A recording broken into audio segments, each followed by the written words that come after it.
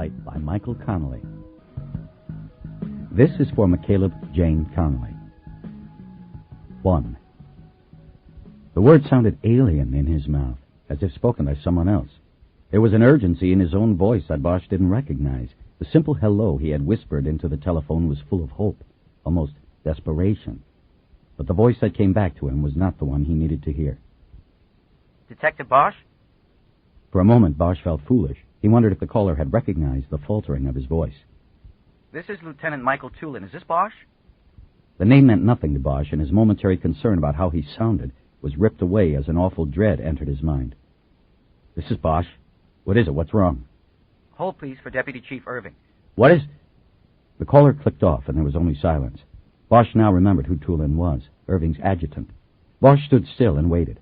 He looked around the kitchen. Only the dim oven light was on. With one hand, he held the phone hard against his ear. The other he instinctively brought up to his stomach, where fear and dread were twisting together. He looked at the glowing numbers on the stove clock. It was almost 2, 5 minutes past the last time he had looked at it. This isn't right, he thought as he waited. They don't do this by phone. They come to your door. They tell you this face to face. Finally, Irving picked up on the other end of the line. Detective Bosch. Where is she? What happened? Another moment of excruciating silence went by as Bosch waited. His eyes were closed now. Excuse me. Just tell me what happened to her. I mean, is she alive? Detective, I'm not sure what it is you are talking about.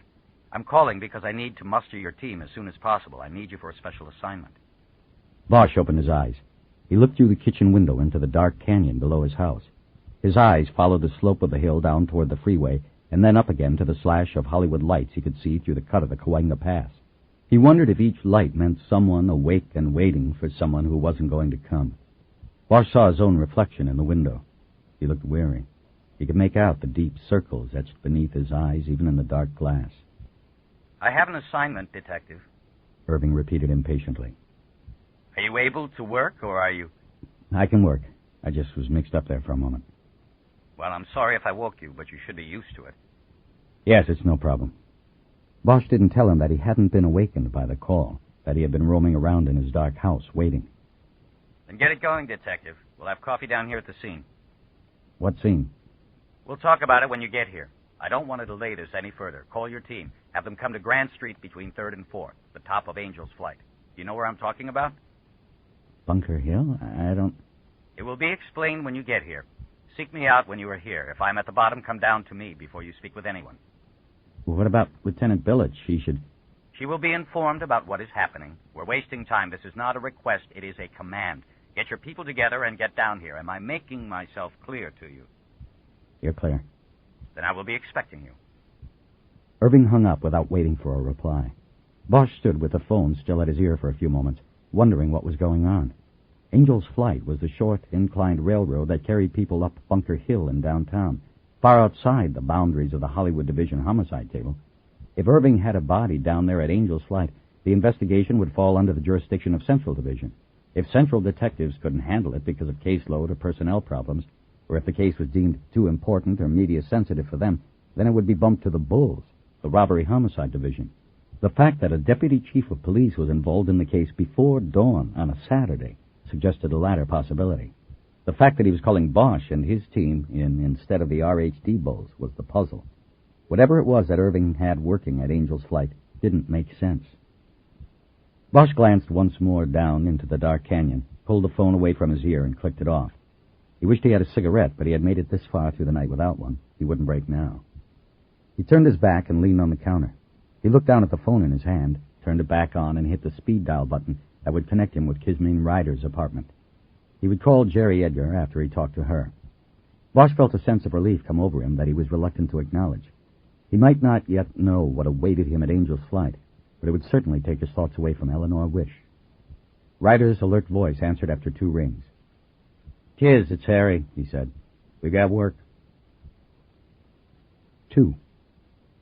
Bosch agreed to meet his 2 partners at the Hollywood Division station to pick up cars before they headed downtown to Angel's Flight. On the way down the hill to the station, he had punched in KFWB on his Jeep's radio and picked up a breaking news report on a homicide investigation underway at the site of the historical inclined railroad. The newsman on the scene reported that 2 bodies had been found inside one of the train cars, and that several members of the robbery homicide squad were on the scene. But that was the extent of the reporter's information, as he also noted that the police had placed an unusually wide cordon of yellow tape around the crime scene, prohibiting him from getting a closer look.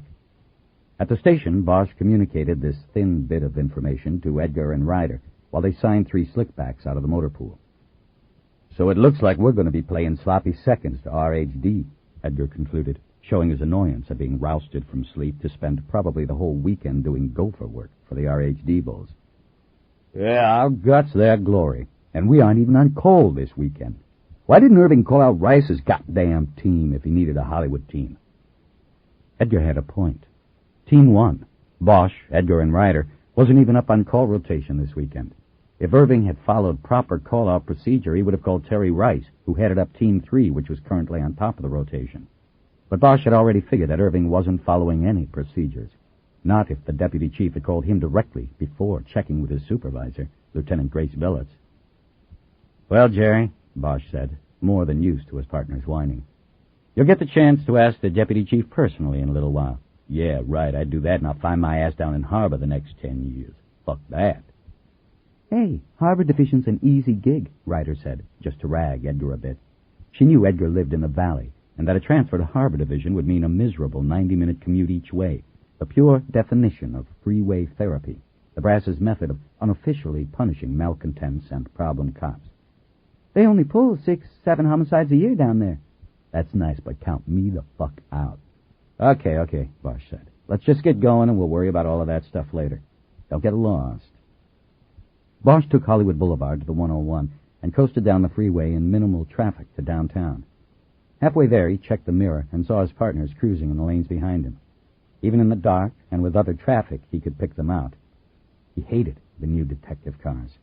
They were painted black and white and looked exactly like patrol cruisers, with the exception that they did not carry emergency lights across the roof. It had been the former chief's idea to replace unmarked detective cars with these so-called slickbacks. The whole thing had been a scam perpetrated to fulfill his promises to put more cops on the street. By changing unmarked cars into clearly marked cars, he was giving the public the erroneous impression that there were more cops patrolling the streets.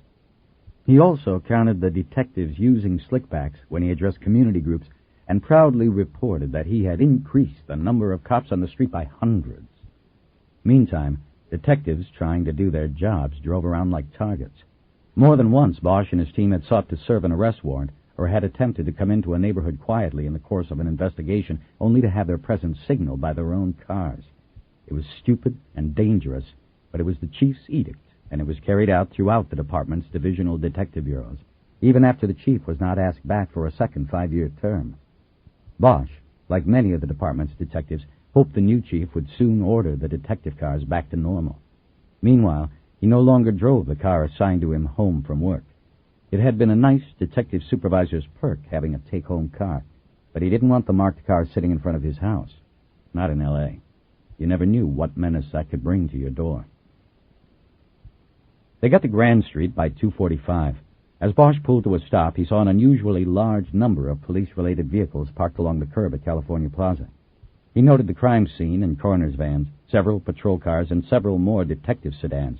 Not the slickbacks, but the unmarked cars still used by the RHD Bulls. While he waited for Ryder and Edgar to pull up, he opened his briefcase, took out the cellular phone, and called his home. After 5 rings, the machine picked up the call, and he heard his own voice telling him to leave a message. He was about to click off, but decided to leave a message. "Eleanor, it's me. I've got a call out, but page me or call me on the cell phone when you get in so I know you're okay." Okay, that's it. Bye. It's about 2:45 right now, Saturday morning. Bye. Edgar and Ryder had walked up to his door. He put the phone away and got out with his briefcase. Edgar, the tallest, held up the yellow crime scene tape, and they crossed under, gave their names and badge numbers to a uniformed officer with the crime scene attendance list, and then walked across California Plaza.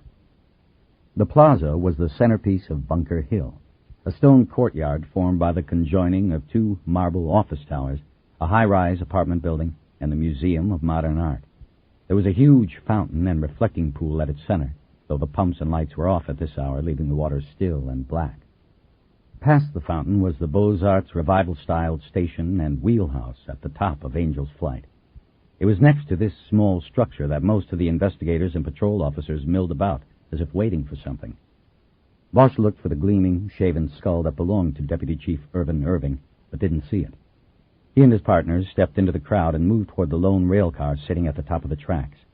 Along the way, he recognized many faces of robbery-homicide detectives. They were men he had worked with years earlier when he had been part of the elite squad. A few of them nodded to him or called him by name. Bosch saw Francis Sheehan, his former partner, standing off by himself, smoking a cigarette. Bosch broke from his partners and stepped over. "Frankie," he said, "what's going on?" "Harry, what are you doing here?" "Got called out. Irving called us out." "Shit. Sorry, partner. I wouldn't wish this one on my enemy." "Why? What's going? You better talk to the man first. He's putting the big blanket on this one." Bosch hesitated. Sheehan looked worn down, but Bosch hadn't seen him in months. He had no idea what had put the dark circles under his hound dog eyes, or when they had been cut into his face. For a moment, Bosch remembered the reflection of his own face that he had seen earlier. "You okay, Francis?" "Never better." "Okay, I'll talk to you." Bosch rejoined Edgar and Ryder, who were standing near the rail car. Edgar nodded slightly to Bosch's left.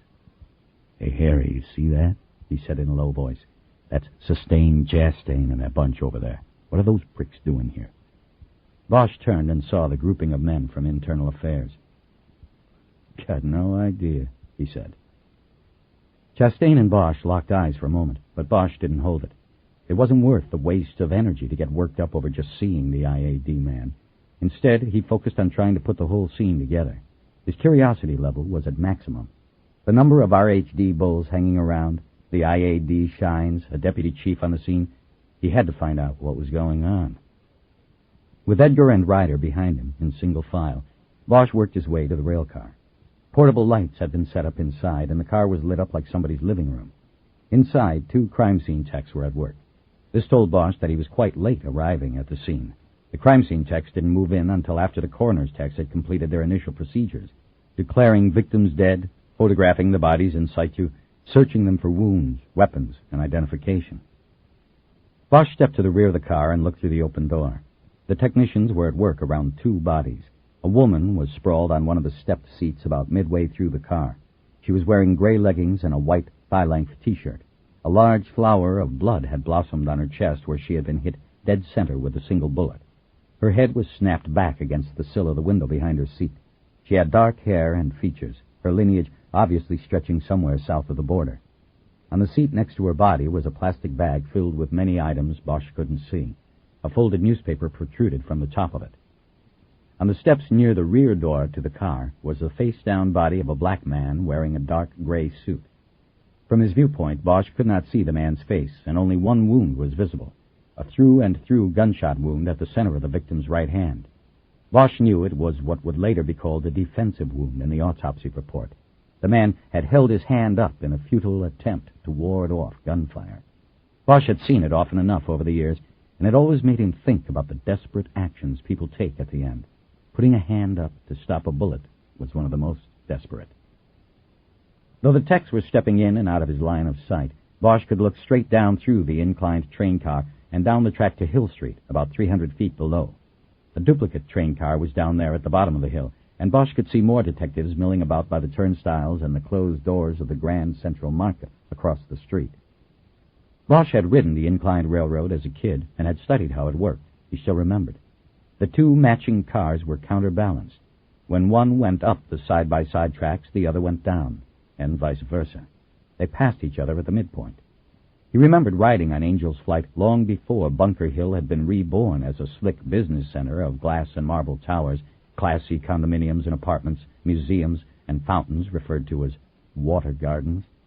Back then, the hill had been a place of once grand Victorian homes turned into tired-looking rooming houses.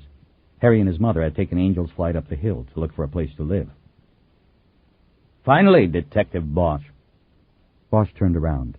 Deputy Chief Irving stood in the open door of the little station house. "All of you," he said, signaling Bosch and his team inside.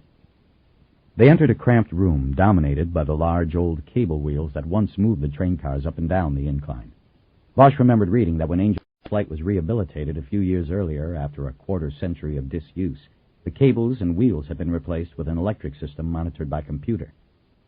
On one side of the wheel display was just enough room for a small lunch table with 2 folding chairs. On the other side was the computer for operating the trains, a stool for the operator, and a stack of cardboard boxes, the top one open and showing stacks of pamphlets on the history of Angel's flight. Standing against the far wall, in the shadow behind the old iron wheels, his arms folded and his craggy, sun-reddened face looking down at the floor, was a man Bosch recognized. Bosch had once worked for Captain John Garwood, commander of the Robbery Homicide Division. He knew by the look on his face that he was very put out about something. Garwood didn't look up at them, and the 3 detectives said nothing. Irving went to a telephone on the lunch table and picked up the loose handset. As he began talking, he motioned to Bosch to close the door. "Excuse me, sir," Irving said. "It was the team from Hollywood. They're all here, and we are ready to proceed." He listened for a few moments and said goodbye and hung up the phone. The reverence in his voice and his use of the word sir told Bosch that Irving had been talking to the chief of police. There was one more curiosity about the case. "All right, then," Irving said, turning around and facing the 3 detectives. "I'm sorry to roust you people, especially out of rotation. However, I have spoken with Lieutenant Billets, and as of now you have been cut free of the Hollywood rotation until we get this handled." "What exactly is this that we are handling?" Bosch asked. "A delicate situation, the homicides of 2 citizens." Bosch wished he would get to the point. "Chief, I see enough RHD people around here to investigate the Bobby Kennedy case all over again," he said, glancing at Garwood. "And that's not to mention the IAD shines hovering around the edges. What exactly are we doing here? What do you want?" "Simple," Irving said. "I am turning the investigation over to you. It is your case now, Detective Bosch. The robbery homicide detectives will be withdrawing as soon as you people are brought up to speed. As you can see, you are coming in late. That's unfortunate, but I think you will be able to overcome it. I know what you can do."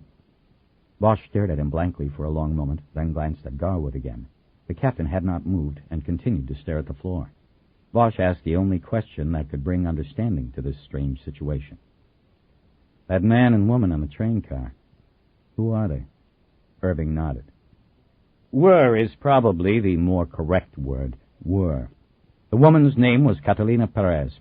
Who exactly she was and what she was doing on Angel's flight we do not know yet. It probably does not matter. It appears that she was just in the wrong place at the wrong time, but that will be for you to officially determine. Anyway, the man in there, he is different. That was Howard Elias." "The lawyer?" Irving nodded. Bosch heard Edgar draw in a breath and hold it. "This is for real?" "Unfortunately." Bosch looked past Irving and through the ticket window. He could see into the train car. The techs were still at work, getting ready to shut off the lights so they could laser the inside of the car to look for fingerprints. His eyes fell to the hand with the bullet wound through it. Howard Elias. Bosch thought about all the suspects there would be, many of them standing around outside at that very moment, watching. "Shit," Edgar said.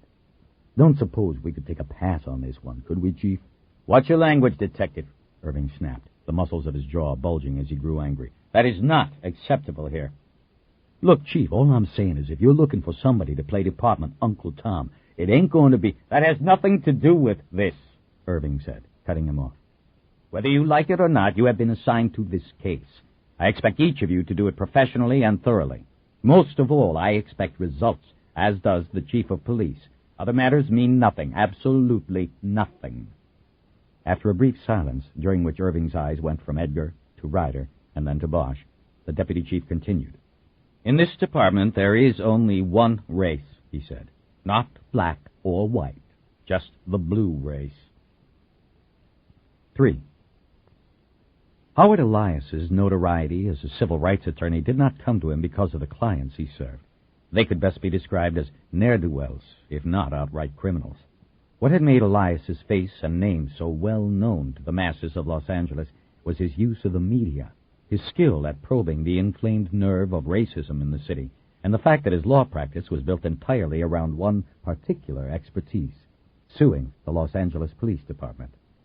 For nearly 2 decades, he had made a more than comfortable living, filing lawsuit after lawsuit in federal court on behalf of citizens who had collided in some way with the police department. Elias sued patrol officers, detectives, the chief of police, the institution itself. When he filed, he used the shotgun approach, naming as defendants anyone remotely connected with the incident at the heart of the matter. After a fleeing burglary suspect was chewed up by a police dog, Elias had sued on the injured man's behalf, naming the dog, its handler, and the line of supervision from the handler up to the chief of police. For good measure, he had sued the handler's academy instructors and the dog's breeder as well. In his late-night television infomercials and frequent impromptu but cleverly orchestrated press conferences on the steps of the U.S. District Courthouse, Elias always cast himself as a watchdog, a lone voice crying out against the abuses of a fascist and racist paramilitary organization known as the LAPD. To his critics, and they ran from the rank and file of the LAPD to the offices of the city and district attorneys, Elias was a racist himself, a loose cannon who helped widen the fractures in an already divided city. To these detractors, he was the scum of the legal system, a courtroom magician who could reach into the deck at any place and still pull out the race card. Most often, Elias's clients were black or brown. His skills as a public speaker and his selective use of facts while employing those skills often turned his clients into community heroes, emblematic victims of a police department out of control. Many in the city's south neighborhoods credited Elias with single-handedly keeping the LAPD from behaving as an occupying army. Howard Elias was one of the few people in the city who could be absolutely hated and fervently celebrated in different quarters at the same time. Few who revered Elias understood that his entire practice was built around one simple piece of the law. He filed lawsuits only in federal court and under provisions of the U.S. Civil Rights Codes that allowed him to bill the city of Los Angeles for his fees in any case in which he was victorious in court. The Rodney King beating, the Christopher Commission report excoriating the department in the wake of the King trial and subsequent civil unrest, and the racially divisive O.J. Simpson case created a shadow that stretched over every case Elias filed, and so it was not particularly difficult for the lawyer to win cases against the department, convincing juries to award at least token damages to plaintiffs. Those juries never realized that such verdicts opened the door for Elias to bill the city and its taxpayers, themselves included, hundreds of thousands of dollars in fees. In the Dogbite lawsuit, which became Elias's signature case, the jury found that the rights of the plaintiff had been violated. But since that plaintiff was a burglar with a long track record of prior arrests and convictions, the jury awarded him only $1 in damages. Their intent was clear, to send a message to the police department rather than to make a criminal wealthy. But that didn't matter to Elias. A win was a win. Under the federal guidelines, he then submitted a bill to the city for $340,000 in legal fees. The city screamed and audited it, but still ended up paying more than half. In effect, the jury, and the many before and since, believed they were delivering a rebuke to the LAPD, but they were also paying for Elias's half-hour late-night infomercials on Channel 9, his Porsche and his Italian courtroom suits, his opulent home up in Baldwin Hills. Elias, of course, was not alone. There were dozens of attorneys in the city who specialized in police and civil rights cases and minded the same federal provision allowing them to extract fees far in excess of the damages awarded their clients. Not all were cynical and motivated by money. Lawsuits by Elias and others had brought about positive change in the department. Even their enemies, the cops, could not begrudge them that. Civil rights cases brought about the end of the department-approved use of the chokehold while subduing suspects, after an inordinately high number of minority deaths. Lawsuits had also improved conditions and protections in local jails. Other cases opened and streamlined means for citizens to file complaints against abusive police officers. But Elias stood head and shoulders above them all. He had media charm and the speaking skills of an actor. He also seemed to lack any criteria when it came to choosing his clients. He represented drug dealers who claimed to have been abused by their interrogators, burglars who stole from the poor but objected to being beaten by the police who chased them down, robbers who shot their victims but then cried foul when they in turn were shot by police. Elias's favorite line, used as a tagline on his commercials and whenever cameras were pointed at his face, was to say that abuse of power was abuse of power, regardless of whether the victim was a criminal. He was always quick to look into the camera and declare that if such abuse were tolerated when it was aimed at the guilty, it wouldn't be long before the innocent were targeted. Elias was a sole practitioner. In the last decade, he had sued the department more than 100 times and won jury verdicts in more than half of the cases. His was a name that could freeze a cop's brain when he heard it. In the department, you knew that if Elias sued you, it would not be a small case that would be cleaned up and swept away. Elias didn't settle cases out of court. Nothing in the civil rights codes gave an incentive to settle cases. No, you would be dragged through a public spectacle if Elias aimed a lawsuit at you. There would be press releases, press conferences, newspaper headlines, television stories. You'd be lucky to come out of it in one piece, let alone with your badge. Angel to some, devil to others, Howard Elias was now dead, shot to death on the Angel's Flight Railroad.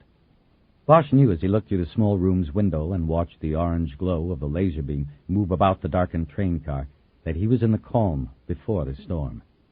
In just 2 days, what might have been Elias's biggest case was due to begin. The lawsuit against the LAPD that had become known in the media as the Black Warrior case was set for jury selection in U.S. District Court on Monday morning. A coincidence, or, as a wide swath of the public would undoubtedly believe, the lack of coincidence between Elias's murder and the start of the trial would make the investigation of the attorney's death an easy 7 on the media's Richter scale. Minority groups would howl with rage and rightful suspicion. The whites in the West Side would whisper about their fears of another riot, and the eyes of the nation would be on Los Angeles and its police department once more. Bosch at that moment agreed with Edgar, though for different reasons than his black partners. He wished they could take a pass on this one. "Chief," he said, turning his focus back to Irving, "when it gets out when the media finds out it was Elias, we're going to—" "That is not your concern," Irving said. "Your concern is the investigation. The chief and I will deal with the media. Not a word comes from anyone on the investigation, not a word." "Forget the media," Ryder said. "What about South Central? People are going to—" "That will be handled," Irving said, interrupting. "The department will institute the public disorder readiness plan beginning with the next watch. All personnel shift to 12 and 12s until we see how the city reacts. Nobody who saw 1992 wants to see that again. But again, that is not your concern. You have one concern here." "You didn't let me finish," Ryder said. "I wasn't going to say they would riot. I actually have faith in the people there. I don't think there will be trouble. What I was going to say was that they will be angry about this and suspicious. If you think you can ignore that or contain it by putting more cops on the—" "Detective Ryder," Irving said, interrupting again, "that is not your concern. The investigation is your concern." Bosch saw that Irving's interruptions and words, telling a black woman not to be concerned about her own community, had incensed Ryder. It was on her face, and Bosch had seen the look before. He decided to speak before she said something out of line. "We're going to need more people. With just the 3 of us, we'll be running down alibis full-time for weeks, maybe a month. Case like this, we need to move fast, not only because of the case, but because of the people. We're going to need more than just 3 of us." "That, too, has been taken care of," Irving said. "You will have all the help you need, but it won't come from robbery-homicide. It's a conflict of interest because of the Michael Harris matter." Before speaking, Bosch noted how Irving refused to call it a Black Warrior case, instead using the plaintiff's name. "Why us?" "What?" "I understand why RHD is out, but where are the Central Division teams? We're off our beat and out of rotation. Why us?" Irving exhaled audibly. "The entire Central Division Homicide Squad is in academy training this week and next. Sensitivity training, and then the FBI workshop on new crime scene techniques. Robbery-homicide was covering their calls. They took this one. Once it was determined who that was with the bullets in his head, I was contacted, and in subsequent discussions with the chief of police, it was determined that we would reach out to you. You are a good team, one of our best. You have cleared your last 4, including that hard-boiled eggs job. Yes, I was briefed on it. Plus, the main thing is, none of you were ever sued by Elias." He pointed with his thumb over his shoulder in the direction of the crime scene in the train car. As he did this, he glanced at Garwood, but the captain was still looking down at the floor. "No conflict of interest," Irving said. "Correct." The 3 detectives nodded. Bosch had been sued often enough in his 25 years with the department, but somehow he had always avoided tangling with Elias. Still, he didn't believe Irving's explanation was complete. He knew that Edgar had already alluded to a reason for their choice, probably a reason more important than the fact that none of them had been sued by Elias. Bosch's 2 partners were black. That might come in handy for Irving at some point. Bosch knew Irving's desire that the department have only one face and one race, blue, would go out the window when he needed a black face for the cameras. I don't want my people paraded in front of the media, Chief, Bosch said. If we're on the case, we're on the case to work it, not for a show. Irving stared at him with angry eyes. What did you call me? Bosch was momentarily taken aback. I called you Chief. Oh, good. Because I was wondering if there was some confusion here over the line of command in this room. Is there, Detective? Bosch looked away and out the window again. He could feel his face turning red, and it upset him to give himself away. No, he said. Good, Irving said, without a trace of tension. Then I'm going to leave you with Captain Garwood. He will bring you up to speed on what has been accomplished so far. When he is done, we will talk about how we are going to set this case up. He turned to the door, but Bosch stopped him. One more thing, Chief. Irving turned back to him. Bosch had recovered his composure now. He looked calmly at the deputy chief. You know we're going to be looking hard at cops on this. Lots of them. We'll have to go through all of the lawyers' cases, not just the Black Warrior thing. So I just need to know up front. We all need to. Do you and the police chief want the chips to fall where they fall, or... He didn't finish, and Irving said nothing. I want to protect my people, Bosch said. This kind of case, we just need to be clear about everything up front. Bosch was taking a gamble saying it in front of Garwood and the others. It would likely anger Irving again. But Bosch took the shot because he wanted Irving to answer him in front of Garwood. The captain was a powerful man in the department. Bosch wanted him to know that his team would be following the directives of the highest command, just in case the chips fell close to some of Garwood's people. Irving looked at him for a long moment before finally speaking. Your insolence is noted, Detective Bosch. Yes, sir. But what's the answer? Let them fall, Detective. 2 people are dead that should not be dead. It does not matter who they were. They should not be dead. Do your best work, use all your skills, and let the chips fall. Bosch nodded once. Irving turned and glanced quickly at Garwood before leaving the room. 4. Harry, you have a smoke? Sorry, Cap, I'm trying to quit. Me too. I guess all that really means is that you borrow 'em rather than buy 'em. Garwood stepped away from the corner and blew out his breath. With his foot, he moved a stack of boxes away from the wall and sat down on them. He looked old and tired to Bosch, but then he had looked that way 12 years before when Bosch had gone to work for him. Garwood didn't raise any particular feelings in Bosch. He had been the aloof sort of supervisor, didn't socialize with the squad after hours, didn't spend much time out of his office and in the bullpen. At the time, Bosch thought maybe that was good. It didn't engender a lot of loyalty from Garwood's people, but it didn't create any enmity either. Maybe that was how Garwood had lasted in the spot for so long. Well, it looks like we really got our tit in the ringer this time, Garwood said. He then looked at Ryder and added, Excuse the saying, Detective. Bosch's pager sounded, and he quickly pulled it off his belt, disengaged the beep, and looked at the number. It was not his own number, as he had hoped it would be. He recognized it as the home number of Lieutenant Grace Billets.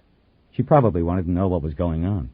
If Irving had been as circumspect with her as he had been with Bosch on the phone, then she knew next to nothing. Important? Garwood asked. I'll take care of it later. You want to talk in here, or should we go out to the train? Let me tell you what we have first. Then it's your scene to do with what you want. Garwood reached into the pocket of his coat, took out a soft pack of Marlboros, and began opening it. I thought you asked me for a smoke, Bosch said. I did. This is my emergency pack.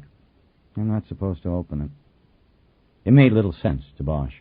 He watched as Garwood lit a cigarette and then offered the pack to Bosch. Harry shook his head. He put his hands in his pockets to make sure he wouldn't take one. This going to bother you? Garwood asked, holding up the cigarette, a taunting smile on his face. Not me, Cap. My lungs are probably already shot, but these guys... Ryder and Edgar waved it off. They appeared as impatient as Bosch did in getting to the story. Okay, then, Garwood finally said. This is what we know. Last run of the night. A man named Hold on a sec. He pulled a small pad from the same pocket he had replaced the cigarette package in and looked at some writing on the top page. Eldridge. Eldridge Pete. He was running the thing by himself. It only takes one person to run the whole operation. It's all computer.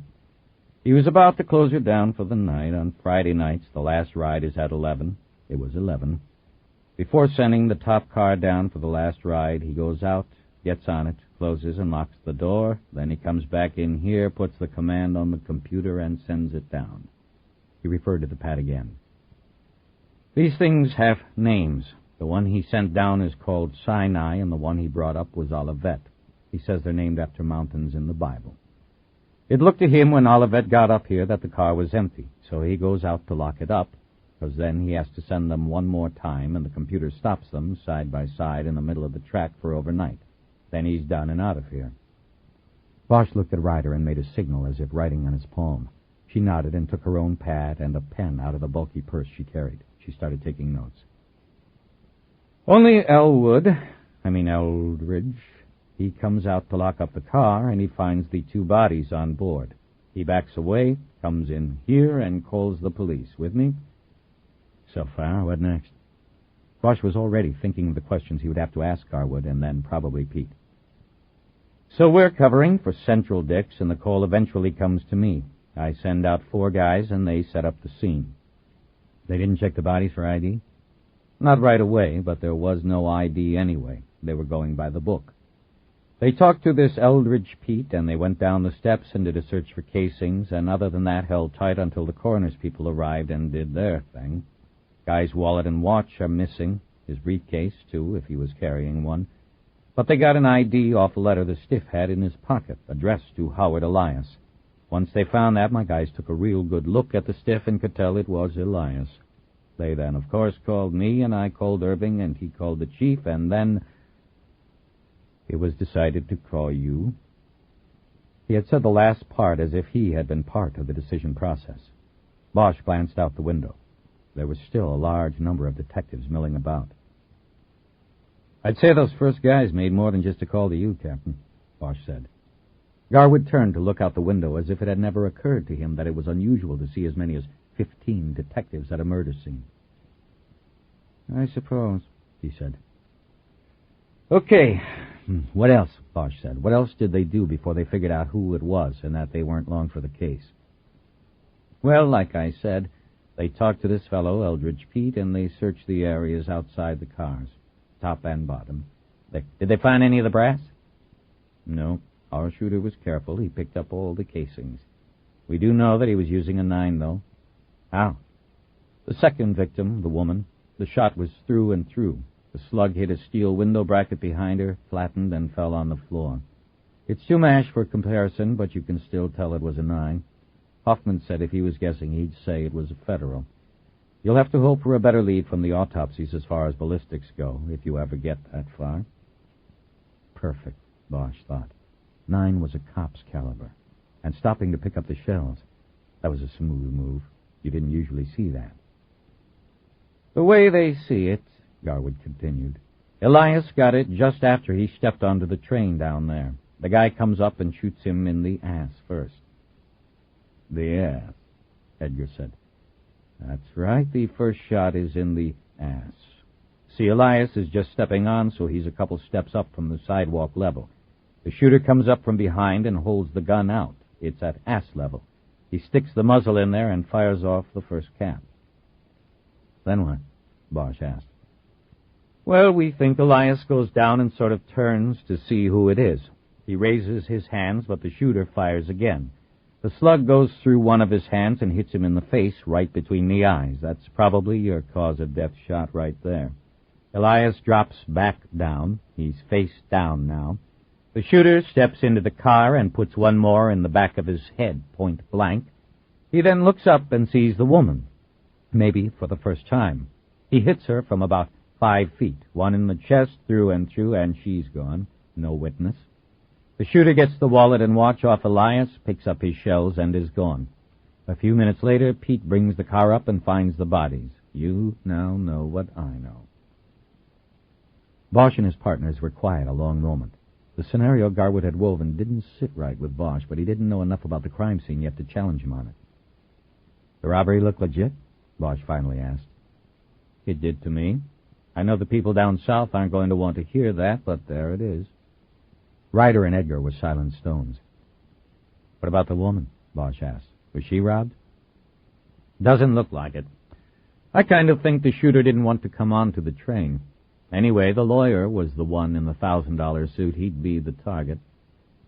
What about Pete? Did he hear the shots, a scream, anything? He says no. He says the generator for the electric is right below the floor here. Sounds like an elevator running all day long, so he wears earplugs. He never heard anything. Bosch stepped around the cable wheels and looked at the train operator's station. For the first time, he saw that mounted above the cash register was a small video display box with a split screen showing 4 camera views of Angel's flight, from a camera in each of the train cars and from above each terminus.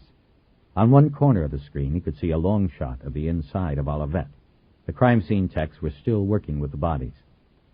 Garwood came around the other side of the cable wheels. No luck there, he said. The cameras are live only, no tape. They're so the operator can check to make sure everyone is aboard and seated before starting the train. Did he? He didn't look, Garwood said, knowing Bosch's questions. He just checked through the window, thought the car was empty, and brought it up so he could lock it up. Where is he? At Parker, our offices. I guess you'll have to come over and talk to him for yourself. I'll keep somebody with him until you make it by. Any other witnesses? Not a one. 11 o'clock at night down here, the place is pretty dead. The Grand Central Market closes up at 7. There's nothing else down there except some office buildings. A couple of my guys were getting ready to go into those apartments next door here to knock on doors, but then they got the ID and sort of backed away. Bosch paced around in a small area of the room and thought. Very little had been done so far, and the discovery of the murders was already 4 hours old. This bothered him, even though he understood the reason behind the delay. Why was Elias on Angel's flight? He asked Garwood. They figure that out before backing away? Well, he must have wanted to go up the hill, don't you think? Come on, Captain. If you know, why not save us the time? We don't know, Harry. We ran a DMV check. He lives out in Baldwin Hills. That's a long way from Bunker Hill. I don't know why he was coming up here. What about where he was coming from? That's a little easier. Elias's office is just over on 3rd in the Bradbury building. He was probably coming from there, but where he was going... Okay, then, what about the woman? She's a blank. My guys hadn't even started with her when we were told to pull back. Garwood dropped his cigarette to the floor and crushed it with his heel. Bosch took it as a signal that the briefing was about over. He decided to see if he could get a rise out of him. You pissed off, Captain? About what? About being pulled off? About your people being on the suspect list? A small smile played on Garwood's thin lips. No, I'm not angry. I see the chief's point. Are your people going to cooperate with us on this? After some hesitation, Garwood nodded. Of course. The quicker they cooperate, the quicker you will clear them. And you'll tell them that? That's exactly what I'll tell them. We appreciate that, Captain. Tell me, which one of your people do you think could have done this? The lips curled into a fool's smile now. Bosch studied Garwood's cigarette-yellowed teeth, and for a moment was glad he was trying to quit. You're a clever guy, Harry. I remember that. He said nothing else. Thanks, Captain. But do you have an answer to the question? Garwood moved to the door and opened it. Before leaving, he turned and looked back at them, his eyes traveling from Edgar to Ryder to Bosch. It wasn't one of mine, detectives. I guarantee it. You'll be wasting your time if you look there too long. Thanks for the advice, Bosch said. Garwood stepped out, closing the door behind him. Jeez, Ryder said. It's like Captain Boris Karloff or something. Does that guy only come out at night? Bosch smiled and nodded. Mr. Personality, he said. So, what do you think so far? I think we're at ground zero, Ryder said. Those guys didn't do jack before getting the hook. Yeah, well, robbery homicide, what do you want? Edgar said. They aren't known for tap dancing. They back the tortoise over the hare any day of the week. But if you ask me, we're fucked. You and me, kids, we can't win on this one. Blue race my ass. Bosch stepped toward the door. Let's go out and take a look, he said, cutting off discussion of Edgar's concerns. He knew they were valid, but for the moment they only served to clutter their mission. Maybe we'll get a few ideas before Irving wants to talk again. 5. The number of detectives outside the station had finally begun to decrease. Bosch watched as Garwood and a group of his men crossed the plaza toward their cars. He then saw Irving standing to the side of the train car talking to Chastain and 3 detectives. Bosch didn't know them, but assumed they were IAD. The deputy chief was animated in his discussion, but kept his voice so low that Bosch couldn't hear what he was saying. Bosch wasn't sure exactly what the IAD presence was all about, but he was getting an increasingly bad feeling about it. He saw Frankie Sheehan hanging back behind Garwood and his group. He was about to leave, but was hesitating. Bosch nodded at him. "I see what you mean now, Frankie," he said. "Yeah, Harry, some days you eat the bear." "Right. You taking off?" "Yeah, the cap told us all to get out of here." Bosch stepped over and kept his voice low. "Any ideas I could borrow?" Sheehan looked at the train car as if considering for the first time who might have killed the 2 people inside it. "None, other than the obvious, and I think that will be a waste of time. But then again, you have to waste it, right? Cover all the bases." "Yeah. Anybody you think I should start with?" "Yeah, me." He smiled broadly. I hated the douchebag. Know what I'm going to do? I'm going to now try and find an all-night liquor store and buy the best Irish whiskey they got. I'm going to have a little celebration, Hieronymus, because Howard Elias was a motherfucker. Bosch nodded. With cops, the word motherfucker was rarely used. It was heard a lot by them, but not used. With most cops, it was reserved as being the worst thing you could say about someone. When it was said, it meant one thing, that the person had crossed the righteous, that the person had no respect for the keepers of the law, and therefore the rules and bounds of society. Cop killers were always motherfuckers, no questions asked. Defense lawyers got the call most of the time, and Howard Elias was on the motherfucker list too, right at the top. Sheehan gave a little salute and headed off across the plaza. Bosch turned his attention toward the interior of the train while he put on rubber gloves. The lights were back on and the techs were finished with the laser. Bosch knew one of them, Hoffman. He was working with a trainee Bosch had heard about but not met. She was an attractive Asian woman with a large bust. He had overheard other detectives in the squad room discussing her attributes and questioning their authenticity. "Gary, is it cool to come in?" Bosch asked, leaning in through the door. Hoffman looked up from the tackle box in which he kept his tools. He was organizing things and was about to close it. "It's cool. We're wrapping up." "This one yours, Harry?" "It is now." "Got anything good for me? Gonna make my day?" Bosch stepped into the car, followed by Edgar and Ryder. Since the car was on an incline, the floor was actually a series of steps down to the other door. The seats also were on graduated levels on either side of the center aisle. Bosch looked at the slatted bench seats and suddenly remembered how hard they had been on his skinny behind as a boy. "Afraid not," Hoffman said. "It's pretty clean."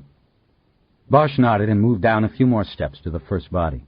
He studied Catalina Perez the way someone might study a sculpture in a museum. There was no feeling for the object in front of him as human. He was studying details, gaining impressions. His eyes fell to the blood stain and the small tear the bullet had made in the T-shirt. The bullet had hit the woman dead center. Bosch thought about this and envisioned the gunman in the doorway of the train 12 feet away. "Hell of a shot, huh?" It was the tech Bosch didn't know. He looked at her and nodded. He had been thinking the same thing, that the shooter was someone with some expertise in firearms. "Hi, I don't think we've met. I'm Sally Tam." She put out her hand and Bosch shook it. It felt weird. They were both wearing rubber gloves. He told her his name. "Oh," she said. "Somebody was just talking about you, about the hard-boiled eggs case." That was just luck. Bosch knew he was getting a longer ride out of that case than he deserved. It was all because a Times reporter had heard about it and written a story that exaggerated Bosch's skills to the point where he seemed like a distant relative of Sherlock Holmes. Bosch pointed past Tam and said he needed to get by to take a look at the other body. She stepped to the side and leaned back, and he slid by, careful not to allow himself to rub against her. He heard her introducing herself to Ryder and Edgar. He dropped into a crouch so he could study the body of Howard Elias. "Is this still as is?" he asked Hoffman, who was squatting next to his tackle box near the feet of the dead man. "Pretty much. We turned him to get into his pockets, but then put him back. There's some Polaroids over in that seat behind you if you want to double-check. Coroner's people took those before anybody touched him." Bosch turned and saw the photos. Hoffman had been right. The body was in the same position in which it had been found. He turned back to the body and used both hands to turn the head so that he could study the wounds. Garwood's interpretation had been correct, Bosch decided. The entry wound at the back of the head was a contact wound. Though partially obscured by blood that had matted the hair, there were still powder burns and stippling visible in a circular pattern around the wound. The face shot, however, was clean. This did not refer to the blood. There was a good amount of that. But there were no powder burns on the skin. The bullet to the face had come from a distance. Bosch picked up the arm and turned the hand so he could study the entry wound in the palm. The arm moved easily. Rigor mortis had not yet begun. The cool evening air was delaying this process. There was no discharge burn on the palm. Bosch did some computing. No powder burns on the palm meant the firearm was at least 3 to 4 feet away from the hand when the bullet was discharged. If Elias had his arm extended with his palm out, then that added another 3 feet. Edgar and Ryder had made their way to the second body. Bosch could feel their presence behind him. 6 to 7 feet away, through the hand and still right between the eyes, he said. This guy can shoot. Better remember that when we take him down. Neither of them answered. Bosch hoped they picked up on the confidence in his last line as well as the warning. He was about to place the dead man's hand down on the floor when he noticed the long scratch mark on the wrist and running along the side of the palm. He guessed the wound had occurred when Elias's watch had been pulled off. He studied the wound closely. There was no blood in the track. It was a clean, white laceration along the surface of the dark skin, yet it seemed deep enough to have drawn blood. He thought about this for a moment. There were no shots to the heart, only to the head. The blood displacement from the wounds indicated the heart had continued to pump for at least several seconds after Elias had gone down. It would seem that the shooter would have yanked the watch off of Elias's wrist very quickly after the shooting. There was obviously no reason to hang around. Yet the scratch on the hand had not bled. It was as if it had occurred well after the heart had stopped pumping. "What do you think about the lead enema?" Hoffman asked, interrupting Bosch's thoughts. As Hoffman got out of the way, Bosch stood and gingerly stepped around the body until he was down by the feet. He crouched again and looked at the third bullet wound. Blood had soaked the seat of the pants. Still, he could see the tear and tight burn pattern where the bullet went through the cloth and into Howard Elias's anus. The weapon had been pressed in deep at the point where the seams of the pants were joined, and then fired. It was a vindictive shot. More than a coup de grace, it showed anger and hatred. It contradicted the cool skill of the other shots. It also told Bosch that Garwood had been wrong about the shooting sequence. Whether the captain had been intentionally wrong, he didn't know. He stood up and backed to the rear door of the car so that he was in the spot where the shooter had probably stood. He surveyed the carnage in front of him once more and nodded to no one in particular, just trying to commit it all to memory. Edgar and Ryder were still between the bodies and making their own observations. Bosch turned around and looked down the tracks to the turnstile station below. The detectives he had seen before were gone. Now a lone cruiser sat down there and 2 patrol officers guarded the lower crime scene. Bosch had seen enough. He made his way past the bodies and carefully around Sally Tam again and up onto the platform. His partners followed, Edgar moving by Tam more closely than he had to. Bosch stepped away from the train car so they could huddle together privately. "What do you think?" he said. "I think they're real," Edgar said, looking back toward Tam. "They got that natural slope to them. What do you think, kids?" "Funny," Ryder said, not taking the bait.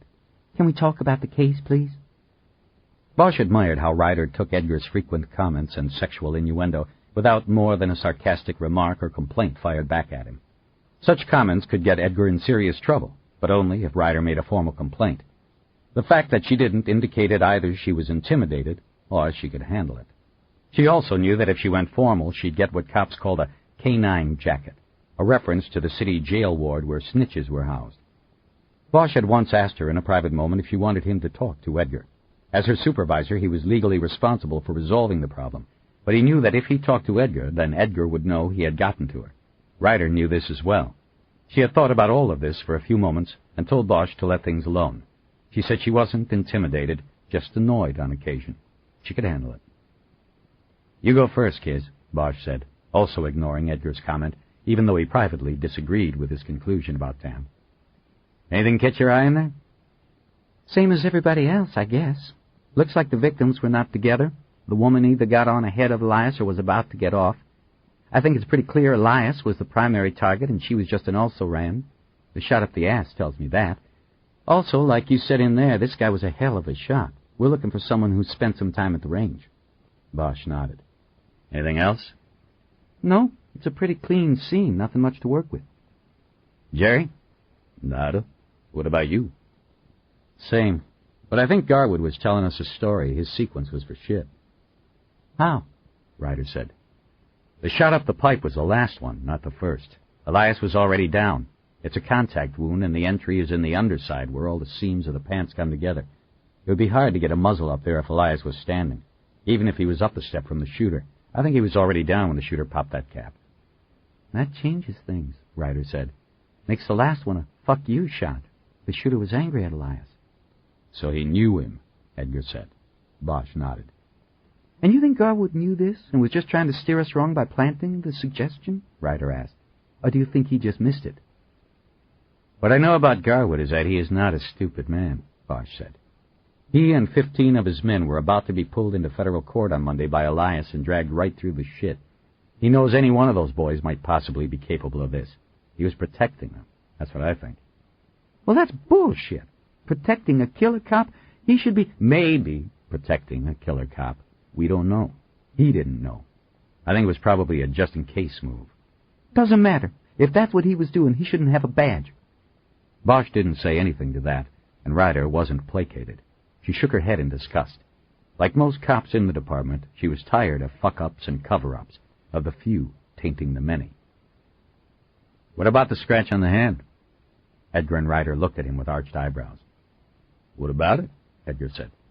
Probably happened when the shooter pulled off the watch. One of those with the expanding band, like a Rolex. Knowing Elias, it was probably a Rolex. Makes a nice motive. Yeah, if it was a Rolex, Bosch said. He turned and looked out across the city. He doubted Elias wore a Rolex. For all of his flamboyance, Elias was the kind of lawyer who also knew the nuances of his profession. He knew that a lawyer wearing a Rolex might turn jurors off. He wouldn't wear one. He would have a nice and expensive watch, but not one that advertised itself like a Rolex. What, Harry? Ryder said. What about the scratch? Bosch looked back at them. Well, whether it was a Rolex or a high-priced watch or not, there's no blood in the scratch. Meaning? There's a lot of blood in there. The bullet wounds bled out, but there was no blood in the scratch, meaning I don't think the shooter took the watch. That scratch was made after the heart stopped. I'd say long after, which means it was made after the shooter left the scene. Ryder and Edgar considered this. Maybe, Edgar finally said. But that vascular system shit is hard to nail down. Even the coroner isn't going to be definitive on that. Yeah, Bosch said, nodding. So call it gut instinct. We can't take it to court, but I know the shooter didn't take the watch. Or probably the wallet, for that matter. So what are you saying? Edgar asked. Somebody else came along and took it? Something like that. You think it was the guy who ran the train, the one who called it in? Bosch looked at Edgar but didn't answer him. He hiked his shoulders. You think it was one of the RHD guys? Ryder whispered. Another just-in-case move. Send us down the robbery path just in case it was one of their own. Bosch looked at her a moment, thinking about how to respond, and how thin the ice was where they now stood. Detective Bosch? He turned. It was Sally Tam. We're clear, and the coroner's people want to bag 'em and tag 'em if that's okay. Fine. Hey, listen, I forgot to ask. Did you get anything with the laser? We got a lot, but probably nothing that will help. A lot of people ride that car. We probably got passengers, not the shooter. Well, you'll run them anyway, right? Sure, we'll put everything through APHIS and DOJ. We'll let you know. Bosch nodded his thanks. Also, did you collect any keys from the guy? We did. They're in one of the brown bags. You want them? Yeah, we're probably going to need them. Be right back. She smiled and went back to the train car. She seemed too cheerful to be at a crime scene. Bosch knew that would wear off after a while. See what I mean? Edgar said. They gotta be real. Jerry, Bosch said. Edgar raised his hands in surrender. I'm a trained observer just filing a report. But you better keep it to yourself, Bosch whispered, unless you want to file it with the chief. Edgar turned just in time to see Irving come up to them. Well, initial conclusions, detectives? Bosch looked at Edgar. Jerry, what were you just saying you observed? At the moment, we're still kind of thinking about all we saw in there. Nothing that doesn't really jibe with what Captain Garwood told us, Bosch said quickly, before Ryder could say anything that would reveal their true conclusions. At least preliminarily. What next, then? We got plenty to do. I want to talk to the train operator again, and we've got to canvass that residential building for wits. We've got next of kin notification, and we've got to get into Elias's office. When is that help you promised us going to show up, Chief? Right now. Irving raised an arm and beckoned Chastain and the three others he stood with. Bosch had known that was probably what they were doing at the scene, but seeing Irving waving them over still put a tight feeling in his chest. Irving was well aware of the animosity between IAD and the rank and file, and the enmity that existed between Bosch and Chastain in particular. To put them together on the case told Bosch that Irving wasn't as interested in finding out who killed Howard Elias and Catalina Perez as he had outwardly expressed. This was the deputy chief's way of appearing to be conscientious, but actually working to cripple the investigation. "Are you sure you want to do this, Chief?" Bosch asked in an urgent whisper as the IAD men approached. "You know Chastain and I don't." "Yes, it is how I want to do it," Irving said, cutting Bosch off without looking at him. "Detective Chastain headed up the internal review of the Michael Harris complaint. I think he is an appropriate addition to this investigation." "What I'm saying is that Chastain and I have a history, Chief. I don't think it's going to work out with—" "I do not care if you two do not like each other. Find a way to work together. I want to go back inside now." Irving led the entourage back into the station house. It was close quarters. No one said anything by way of a greeting to one another. Once inside, they all looked expectantly at Irving. "Okay, we are going to set some ground rules here," the deputy chief began. "Detective Bosch is in charge of this investigation. The 6 of you report to him. He reports to me. I do not want any confusion about that. Detective Bosch runs this case. Now, I have arranged for you to set up an office in the conference room next to my office on the 6th floor at Parker Center. There will be added phones and a computer terminal in there by Monday morning. You men from IAD, I want you to be primarily used in the areas of interviewing police officers, running down alibis, that part of the investigation. Detective Bosch and his team will handle the traditional elements of homicide investigation. The autopsy, witness interviews, that whole part of it. Any questions so far?" The room went stone silent. Bosch was quietly seething. It was the first time he had thought of Irving as a hypocrite. The deputy chief had always been a hard-ass, but ultimately a fair man. This move was different. He was maneuvering to protect the department when the rot they were seeking might be inside it.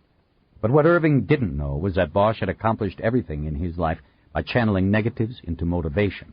He vowed to himself that he would clear the case in spite of Irving's maneuvers, and the chips would fall where they would fall. "A word of warning about the media. It will be all over this case. You are not to be distracted or deterred. You are not to talk to the media.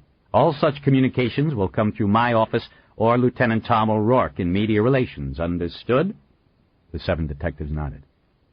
"Good. That means I will not have to fear picking the Times up off the driveway in the morning." Irving looked at his watch and then back at the group. "I can control you people, but not the coroner's people or anyone else who learns about this through official channels in the next few hours. I figure by 10:00 the media will be all over this with full knowledge of the victims' identities, so I want a briefing in the conference room at 10:00. After I am up to date, I will brief the chief of police, and one of us will address the media with the bare minimum of information we wish to put out. Any problem with that?" "Chief, that barely gives us 6 hours," Bosch said. "I don't know how much more we'll know by then. We got a lot of legwork to do before we can sit down and start sifting through—" "That is understood. You are to feel no pressure from the media. I do not care if the press conference is merely to confirm who is dead and nothing else. The media will not be running this case.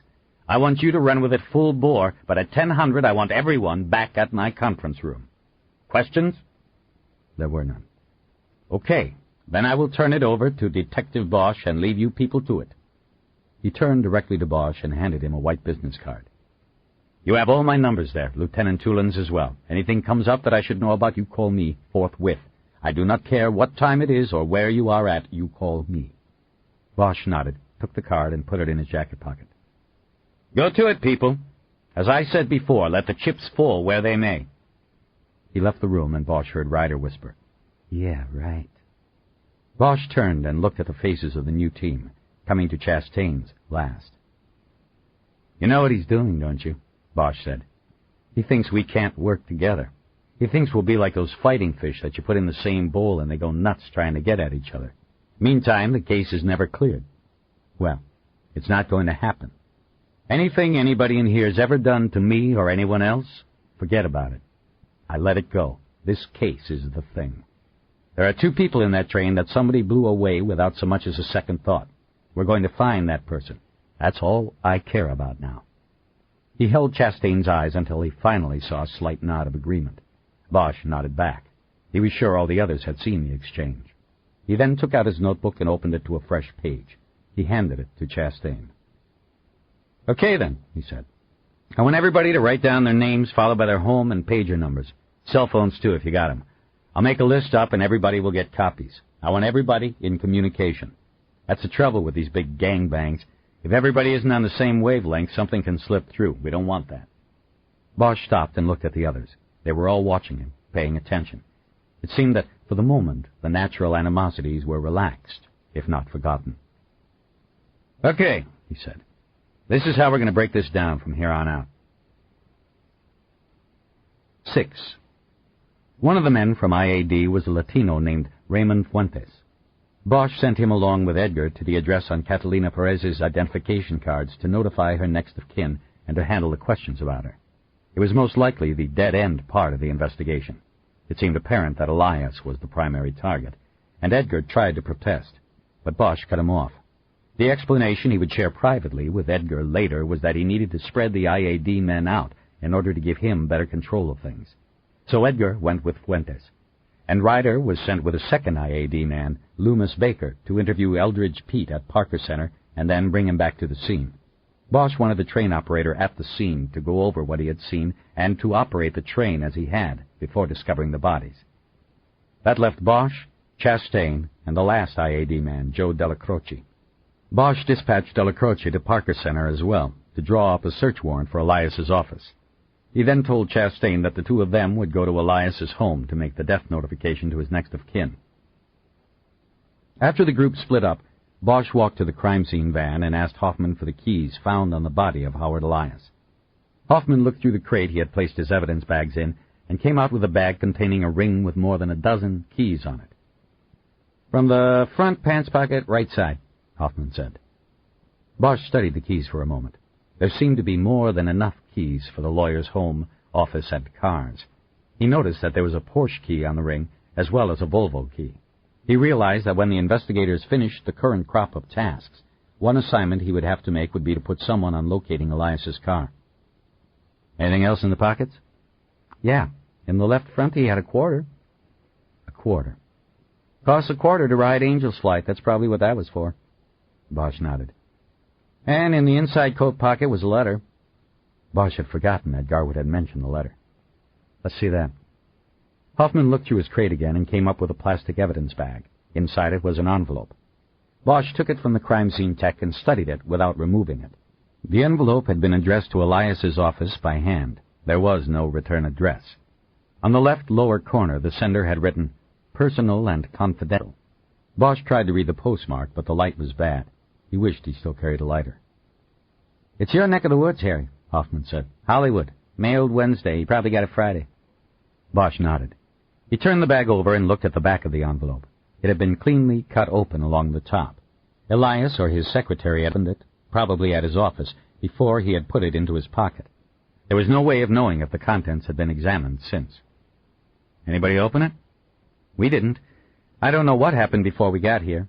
I understand that the first detective saw the name on there and then recognized the body, but I don't know if they actually looked at the letter." Bosch was curious about the contents of the envelope, but knew it wasn't the right time or place to open it. "I'm going to take this, too." "You got it, Harry. Let me just get you to sign it out, and the keys, too." Bosch waited while Hoffman got a chain of evidence form out of his kit. He squatted down and put the envelope and keys into his briefcase. Chastain came over, ready to leave the scene. "You want to drive or you want me to?" Bosch said as he snapped his case closed. "I've got a Slick. What have you got?" "I still have a plain Jane. Runs like dog shit, but at least I don't stand out like dog shit on the street." "That's good. You got a bubble?" "Yes, Bosch. Even IAD guys have to respond to calls now and then." Hoffman held a clipboard and pen out to Bosch, and he signed his initials, next to the 2 pieces of crime scene evidence he was taking with him. "Then you drive." They started walking across California Plaza to where the cars were parked. Bosch pulled his pager off his belt and made sure it was running properly. The battery light was still green. He hadn't missed any pages. He looked up at the tall towers surrounding them, wondering if they could possibly interfere with a page from his wife. But then he remembered the page from Lieutenant Billets had come through earlier. He clipped the pager back to his belt and tried to think about something else. Following Chastain's lead, they came to a beat-up maroon LTD that was at least 5 years old and about as impressive-looking as a Pinto. At least, Bosch thought, it isn't painted black and white. "It's unlocked," Chastain said. Bosch went to the passenger side door and got in the car. He got his cell phone out of his briefcase and called the Central Dispatch Center. He asked for a Department of Motor Vehicles run on Howard Elias and was given the dead man's home address as well as his age, driving record, and the plate numbers of the Porsche and Volvo registered in his and his wife's names. Elias had been 46. His driving record was clean. Bosch thought that the lawyer was probably the most cautious driver in the city. The last thing Elias probably ever wanted to do was draw the attention of an LAPD patrol cop. It made driving a Porsche seem almost a waste. "Baldwin Hills," he said after closing the phone. "Her name is Millie." Chastain started the engine, then plugged the flashing emergency light, the bubble, into the lighter and put it on the dashboard. He drove the car quickly down the deserted streets toward the 10 freeway. Bosch was silent at first, not sure how to break the ice with Chastain. The 2 men were natural enemies. Chastain had investigated Bosch on 2 different occasions. Both times Bosch was grudgingly cleared of any wrongdoing, but only after Chastain was forced to back off. It seemed to Bosch that Chastain had a hard-on for him that felt close to a vendetta. The IAD detective seemed to take no joy in clearing a fellow cop. All he wanted was a scalp. "I know what you're doing, Bosch," Chastain said once they got onto the freeway and started west. Bosch looked over at him. For the first time he considered how physically similar they were. Dark hair going gray, full mustache beneath dark brown-black eyes, a lean, almost wiry build, almost mirror images. Yet Bosch had never considered Chastain to be the kind of physical threat that Bosch knew he projected himself. Chastain carried himself differently. Bosch had always carried himself like a man afraid of being cornered, like a man who wouldn't allow himself to be cornered. "What? What am I doing?" "You're thinning us out. That way you have better control." He waited for Bosch to reply, but only got silence. "But eventually, if we're going to do this thing right, you are going to have to trust us." After a pause, Bosch said, "I know that." Elias lived on Beck Street in Baldwin Hills, a small section of upper-middle-class homes south of the 10 freeway and near La Cienega Boulevard. It was an area known as the Black Beverly Hills, a neighborhood where affluent blacks moved when they did not wish to have their wealth take them out of their community. As Bosch considered this, he thought if there was anything that he could like about Elias, it was the fact that he didn't take his money and move to Brentwood or Westwood or the real Beverly Hills. He stayed in the community from which he had risen. With little middle-of-the-night traffic and Chastain cruising on the freeway at 90, they got to Beck Street in less than 15 minutes. The house was a large, brick colonial with 4 white columns holding up a 2-story portico. It had the feeling of a southern plantation, and Bosch wondered if it was some kind of statement being made by Elias. Bosch saw no lights from behind any of the windows, and the hanging light in the portico was dark as well. This didn't sit right with him. If this was Elias's home, why wasn't a light left on for him? There was a car in the circular driveway that was neither a Porsche nor a Volvo. It was an old Camaro with fresh paint and chromed wheels. To the right of the house there was a detached 2-car garage, but its door was closed. Chastain pulled into the drive and stopped behind the Camaro. "Nice car," Chastain said. "Tell you what, I wouldn't leave a car like that out overnight, even in a neighborhood like this, too close to the jungle." He turned the car off and reached to open his door. "Let's wait a second here," Bosch said. He opened his briefcase, got out the phone, and called dispatch again. He asked for a double check on the address for Elias. They had the right place. He then asked the dispatcher to run the plate on the Camaro. It came back registered to a Martin Luther King Elias. age 18. Bosch thanked the dispatcher and clicked off. We got the right place? Chastain asked. Looks like it. The Camaro must be his son's. But it doesn't look like anyone was expecting Dad to come home tonight. Bosch opened his door and got out, Chastain doing the same. As they approached the door, Bosch saw the dull glow of a bell button. He pushed it and heard the sharp ringing of a chime inside the quiet house.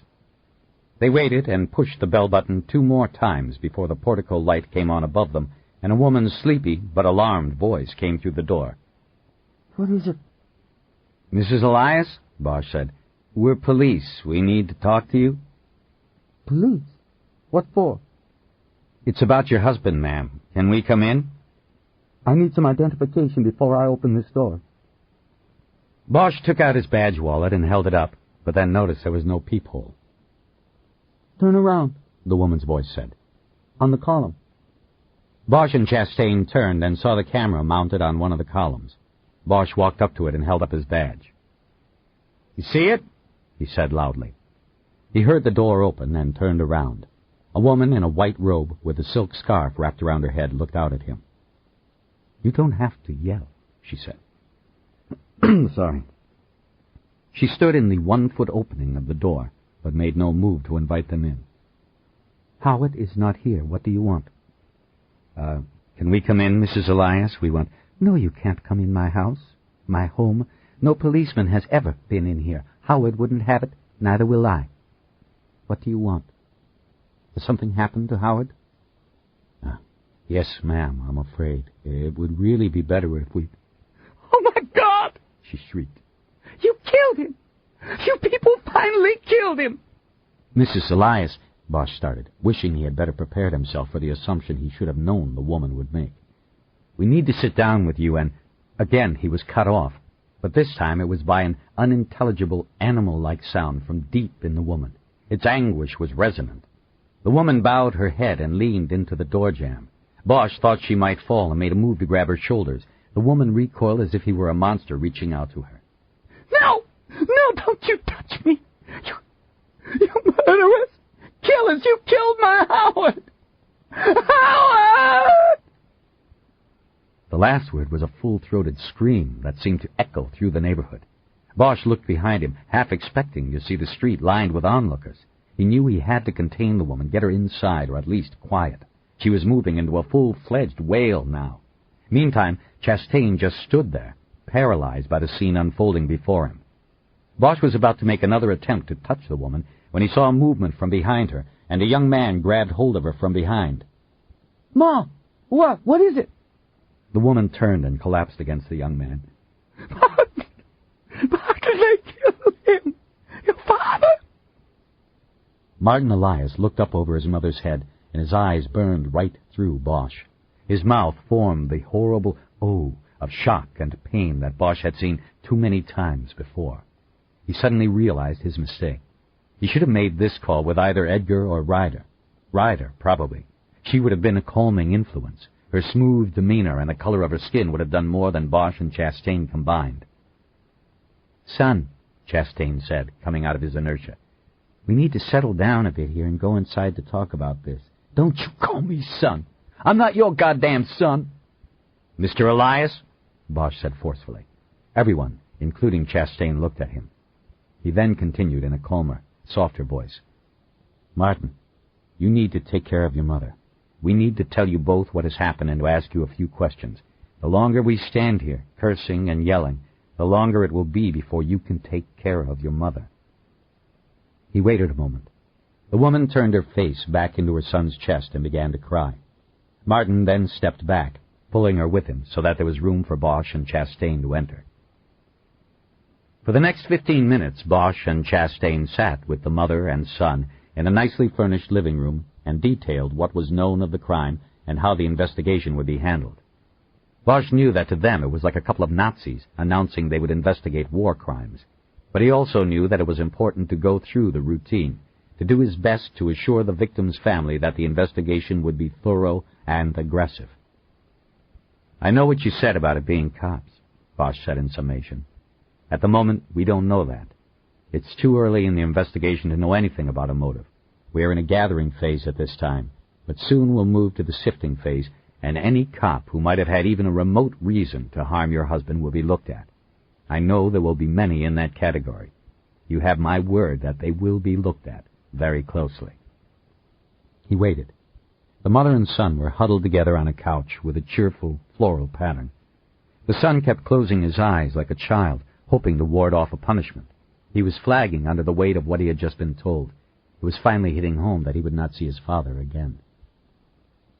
"Now we know this is an awful time for you," Bosch said softly.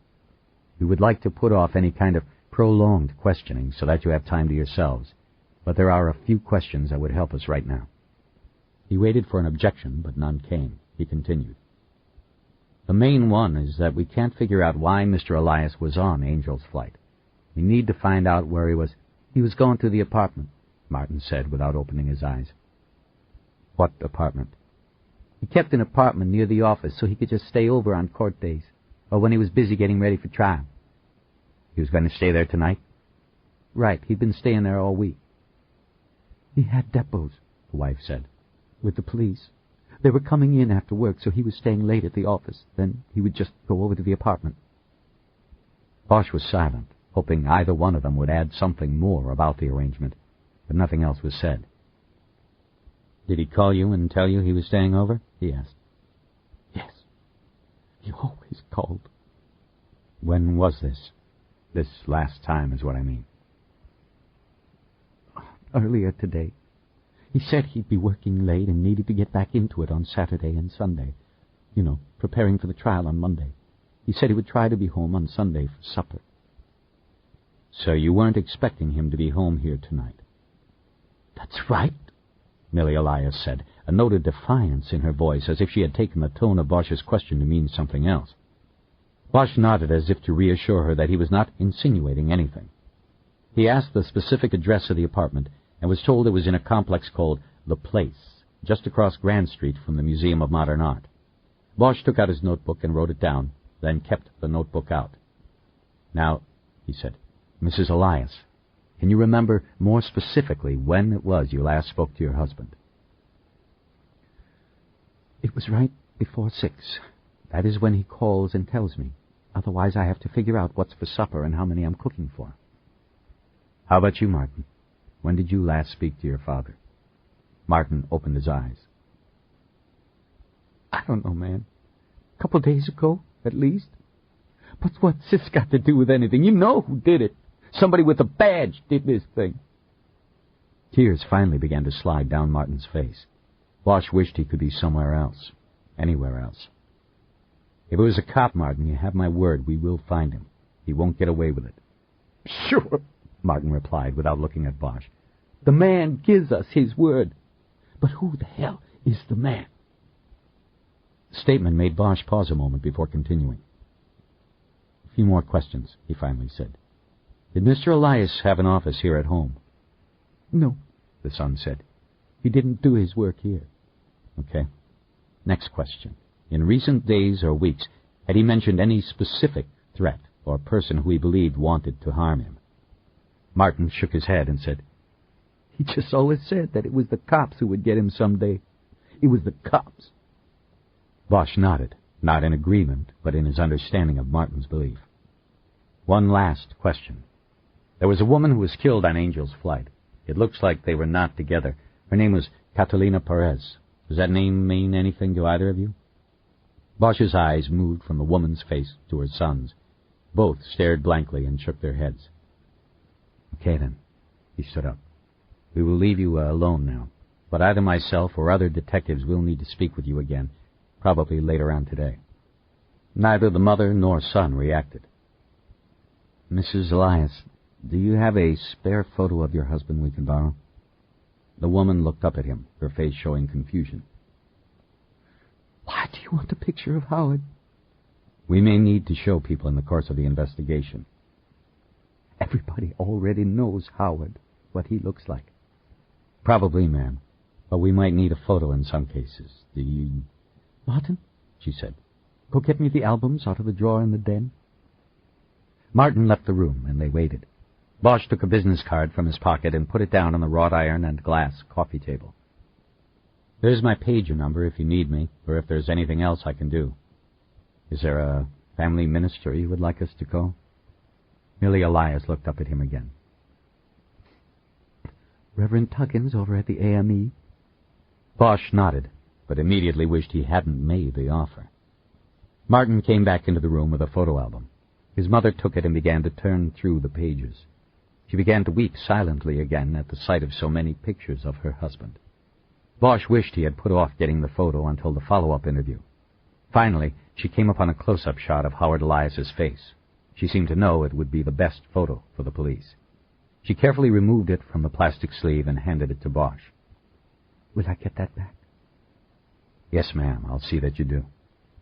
Bosch nodded and was about to make his way to the door. He was wondering if he could just forget about calling Reverend Tuggins. Where's my husband? The widow suddenly asked. Bosch turned back. His body is at the coroner's office, ma'am. I will give them your number and they will call you when it's time for you to make arrangements. What about Reverend Tuggins? You want to use our phone? No, ma'am. We'll contact Reverend Tuggins from our car. We can see ourselves out now. On the way to the door, Bosch glanced at the collection of framed photographs that hung on the wall in the entrance hallway. They were photos of Howard Elias with every notable black community leader in the city, as well as many other celebrities and national leaders. There he was with Jesse Jackson, with Congresswoman Maxine Waters, with Eddie Murphy. There was a shot of Elias flanked by Mayor Richard Riordan on one side and City Councilman Royal Sparks on the other. Bosch knew that Sparks had used outrage over police misconduct to forge his rise in city politics. He would miss having Elias around to keep the fire fanned, though Bosch also knew that Sparks would now use the lawyer's murder to any advantage he could. Bosch wondered how it was that good and noble causes often seemed to bring slick opportunists to the microphones. There were also family photos. Several depicted Elias and his wife at social functions. There were shots of Elias and his son, one of them on a boat, both holding up a black marlin and smiling. Another photo showed them at a firing range, posing on either side of a paper target with several holes shot through it. The target depicted Darrell Gates, a former police chief whom Elias had sued numerous times. Bosch remembered that the targets, created by a local artist, were popular toward the end of Gates's tumultuous stewardship of the department. Bosch leaned forward to study the photo and see if he could identify the weapons Elias and his son held, but the photo was too small. Chastain pointed to one of the photos, which showed Elias and the chief of police at some formal affair, supposed adversaries smiling at the camera. "They look cozy," he whispered. Bosch just nodded and went out through the door. Chastain pulled the car out of the driveway and headed down out of the hills and back to the freeway. They were silent, both absorbing the misery they had just brought to a family and how they had received the blame for it. "They always shoot the messenger," Bosch said. "I think I'm glad I don't work homicide," Chastain replied. "I can deal with cops being pissed at me, but that was bullshit. They call it the dirty work, next of kin notification. They ought to call it something. Fucking people. We're trying to find out who killed the guy and saying it was us. You believe that shit?" "I didn't take it literally," Chastain. "People in that position are entitled to a little slack. They're hurting. They say things, that's all." "Yeah, you'll see. Wait until you see that kid on the 6 o'clock news. I know the type. You won't have much sympathy then." "Where are we going anyway? Back to the scene?" "Go to his apartment first. You know Della Croce's pager number?" "Not offhand, no. Look at your list." Bosch opened his notebook and looked up the pager number Della Croce had written down. He punched the number into his phone and made the page. "What about Tuggins?" Chastain asked. "You call him, you give him the head start on getting the South End ready to rock and roll." "I know, I'm thinking." Bosch had been thinking about that decision since the moment Millie Elias had mentioned the name Preston Tuggins. As with many minority communities, pastors carried as much weight as politicians when it came to shaping that community's response to a social, cultural, or political cause or event. In the case of Preston Tuggins, he carried even more. He headed a group of associated ministers, and together they were a force, a major, media-savvy force that could hold a whole community in check or unleash it like an earthquake. Preston Tuggins had to be handled with utmost care. Bosch dug through his pocket and pulled out the card Irving had given him earlier. He was about to call one of the numbers on it when the phone rang in his hand. It was Della Croce. Bosch had given him the address of Elias's apartment at the place and told him to draw up an additional search warrant. Della Croce cursed because he had already wakened the judge to fax him the office search warrant. He would now have to do it again. "Welcome to homicide," Bosch said as he clicked off. "What?" Chastain said. "Nothing, just bullshit." Bosch punched in Irving's number. The deputy chief answered after one ring, giving his full name and rank. It seemed odd to Bosch that Irving seemed fully alert, as if he had not been asleep. "Chief, it's Bosch. You said to call if..." It's no problem, Detective. What is it? "We just made notification to Elias's wife and son. She wanted me to call her minister." I don't see the problem. "The minister is Preston Tuggins, and I thought maybe somebody a little further up the ladder might be better making..." I understand. It was good thinking. I will have it taken care of. I think perhaps the chief will want to handle that. I was just about to call him anyway. Anything else? "Not at this time." Thank you, Detective. Irving hung up. Chastain asked what he said, and Bosch told him. "This case," Chastain said. "I have a feeling things are going to get hairy." "Say that again." Chastain was about to say something else, but Bosch's pager sounded. He checked the number. Again, it wasn't a call from home, but Grace Billets's second page. He had forgotten to call her earlier. He called now, and the lieutenant answered after one ring. I wondered if you were going to call me back. "Sorry, I sort of got tied up, and I forgot." So, what's going on? Irving wouldn't tell me who was dead, just that RHD and Central couldn't handle it. "Howard Elias." Oh, shit. Harry, I'm sorry it's you. "It's okay, we'll make out." Everybody will be watching you, and if it's a cop, it's a no-win situation. Do you get any sense from Irving? Does he want to go at it, balls to the wall? "Mixed signals." You can't talk freely? "Right." Well, I'm getting mixed signals here, too. Irving told me to take your team off the rotation, but he said it would only be until Friday. Then I'm supposed to talk to Irving about it. Now that I know who is dead, I think the translation of that is that you have till then, before he probably ships you back to Hollywood, and you have to take Howard Elias back here with you and work it when you can. Bosch nodded but didn't say anything. It went with the other moves Irving had made. The deputy chief had created a large team to work the case, but it looked as though he was only giving them a week to work it full time. Maybe he hoped that the media glare would drop off to a more manageable level by then, and the case could eventually disappear into the unsolved files. But Bosch thought Irving was kidding himself if he thought that. He and Billets talked for a few minutes more before Billets finally signed off with a warning. Watch yourself, Harry. If a cop did this, one of those RHD guys, "What?" just be careful. "I will." He closed the phone and looked out the windshield. They were almost to the 110 transition. They would be back at California Plaza soon. "Your lieutenant?" Chastain asked. "Yeah, she just wanted to know what was going on." "So what's the deal with her and Ryder? They still munching each other's pie on the side?" "It's none of my business, Chastain, and none of yours." "Just asking." They rode in silence for a while. Bosch was annoyed by Chastain's question. He knew it was the IAD detective's way of reminding Bosch that he knew secrets, that he might be out of his element when it came to straight homicide investigation, but he knew secrets about cops and should not be taken lightly. Bosch wished he hadn't made the call to Billets while Chastain was in the car. Chastain seemed to sense his misstep and broke the silence by trying some harmless banter. "Tell me about this hard-boiled eggs caper I keep hearing people talk about," he said. "There's nothing, just a case." "I missed a story in the paper, I guess." "Just a piece of luck, Chastain. Like we could use on this case." "Well, tell me. I want to know, especially now that we're partnering up, Bosch. I like stories about luck. Maybe it'll rub off." "It was just a routine call-out on a suicide. Patrol called us to come out and sign off on it. Started when a mother got worried about her daughter because she hadn't shown up at the airport up in Portland. She was supposed to fly up there for a wedding or something and never showed up. The family was left waiting at the airport. Anyway, the mother called up and asked for a drive-by check of the daughter's apartment, little place over on Franklin near La Brea. So a blue suit went by, got the manager to let him in, and they found her.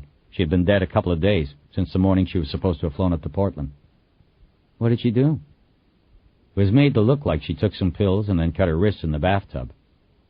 "Patrol said suicide." "That's the way it was supposed to look. There was a note. It was torn out of a notebook, and it said things about life not being what she expected and about being lonely all the time and stuff. It was kind of a ramble. Very sad, actually. So, how'd you figure it out? Well, Edgar was with me, writer at court. We were about to close it out. We had looked around the place and found nothing really wrong, except for the note. I couldn't find the notebook that the page had been torn out of. And that didn't sit right. I mean, it didn't mean she didn't kill herself, but it was a loose end, you know? What is wrong with this picture sort of thing. Okay, so you thought somebody was in there and took the notebook? Maybe. I didn't know what to think. I told Edgar to take another look around, and this time we switched and searched through things the other guy had searched the first time. And you found something Edgar had missed. He didn't miss it. It just didn't register with him. It did with me. What was it already? In a refrigerator, there was a shelf for the eggs. You know, like little indentations that you sit the eggs in. Right? Well, I noticed on some of the eggs she had written a date. All the same date. It was the same day she was flying up to Portland. Bosch looked over at Chastain to see if there was a reaction. The IAD man had a confused look on his face. He didn't get it. They were hard-boiled eggs. The ones with dates on them had been hard-boiled. I took one over to the sink and cracked it. It was hard-boiled. Okay. He still didn't get it. The date on the eggs was probably the date she had boiled them, Bosch said. You know, so she could tell the boiled ones from the others, and she'd know how old they were. And it just hit me then. You don't boil a bunch of eggs so they're ready for when you want them, and then go kill yourself. I mean, what's the point? So it was a hunch. More than that. But you just knew. Homicide. It changed things. We started to look at things differently. We began a homicide investigation. It took a few days, but we got it. Friends told us about some guy who was giving her trouble, harassing her, stalking her because she turned him down on a date. We asked around the apartment, and we started looking at the apartment manager. Shit. I should have guessed it was him. We talked to him, and he fucked up just enough for us to convince a judge to sign a search warrant. In his place, we found the notebook that the supposed suicide note had been torn from. It was like a diary where she wrote down her thoughts and things. This guy found a page where she was talking about life being bad, and he knew he could use it as a suicide note. We found other stuff that was hers. Why did he keep the stuff? Because people are stupid, that's why, Chastain. You want clever killers? Watch TV. He kept the stuff because he never thought we'd think it wasn't a suicide. And because he was in the notebook.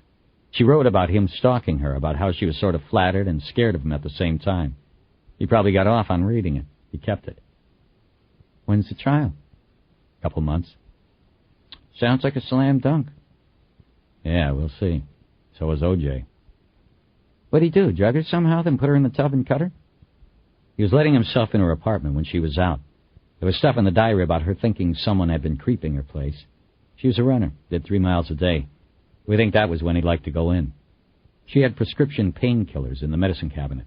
She got hurt playing racquetball a couple years before. We think he took the pills on one of his visits and dissolved them in orange juice. The next time he went in, he poured it into the juice bottle in her fridge. He knew her habits. Knew that after jogging, she liked to sit on the steps out front, drink her juice, and cool down. She may have realized she had been drugged and looked around for help. It was him who came. He took her back inside. He raped her first? Bosch shook his head. He probably tried, but couldn't get it up. They drove in silence for a few moments. You're cool, Bosch, Chastain said. Nothing gets by you. Yeah, I wish. 7. Chastain parked the car in the passenger loading zone in front of the modern high-rise building called The Place. Before they were out of the car, the night doorman came through the glass entrance to either greet them or tell them to move. Bosch got out and explained that Howard Elias had been murdered less than a block away, and that they needed to check his apartment to make sure there were no additional victims or someone needing help. The doorman said no problem, but wanted to go along. Bosch told him in a tone that invited no debate to wait in the lobby for other officers who would be arriving. Howard Elias's apartment was on the 20th floor. The elevator moved quickly, but the silence between Bosch and Chastain made the trip seem longer. They found their way to 20E, and Bosch knocked on the door and rang the doorbell on the wall next to it. After getting no response, Bosch stooped and opened his briefcase on the floor, then took the keys out of the evidence bag Hoffman had given him earlier. You think we ought to wait on the warrant? Chastain asked. Bosch looked up at him as he closed the briefcase and snapped the locks. No. That was a line of bullshit you gave the doorman, that people maybe needed help. Bosch stood up and started trying keys in the door's 2 locks. Remember what you said before about me eventually having to trust you? This is where I start to trust you, Chastain. I don't have the time to wait on a warrant. I'm going in. A homicide case is like a shark. It's got to keep moving or it drowns. He turned the first lock. You and your fucking fish. First fighting fish, now a shark. Yeah, you keep sticking around, Chastain. You might even learn how to catch something. Just as he said the line, he turned the second lock. He looked at Chastain and winked, then opened the door. They entered a medium-sized living room with expensive leather furnishings, cherrywood bookcases, and windows and a balcony with an expansive southern view across downtown and the Civic Center. The place was neatly kept, except for sections of Friday morning's Times spread across the black leather couch and an empty coffee mug on the glass-topped coffee table. "Hello?" Bosch called out, just to be sure the place was empty. "Police! Anyone home?" No answer. Bosch put his briefcase down on the dining room table, opened it, and took a pair of latex gloves out of a cardboard box. He asked Chastain if he wanted a pair, but the IAD man declined. "I'm not going to be touching anything." They separated and began moving through the apartment on a quick initial survey. The rest of the place was as neat as the living room. It was a 2-bedroom and had a master suite with its own balcony facing west. It was a clear night. Bosch could see all the way to Century City. Past those towers, the lights dropped off in Santa Monica to the sea. Chastain came into the bedroom behind him. "No home office," he said. "The second bedroom looks like a guest room, maybe for stashing witnesses." "Okay." Bosch scanned the contents of the top of the bureau. There were no photos or anything of a strong, personal nature. Same with the small tables on either side of the bed. It looked like a hotel room, and in a way it was, if Elias only used it for overnight stays while readying cases for court. The bed was made, and this stood out to Bosch. Elias was in the middle of preparations for a major trial, working day and night, yet he had stopped to make his bed that morning when supposedly it would just be he returning at the end of the day. No way, Bosch thought. Either he made the bed because there would be someone else in the apartment, or someone else made the bed. Bosch ruled out a maid, because a maid would have picked up the strewn newspaper and the empty coffee cup in the living room. No, it was Elias who had made the bed, or someone who was with him. It was gut instinct based on his long years of delving into human habits. But at that moment, Bosch felt reasonably sure that there now was another woman in the mix. He opened the drawer of the bed table where a phone sat and found a personal phone book. He opened it and flipped through the pages. There were many names he recognized. Most were lawyers Bosch had heard about or even knew. He stopped when he came across one name, Carla Antrenken. She, too, was an attorney specializing in civil rights cases, or had been until a year earlier, when the police commission appointed her Inspector General of the Los Angeles Police Department. He noted that Elias had her office and home number listed. The home number was in darker, seemingly more recent ink. It looked to Bosch as though the home number had been added well after the business number had been recorded in the book. "What do you got?" Chastain said. "Nothing," Bosch answered. "Just a bunch of lawyers." He closed the phone book as Chastain stepped over to look. He tossed it back in the drawer and closed it. "Better leave it for the warrant," he said. They conducted a casual search of the rest of the apartment for the next 20 minutes, looking in drawers and closets, under beds and couch cushions, but not disturbing anything they found. At one point, Chastain called out from the bathroom off the master bedroom. "Got 2 toothbrushes here." "Okay." Bosch was in the living room studying the books on shelves. He saw one he had read years before, Yesterday Will Make You Cry by Chester Himes. He felt Chastain's presence and turned around. Chastain stood in the hallway leading to the bedrooms. He was holding a box of condoms up for Bosch to see. "These were hidden in the back of a shelf under the sink." Bosch didn't respond. He just nodded. In the kitchen, there was a wall-mounted telephone with an answering machine. There was a flashing light on it, and the digital display showed there was one message waiting to be played. Bosch pushed the playback button. It was a woman's voice on the message. "Hey, it's me. I thought you were going to call me. I hope you didn't fall asleep on me." That was it. After the message, the machine reported that the call had come in at 12:01 a.m. Elias was already dead by then. Chastain, who had come into the kitchen from the living room when he heard the voice, just looked at Bosch and hiked his shoulders after the message was played. Bosch played it again. "Doesn't sound like the wife to me," Bosch said. "Sounds white to me," Chastain said. Bosch thought he was right. He played the message one more time, this time concentrating on the tone of the woman's voice. There was a clear sense of intimacy in the voice. The time of the call and the woman's assumption that Elias would know her voice supported this conclusion as well. "Condoms hidden in the bathroom, 2 toothbrushes, mystery woman on the phone," Chastain said. "Sounds like we got a girlfriend in the works. That could make things interesting." "Maybe," Bosch said. "Somebody made the bed this morning. Any female stuff in the medicine cabinet?" "Nothing." Chastain went back to the living room. After Bosch was finished in the kitchen, he felt he had seen enough for the time being, and slid open the glass door leading from the living room to the balcony. He leaned on the iron railing and checked his watch. It was 4:50. He then pulled the pager off his belt to make sure he hadn't turned it off by mistake. The pager was on, the battery not dead. Eleanor had not tried to reach him. He heard Chastain come out onto the balcony behind him. Bosch spoke without turning to look at him. "Did you know him, Chastain?" "Who, Elias?" "Yes, sort of." "How?" "I've worked cases he later went to court on. I got subpoenaed and deposed. Plus the Bradbury. He's got his office there. We've got offices there. I'd see him every now and then. But if you're asking if I played golf with the guy, the answer is no, I didn't know him like that." The guy made a living suing cops. When he got into court, he always seemed to have real good information, inside stuff. Some say better stuff than he should have had access to through legal discovery. Some say he might have had sources inside. "I wasn't a snitch for Howard Elias, Bosch," Chastain said, his voice tight. "And I don't know anyone in IAD who was. We investigate the cops. I investigate cops. Sometimes they deserve it, and sometimes it turns out they don't. You know as well as I do that there has to be somebody to police the police.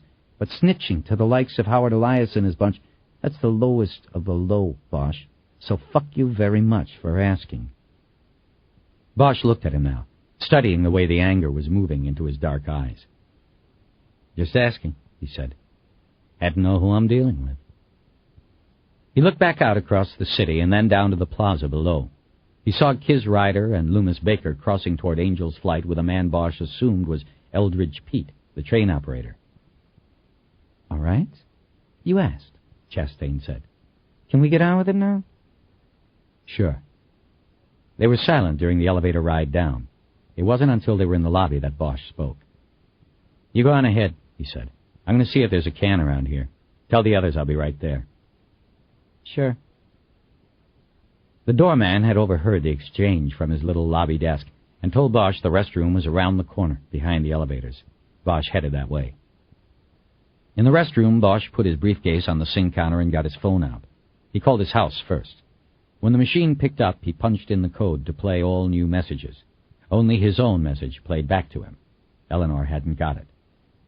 "Shit," he said as he hung up. He then called information and got the number for the Hollywood Park poker room. The last time Eleanor had not come home, she had told him she was playing cards there. He called the number and asked for the security office. A man identifying himself as Mr. Jardine answered, and Bosch gave his name and badge number. Jardine asked him to spell his name and give the number again. He was obviously writing it down. "Are you in the video room?"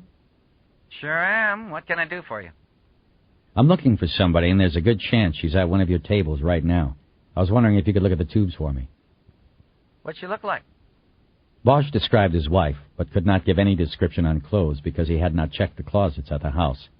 He then waited 2 minutes while Jardine apparently studied the video screens connected to the surveillance cameras in the poker room. If she's here, I'm not seeing her. Jardine finally said. We don't have very many women in here this time of night, and she doesn't match the ones we've got. I mean, she could have been in here earlier, maybe 1 or 2 o'clock, but not now. Okay, thanks. Hey, you got a number? I'll take a walk around the place. Call you back if I see anything. I'll give you my pager, but if you see her, don't approach her. Just give me a page. Will do. After giving the man his pager number and hanging up, Bosch thought about the card clubs in Gardena and Commerce, but decided not to call. If Eleanor was going to stay local, she would have gone to Hollywood Park. If she didn't go there, she'd go to Vegas, or maybe the Indian place in the desert near Palm Springs. He tried not to think about that and focus his mind back on the case. Bosch next called the district attorney's night switchboard after getting the number out of his phone book. He asked to be connected with the on-call prosecutor and was eventually connected to a sleepy attorney named Janice Langweiser. She happened to be the same prosecutor who had filed charges in the so-called hard-boiled eggs case. She had recently moved over from the city attorney's office, and it had been the first time Bosch had worked with her. He had enjoyed her sense of humor and enthusiasm for her job. Don't tell me. You've got a scrambled eggs case this time. Or better yet, the Western omelet case. Not quite. I hate to pull you out of bed, but we're going to need somebody to come out and give us a little guidance on a search we'll be doing pretty soon. Who's that, and where's the search? Dead is Howard Elias, Esquire, and the search is going to be in his office. She whistled into the phone, and Bosch had to hold it away from his ear. Whoa, she said, now fully alert. This is going to be, well, something. Tell me the general details. He did, and when he was finished, Langweiser, who lived 30 miles north in Valencia, agreed to meet the search team at the Bradbury in 1 hour. Until then, take things very carefully, Detective Bosch, and don't go into the office until I am there. Will do.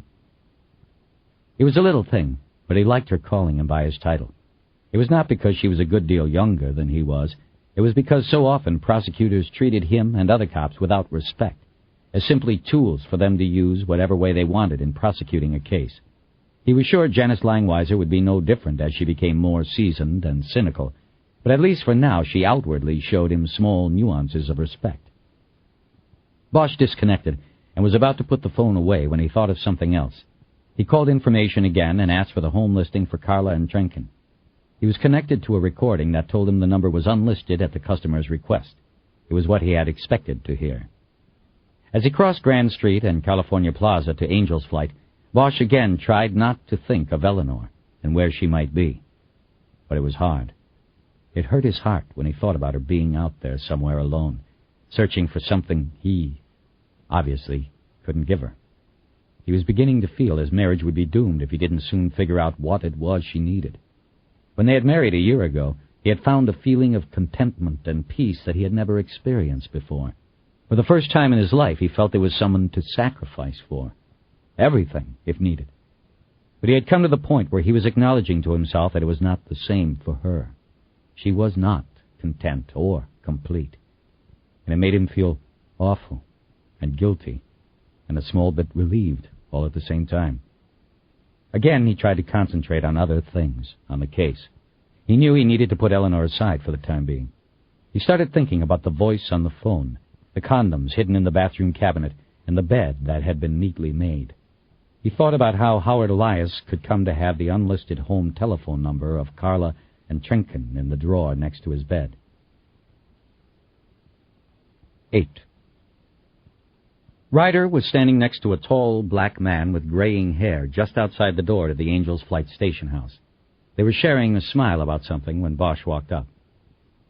Mr. Pete, this is Harry Bosch, Ryder said. He's in charge of this investigation. Pete shook his hand.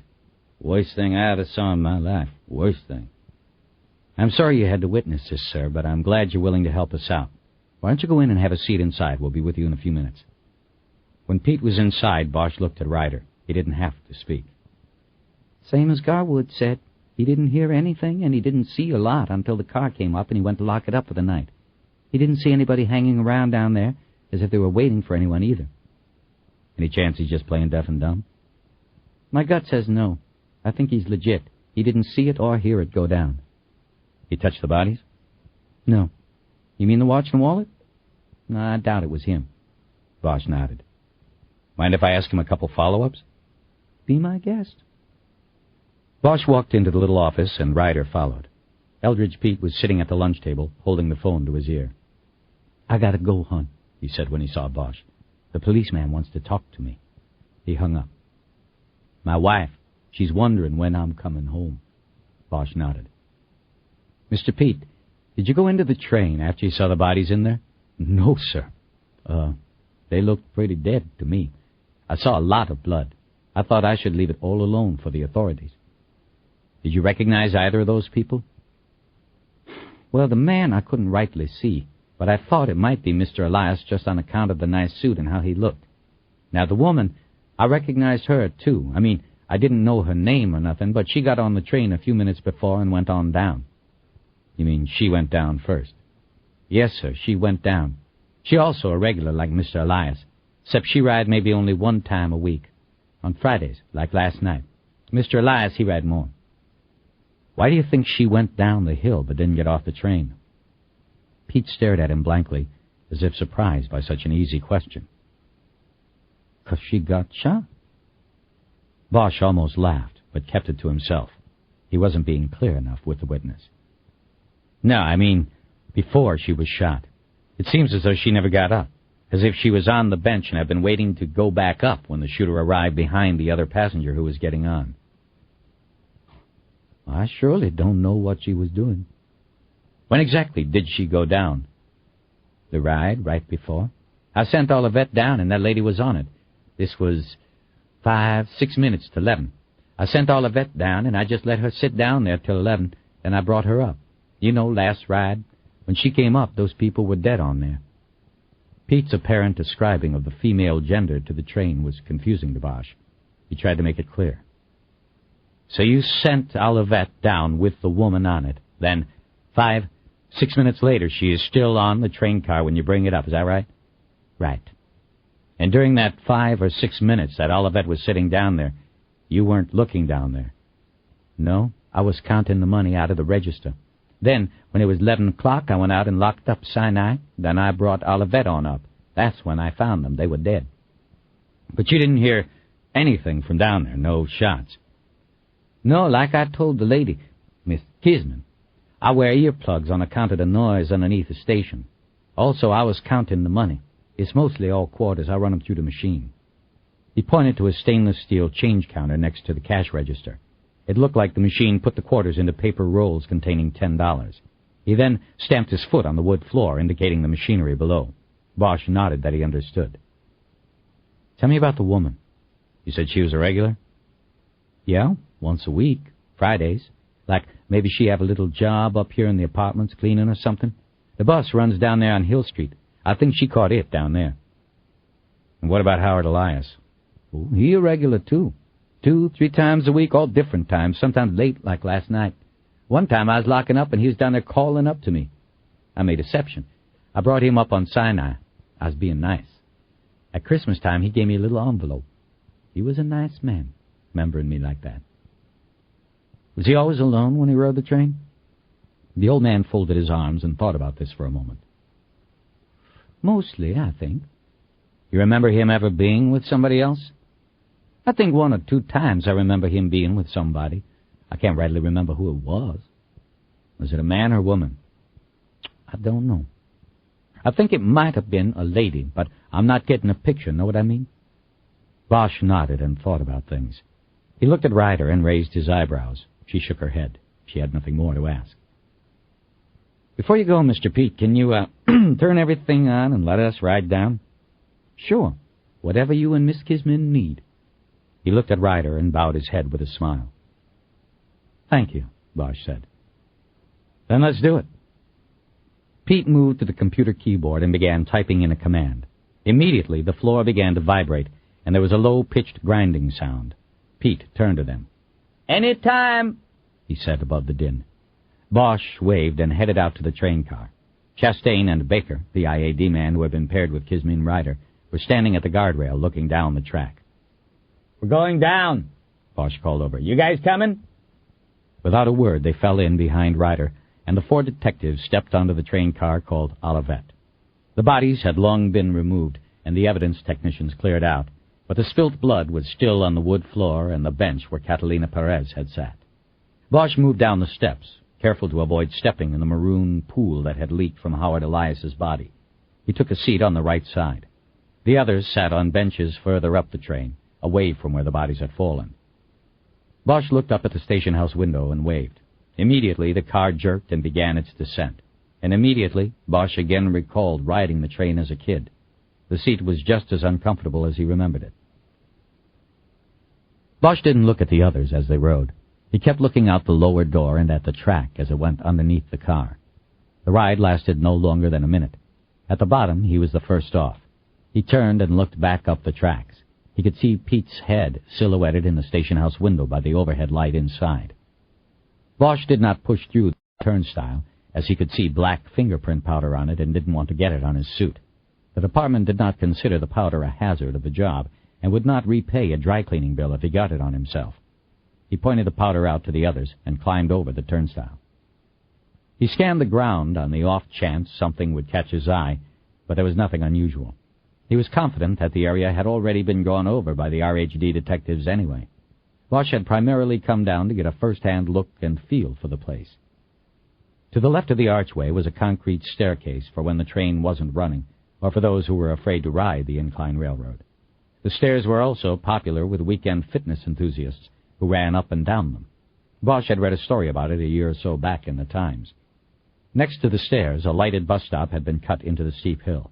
There was a fiberglass sunshade over a double-length bench. The side partitions were used to advertise films. On the one Bosch could see, there was an ad for an Eastwood picture called Bloodwork. The movie was based on a true story about a former FBI agent Bosch was acquainted with.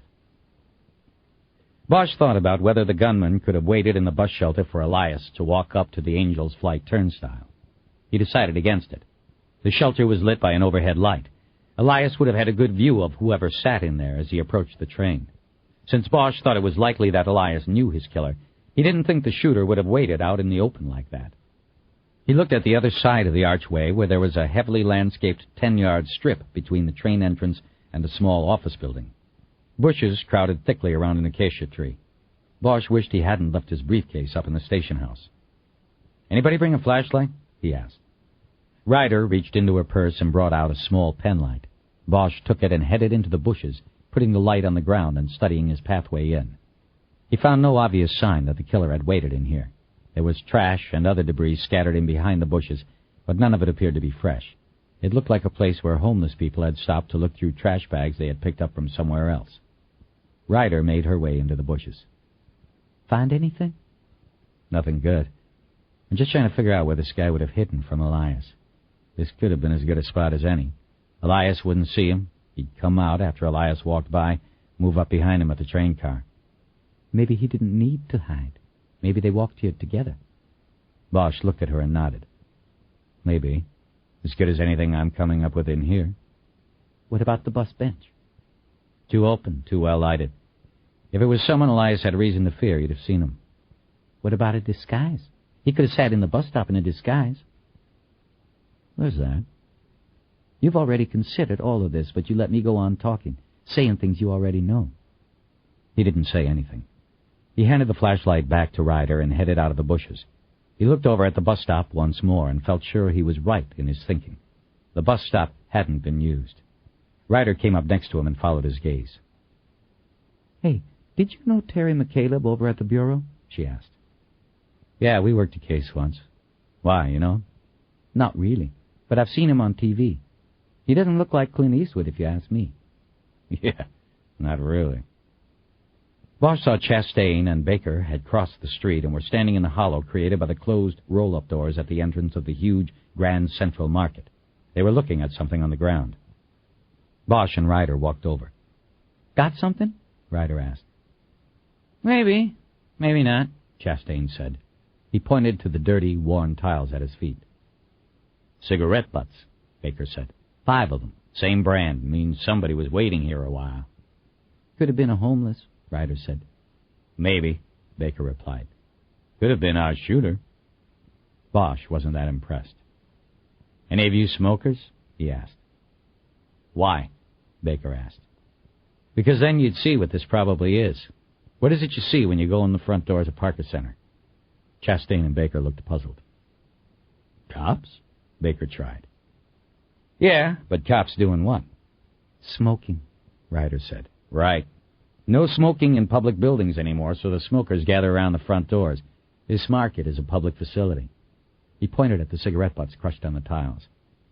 "It doesn't necessarily mean somebody was waiting there a long time. I think it means somebody in the market came out 5 times during the day for smokes." Baker nodded, but Chastain refused to acknowledge the deduction. Still could be our guy, he said. Where else did he wait? The bushes over there? He could have. Or like Kiz said, maybe he didn't wait. Maybe he walked right up to the train with Elias. Maybe Elias thought he was with a friend. Bosch reached into his jacket pocket and took out a plastic evidence bag. He handed it to Chastain. Or maybe I'm all wrong and you're all right. Bag 'em and tag 'em, Chastain. Make sure they get to the lab. A few minutes later, Bosch was finished with his survey of the lower crime scene. He got on the train, picked up his briefcase where he had left it, and moved up the stairs to one of the benches near the upper door. He sat down heavily, almost dropping onto the hard bench. He was beginning to feel fatigue take over, and wished he had gotten some sleep before Irving's call had come. The excitement and adrenaline that accompanied a new case caused a false high that always wore off quickly. He wished he could have a smoke, and then maybe a quick nap. But only one of the two was possible at the moment, and he would have to find an all-night market to get the smokes. Again, he decided against it. For some reason, he felt that his nicotine fast had become part of his vigil for Eleanor. He thought that if he smoked, all would be lost, that he would never hear from her again. What are you thinking, Harry? He looked up. Ryder was in the doorway of the train, coming aboard. Nothing. Everything. We're really just getting started on this. There's a lot to do. No rest for the weary. Say that again. His pager sounded, and he grabbed it off his belt with the urgency of a man who has had one go off in a movie theater. He recognized the number on the display, but couldn't remember where he had seen it before. He took the phone out of his briefcase and punched it in. It was the home of Deputy Chief Irvin Irving. I spoke with the chief. He'll handle Reverend Tuggins. He's not to be your concern. Irving put a sneer into the word reverend. Okay, he isn't. So, where are we? We're still at the scene, just finishing up. We need to canvass the building over here for witnesses, then we'll clear out. Elias kept an apartment downtown. That was where he was headed. We need to search that and his office as soon as the search warrants are signed. What about next of kin on the woman? Perez should be done by now, too. Tell me how it went at the Elias home? Since Irving had not asked before, Bosch assumed he was asking now because the chief of police wanted to know. Bosch quickly went over what had happened, and Irving asked several questions about the reaction of Elias's wife and son. Bosch could tell he asked them from the standpoint of public relations management. He knew that, just as with Preston Tuggins, the way in which Elias's family reacted to his murder would have a direct bearing on how the community reacted. So it does not at this time sound as though we can enlist the widow or the son in helping us contain things, correct? As of now, that's correct. But once they get over the initial shock, maybe. You also might want to talk to the chief about calling the widow personally. I saw his picture on the wall in the house with Elias. If he's talking to Tuggins, maybe he could also talk to the widow about helping us out. Maybe. Irving switched gears and told Bosch that his office's conference room on the 6th floor of Parker Center was ready for the investigators. He said that the room was unlocked at the moment, but in the morning Bosch would be given keys. Once the investigators moved in, the room was to remain locked at all times. He said that he would be in by 10 and was looking forward to a more expanded rundown of the investigation at the team meeting. Sure thing, Chief, Bosch said. We should be in from the canvass and the searches by then. Make sure you are. I'll be waiting. Right. Bosch was about to disconnect when he heard Irving's voice. Excuse me, Chief? One other matter. I felt because of the identity of one of the victims in this case that it was incumbent upon me to notify the Inspector General. She seemed... how do I put this? She seemed acutely interested in the case when I explained the facts we had at that time. Using the word acutely is probably an understatement. Carla and Trinken. Bosch almost cursed out loud, but held it back. The Inspector General was a new entity in the department, a citizen appointed by the Police Commission as an autonomous civilian overseer with ultimate authority to investigate or oversee investigations. It was a further politicizing of the department. The Inspector General answered to the Police Commission, which answered to the City Council and the Mayor.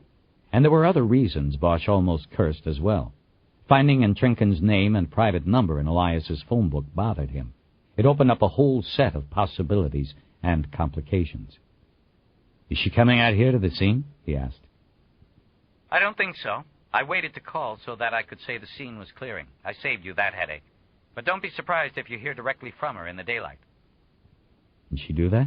I mean, talk to me without going through you? She's a civilian. Unfortunately, she can do whatever she wants to.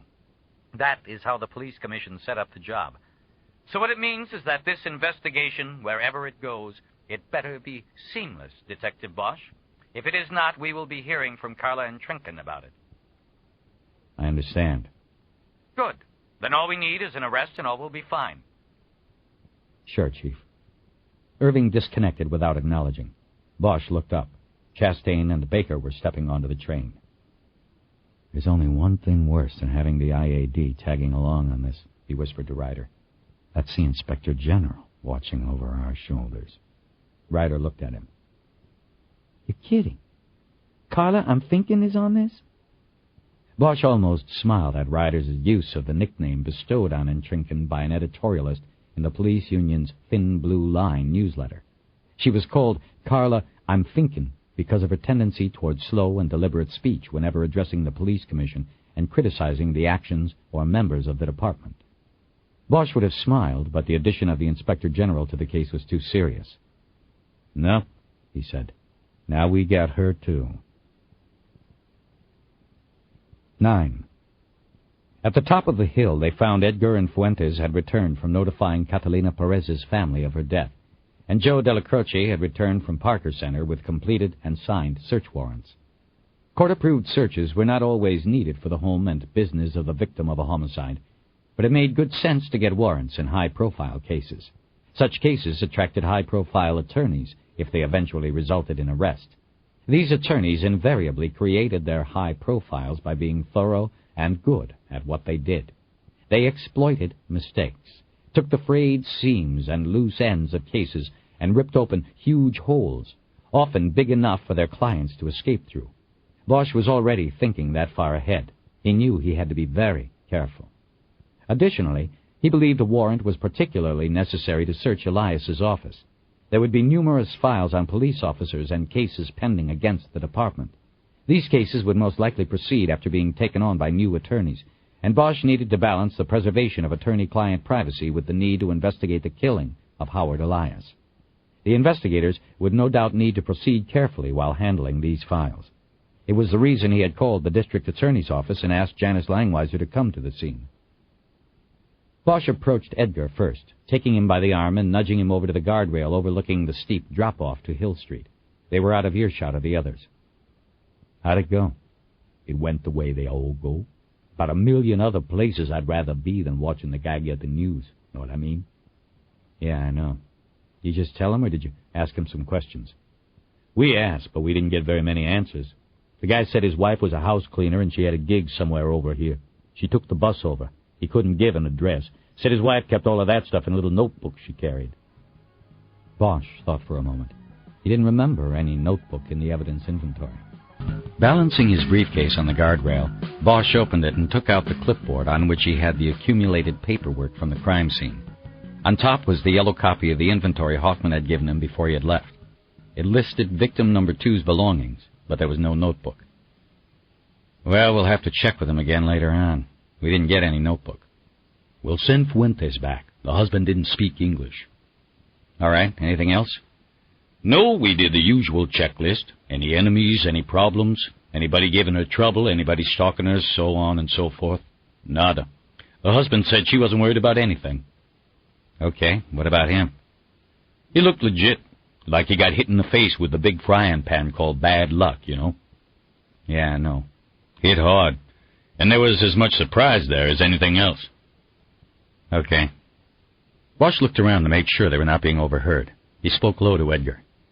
We're going to split up now and go with the searches. I want you to take the apartment Elias kept over at the place. So that's where he was going. Looks like it. I was just up there with Chastain, did a drive-by. I want you to take your time this time. I also want you to start in his bedroom. Go to the bed and take the phone book out of the top drawer of the table with the phone on it. Bag it and seal it so nobody can look at it until we get everything back to the office. Sure. How come? I'll tell you later. Just get to it before anybody else. Also, take the tape from the phone machine in the kitchen. There's a message we want to keep. Right. Okay, then. Bosch stepped away from the guardrail and approached Della Croce. Any problems with the paper? Not really, except for waking the judge twice. Which judge? John Houghton? He's okay. Well, it didn't sound like he appreciated having to do everything twice. What did he say about the office? Had me add in a line about preserving the sanctity of attorney-client privilege. That's it. Let me see. Della Croce took the search warrants out of the inside pocket of his suit jacket and handed Bosch the one for the office at the Bradbury. Bosch scanned through the stock wording on the first page of the declaration and got to the part Della Croce had talked about. It looked okay to him. The judge was still allowing the search of the office and the files, but was simply saying that any privileged information gleaned from the files must be germane to the murder investigation. What he's saying is that we can't go through the files and turn what we get over to the city attorney's office to help defend those cases, Della Croce said. Nothing goes outside our investigation. I can live with that, Bosch said. He called everybody into a huddle. He noticed Fuentes was smoking and tried not to think about his own desire for a cigarette. Okay, we've got the search warrants, he said. This is how we're going to split it up. Edgar, Fuentes, and Baker, you three take the apartment. I want Edgar on lead. The rest of us will go to the office. You guys in the apartment, I also want you to arrange for interviews of all the doormen in the building, all shifts. We need to find out as much about this guy's routines and personal life as we can. We're thinking there may be a girlfriend somewhere. We need to find out who that was. Also, on the keychain, there's a key to a Porsche and a Volvo. My guess is Elias drove the Porsche, and it's probably in the parking garage at the apartment building. I want you to take a look at that, too. The warrants don't specify a car, Della Croce protested. Nobody told me about a car when I was sent to work up the warrants. Okay, then just find the car, check it out through the windows, and we'll get a search warrant if you see something and think it's necessary. Bosch was looking at Edgar as he said this last part. Edgar almost imperceptibly nodded, meaning that he understood that Bosch was telling him to find the car and to simply open it and search it. If anything of value to the investigation was found, then he would simply back out, get a warrant, and they would act as if they had never been in the car in the first place. It was standard practice. Bosch looked at his watch and wrapped it up. Okay, it's 5:30 now. We should be done with the searches by 8:30 max. Take anything that even looks of interest, and we'll sift through it all later. Chief Irving has set up the command post for this investigation in the conference room next to his office at Parker. But before we go back there, I want to meet everybody right back here at 8:30. He pointed up to the tall apartment building overlooking Angel's Flight. We'll canvass this building, then. I don't want to wait until later, have people get out for the day before we can get to them. What about the meeting with Deputy Chief Irving? Fuentes asked. That's set for 10. We should make it. If we don't worry about it. I'll take the meeting and you people will proceed. The case comes first. You'll go along with that. Hey, Harry, Edgar said, if we get done before 8:30, all right if we get breakfast? Yes, it's all right, but I don't want to miss anything. Do not hurry the search just so you can get pancakes. Ryder smiled. Tell you what, Bosch said. I'll make sure we have donuts here at 8:30. If you can, just wait until then. Okay, so let's do it. Bosch took out the key ring they had taken from the body of Howard Elias. He removed the keys to the apartment and the Porsche key and gave them to Edgar. He noted that there were still several keys on the ring that were unaccounted for. At least 2 or 3 would be to the office, and another 2 or 3 for his home in Baldwin Hills. That still left 4 keys, and Bosch thought about the voice he had heard on the answering machine. Maybe Elias had keys to a lover's home. He put the keys back in his pocket and told Ryder and Della Croce to drive cars down the hill and over to the Bradbury. He said he and Chastain would take the train down and walk over, making a check of the sidewalks Elias would have covered between his office building and the lower Angel's Flight terminus. As the detectives broke up and headed toward their assignments, Bosch went to the station window and looked in on Eldridge Pete. He was sitting on the chair by the cash register, earplugs in place and his eyes closed. Bosch rapped gently on the window, but the train operator was startled anyway. Mr. Pete, I want you to send us down once more, and then you can close up, lock up, and go home to your wife. Okay, whatever you say. Bosch nodded and turned to head to the train. Then he stopped and looked back at Pete. There's a lot of blood. Do you have someone who's going to clean up the inside of the train before it opens tomorrow? Don't worry, I'll get that. I've got a mop and bucket back here in the closet. I called my supervisor before you got here. He said I got to clean all of it up so she's ready to go in the morning. We start at 8 Saturdays. Bosch nodded. Okay, Mr. Pete. Sorry you have to do that. I like to keep the cars clean. Also, down at the bottom, they left the fingerprint dust all over the turnstile. It's nasty stuff if you get that on your clothes. I'll get that, too. Bosch nodded. Well, thanks for your help tonight. We appreciate it. Tonight? Hell, it's morning already. Pete smiled. I guess you're right. Good morning, Mr. Pete. Yeah? Not if you asked them two that were on the train. Bosch started away, and then once more came back to the man. One last thing. This is going to be a big story in the papers and on TV. I'm not telling you what to do, but you might want to think about taking your phone off the hook, Mr. Pete, and maybe not answering your door. I got you. Good. I'm going to sleep all day anyway. Bosch nodded to him one last time and got on the train. Chastain was already on one of the benches near the door. Bosch walked past him and again went down the steps to the end where Howard Elias's body had fallen. He was careful again not to step in the pooled and coagulated blood. As soon as he sat down, the train began its descent. Bosch looked out the window and saw the gray light of dawn around the edges of the tall office buildings to the east. He slumped on the bench and yawned deeply, not bothering to raise a hand to cover his mouth. He wished he could turn his body and lie down.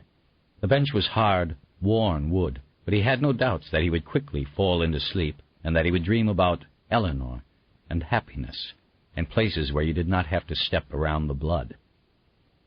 He dropped the thought and brought his hand up and all the way into the pocket of his jacket before he remembered there were no cigarettes to be found there.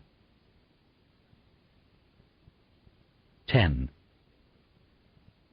The Bradbury was the dusty jewel of downtown. Built more than a century before, its beauty was old, but still brighter and more enduring than any of the glass and marble towers that now dwarfed it, like a phalanx of brutish guards surrounding a beautiful child. Its ornate lines and glazed tile surfaces had withstood the betrayal of both man and nature. It had survived earthquakes and riots, periods of abandonment and decay, and a city that often didn't bother to safeguard what little culture and roots it had. Bosch believed there wasn't a more beautiful structure in the city, despite the reasons he had been inside it over the years. In addition to holding the offices for the legal practice of Howard Elias and several other attorneys, the Bradbury housed several state and city offices on its 5 floors.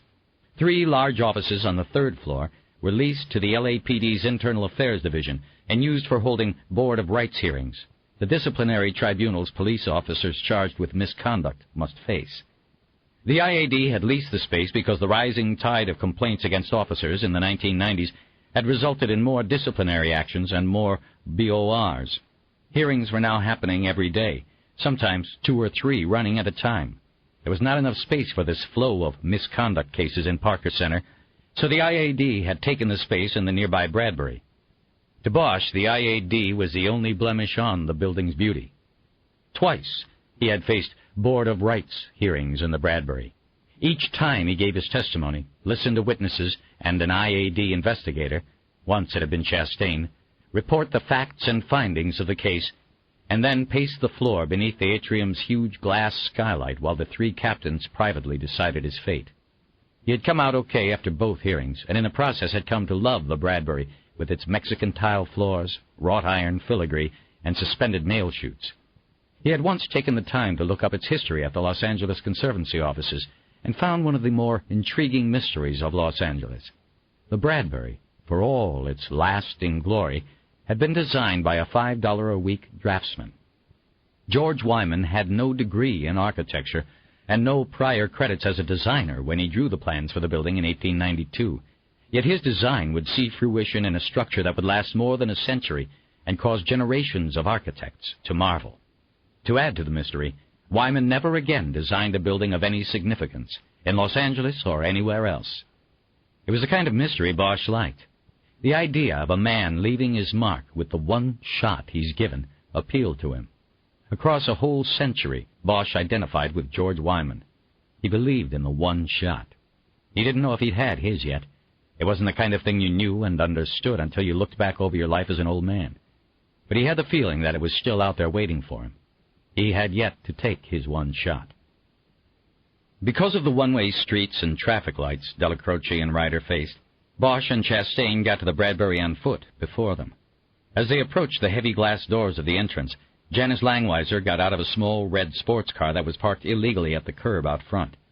She was carrying a leather bag on a shoulder strap and a styrofoam cup with the tag of a tea bag hanging over the lip. "Hey, I thought we said an hour," she said good-naturedly. Bosch looked at his watch. It It was an hour and 10 minutes since they had talked. "So you're a lawyer? Sue me," he said, smiling. He introduced Chastain and gave Langweiser a more detailed rundown on the investigation. By the time he was finished, Ryder and Delacroce had parked their cars in front of Langweiser's car. Bosch tried the doors to the building, but they were locked. He got out the key ring and hit the right key on the second try. They entered the atrium of the building, and each of them involuntarily looked up. Such was the beauty of the place. Above them, the atrium skylight was filled with the purples and grays of dawn. Classical music played from hidden speakers, something haunting and sad, but Bosch couldn't place it. "Barber's Adagio," Langweiser said. "What?" Bosch said, still looking up. "The music." "Oh." A police helicopter streaked across the skylight, heading home to Piper Tech for a change of shift. It broke the spell, and Bosch brought his eyes down. A uniformed security guard was walking toward them. He was a young black man with close-cropped hair and startling green eyes. "Can I help you people? The building's closed right now." "Police," Bosch said, pulling out his ID wallet and flipping it open. "We've got a search warrant here for Suite 505. He nodded to Delacroce, who removed the search warrant from his coat pocket once again and handed it to the guard. "That's Mr. Elias's office," the guard said. "We know," Delacroce said. "What's going on?" the guard asked. "Why do you have to search his place?" "We can't tell you that right now," Bosch said. "We need you to answer a couple questions, though. When's your shift start? Were you here when Mr. Elias left last night?" "Yeah, I was here. I work a 6 to 6 shift. I watched them leave about 11 last night." "Them?" "Yeah, him and a couple other guys. I locked the door right after they went through. The place was empty after that, except for me." "You know who the other guys were?" "One was Mr. Elias's assistant, or whatchamacallit." "Secretary? Clerk?" "Yeah, clerk, that's it. Like a young student who helped him with the cases." "You know his name?" "Nah, I never asked." "Okay, what about the other guy? Who was he?" "Don't know that one." "Had you seen him around here before?" "Yeah, the last couple nights they left together. And a few times before that, I think I saw him going or coming by himself." "Did he have an office here?" "No, not that I know of." "Was he Elias's client?" "How would I know?" "A black guy? White guy?" "Black." "What did he look like?" "Well, I didn't really get a good look at him." "You said you've seen him around here before. What did he look like?" "He was just a normal-looking guy. Bosch was growing impatient, but wasn't sure why. The guard seemed to be doing the best he could. It was routine in police work to find witnesses unable to describe people they had gotten a good look at. Bosch took the search warrant out of the guard's hand and handed it back to Delacroce. Langweiser asked to see it and began reading it, while Bosch continued with the guard. "What's your name?" "Robert Cortland. I'm on the waiting list for the academy." Bosch nodded. Most security guards in this town were waiting for a police job somewhere. The fact that Cortland, a black man, was not already in the academy told Bosch that there was a problem somewhere in his application. The department was going out of its way to attract minorities to the ranks. For Cortland to be waitlisted, there had to be something. Bosch guessed he had probably admitted smoking marijuana, or didn't meet the minimum educational requirements, maybe even had a juvenile record. "Close your eyes, Robert." "What?" "Just close your eyes and relax. Think of the man you saw. Tell me what he looks like." Cortland did as he was told, and after a moment came up with an improved but still sketchy description. "He's about the same height as Mr. Elias, but he had his head shaved. It was slick. He got one of them soul chips, too." "Soul chip?" "You know, like a little beard under his lip." He opened his eyes. "That's it." "That's it," Bosch said in a friendly, cajoling tone. "Robert, how are you going to make it into the cops? We need more than that." "How old was this guy?" "I don't know, 30 or 40. "That's a help, only 10 years difference. Was he thin? Fat?" "Thin, but with muscles. You know, the guy was built." "I think he's describing Michael Harris," Ryder said. Bosch looked at her. Harris was the plaintiff in the Black Warrior case. "It fits," Ryder said. "The case starts Monday. They were probably working late, getting ready for court." Bosch nodded and was about to dismiss Cortland when Langweiser suddenly spoke while still reading the last page of the search warrant. "I think we have a problem with the warrant." Now everyone looked at her. "Okay, Robert," Bosch said to Cortland. "We'll be all right from here. Thanks for your help." "You sure?" You want me to go up with you, unlock the door or something? No, we have a key. We'll be all right. Okay, then. I'll be in the security office around behind the stairs if you need anything. Thanks. Cortland started walking back the way he had come, but then stopped and turned around. Oh, you know, all 5 of you better not take the elevator up at once. That's probably too much weight on that old thing. Thanks, Robert, Bosch said. He waited until the guard had gone around the staircase and was out of sight, before turning back to Langweiser. Miss Langweiser, you probably haven't gone out on too many crime scenes before, he said. But here's a tip. Never announce that there is a problem with a search warrant in front of somebody who isn't a cop. Oh, shit, I'm sorry. I didn't... What's wrong with the warrant? Della Croce said, his voice showing he was upset by the apparent challenge to his work. The judge didn't see anything wrong with it. The judge said it was fine. Langweiser looked down at the 3-page warrant in her hand and waved it, its pages fluttering like a falling pigeon. I just think that with a case like this, we better be damn sure of what we're doing before we go in there and start opening up files. We have to go into the files, Bosch said, for most of the suspects will be. I understand that. But these are confidential files relating to lawsuits against the police department. They contain privileged information that only an attorney and his client should have. Don't you see, it could be argued that by opening a single file, you've violated the rights of Elias's clients. All we want is to find the man's killer. We don't care about his pending cases. I hope to Christ that the killer's name isn't in those files and that it isn't a cop. But what if it is? And what if in those files Elias kept copies or notes on threats? What if through his own investigations he learned something about somebody that could be a motive for his killing? You see, we need to look at the files. All of that is understandable. But if a judge later rules the search was inappropriate, you won't be able to use anything you find up there. You want to run that risk? She turned away from them and looked toward the door. I have to find a phone and make a call about this, she said. I can't let you open that office yet. Not in good conscience. Bosch blew out his breath in exasperation. He silently chastised himself for calling in a lawyer too soon. He should have just done what he knew he had to do and dealt with the consequences later. Here. He opened his briefcase and handed her his cell phone. He listened as she called the DA's office switchboard and asked to be connected to a prosecutor named David Shyman, who Bosch knew was the supervisor of the Major Crimes Unit. After she had Shyman on the line, she began summarizing the situation, and Bosch continued to listen to make sure she had the details right. We're wasting a lot of time standing around, Harry, Ryder whispered to him. You want Edgar and me to pick up Harris and have a talk with him about last night? Bosch almost nodded his approval, but then hesitated as he considered the possible consequences. Michael Harris was suing 15 members of the Robbery-Homicide Division in a highly publicized case set to begin trial on Monday. Harris, a car wash employee with a record of burglary and assault convictions, was seeking $10 million in damages for his claims that members of the RHD had planted evidence against him in the kidnapping and murder of a 12-year-old girl who was a member of a well-known and wealthy family. Harris claimed the detectives had abducted, held, and tortured him over a 3-day period in hopes of drawing a confession from him, as well as learning the location of the missing girl. The lawsuit alleged that the detectives, frustrated by Harris's unwillingness to admit his part in the crime or lead them to the missing girl, pulled plastic bags over Harris's head and threatened to suffocate him. He further claimed that one detective pushed a sharp instrument, a Black Warrior No. 2 pencil, into his ear, puncturing the eardrum. But Harris never confessed, and on the 4th day of the interrogation, the girl's body was found decomposing in a vacant lot just 1 block from his apartment. She had been sexually assaulted and strangled. The murder became one more in a long line of crimes that gripped public attention in Los Angeles. The victim was a beautiful, blonde, blue-eyed girl named Stacy Kincaid. She had been spirited from her bed while she slept in her family's large and seemingly safe Brentwood home. It was the kind of crime that sent a chilling message across the city. Nobody is safe. As horrible as it was in itself, the murder of this little girl was exponentially magnified by the media.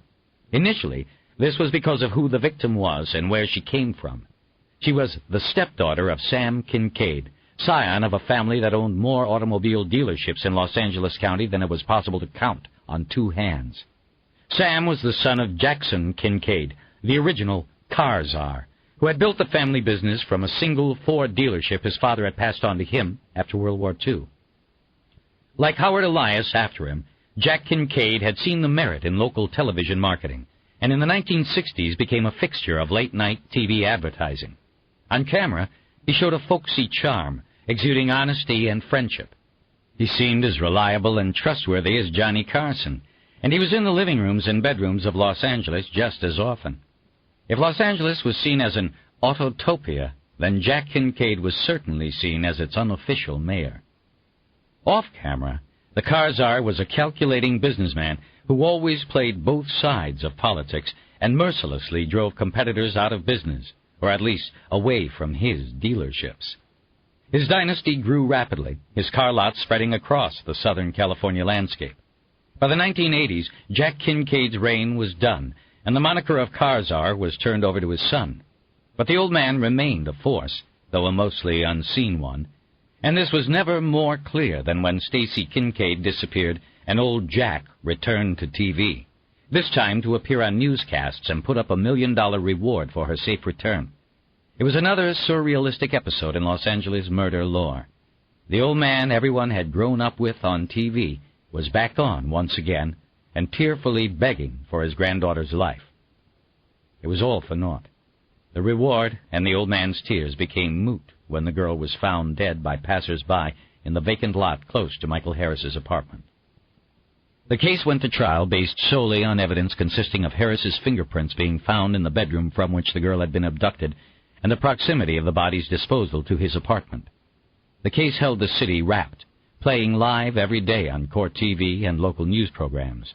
Harris's attorney, John Penny, a lawyer as skilled as Elias when it came to manipulating juries, mounted a defense that attacked the body's disposal location as coincidental and the fingerprints, found on one of the girl's school books, as simply being planted by the LAPD. All the power and money the Kincaids had amassed over generations was no match against the tide of anti-police sentiment and the racial underpinnings of the case. Harris was black.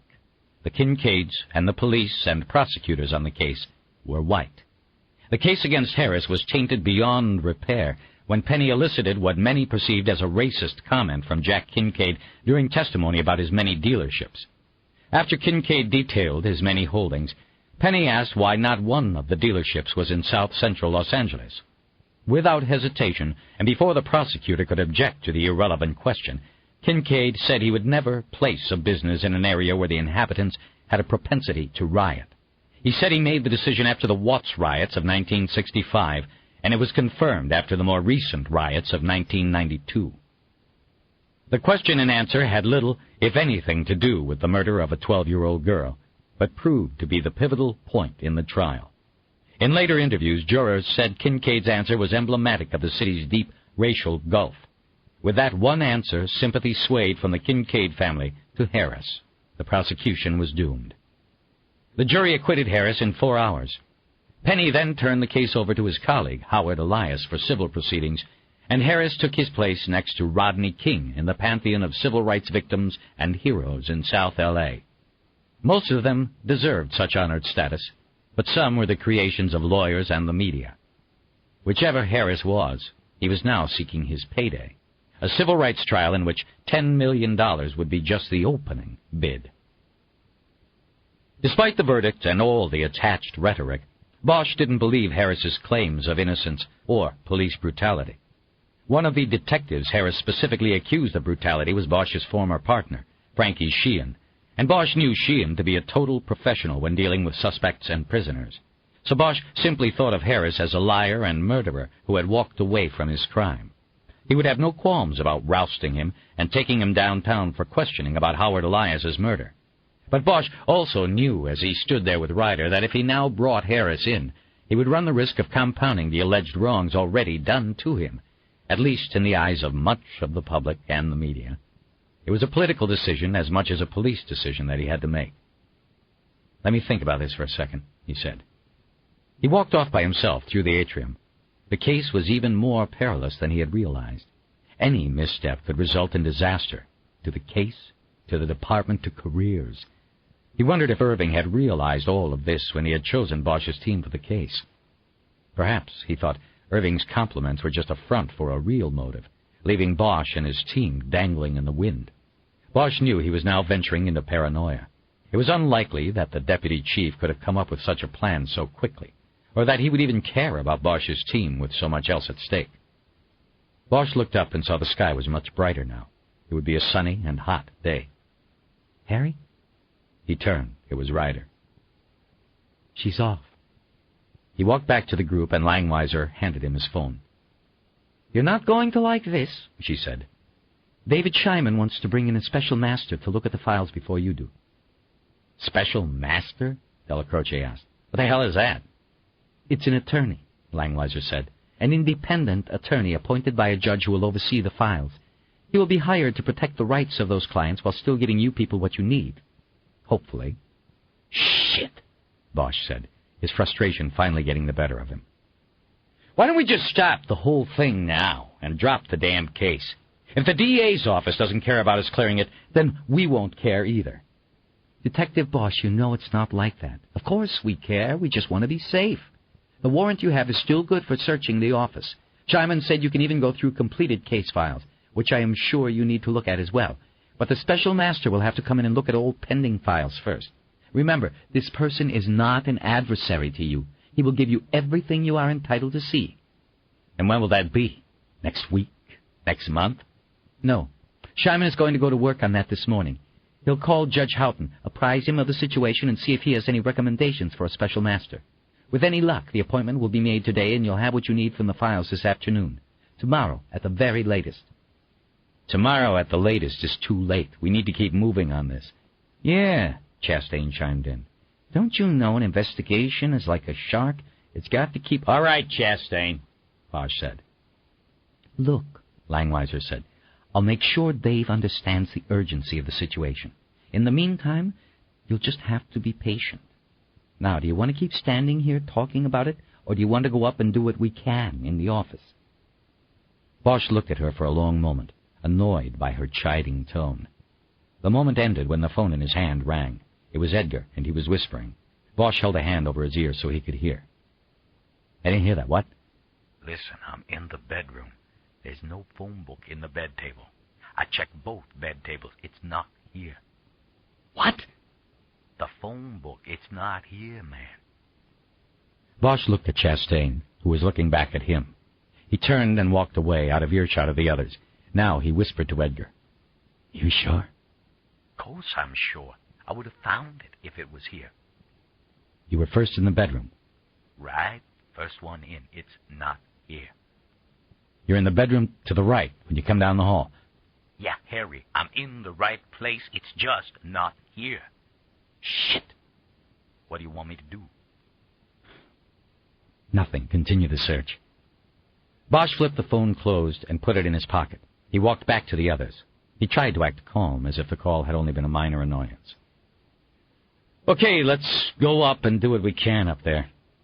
They moved to the elevator, which was an open, wrought-iron cage with ornate flourishes and polished brass trim.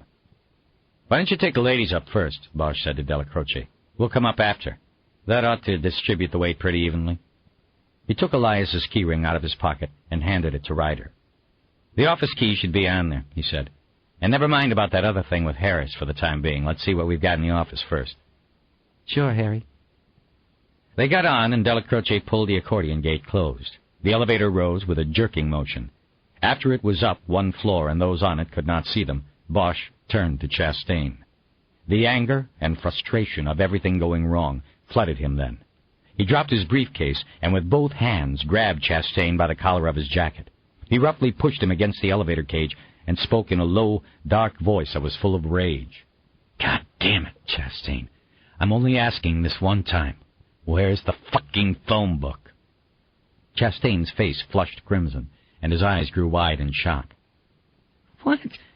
What the fuck are you talking about? He brought his hands up to Bosch's and tried to free himself, but Bosch maintained the pressure, leaning all of his weight into the other man. The phone book in the apartment. I know you took it, and I want it back right the fuck now. Finally, Chastain tore himself loose. His jacket and shirt and tie were wrenched askew. He stepped away from Bosch as if he was scared and adjusted himself. He then pointed a finger at him. Stay away from me. You're fucking nuts. I don't have any phone. You had it. I saw you put it in the goddamn drawer next to the bed. Bosch took a step toward him. You took it when I was on the I said stay away. I didn't take it. If it's not there, then somebody came in and took it after we left. Bosch stopped. It was an obvious explanation, but it hadn't even entered his mind. He had automatically thought of Chastain. He looked down at the tiles, embarrassed by how he'd let an old animosity cloud his judgment. He could hear the elevator gate opening on the 5th floor. He raised his eyes, fixed Chastain with a bloodless stare, and pointed at his face. If I find out otherwise, Chastain, I promise I'll take you apart. Fuck you! I didn't take the book, but I am going to take your badge for this. Bosch smiled, but not in a way that had any warmth. Go ahead. Write your ticket, Chastain. Any time you can take my badge, you can have it. 11. The others were inside Howard Elias's law offices by the time Bosch and Chastain made it up to the 5th floor. The office was essentially 3 rooms, a reception area with a secretary's desk, a middle room where there was a clerk's desk and 2 walls of file cabinets, and then the third and largest room, Elias's office. As Bosch and Chastain moved through the offices, the others stood silently and didn't look at them. It was clear that they had heard the commotion in the lobby as they had taken the elevator up. Bosch didn't care about that. He had already put the confrontation with Chastain behind him and was thinking about the search. He was hoping something would be found in the office that would give the investigation a focus, a specific path to follow. He walked through the 3 rooms, making general observations. In the last room, he noticed that through the windows behind Elias's large, polished wood desk, he could see the huge face of Anthony Quinn. It was part of a mural depicting the actor with arms outstretched on the brick wall of a building across the street from the Bradbury. Ryder came into the office behind him. She looked out the window, too. You know, every time I'm down here and see that, I wonder who that is. You don't know? Cesar Chavez? Anthony Quinn. You know, the actor? He got a non-response from her. Before your time, I guess. The mural is called The Pope of Broadway, like he's watching over all the homeless around here. Oh, I see. She didn't sound impressed. How you want to do this? Bosch was still staring at the mural. He liked it, even though he had a hard time seeing Anthony Quinn as a Christ-like figure. But the mural seemed to capture something about the man, a raw, masculine, and emotional power. Bosch stepped closer to the window and looked down. He saw the forms of 2 homeless people sleeping beneath blankets of newspapers in the parking lot beneath the mural. Anthony Quinn's arms were outstretched over them. Bosch nodded. The mural was one of the little things that made him like downtown so much, just like the Bradbury and Angel's Flight. Little pieces of grace were everywhere, if you looked. He turned around. Chastain and Langweiser had entered the room behind Ryder. I'll work in here. Kiz and Janice, you 2 take the file room. And what? Chastain said. Me and Dell get the secretary's desk? Yeah. While you're going through it, see if you can come up with her name and the name of the intern or clerk. We'll need to talk to them today. Chastain nodded, but Bosch could see he was annoyed about getting the weakest assignment. Tell you what, Bosch added. Why don't you go out first and see if you can find some boxes? We're going to be taking a lot of files out of here. Chastain left the office without a word. Bosch glanced at Ryder and saw her give him a look that told him he was acting like an asshole. What? Nothing. I'll be in the file room. She left then, leaving just Langweiser and Bosch. Everything okay, Detective? Everything's fine. I'm going to get to work now. Do what I can until we hear about your special master. Look, I'm sorry, but you called me out here to advise you, and this is what I advise. I still think it is the right way to go. Yeah, well, we'll see. For most of the next hour, Bosch methodically went through Elias's desk, studying the man's belongings, appointment calendar, and paperwork. Most of his time was spent reading through a series of notebooks in which Elias had kept reminders to himself, lists of things to do, pencil drawings, and general notes from phone calls. Each notebook was dated on the outside cover. It appeared that Elias filled the pages of one book every week or so with his voluminous notations and doodles. Nothing in the books jumped out at Bosch as being pertinent to the investigation. But he also knew that so little about the circumstances of Elias's murder was known that something seeming unimportant in the notebooks at the moment might become important later. Before starting to page through the most recent notebook, Bosch was interrupted by another call from Edgar. Harry, you said there was a message on the phone machine? That's right. Ain't now. Bosch leaned back in Elias's chair and closed his eyes. God damn it. Yeah, it's been cleared. I dicked around with it, and it's not a tape. Messages are stored on a microchip. The chip was cleared. Okay, Bosch replied angrily. Continue the search. When you're done, talk to the security people about who's been in and out of that place.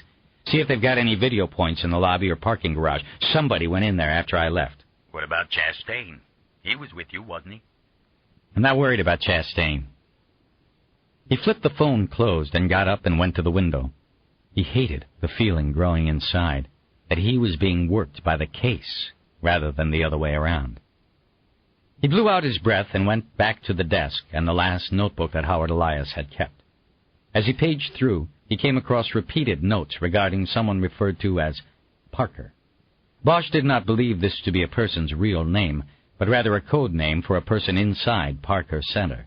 The notations were mostly lists of questions Elias apparently intended to ask Parker, as well as what looked like notes on conversations with this person. They were mostly in abbreviated form, with a lawyer's own version of shorthand, and therefore difficult to decipher. But in other instances, the notes were clear to Bosch.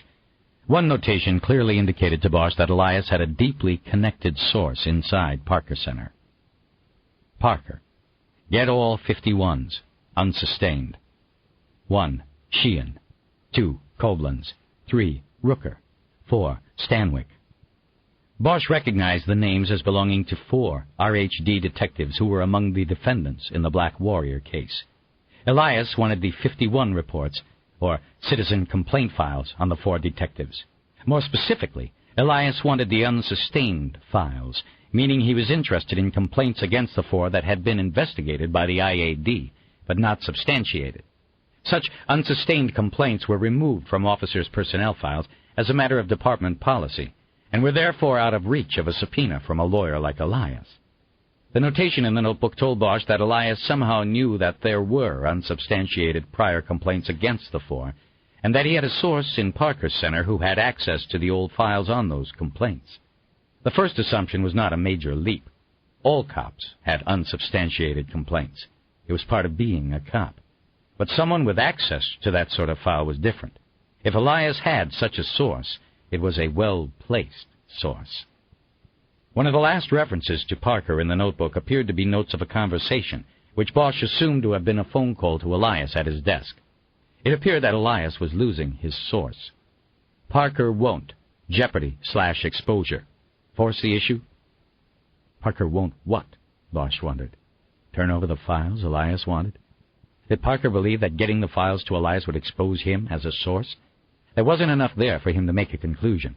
There wasn't enough for him to understand what force the issue meant, either. He wasn't sure what any of the notes might have to do with the killing of Howard Elias. Nevertheless, Bosch was intrigued. One of the department's most vocal and successful critics had a mole inside Parker Center. There was a traitor inside the gate, and it was important to know this. Bosch put the last notebook into his briefcase and wondered if the discoveries he had made through the notes, particularly about Elias's source inside the department, now placed him in the area Janice Langweiser feared might be an infringement of attorney-client privilege. After mulling it over for a few moments, he decided not to go out into the file room and ask her for an interpretation. He moved on with the search. Bosch turned the chair to a side desk that had a personal computer and laser printer set up on it. The machines were off. There were 2 small drawers in this desk. The top contained the computer keyboard, while the bottom contained office supplies with a single manila file on top. Bosch took out the file and opened it. It contained a color printout of a photo of a partially nude woman. The printout had 2 crease marks indicating it had been folded at one time. The photo itself did not have the technical quality of those in skin magazines found on the newsstand. There was an amateurish, badly lit quality to it. The woman in the picture was white and had short, white blonde hair. She wore thigh-high leather boots with 3-inch heels and a G-string. Nothing else. She stood with her rear to the camera, 1 foot up on a chair, her face turned mostly away. There was a tattoo of a ribbon and bow at the center of the small of her back. Bosch also saw at the bottom of the picture a notation that had been printed by hand. http://www.girlaworld.com/Gina. Bosch knew little about computers, but he knew enough to understand he was looking at an internet address. Here's? He called. Ryder was the resident computer expert on his team. Before coming to Hollywood Homicide, she had worked a fraud unit in Pacific Division. A lot of the work she had done was on computers. She walked in from the file room and he waved her over to the desk. "How's it going out there?" Well, we're just stacking files. She won't let me look through anything until we hear from the special master. I hope Chastain brings back a lot of boxes because we have a... What is that? She was looking at the open file and the printout of the blonde woman. It was in the drawer. Take a look. It's got an address on it. Ryder came around the desk and looked down at the printout. It's a web page. Right. So how do we get to it and take a look? Let me get in there. Bosch got up and Ryder sat in front of the computer. Bosch stood behind the chair and watched as she turned the computer on and waited for it to boot up. Let's see what internet provider he's got, she said. Did you see any letterhead around? What? Letterhead? Stationery? Sometimes people put their email address on it. If we know Elias's email address, we're halfway there. Bosch understood now. He hadn't seen any letterhead during his search. Hold on. He went out to the reception room and asked Chastain, who was sitting behind the secretary's desk, if he'd seen any stationery. Chastain opened a drawer and pointed to an open box of letterhead stationery. Bosch grabbed a page off the top. Ryder had been correct. Elias's email address was printed beneath his postal address on the top center of the page. HElias@lawyerlink.net. Bosch took the page with him back to Elias's office. When he got there, he saw Ryder had closed the file that contained the printout of the blonde woman. Bosch realized it must have been embarrassing to her. "I got it," he said. She looked at the page Bosch placed on the desk next to the computer. Good, that's the username. Now we just need his password. He's got the whole computer password protected. Shit. Well, she said as she began typing. Most people choose something pretty easy, so even they won't forget. She stopped typing and watched the screen. The cursor had turned into an hourglass as it worked. A message then printed across the screen informing Ryder she had used an improper password. "What did you use?" Bosch asked. His D.O.B.? You did next to Ken, right? What was his wife's name? Millie. Ryder typed it in and after a few seconds got the same rejection message. "What about his son?" Bosch asked. "His name was Martin." Ryder didn't type anything. "What's the matter?" A lot of these password gates give you 3 strikes. If you don't get in on the 3rd one, they go into automatic lockdown. Forever? No, for however long Elias would have it set at. Could be 15 minutes or an hour or even longer. Let's think about this for a VSLAPD. Ryder and Bosch turned. Chastain was in the doorway. "What?" Bosch asked. "That's the password. VSLAPD, as in Elias versus the LAPD. "How do you know that?" The secretary wrote it down on the underside of her blotter. Guess she's got to use the computer, too. Bosch studied Chastain for a moment. "Harry?" Ryder said. "Should I?"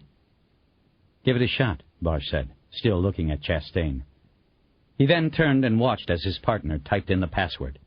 The hourglass blinked on, and then the screen changed and icon symbols began appearing on a field of blue sky and white clouds. "We're in," Ryder said. Bosch glanced back at Chastain. "Good one." He then looked back at the screen and watched as Ryder hit keys and maneuvered through the icons, files, and programs, all of it meaning little to Bosch and reminding him that he was an anachronism. "You really ought to learn this stuff, Harry," Ryder said, seeming to know his thoughts. "It's easier than it looks." "Why should I when I've got you? What are you doing, anyway?" "Just having a look around. We'll have to talk to Janice about this. There are a lot of file names corresponding with cases. I don't know if we should open them before—" "Don't worry about it for now," Bosch interjected. "Can you get on the Internet?" Ryder made a few more moves with the mouse and then typed the username and password into blanks on the screen. "I'm running LawyerLink," she said. "Hopefully the same passwords work and we'll be able to go to that naked lady's web page." "What naked lady?" Chastain said. Bosch picked the file off the desk and handed it unopened to Chastain. He opened it, glanced at the photo, and smirked. Bosch looked back at the screen. Ryder was on LawyerLink, using Elias's username. What's that address? Chastain read it off to her as she typed. She then hit the Enter key, and they waited. What this is a singular web page address within a larger website, she said. What we'll get here is the Gina page. You mean that's her name, Gina? Looks like it. As she said this, the photo from the printout appeared on the screen. Beneath it was information on what the woman in the photo provided and how to contact her. I am Mistress Regina. I am a lifestyle dominatrix providing elaborate bondage, humiliation, forced feminization, slave training, and golden blessings. Other torments available upon request. Call me now. Below the block of information there was a phone number, a pager number, and an email address. Bosch wrote these down in a notebook he took from his pocket. He then looked back at the screen and saw there was also a blue button with the letter A on it. He was about to ask Ryder what the button meant when Chastain made a disdainful sound with his mouth. Bosch turned and looked at him, and the internal affairs man shook his head.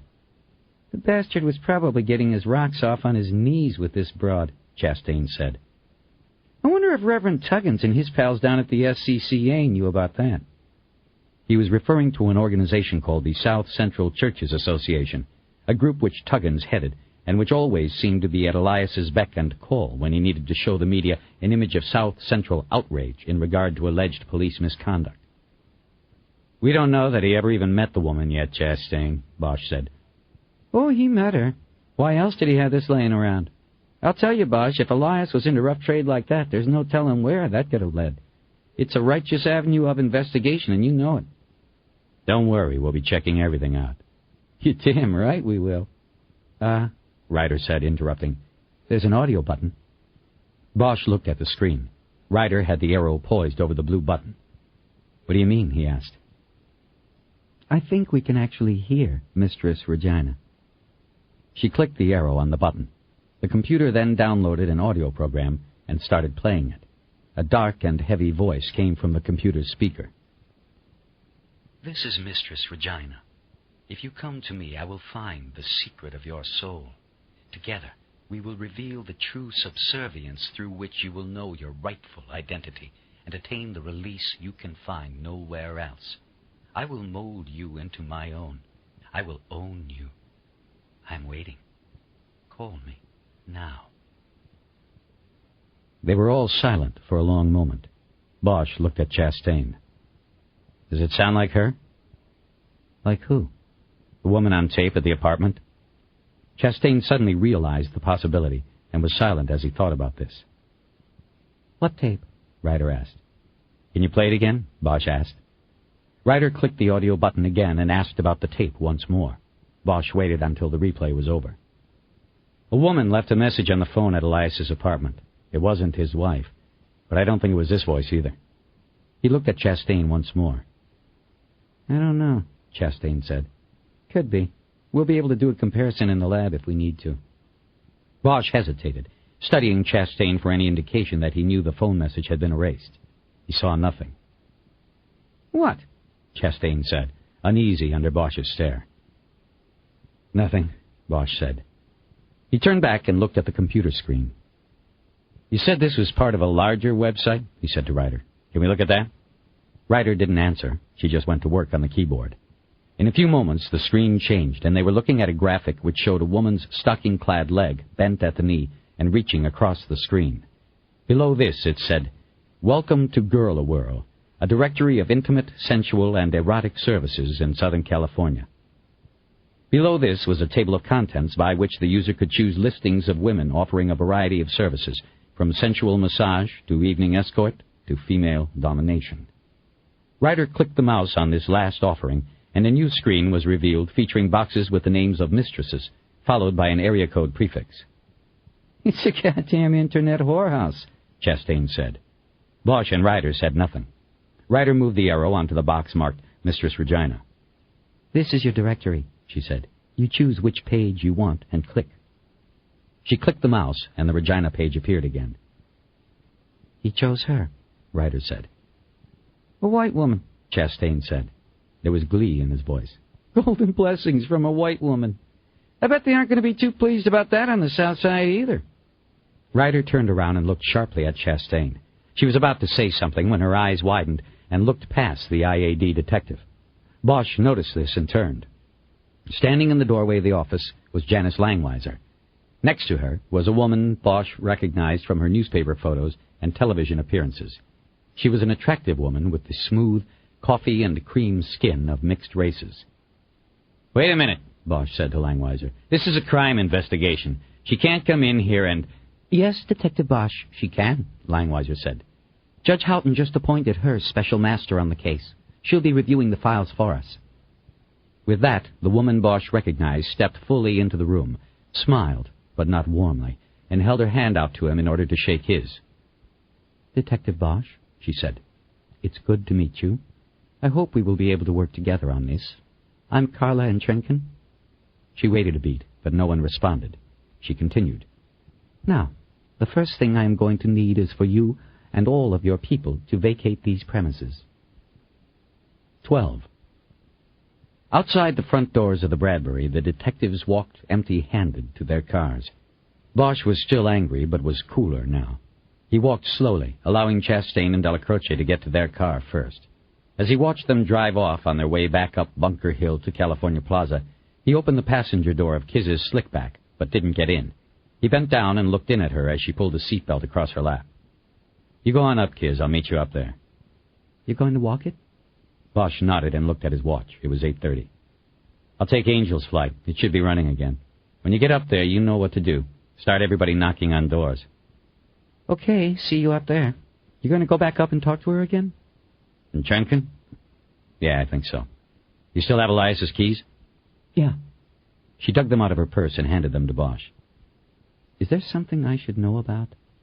Bosch paused for a moment. "Not yet. I'll see you up there." Ryder started the car. She looked over at him again before putting it into drive. "Harry, you okay?" "Yeah, I'm fine." He nodded. "It's just a case. First we got Chastain. Asshole's always been able to get to me. Now we've got Carla. I'm thinking. It's bad enough we knew she'd be watching the case. Now she's a part of it. I don't like politics, Kiz. I just like putting cases together." "I'm not talking about all of that. It's like you've been walking on the sun since we met this morning to pick up the cars in Hollywood. You want to talk about it?" He almost nodded. "Maybe later, Kiz," he said instead. "We got work to do right now." "Whatever. But I'm about to get worried about you, Harry. You need to be straight. If you're distracted, then we're distracted, and we aren't going to get anywhere on this thing.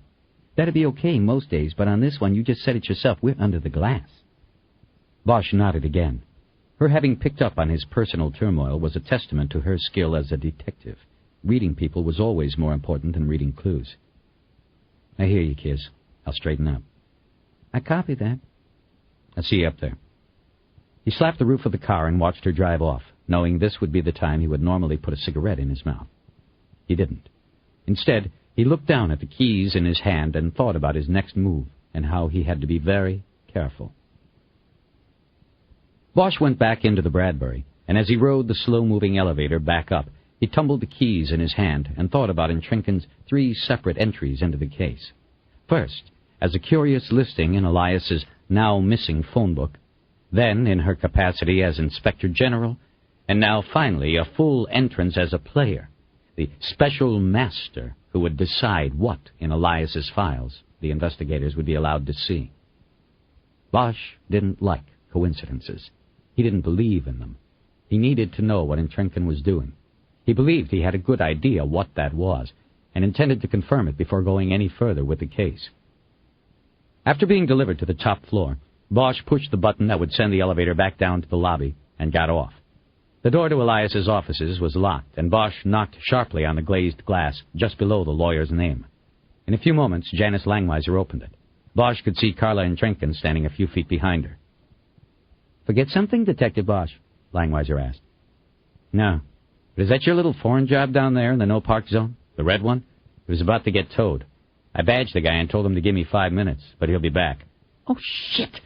She glanced back at Entrinken as she headed out the door. "I'll be right back." As she moved by him, Bosch stepped into the office and closed the door behind him. He then locked it and turned back to Entrinken.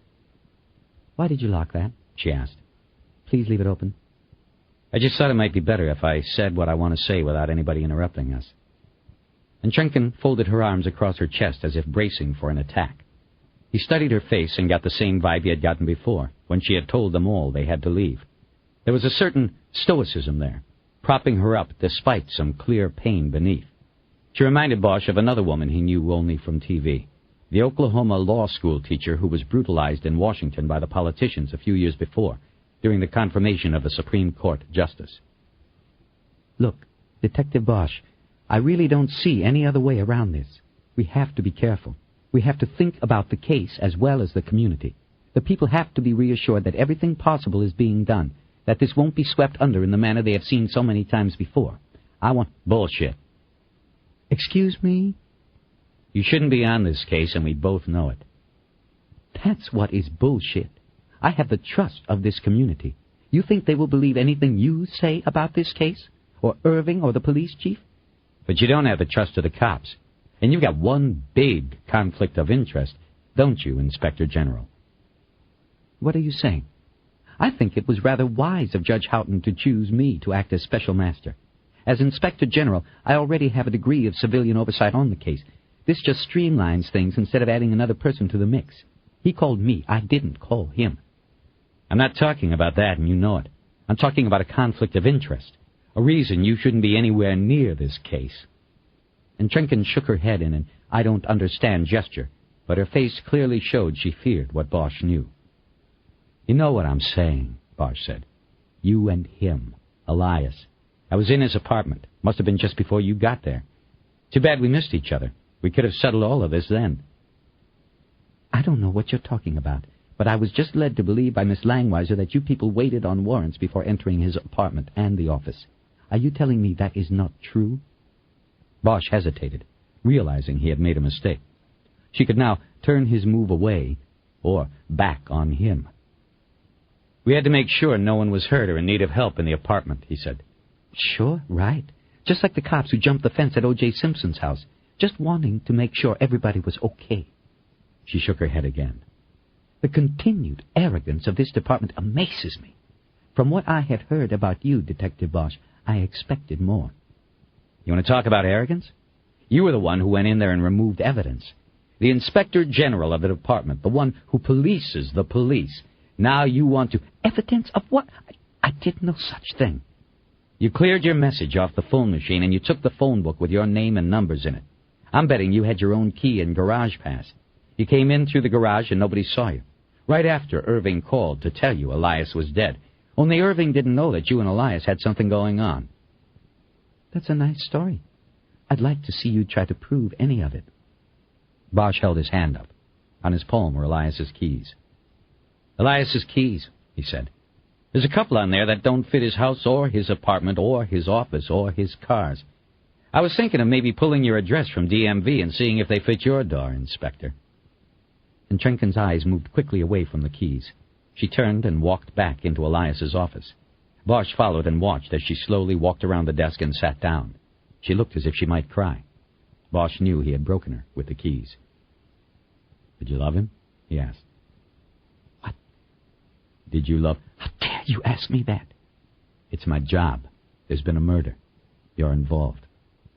She turned away from him and looked to her right. She was staring through the window at the painting of Anthony Quinn. Again, the tears appeared to be barely holding back. Look, Inspector, can we try to remember one thing?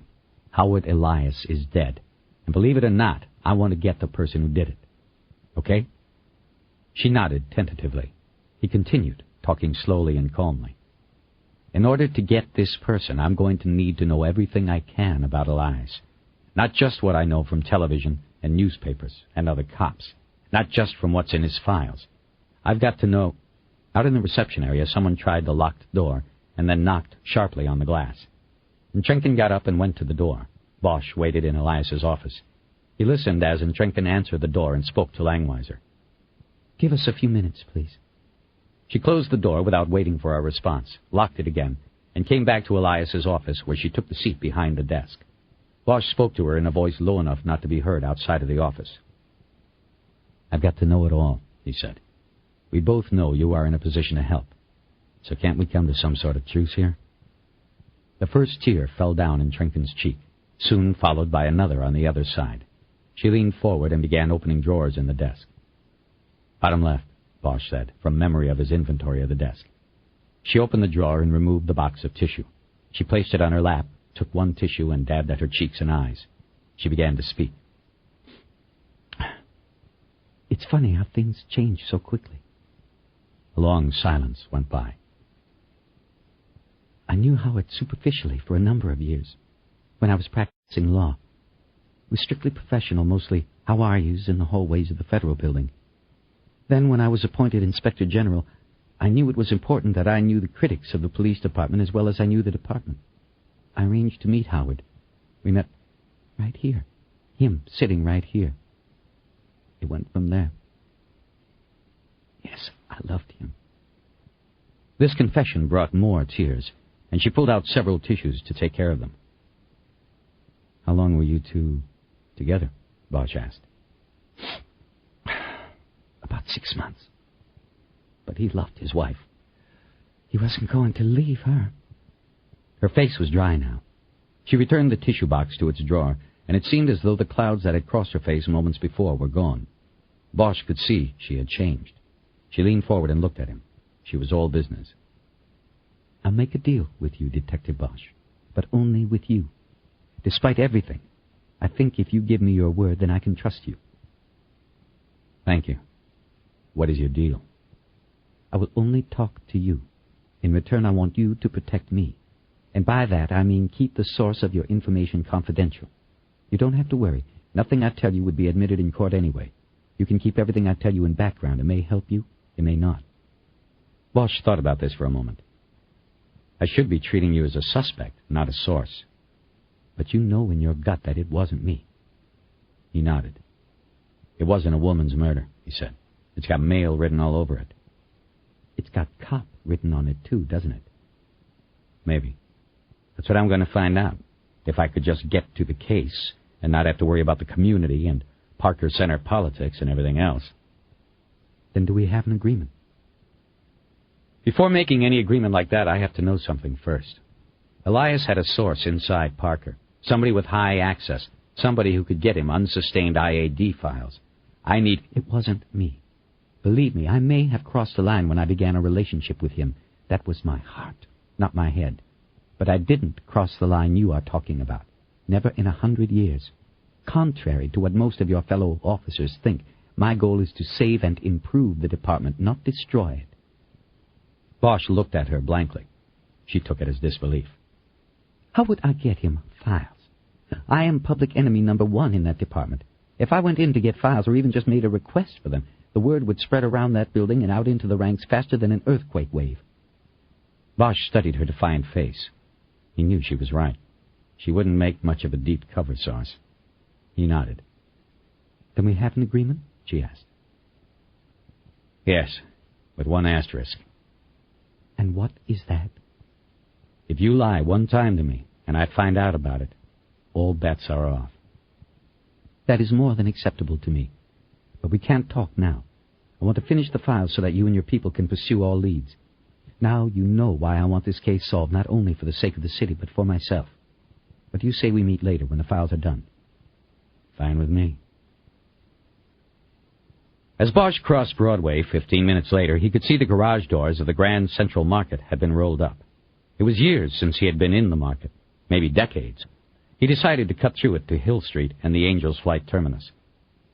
The market was a huge conglomeration of food booths, produce stalls, and butcher shops. Vendors sold cheap trinkets and candy from Mexico.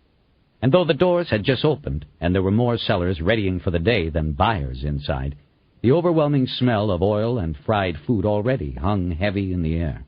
As he made his way through, Bosch picked up pieces of conversations, delivered in staccato snippets of Spanish. He saw a butcher carefully placing the skinned heads of goats on ice in his refrigerated display case next to the neat rows of sliced oxtail.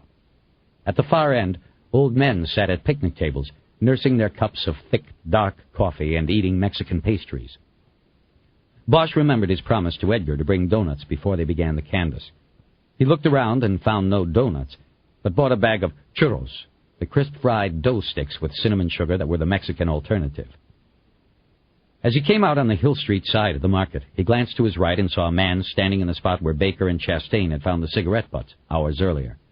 The man had a blood-stained apron wrapped around his waist. He wore a hairnet. He snaked his hand in underneath the apron and came out with a pack of smokes. "Got that right," Bosch said out loud. He crossed the street to the Angel's Flight Arch and waited behind two Asian tourists. The train cars were passing each other at the midpoint on the tracks. He checked the names painted above the doors of each car. Sinai was going up, and Olivet was coming down. A minute later, Bosch followed the tourists as they stepped onto Olivet. He watched as they unknowingly sat on the same bench where Catalina Perez had died about 10 hours earlier. The blood had been cleaned away, the wood too dark and old to reveal any stain. He didn't bother telling them the recent history of their spot. He doubted they understood his language anyway. Bosch took the spot where he had sat before. He yawned again the moment the weight was off his feet. The car jerked and started its ascent. The Asians started taking photos. Eventually, they got around to using sign language to ask Bosch to take one of their cameras and take photos of them. He obliged, doing his part for the tourist trade. They then quickly took the camera back and moved to the other end of the car. He wondered if they had sensed something about him, a danger or maybe a sickness in him. He knew that some people had that power, that they could tell these things. With him, it would not be difficult. It was 24 hours since he had slept. He rubbed a hand across his face, and it felt like damp stucco. He leaned forward, elbows on his knees, and felt the old pain that he had hoped would never be in his life again. It had been a long time since he had felt so alone, since he had felt like such an outsider in his own city. There was a tightness in his throat and chest now, a feeling of claustrophobia like a shroud about him, even in the open air. Once more he got the phone out. He checked the battery display and found it almost dead. Enough juice for one more call, if he was lucky. He punched in the number for home and waited. There was one new message. Fearing the battery wouldn't hold, he quickly punched in the playback code and held the phone back up to his ear. But the voice he heard was not Eleanor's. It was the sound of a voice distorted by cellophane wrapped around the receiver and then perforated with a fork. "Let this one go, Bosch. Any man who stands against cops is nothing but a dog and deserves to die like a dog. You do the right thing. You let it go, Bosch. You let it go." 13. Bosch got to Parker Center 25 minutes before he was to meet with Deputy Chief Irving to update him on the investigation. He was alone, having left the other 6 members of the Elias team to conclude the canvass of the apartment building next to Angel's Flight and then to pursue their next assignments. Stopping at the front counter, he showed his badge to the uniformed officer, and he told the man that he was expecting some information to be called in anonymously to the front desk within the next half hour. He asked the officer to relay the information to him immediately in Chief Irving's private conference room. Bosch then took an elevator up to the 3rd floor, rather than the 6th, where Irving's office was located. He went down the hall to the Robbery Homicide Division squad room and found it empty except for 4 detectives he had called earlier. They were Bates, O'Toole, Engersall, and Rooker, the 4 detectives who had originally handled the call out to the Angel's Flight murder scene. They looked suitably bleary-eyed, having been up half the night before the case was turned over to Bosch and his squad. Bosch had rousted them from sleep at 9 and given them a half hour to meet him at Parker Center. It had been easy enough to get them in so quickly. Bosch had told them their careers depended on it. "I don't have a lot of time," Bosch began as he walked down the main aisle between the rows of desks, locking eyes with the 4. 3 of the detectives were standing around Rooker, who was seated at his desk. This was a clear giveaway. Whatever decisions had been made out at the scene, when it was only the 4 of them, Bosch was sure were made by Rooker. He was leader of the pack. Bosch stayed standing, stopping just outside the informal grouping of the other 4. He started telling the story, using his hands in an informal manner, almost like a television news reporter, as if to underline that it was simply a story he was telling, not the threat that he was actually delivering. "The 4 of you get the call out," he said. "You get out there, push the uniforms back, and make a perimeter.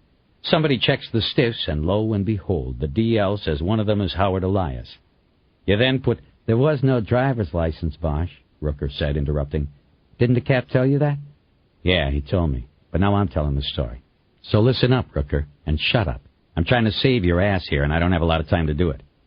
He waited to see if anybody wanted to say anything more. "So like I said," he began again, looking directly at Rooker, The DL identifies one of the stiffs as Elias. So you four bright guys put your heads together and figure there's a good chance that it was a cop who did this. You figure Elias got what he had coming, and more power to the badge who had the guts to put him down. That's when you get stupid. You decided to help out this shooter, this murderer, by staging the robbery. You took off. Bosch, you are full. I said shut up, Rooker. I don't have the time to hear a bunch of bullshit when you know it went down just like I said. You took off the guy's watch and his wallet, only you fucked up, Rooker. You scratched the guy's wrist with the watch. Post-mortem wound. It's going to come up on the autopsy, and that means you four are going to go down the toilet unless it gets contained. He paused, waiting to see if Rooker had anything to say now. He didn't. Okay. Sounds like I have your attention. Anybody want to tell me where the watch and wallet are? Another pause while Bosch looked at his watch. It was 9:45. The four RHD men said nothing. I didn't think so, Bosch said, looking from face to face. So this is what we're going to do. I meet with Irving in 15 minutes to give him the overview. He then holds the press conference. If the front desk downstairs doesn't get a call with information as to the location of the gutter or trash can or whatever place this stuff was stashed, then I tell Irving the robbery was staged by people at the crime scene, and it goes from there. Good luck to you guys then. He scanned their faces again. They showed nothing but anger and defiance. Bosch expected nothing less. Personally, I wouldn't mind it going that way, seeing you people get what you got coming. But it will fuck the case, put hair on the cake, taint it beyond repair. So I'm being selfish about it and giving you a chance it makes me sick to give. Bosch looked at his watch. You've got 14 minutes now. With that, he turned and started heading back out through the squad room. Rooker called after him. Who are you to judge, Bosch? The guy was a dog. He deserved to die like a dog, and who gives a shit? You should do the right thing, Bosch. Let it go. As if it was his intention all along, Bosch casually turned behind an empty desk and came back up a smaller aisle toward the foursome. He had recognized the phrasing of the words Rooker had used. His demeanor disguised his growing rage. When he got back to the group, he broke their informal circle and leaned over Rooker's desk, his palms down flat on it. Listen to me, Rooker. You call my home again, whether it's to warn me off or just tell me the weather, and I'll come looking for you. You don't want that. Rooker blinked, but then raised his hands in surrender. Hey, man, I don't know what the fuck you're talking... Save it for somebody you can convince. At least you could have been a man and skipped the cellophane. That's coward shit, boy. Bosch had hoped that when he got to Irving's conference room, there would be at least a few minutes for him to look at his notes and put his thoughts together. But Irving was already seated at the round table, his elbows on the polished surface and the fingertips of both hands touching and forming a steeple in front of his chin. Detective, have a seat, he said as Bosch opened the door. Where are the others? Bosch said, putting his briefcase down flat on the table. They're still in the field. Chief, I was just going to drop my case off, then run down to get a cup of coffee. Can I get you something? No, and you do not have time for coffee. The media calls are starting. They know it was Elias. Somebody leaked. Probably in the coroner's office. So it's about to get crazy. I want to hear what is happening starting right now. I have to brief the police chief who will lead a press conference that has been scheduled for 11. Sit down. Bosch took a seat opposite Irving. He had worked a case out of the conference room once before. That seemed like a long time ago, but he remembered it as the time he had earned Irving's respect, and probably as much trust as the deputy chief was willing to give to anyone else who carried a badge. His eyes moved across the surface of the table, and he saw the old cigarette scar that he had left during the investigation of the Concrete Blonde case. That had been a difficult case, but it seemed almost routine beside the investigation he was involved in now. When are they coming in? Irving asked. He still had his fingers together like a steeple.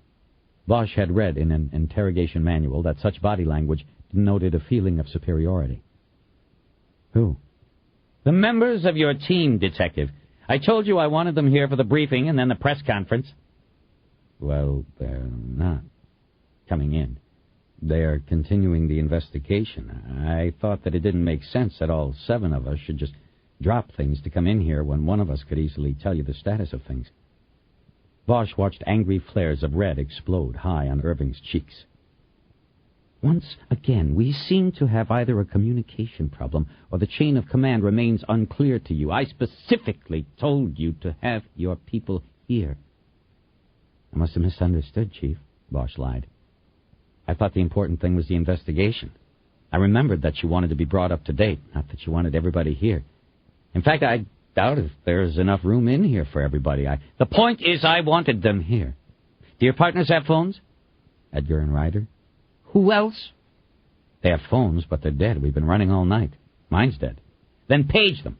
Get them in here. Bosch slowly got up and headed to the phone, which was on top of the storage cabinet that ran along one wall of the room. He called Ryder and Edgar's pager, but when he punched in the return number, he added an extra 7 at the end. This was a long-standing code they used. The extra 7, as in Code 7, the radio call for out of service, meant they should take their time in returning the pages if they returned them at all. Okay, Chief, Bosch said. Hopefully they'll call in. What about Chastain and his people? Never mind them. I want your team back here by 11 for the press conference. Bosch moved back to his seat. How come? He asked, though he knew exactly why. I thought you said the police chief was going... The chief will lead it, but we want to have a show of force. We want the public to know we have top-notch investigators on this case. You mean top-notch black investigators, don't you? Bosch and Irving held hard stares for a moment. Your job, detective, is to solve this case and solve it as quickly as you can. You are not to concern yourself with other matters. Well, that's kind of hard to do, Chief, when you are pulling my people out of the field. Can't solve anything quickly if they've got to be here for every dog and pony show you people cook up. That is enough, detective. They are top-notch investigators, and that's what I want to use them for, not as cannon fodder for the department's race relations. They don't want to be used that way either. That in itself is... Enough, I said.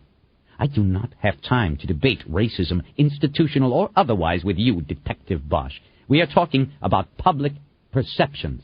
Suffice it to say that if we mishandled this case or its perceptions from the outside, this city could be burning again by midnight. Irving paused to look at his watch. I meet the police chief in 20 minutes. Could you please begin to enlighten me with the accomplishments of the investigation up to this point? Bosch reached over and opened his briefcase. Before he could reach for his notebook, the phone on the cabinet rang. He got up and went to it. Remember, Irving said, I want them here by 11. Bosch nodded and picked up the phone. It wasn't Edgar or Ryder, and he had not expected that it would be. This is Cormier downstairs in the lobby. This Bosch? Yeah. You just got a message here.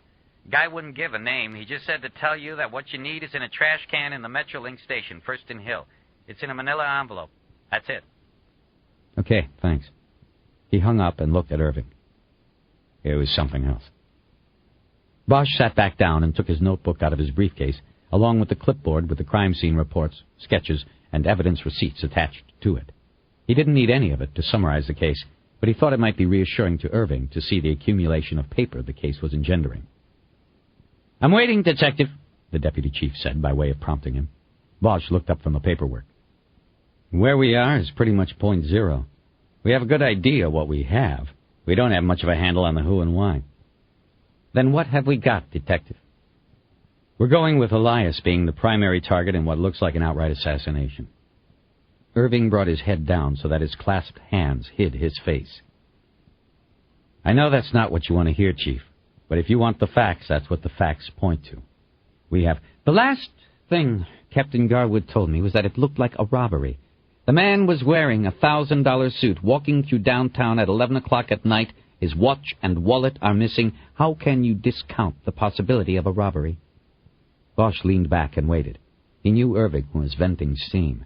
The news Bosch was giving him was guaranteed to put ulcers on his ulcers once the media picked it up and ran. The watch and wallet had been located. They weren't stolen. Where? Bosch hesitated, though he had already anticipated the question. He hesitated because he was about to lie to a superior on the behalf of 4 men who did not deserve the benefit of the risk he was taking. In his desk drawer at his office. He must have forgotten them when he closed up and headed to his apartment. Or maybe he left them on purpose in case he got robbed.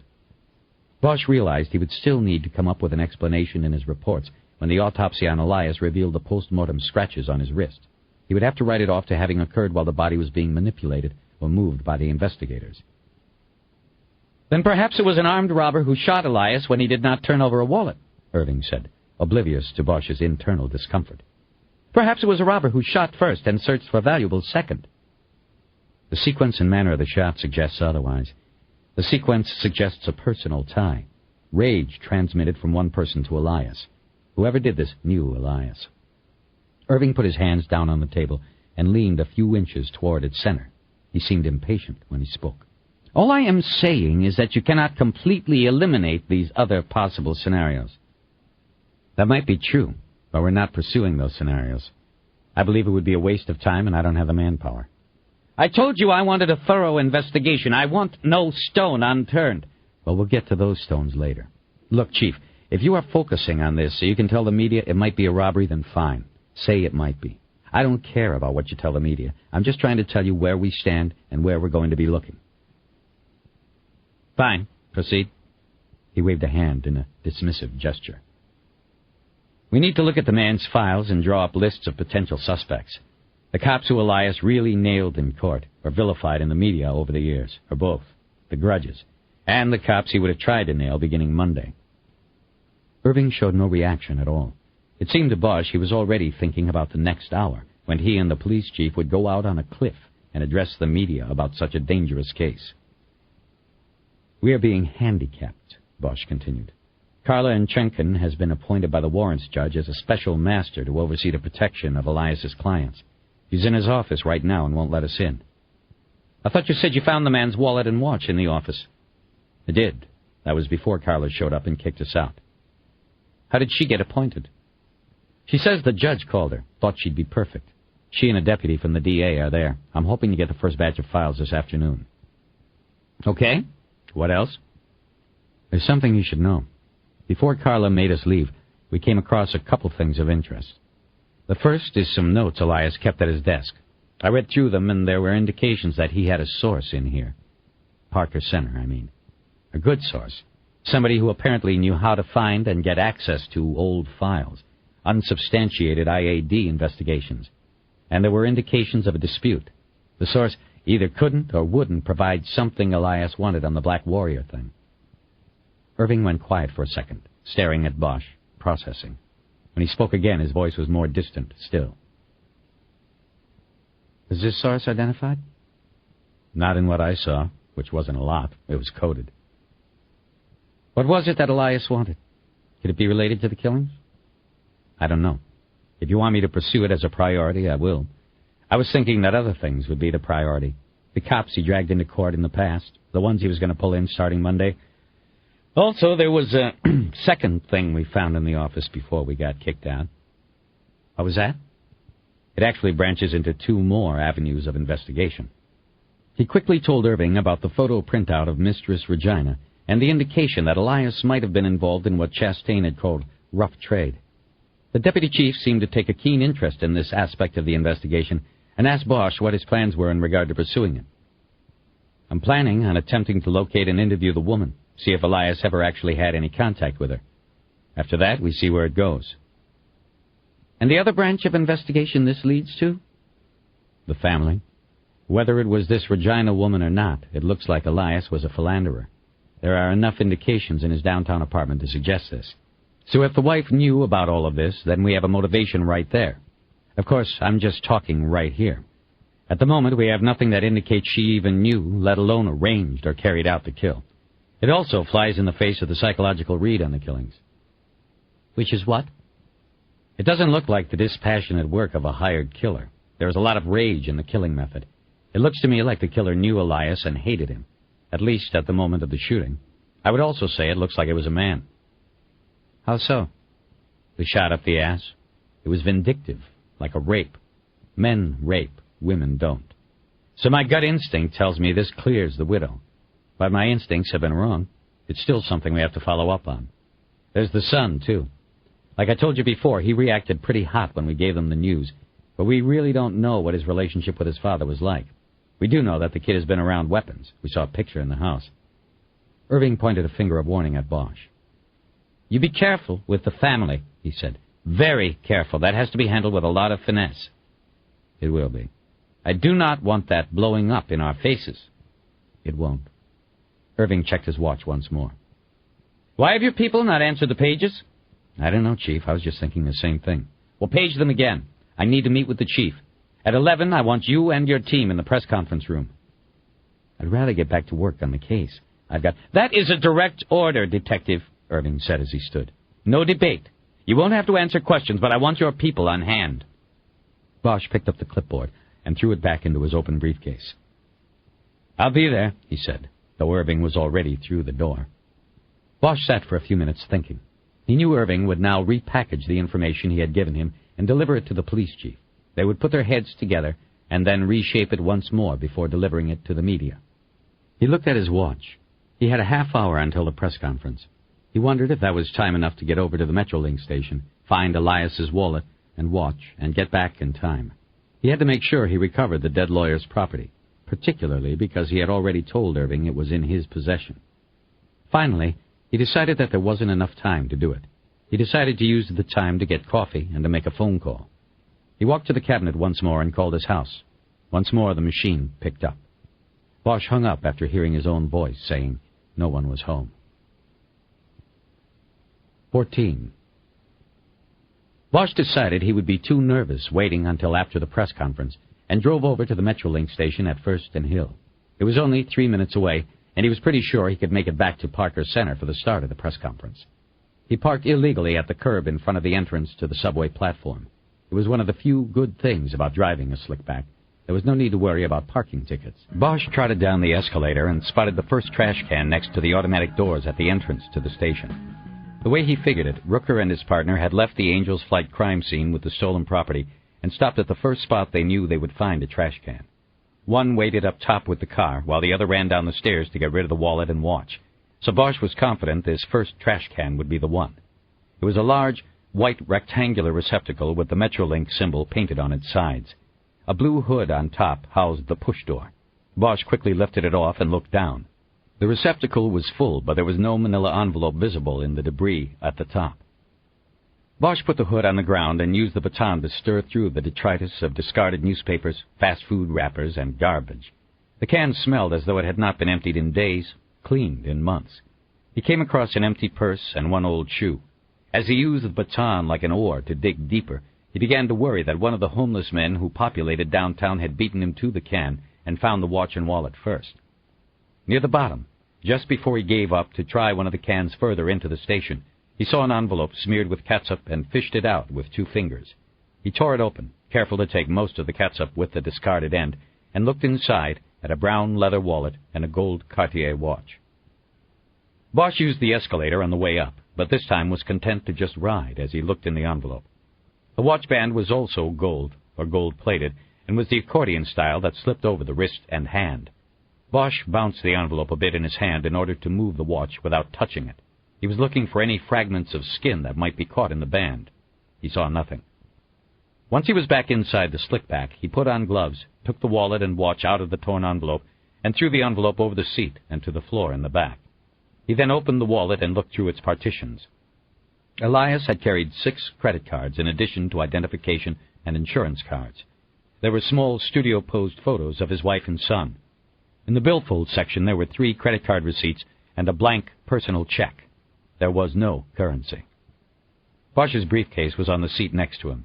He opened it and took out the clipboard, then flipped through it until he found the victim's property report. It detailed everything taken from each victim. Only a quarter had been found in Elias's pockets at the time they were searched by a coroner's assistant. "You pricks," Bosch said out loud, as he realized that whoever took the wallet had decided to keep whatever cash had been in it. It was unlikely that Elias had been walking to his apartment with only the quarter it would cost him to ride Angel's Flight. Once more he wondered why he was sticking his neck out for people who didn't deserve it. He tried to dismiss the thought, knowing that it was too late to do anything about it, but he couldn't. He was a co-conspirator now. Bosch shook his head in disgust with himself and put the watch and wallet into separate plastic evidence bags after labeling each one with a white sticker on which he wrote the case number, the date, and a time of 6:45 a.m. He then wrote a brief description of each item and the drawer of Elias's desk in which it was found, initialed the corner of each sticker, and put the bags into his briefcase. Bosch looked at his watch before starting the car. He had 10 minutes to make it to the press conference room. No sweat. There were so many members of the media attending the press conference that several were standing outside the door to the police chief's press room, unable to find space inside. Bosch pushed and excused and squeezed his way through them. Inside, he saw the backstage was lined wall to wall with television cameras on tripods, their operators standing behind them. He quickly counted 12 cameras and knew that the story would soon go national. There were 8 television stations carrying local news in Los Angeles, including the Spanish-language channel. Every cop knew that if you saw more than 8 camera crews at a scene or a press conference, then you were talking network attention. You were working something huge, something dangerous. In the middle of the room, every folding chair was taken by a reporter.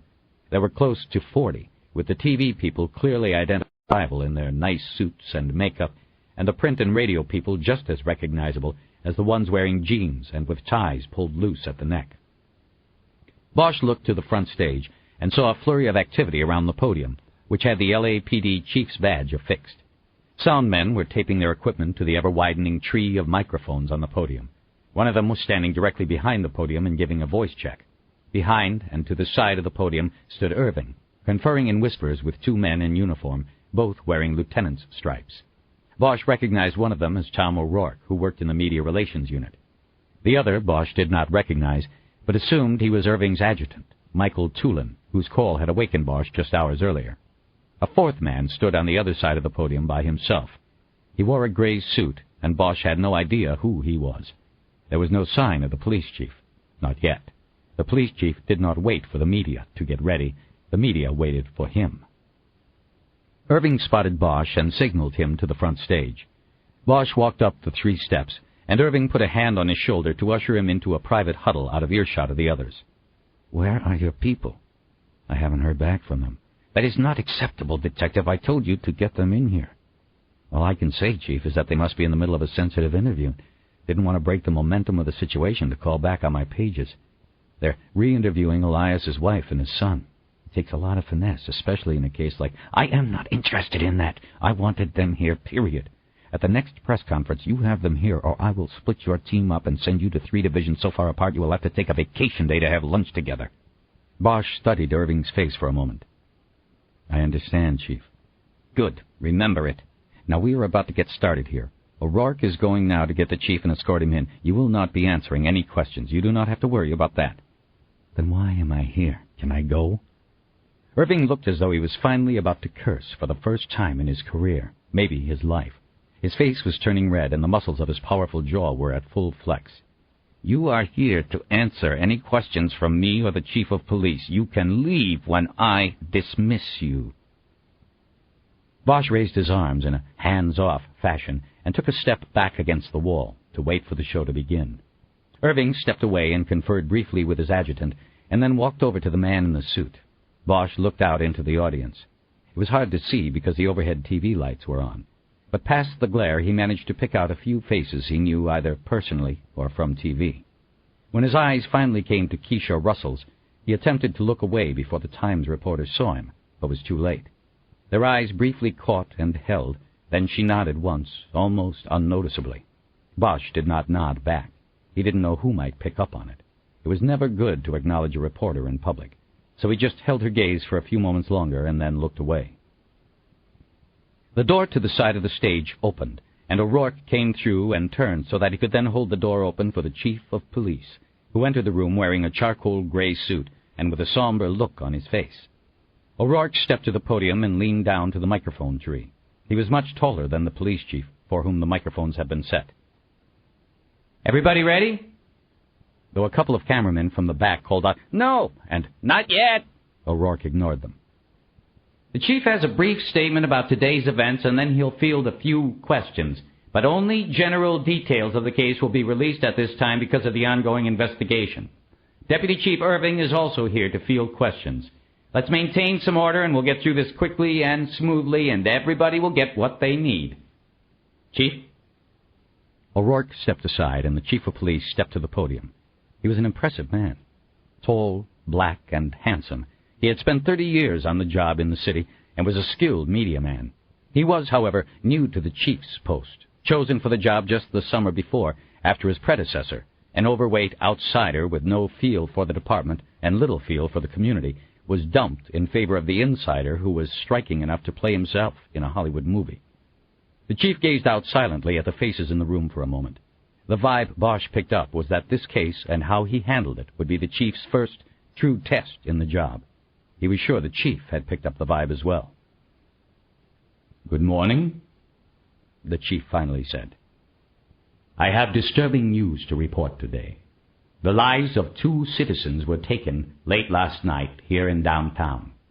Catalina Perez and Howard Elias were riding separately on the Angel's Flight Railroad when they were each shot and killed shortly before 11 o'clock.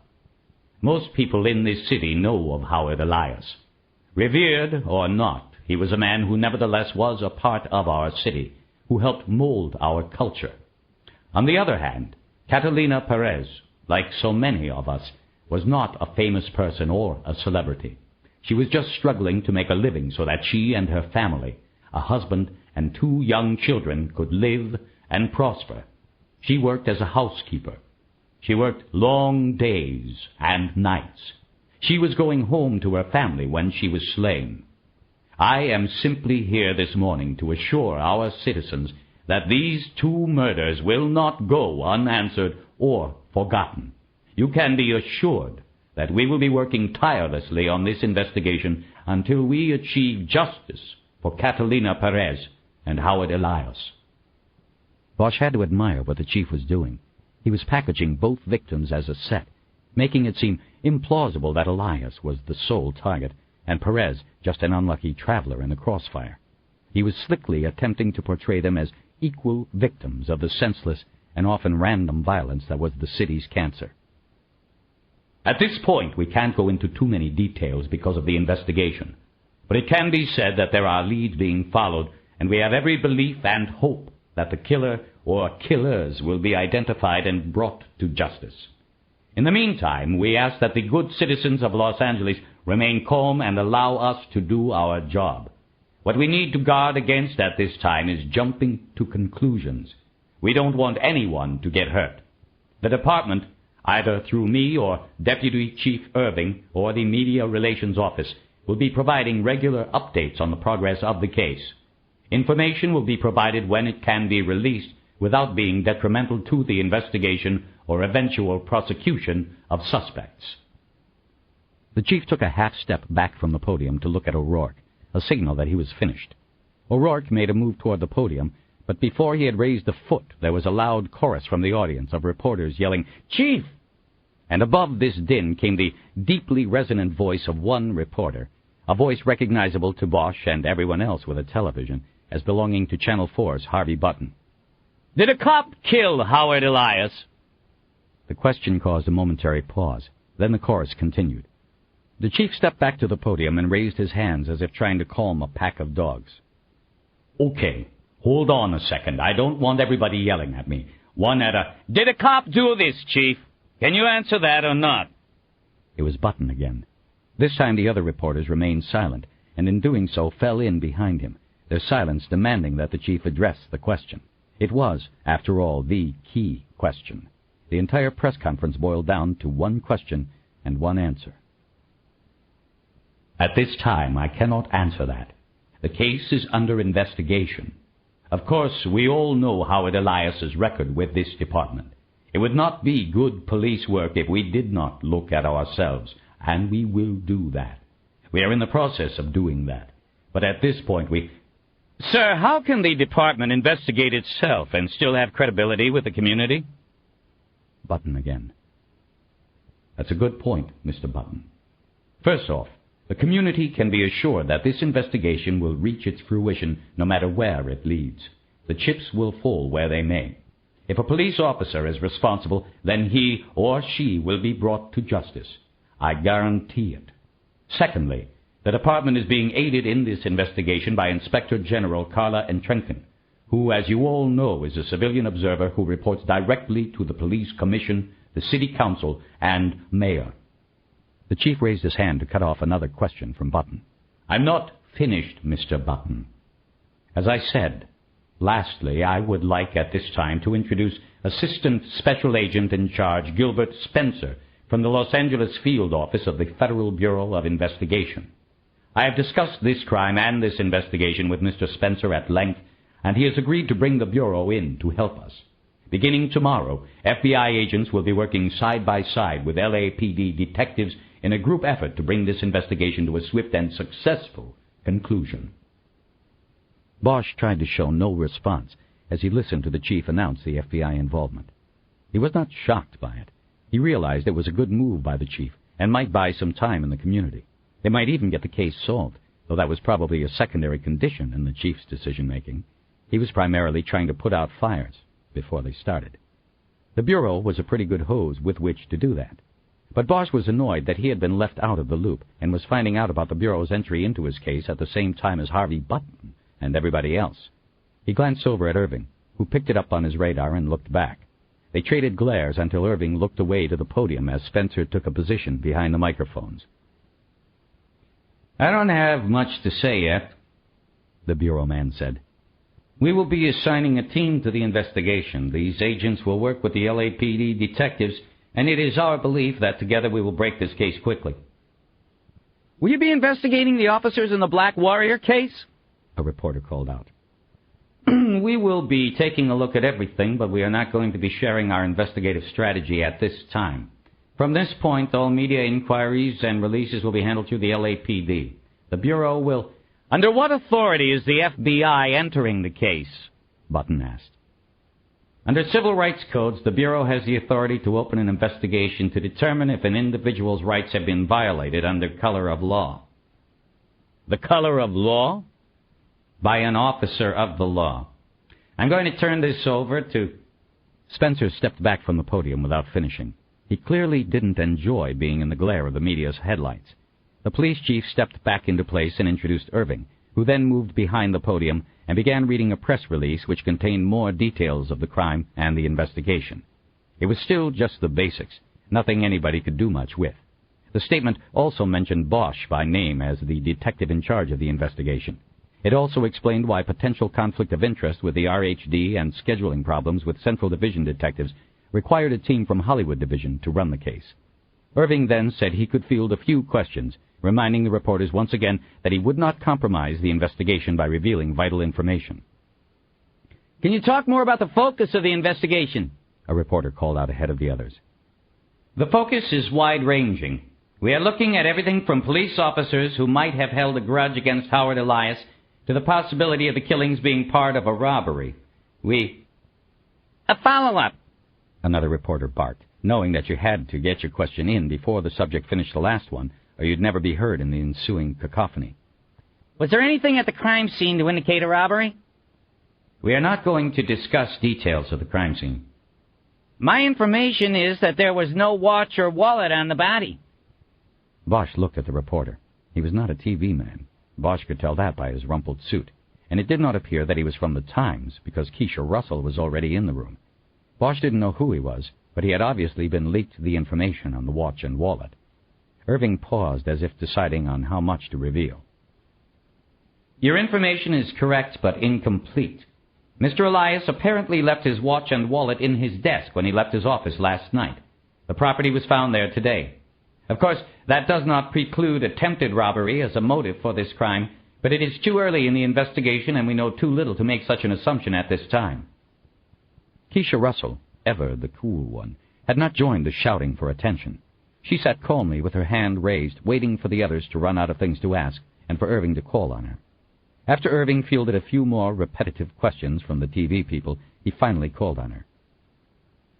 You said Mr. Elias's property was found in his office today. Have you searched his office, and, if so, what, if anything, is being done to safeguard the attorney-client privilege that Mr. Elias shared with his clients, all of whom are suing the agency that conducted the search of the office? Good question. We have not conducted a full search of the victim's office for the very reason you just mentioned. That is where Inspector General Trenkin comes into play. She is reviewing files in the victim's office and will turn them over to investigators after she has vetted them for any sort of sensitive information that could possibly fall under attorney-client privilege. This review process was ordered earlier today by the judge who issued search warrants for Howard Elias's office. My understanding is that the watch and wallet were found in or on the victim's desk, very much as if he had simply forgotten them last night when he left work. Now, I think that will wrap things up here. We have an investigation to focus on. When there are any further updates, we will... One last one. Russell called out.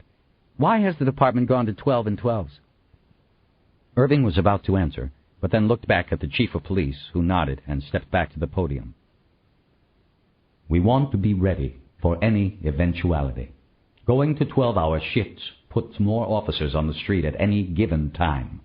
We believe the citizens of this city will remain calm and give us time to conduct our investigation, but as a safety precaution, I have instituted a readiness plan that includes all officers working 12 hours on and 12 hours off until further notice.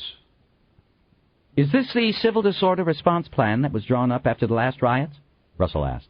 When the department was caught flat-footed because it had no plan?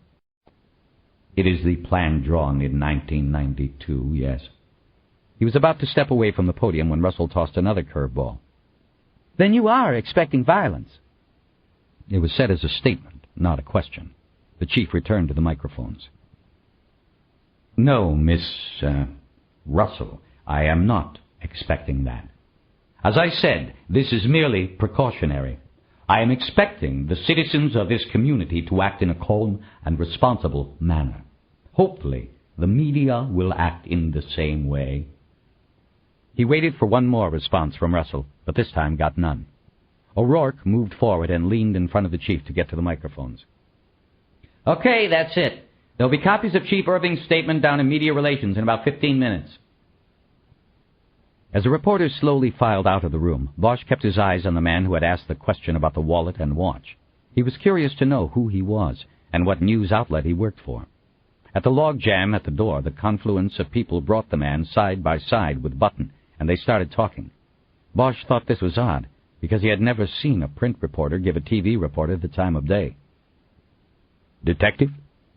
Bosch turned. The chief of police was standing to his side with his hand out. Bosch instinctively shook it. He had spent nearly 25 years in the department to the chief's 30, yet they had never crossed paths close enough to speak to each other, let alone shake hands. Chief, good to meet you. I want you to know how much we are counting on you and your team. If you need anything, don't hesitate to contact my office or to go through Deputy Chief Irving. Anything. Well, at the moment, I think we're okay. I appreciate the heads up on the bureau, though. The chief hesitated, but only for a moment, apparently discarding Bosch's gripe as unimportant. That couldn't be helped. I wasn't sure the bureau was going to become involved until shortly before we started the press conference. The chief turned and looked for the FBI man. Spencer was talking with Irving. The chief signaled them over and introduced Bosch to Spencer. Bosch thought he caught a glimmer of disdain on Spencer's face. Bosch did not have a positive record over the years in his dealings with the FBI. He had never dealt directly with Spencer, but if he was assistant special agent in charge of the L.A. field office, then he had probably heard of Bosch. How are we going to work this, gentlemen? The chief asked. I'll have my people assembled in here at 8 tomorrow morning, if you like, Spencer said. Excellent. Chief Irving? Yes, that will be fine. We will be working out of the conference room next to my office. I'll have our team there at 8. We can go over what we've got and take it from there. Everybody nodded except for Bosch. He knew he had no say in the matter. They broke up and headed toward the door the chief had come through. Bosch found himself next to O'Rourke. He asked him if he knew who the reporter was who asked about the watch and wallet. Tom Cheney. It almost rang a bell with Bosch, but not quite. He's a reporter? Not really. He was with the Times a lot of years ago, but now he's TV. He's Harvey Button's producer. He's not pretty enough to go on camera, so they pay him a ton of money to get scoops for Harvey and to tell him what to say and ask, to make him look good. Harvey's got the face and that voice. Cheney's got the brains. Why do you ask? Is there something I can do for you? No, I was just wondering. You mean the question about the wallet and the watch? Well, like I said, Cheney's been around. He's got sources. More than most. They moved through the doorway, and Bosch turned left to head back to Irving's conference room. He wanted to leave the building, but didn't want to wait for an elevator with all of the reporters. Irving was waiting for him in the conference room. He was sitting in the same spot he had taken before. Sorry about the bureau deal, he said. I did not know about it until right before. It was the chief's idea. So I heard. It's probably the smart play. He was quiet for a moment, waiting for Irving to make the next move. So what I want you to do is have your team finish up the interviews they are involved in now, then everybody gets a good night's sleep, because tomorrow it all starts again. Bosch had to stop himself from shaking his head no. You mean just shelve everything until the bureau shows up? Chief, this is a homicide. A double homicide. We can't just shut it down and start over tomorrow. I am not talking about shutting anything down. I said finish up what you have going at the moment. Tomorrow we will retrench and regroup and create a new battle plan. I want your people fresh and ready to run. Fine, whatever. But Bosch had no intention of waiting for the Bureau. His intention was to continue the investigation, drive it forward, and then follow where it led. It didn't matter what Irving said. Can I get a key to this room? Bosch asked. We should get the first batch of files from Entrenken in a little while. We need a secure place for them. Irving shifted his weight and reached into his pocket. He removed a key that was unattached to a ring and slid it across the table. Bosch picked it up and started working it onto his own key ring. So how many people have a copy of this? He said. Just so I know. You don't have to worry, Detective. No one will be going into this room who is not a member of the team or does not have my permission. Bosch nodded, even though Irving had not answered his question. 15. As Bosch stepped through the glass doors of Parker Center, he saw the beginning of the manufacturing and packaging of a media event. Spread out across the front plaza were a half-dozen television crews and reporters ready to transmit stand-up reports as lead-in on the footage from the press conference. Out at the curb was the microwave forest, a line of TV trucks with their microwave transmitters raised high and ready. It was a Saturday, normally the slowest news day of the week, but the murder of Howard Elias was big, the guaranteed lead story and then some. A Saturday morning assignment editor's dream come true. The local stations were going to go live at noon, and then it would begin. The news of Elias's murder would blow through the city like the hottest Santa Ana wind, setting nerves on edge and possibly turning silent frustrations into loud and malevolent actions. The department, and the city, for that matter, was relying on how these young and beautiful people interpreted and delivered the information they had been given. The hope was that their reports would not fan the already smoldering tensions in the community. The hope was that they would show restraint and integrity and common sense, that they would simply report the known facts without any speculation or editorial twisting of the knife. But Bosch knew those hopes had about as much chance as Elias had when he stepped onto Angel's Flight little more than 12 hours before. Bosch took an immediate left and headed to the employee parking lot, careful not to walk into view of any of the cameras. He didn't want to be on the news unless absolutely necessary. He successfully avoided detection and got to his car. 10 minutes later, he parked illegally in front of the Bradbury, pulling in behind yet another TV truck. He looked around as he got out, but didn't see the news crew. He guessed that they had walked over to the Angel's Flight terminus to tape footage for the story. After taking the old elevator up to the top floor, Bosch pulled back the gate and stepped out onto the landing, only to be met by Harvey Button, his producer, and a cameraman. There was an uneasy silence as he tried to move around them. Then the producer spoke. Detective Bosch, I'm Tom Chaney from Channel 4. Good for you. I was wondering if we could talk for a few moments about the... No, we can't talk. Have a nice day. Bosch managed to get around them and started toward Elias's office. Chaney spoke to his back. You sure? We're picking up a lot of information, and it would probably do us both a lot of good if we could get it confirmed. We don't want to cause you any problems. It would be better if we could work as a team, you know. Bosch stopped and looked back at him. No, I don't know, he said. If you want to put unconfirmed information on the air, that's your choice. But I'm not confirming anything, and I already have a team. He turned without waiting for a reply and headed toward the door with Howard Elias's name on it. He heard nothing else from Chaney or Button. When he walked into the office, he found Janice Langweiser sitting behind the secretary's desk, looking through a file. Next to the desk, there were 3 cardboard boxes full of files that weren't there before. Langweiser looked up. Detective Bosch? Hey, these boxes for me? She nodded. The first batch. And hey, that wasn't very nice what you did before. What? Telling me my car was being towed? That was a lie, wasn't it? Bosch had completely forgotten. No, not really, he said. You were in a tow-away zone. They would have gotten you. He smiled when he knew she knew it was a bullshit cover-up. His face started turning red. Look, I had to talk to Inspector Entrenken alone. I'm sorry. Before she could say anything, Carla Entrenken looked in from the room next door. She, too, was holding a file in her hand. Bosch pointed to the 3 boxes on the floor. Looks like you're making some progress. I hope so.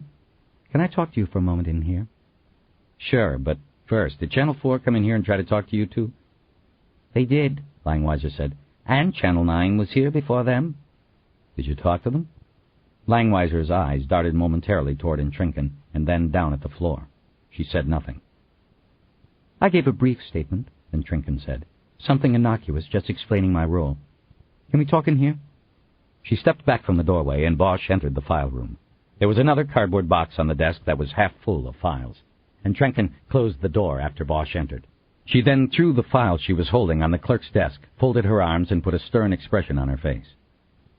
"What is it?" Bosch asked. Tom Cheney just told me that it was announced at the press conference that how Mr. Elias had left his wallet and watch in his office, in his desk. And I thought that when you people were asked to leave this morning, it was clear that... "I'm sorry, I forgot." Bosch put his briefcase down on the desk and opened it. He lifted out the evidence bags containing the wallet and watch.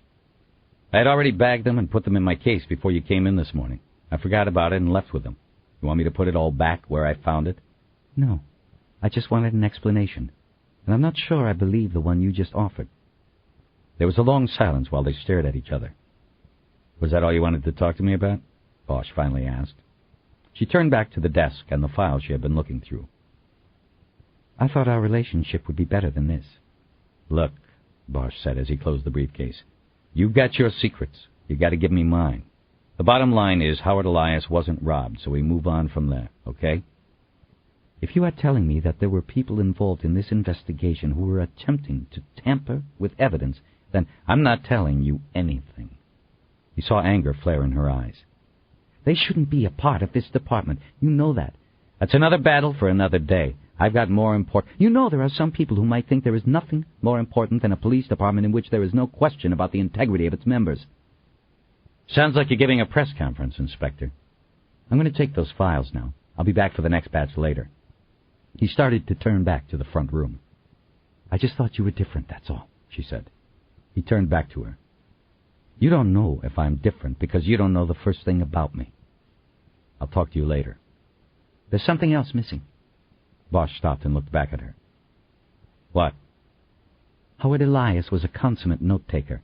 He kept a spiral notebook on his desk or with him all the time. His last notebook is missing. You know where that is?" Bosch came back to the desk and reopened his briefcase. He took the notebook out and tossed it down. "You won't believe me, but I had already put that in my briefcase when you came in and kicked us out." "Matter of fact, I do believe you. Did you read it?" "Parts of it. Also before you showed up." She looked at him for a long moment. "I'll look through it, and if it is okay, you will have it back later today. Thank you for returning it." "You're welcome." By the time Bosch got to Philippe's, the original, the others were already there and eating. They had one of the long tables in the back room and were by themselves. He decided to take care of business before waiting in one of the lines at the counter to order. "How'd it go?" Ryder asked as he stepped over the bench and sat next to her. "Well, I think I definitely was a little too pale for Irving's liking." "Well, fuck him," Edgar said. "I didn't sign up for this shit." "Me too," Ryder said. "What are you talking about?" Chastain asked.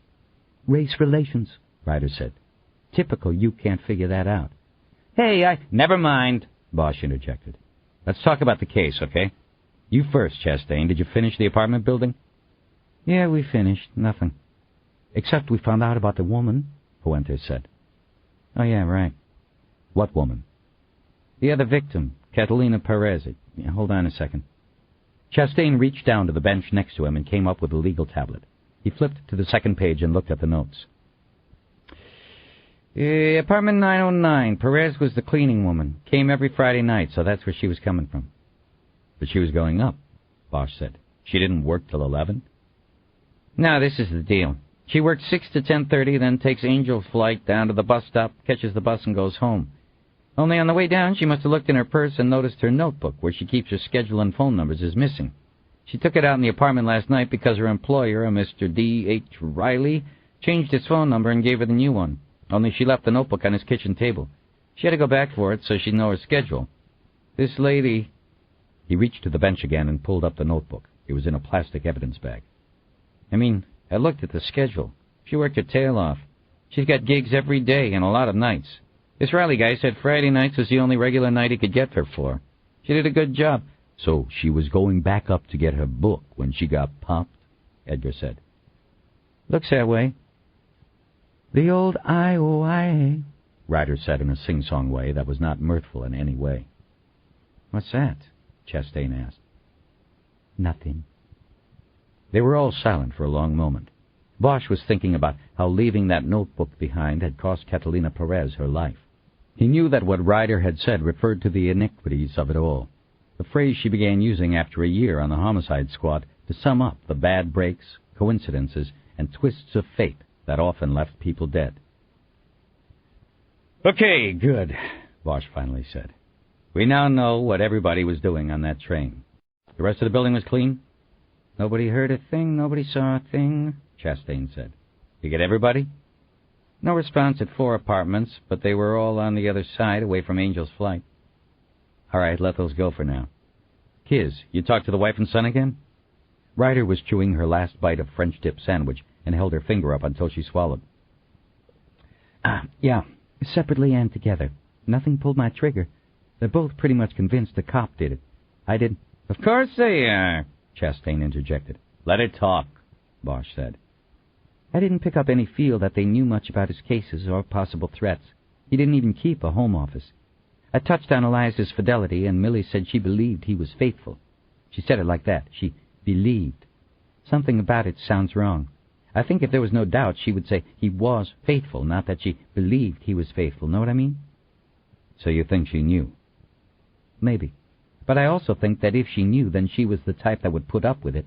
There was a lot of social standing in being Howard Elias's wife. Lots of wives in that position make choices. They look the other way on some things to keep the image intact, to keep the life they have intact. What about the son? I think he believed his father was a god. He's hurting. Bosch nodded. He respected Ryder's interviewing skills.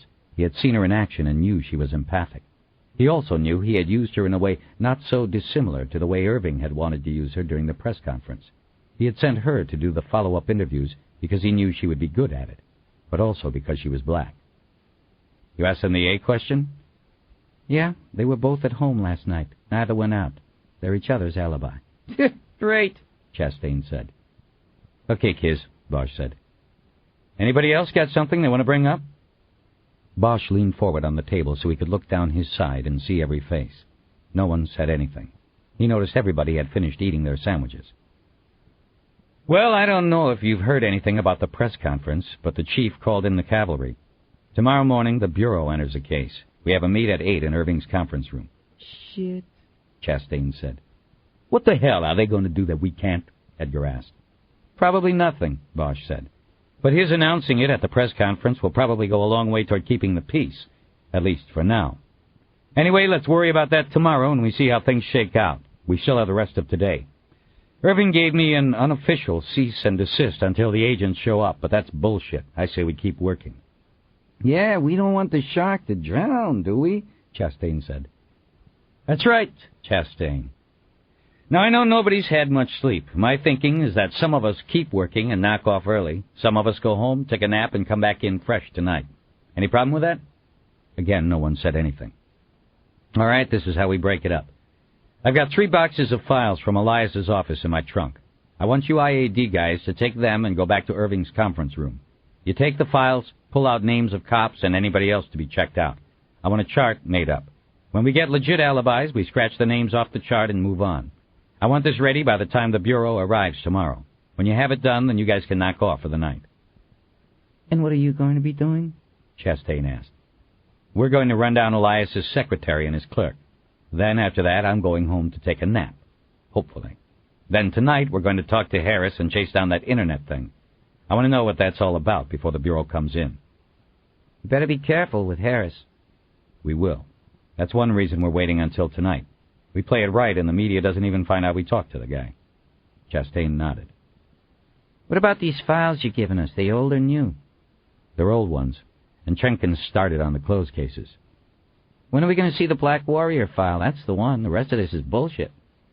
Hopefully I'll be picking that up later today. But the rest isn't bullshit. We have to look at every damn file in that office. because the one we skip is likely to be the one some lawyer shoves up our ass in trial. You understand that? Don't skip anything. I got it. Besides, what do you care so much about the Black Warrior file for? You cleared those guys on it, right? Yeah, so? So what are you going to find in the file other than what you already know? You think you missed something, Chastain? No, but... But what? It's the case of the moment. I think there's got to be something there. Well, we'll see. All in good time. For now, stick to the old files and don't skip anything. I told you we won't. It's just a pain in the ass to know you're wasting time. Welcome to homicide. Yeah. Bosch reached into his pocket and pulled out a small brown bag. It contained several copies of the key Irving had given him that he had made in Chinatown on his way to the restaurant. He turned the bag over on the center of the table, and keys clattered onto the table. Everybody take a key. They'll open the door to Irving's conference room. Once the files are in there, I want the room locked at all times. Everybody reached to the center of the table and took a key, except Bosch. He had already put the original on his key ring. He stood up and looked at Chastain. Let's go get those files out of my car. 16. The interviews with the secretary and the clerk were so uneventful that Bosch wished the detectives could have spent the time in their beds, sleeping. Tyler Quimby, the secretary, had been out with the flu and holed up in her home in the Crenshaw district for the last week. She had no knowledge of Howard Elias's activities during the days before his death. Aside from exposing Bosch, Edgar, and Ryder to the flu, she gave the detectives very little. She explained that Elias kept his case strategies and other aspects of his work largely to himself. Her role was primarily opening mail, answering phones, handling walk-in visitors and clients, and paying the office expenses through a small operating account Elias put money into each month. As far as the phone traffic went, she said Elias had a direct, private phone line in his office that over the years had become widely known among friends and associates, as well as some reporters and even enemies. So she was of little use as far as helping them determine whether Elias had been specifically threatened in the weeks before his murder. The investigators thanked her and left her home, hoping they would not fall victim to her illness. The clerk, John Babineau, was an equal disappointment. He was able to confirm that it had been he and Michael Harris who had worked until late Friday with Elias, but Babineau said that Harris and Elias had been behind closed doors most of the evening. Babineau, as it turned out, had graduated from the USC Law School 3 months before and was studying for the bar exam at night while clerking for Elias by day. He did his studying in Elias's offices at night because it allowed him access to the law books he needed for memorizing case law and penal codes. It obviously was a better study environment than the crowded apartment near USC he shared with 2 other law students. Shortly before 11, he had walked out with Elias and Harris because he had felt he had done enough studying for one night. He said he and Harris walked to their cars in a nearby pay lot, while Elias walked up 3rd Street alone toward Hill Street and Angel's Flight. Like Quimby, Babineau described Elias as secretive about his cases and preparation for trial. The clerk said that his responsibility in the last week of work had largely been preparing the transcripts of the many pre-trial depositions taken in the Black Warrior case. His job was to download the transcripts and related material onto a laptop computer, which would then be taken to court and accessed by Elias when he needed specific references to evidence and testimony during trial. Babineau could give the detectives no information about specific threats to Elias, at least none that the attorney was taking seriously. He described Elias as extremely upbeat in recent days. He said Elias wholeheartedly believed that he was going to win the Black Warrior case. He said it was a slam dunk, Babineau told the 3 detectives. As Bosch drove up Woodrow Wilson Drive toward home, he thought about the 2 interviews and wondered why Elias had been so secretive about the case he was bringing to trial. This didn't fit with his past history of press leaks and sometimes full-scale press conferences as a primary strategy. Elias was being uncharacteristically quiet, yet he was confident in his case, enough to call it a slam dunk. Bosch hoped the explanation of this would be revealed when he got the Black Warrior file from Entrinken, hopefully in a few hours. He decided to put thoughts of it aside until then. Immediately, Eleanor came to mind. He thought about the closet in the bedroom. He purposely hadn't checked it before, not sure how he would react if he found she had taken her clothes. He decided he needed to do that now, to get it over with. It would be a good time to do it. He was too tired now to do anything other than crash down onto his bed, regardless of what he found. But as he came around the last curve, he saw Eleanor's car, the beat-up Taurus, parked at the curb in front of their house. She had left the carport open for him. He felt the muscles in his neck and shoulders begin to relax. The tightness in his chest began to ease. She was home. The house was quiet when he entered. He put his briefcase down on one of the dining room chairs and started stripping off his tie as he moved into the living room. He then moved down the short hallway and looked into the bedroom. The curtains were drawn, and the room was dark except for the outline of exterior light around the window. He saw Eleanor's still form under the covers on the bed. Her brown hair was splayed over the pillow. He moved into the bedroom and quietly took off his clothes, draping them over a chair. He then went back down the hallway to the guest bathroom to take a shower without waking her up. 10 minutes later, he slid into the bed next to her. He was on his back, looking through the darkness to the ceiling. He listened to her breathing. He didn't hear the slow, measured breaths of her sleeping that he was used to. "You awake?" he whispered. "Mm-hmm." He waited a long moment. "Where were you, Eleanor?" "Hollywood Park." Bosch didn't say anything. He didn't want to accuse her of lying. Maybe Jardine, the security guy, had simply missed her during his survey of the video screens. He stared at the ceiling, wondering what to say next. "I know that you called there looking for me," Eleanor said. "I knew Tom Jardine in Las Vegas. He used to work at the Flamingo. He lied when you called. He came to me first." Bosch closed his eyes and remained silent. "I'm sorry, Harry. I just didn't want to have to deal with you then." "Deal with me?" "You know what I mean." "Not really, Eleanor. How come you didn't answer my message when you got home?" "What message?" Bosch realized he had played the message back himself earlier. There wouldn't have been a flashing light on the machine. She would not have heard the message. "Never mind. When did you get home?" She lifted her head off the pillow to look at the glowing numbers on the bedside clock. "A couple hours ago." "How'd you do?" He didn't really care. He just wanted her to keep talking to him. "All right. Came out a little ahead, but I messed up. I missed a big one." "What happened?" "I went with a long shot when I should have stuck with a sure thing." "What do you mean?" "I was dealt a pair of aces, but I also had 4 clubs. Ace, 3, 4, 5. So on the draw, I broke the pair of aces. I discarded the ace of hearts and went for the deuce, the 2 of clubs, to make the straight flush. They keep a progressive bonus pot going for a straight flush. It was up to about $3,000. That's what I was going for." "So what happened?"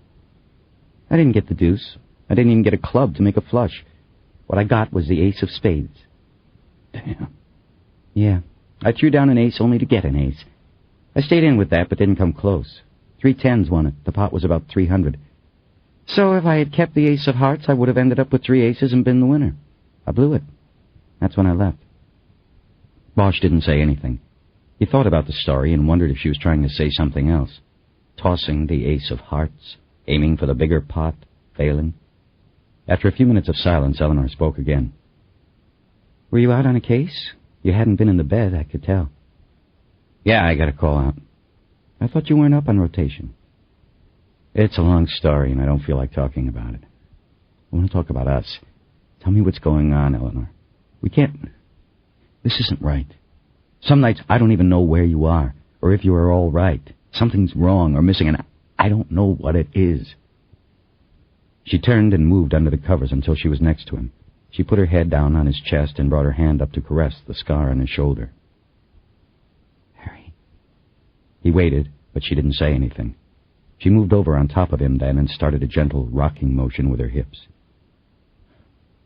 "Eleanor, we need to talk about this." He felt her finger glide across his lips, telling him not to speak. They made love slowly, Bosch's mind a jumble of conflicting thoughts. He loved her, more than he had ever loved anyone. He knew she loved him in some way. Having her in his life had made him feel whole. But at some point he could tell that Eleanor had realized she did not have that feeling. For her there was something missing, and the realization that they were on separate planes brought Bosch down as low as he had ever felt. The feeling of doom had fallen upon the marriage then. During the summer he had caught a series of time-consuming investigations, including a case requiring him to make a week-long trip to New York. While he was gone, she went to the poker room at Hollywood Park for the first time. It was out of the boredom of being left alone and the frustration at her lack of success in finding an acceptable job in Los Angeles. She had returned to the cards, doing what she had done when Bosch had found her, and it was at those blue felt tables that she found the thing that was missing. Eleanor, he said, when they were finished making love, his arms wrapped around her neck. I love you. I don't want to lose you. She smothered his mouth with a long kiss and then whispered, Go to sleep, darling. Go to sleep. Stay with me, he said. Don't move away until I'm asleep. I won't. She held him tighter, and he tried for the moment to let everything go. Just for a while, he decided. He would take it all up later. But for now, he would sleep. In a few minutes, he was gone, deep into a dream in which he was riding Angel's Flight up the tracks to the top of the hill. As the other car came down and passed, he looked in through the windows and saw Eleanor sitting alone. She wasn't looking back at him. Bosch awoke in a little over an hour. The room was darker as the light from outside was no longer directly on the windows. He looked around and saw Eleanor was gone from the bed. He sat up and called her name, his voice reminding him of how he had answered the phone that morning. I'm here, she called from the living room. Bosch pulled on his clothes and left the bedroom. Eleanor was sitting on the couch, wearing the bathrobe he had bought for her at the hotel in Hawaii, where they had gone after getting married in Las Vegas. Hey, he said. I thought... I don't know. You were talking in your sleep. I came out here. What did I say?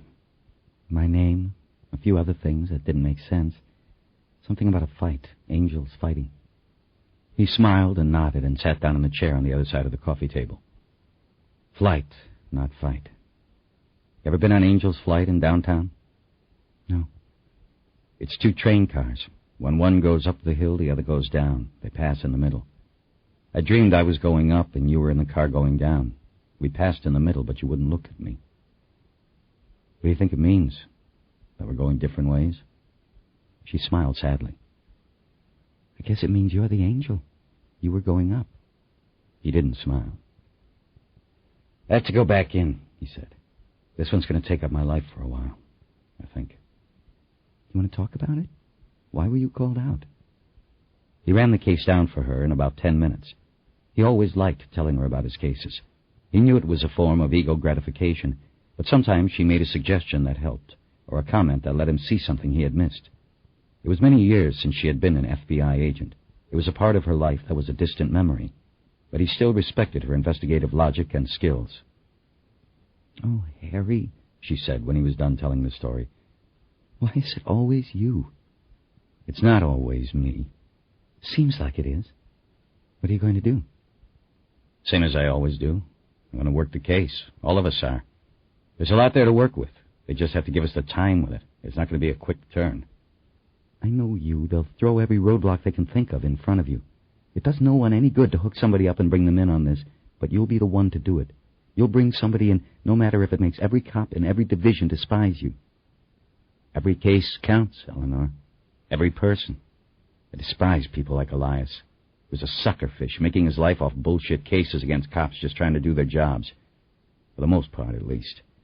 Every now and then he had a legitimate case, I guess. But the point is, nobody should get away with what they did. Even if it's a cop who did it, it's not right. I know, Harry. She looked away from him, out through the glass doors and past the deck. The sky was turning red. The lights of the city were coming on. What's your cigarette count? He asked, just to be saying something. I had a couple. You? Still at 0. He had smelled the smoke in her hair earlier. He was glad she hadn't lied. What happened over at Stocks and Bonds? He'd been hesitant about asking. He knew that whatever had happened during the interview had been what sent her to the poker room. Same as the others. They'll call if something comes up. I'll go over and talk to Charlie next time I'm at the station. Stocks and Bonds was a storefront bail bond agency across from the Hollywood station on Wilcox. Bosch had heard they were looking for a skip tracer, preferably female, because a good portion of the bail jumpers out of Hollywood station were prostitutes, and a female tracer stood a better chance of running them down. He had gone over and talked to the owner, Charlie Scott, about it, and he had agreed to consider Eleanor for the job. Bosch was honest about her background, both good and bad. Former FBI agent on the plus side, convicted felon being the minus. Scott said he didn't believe the criminal record would be a problem. The position did not require a state private investigator's license, which Eleanor could not qualify for with a record. The problem was that he liked his tracers to be armed, especially a woman, when they went looking for bail jumpers. Bosch didn't share the concern. He knew that most skip tracers were unlicensed to carry weapons, but did so anyway. The true art of the craft, though, was never to get close enough to your quarry to make having or not having a weapon a question. The best tracers located their quarry from a safe distance and then called the cops in to make the pickup. Don't talk to him, Harry. I think he was just trying to do you a favor, but reality hit him between when he told you to send me in and when I arrived. Just let it go. But you'd be good at that. That's beside the point. Bosch stood up. I've got to get ready. He went into the bedroom and stripped off his clothes, took another shower, and then dressed in a fresh suit. Eleanor was in the same position on the couch when he came back out to the living room. I don't know when I'll be back, he said, not looking at her. We've got a lot to do, plus the Bureau's coming in tomorrow. The Bureau? Civil rights. The chief made the call. He thinks it will keep things calm down south. He hopes. Do you have a name of who's coming over? Not really. There was an assistant SAC at the press conference today. What was his name? Gilbert Spencer, but I doubt he'll be involved anymore. Eleanor shook her head. He's after my time. He probably just came for the show. Yeah, he's supposed to send a team over tomorrow morning. Good luck. He looked at her and nodded. I don't have the number yet. If you need me, just use the pager. Okay, Harry. He stood there for a few moments before finally asking her what he wanted to ask all along. Are you going to go back? She looked back out through the doors. I don't know. Maybe. Eleanor, Harry, you have your addiction. I have mine. What's that mean? You know that feeling you get when you pull up on a new case? That little thrill you get when you're back in the hunt? You know what I'm talking about. Well, I don't have that anymore. And the closest thing I've found to it is when I pick those 5 cards up off the felt and see what I've got. It's hard to explain and even harder to understand, but I feel like I'm alive again then, Harry. We're all junkies. It's just different drugs. I wish I had yours, but I don't. Bosch just stared at her a moment. He wasn't sure he could say anything without his voice betraying him. He moved to the door, looking back at her once he had it open. He moved through it, but then stepped back. You break my heart, Eleanor. I always hoped that I could make you feel alive again. Eleanor closed her eyes. She looked as though she might cry. I'm so sorry, Harry, she whispered. I should never have said that. Bosch stepped silently through the door and closed it behind him. 17. Bosch was still feeling emotionally bruised when he got to Howard Elias's office a half hour later. The door was locked, and he knocked. He was about to use the keys to open it when he saw movement behind the glazed glass. Carla and Trenken opened the door and allowed him in. He could tell by the way she appraised him that she noticed he was wearing a different suit. I got to take a little break, he said. I think we'll be working a good part of the night. Where's Miss Langweiser? We finished, and I sent her home. I said I would wait for you. It's only been a few minutes. She led him back to Elias's office and took the seat behind the huge desk. Bosch could see Anthony Quinn through the window, though it was getting dark out. He also saw that there were 6 file cartons on the floor in front of the desk. Sorry you were waiting, he said. I thought you were going to page me when you were done. I was about to. I was just sitting here thinking. Bosch looked at the boxes. This is the rest? That's it. Those 6 are more closed cases. These back here are current cases. She rolled her chair back and pointed to the floor behind the desk. Bosch stepped over and looked down. There were 2 more full boxes. This is mostly Michael Harris stuff. Most of it is the police file and depot transcripts. There are also files on lawsuits that haven't proceeded past the initial claims, and there's a file containing general threats and crank mail. I mean, unrelated specifically to the Harris case. Mostly just anonymous stuff from racist cowards. Okay. What are you not giving me? I'm holding back only 1 file. It was his working file. It contains notes on strategy in the Harris case. I don't think you should have that. I believe it goes directly to attorney-client privilege. Strategy? Basically, it's a trial map. Howard liked to chart his trials. He once told me he was like a football coach who designs the plays and what order he will call them in before the game even starts. Howard always knew exactly where he wanted to go during trial. The trial map showed his strategy, what witness came when each piece of evidence was to be introduced, things like that. He had the first few questions for every one of his witnesses already written, and he also had his opening statement outlined in the file. Okay. I can't give it to you. It was the heart of his case, and I think whoever the attorney is who inherits the case will want to follow the map. It was a brilliant plan. Therefore, the LAPD shouldn't have it. You think he was going to win? Definitely. I take it you don't? Bosch sat down in one of the chairs in front of the desk. Despite having taken the nap, he was still tired and feeling it. I don't know the particulars of the case, he said. All I know is Frankie Sheehan. Harris accused him of some of that stuff. You know, with the plastic bag. And I know that's not Frankie. How can you be sure? I can't, I guess. But we go back. Sheehan and I were partners one time. It was a long time ago, but you still know people. I know him. I can't see him doing these things. I can't see him letting anybody else do it either. People change? Bosch nodded. They do, but usually not at the core. The core? Let me tell you a story. One time Frankie and I brought this kid in, a carjacker. His deal was that first he'd steal a car, any shit can off the street. Then he'd go out driving and looking for something nice, something he could take to a chop shop and get a decent amount of bread for. When he saw what he wanted, he'd come up behind, and at a stoplight he'd hit the back end. You know, like a little fender bender, not enough to do much damage. Then the owner of the Mercedes or the Porsche or whatever it was would get out to check. The jacker would get out and just jump into the target car and take off. The owner and the stolen shit can were left behind. I remember when carjacking was the big fad. Yeah, some fad. This guy had been doing this about 3 months and making a good amount of money at it. And one time he hits the back of a Jaguar XJ6 too hard. The little old lady who was driving wasn't wearing her seatbelt. She weighs about 90 pounds, and she's thrown into the steering wheel, hits it hard. No airbag. It crushes one lung and sends a rib through the other. She's sitting there, filling up with blood and dying, when this kid comes up, opens the door, and just yanks her out of the car. He leaves her lying on the street and drives off with the Jag. I remember that case. What was it, 10 years ago? The media went nuts on it. Yeah, carjack homicide, one of the first ones. And that's where me and Frankie came in. It was a hot case, and we were under pressure. We finally got a line on the kid through a chop shop that burglary auto theft took down in the valley. This kid lived over in Venice, and when we went to pick him up, he saw us coming. Fired a .357 through the front door after Frankie knocked, missed him by an inch. Frankie had longer hair back then. The bullet actually went through his hair. The kid went through the back door, and we chased him through the neighborhood, calling for backup on our handhelds as we ran. The radio calls brought the media out. Helicopters, reporters, everything. You got him, right? I remember. We chased him almost all the way through Oakwood. We finally got him in an abandoned house, a shooting gallery.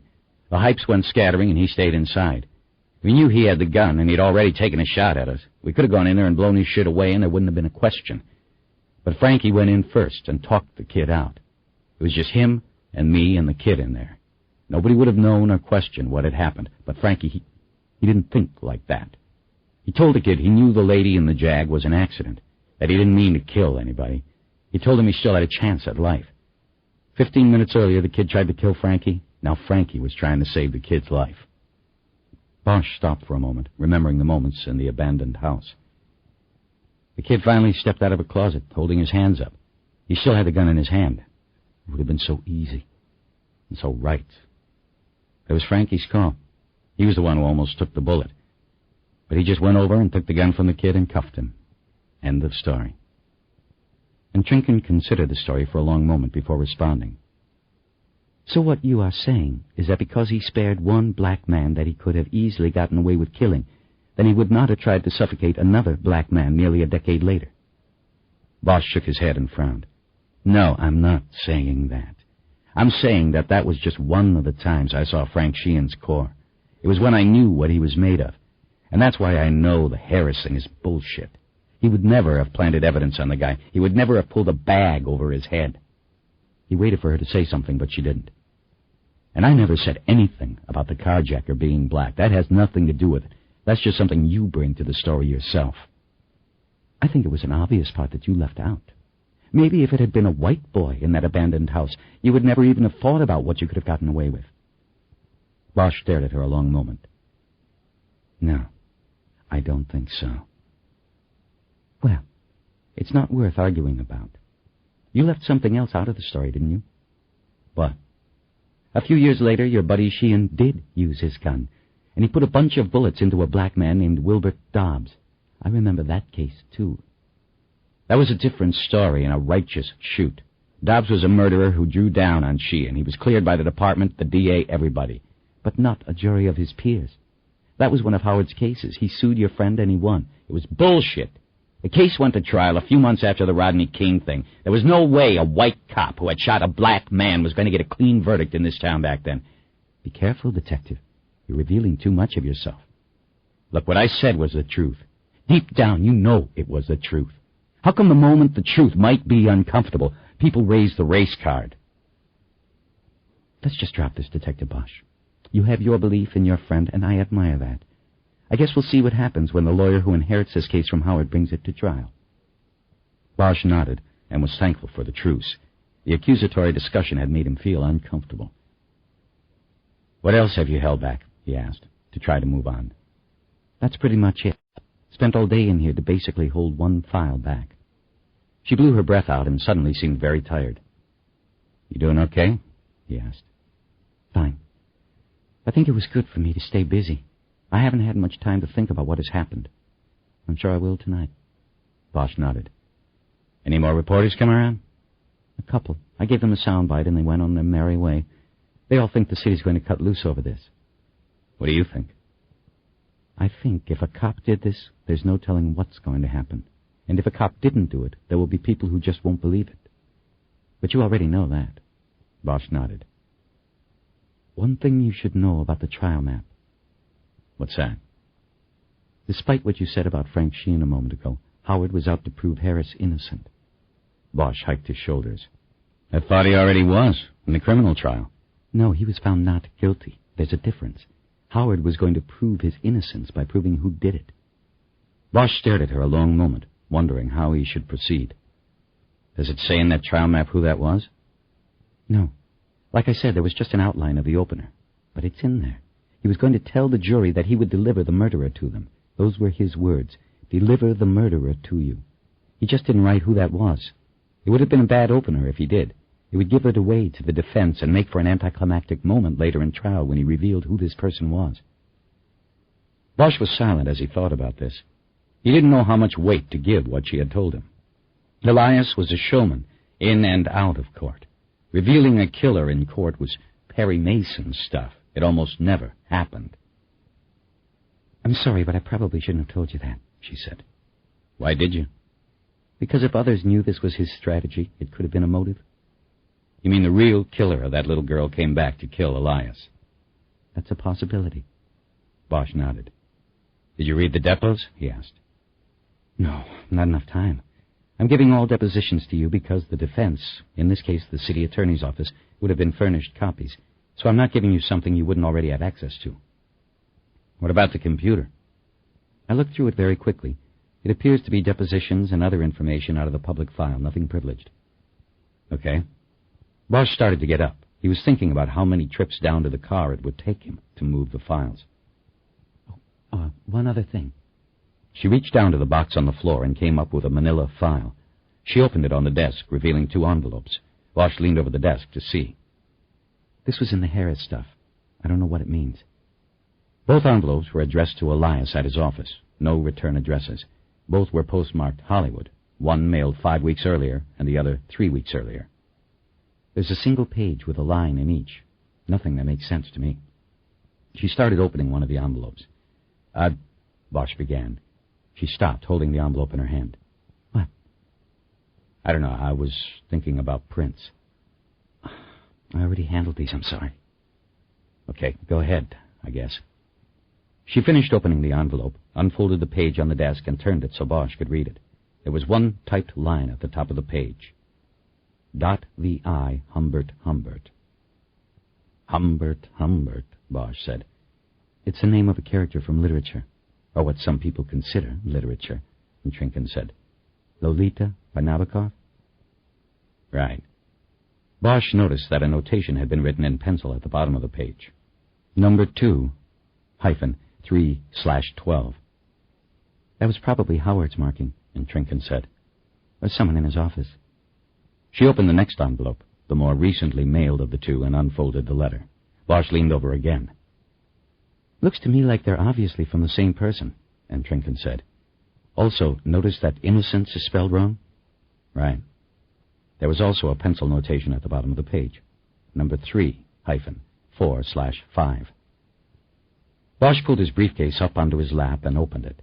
He took out the evidence envelope that contained the letter Elias had been carrying in his inside suit pocket when gunned down. Elias was carrying this when he got on Angel's flight. I forgot that the crime scene people gave it to me. It might be good if you're here observing when I open it. It's got the same postmark as those two. It was mailed to him Wednesday. This one I want to preserve for prints. He took a pair of rubber gloves out of the cardboard dispenser in his case and put them on. He then carefully removed the letter and opened it. He unfolded a piece of paper similar to the first two. Again, there was one line typed on the page. He knows you know.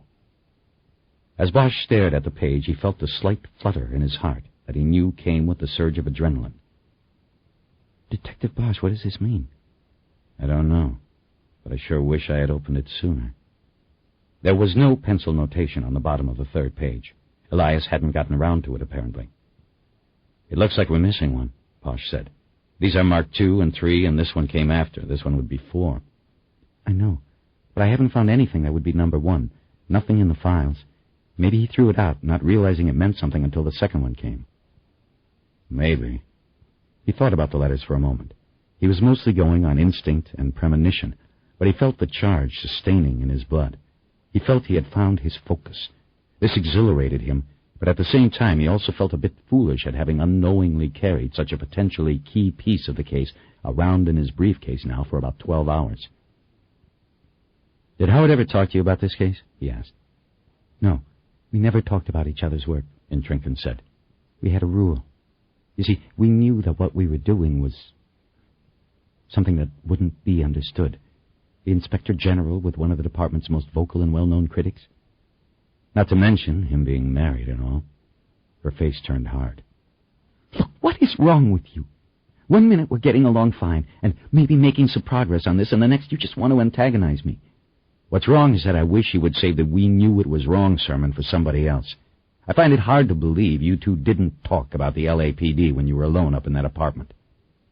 Bosch saw pure fire in her eyes. Well, I don't give a good goddamn what you find hard to believe, Detective. Look, we made our deal. I'm not going to tell anyone. If I make trouble for you, you can make trouble for me. If I did tell even my partners, you know what they'd say? They'd say I was crazy for not treating you as a suspect. That's what I should be doing, but I'm not. I'm flying on pure instinct, and that can be scary. So to make up for it, I'm looking for any edge or piece of luck or help I can get. She was silent a moment before responding. I appreciate what you are doing for me, Detective, but I am not lying to you. Howard and I never spoke in detail about his cases or my work with the department. Never in detail. The one thing I remember him saying about the Harris case is so vague as to defy interpretation. But if you must know what it was, I will tell you. He told me to brace myself because he was going to blow the department and a few of the city's big shots out of the water on this one. I didn't ask him what he meant. And when was that? That was Tuesday night. Thank you, Inspector. Bosch got up and walked around a bit. He found himself at the window, staring out at Anthony Quinn in shadows. He looked at his watch and saw it was almost 6. He was supposed to rendezvous with Edgar and Ryder at 7 at the Hollywood station. You know what this means, don't you? He asked, without turning back to Intrinken. What does it mean? He turned to her. That if Elias was onto something and got close to identifying the killer, the real killer, then it wasn't a cop who put him down. She thought a moment and said, You're only looking at it from one side. What's the other? Say he was about to go to trial and pull the real killer out of his hat, conclusively. That would put the lie to the police evidence, wouldn't it? So proving Harris innocent would at the same time prove the cops framed him.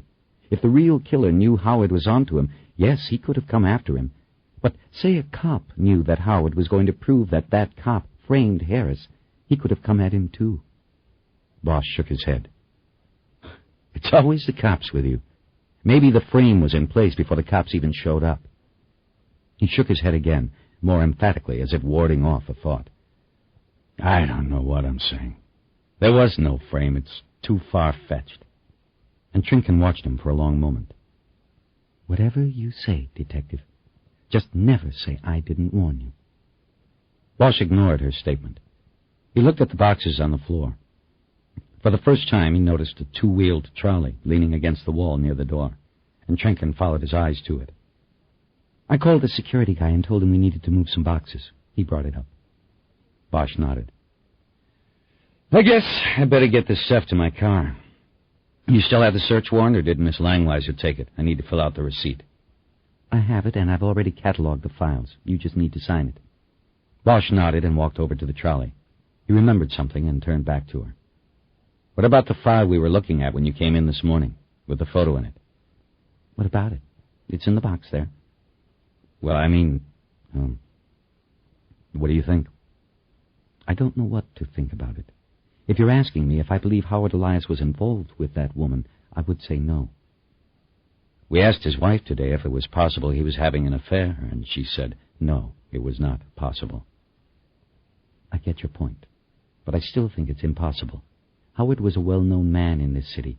First of all, he would hardly have to pay for sex.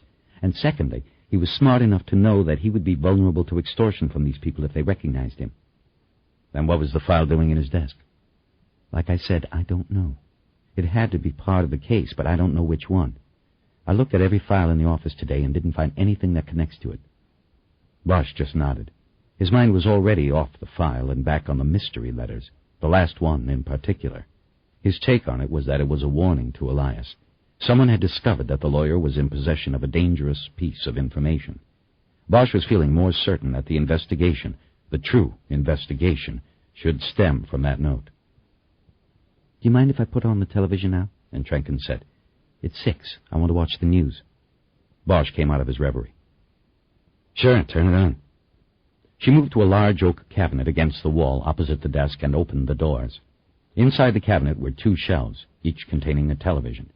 Elias apparently liked to watch more than one TV at a time. Probably, Bosch guessed, so he had a better chance of catching all his appearances on newscasts. And Trenken hit the power on both sets. As the picture came into focus on the top set, Bosch saw a reporter standing in front of a strip shopping center in which 3 or 4 stores were ablaze. Several yards behind the reporter, firefighters worked to contain the blaze, but it looked to Bosch as though the buildings were beyond being saved. They were already gutted. What's happening? He said. Not again, and Trenken said, her voice a scared plea. 18. Bosch turned on KFWB on the car radio while driving into Hollywood. The radio reports were more conservative than the TV news at 6. This was because the radio report contained only words, not images. The bottom line news was that there was a fire in a strip mall on Normandy, just a few blocks from the intersection of Florence, the intersection that was the flashpoint of the 1992 riots. At that moment, it was the only fire burning in South L.A., and there was not yet any confirmation that the fire was an arson linked to protest or anger over the murder of Howard Elias. But every news channel that Bosch and Trenken had checked in the office was broadcasting from the mall. Flames filled the screens, and the image projected was clear. Los Angeles was burning once again. Fucking TV, he said. Excuse my language. What about TV? It was Carla and Trenken. She had talked her way into being taken along for the interview with Harris. Bosch hadn't put up much of a protest. He knew she might help put Harris at ease, if he knew who she was. Bosch knew it was important that Harris be willing to talk to them. He might be the only one to whom Howard Elias had confided the identity of Stacy Kincaid's murderer. Overreacting as usual, Bosch said. One fire, and they're all there showing the flames. You know what that does? That's like throwing gasoline on it. It will spread now. People will see that in their living rooms and go outside to see what is happening. Groups will form, things will be said, and people won't be able to back down from their anger. One thing will lead to another, and we'll have our media-manufactured riot. I give the people a little more credit than that, and Trenken responded. They know not to trust the TV. Civil unrest occurs when the feelings of overwhelming powerlessness hit critical mass. It has nothing to do with television. It has to do with society not addressing the essential needs of overlooked people. Bosch noted that she called it civil unrest instead of rioting. He wondered if calling a riot had become politically incorrect. It's about hope, detective, she continued. Most of the people in the minority communities of Los Angeles have no power, have no money, have no voice. They subsist on hope for these things. and Howard Elias was hope for many of them, a symbol of hope for a day when things will be equal, when their voice will be heard, of a day when they need not fear the police officers in their community. When you take hope away, it leaves a void. Some people fill that up with anger and with violence. To simply blame it on the media is wrong. It's much deeper than that. Bosch nodded. I understand, he said. At least I think I do. But all I'm saying is the media don't help any by exaggerating things.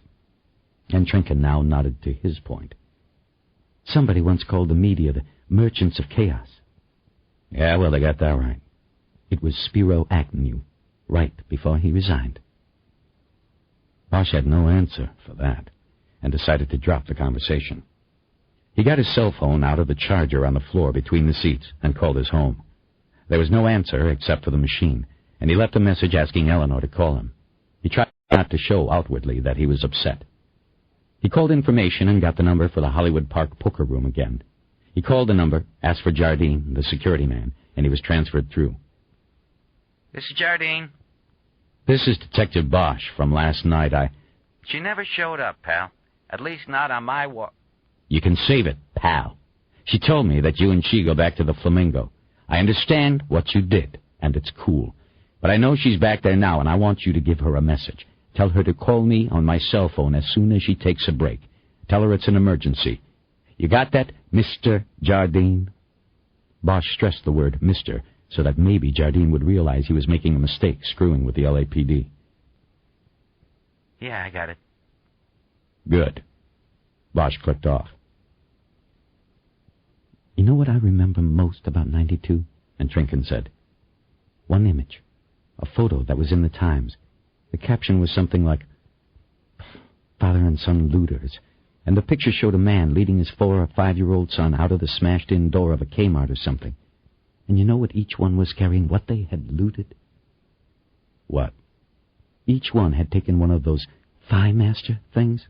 You know, that ridiculous exercise contraption that some television star from the 80s sold late at night on TV? Bosch shook his head at the inanity of her image. They saw it on TV, and so they thought it was valuable, he said. Like Howard Elias. She didn't respond, and he realized he had been out of line, even if he believed there was something valid in what he had said. Sorry. They drove in silence for a few minutes before Bosch spoke again. You know what my image is of 92? What? I was assigned to Hollywood Boulevard. And as you know, we weren't really supposed to do anything unless we saw people in danger of physical harm. Essentially, this meant that if the looters were orderly about it, we basically weren't going to stop them. It made no... Anyway, I was on the boulevard, and I remember a lot of weird things. The Scientologists surrounding their building, standing practically shoulder to shoulder and carrying broomsticks, ready to make a stand if needed. The guy who ran the Army surplus store near Highland was in full combat infantry dress and carrying a sniper rifle over his shoulder. He was marching back and forth in front of his store like he was at the gate at Benning. People get crazy, the good and the bad. It's Day of the Locusts. Well, aren't you the well-read Detective Bosch? Not really. I once lived with a woman who taught junior lit at Grant High in the Valley. It was one of the books she taught. I read it then. Anyway, the image that sticks with me from 92 is Fredericks of Hollywood. The lingerie place? Bosch nodded. I pulled up there, and the place was swarming. Multiracial, multi-age, people who had just lost it. They cleaned that place out in about 15 minutes. I mean, everything. When they were done, I walked in there, and there was nothing left. They even sold the mannequins. Absolutely nothing but the hangers left on the floor and the chrome display racks. And the thing is, all it had been was underwear. 4 cops get off for beating the shit out of Rodney King on video, and people respond by going nuts and stealing underwear. It was so surreal that that's what comes into my head when people bring up the riots. I remember walking around in that empty store. It didn't matter what they took. They were acting out frustrations. It's like the Thigh Masters. That father and son didn't care what they took. The important thing was that they took something, that in some way they made a statement. They had no use for those things, but by taking them, they were showing the man. That's the lesson the father taught his son. It still doesn't make... Bosch's phone rang, and he opened it. It was Eleanor. You winning? He asked. He said it with a happy inflection, and then immediately realized he had said it in such a way so that his passenger might not surmise what was really going on with his marriage. At once he felt embarrassed and guilty that he would even let what Trenken thought or interpreted enter into his relationship with Eleanor. Not yet. I just got here. Eleanor, I want you to go home. Harry, we're not going to talk about this now. No, I'm not talking about all of that. I think the city... Have you watched the news? No, I've been coming here. Well, it doesn't look good. The media's lighting the match, Eleanor, and if something happens and the city goes, you're not in a good place to be. Bosch took a furtive glance at Trenken. He knew he was acting out white paranoia in front of her. Hollywood Park was in Inglewood, a primarily black community. He wanted Eleanor back at their home in the hills, where it was safe. Harry, I think you're being paranoid. I'll be fine. Eleanor, why take the...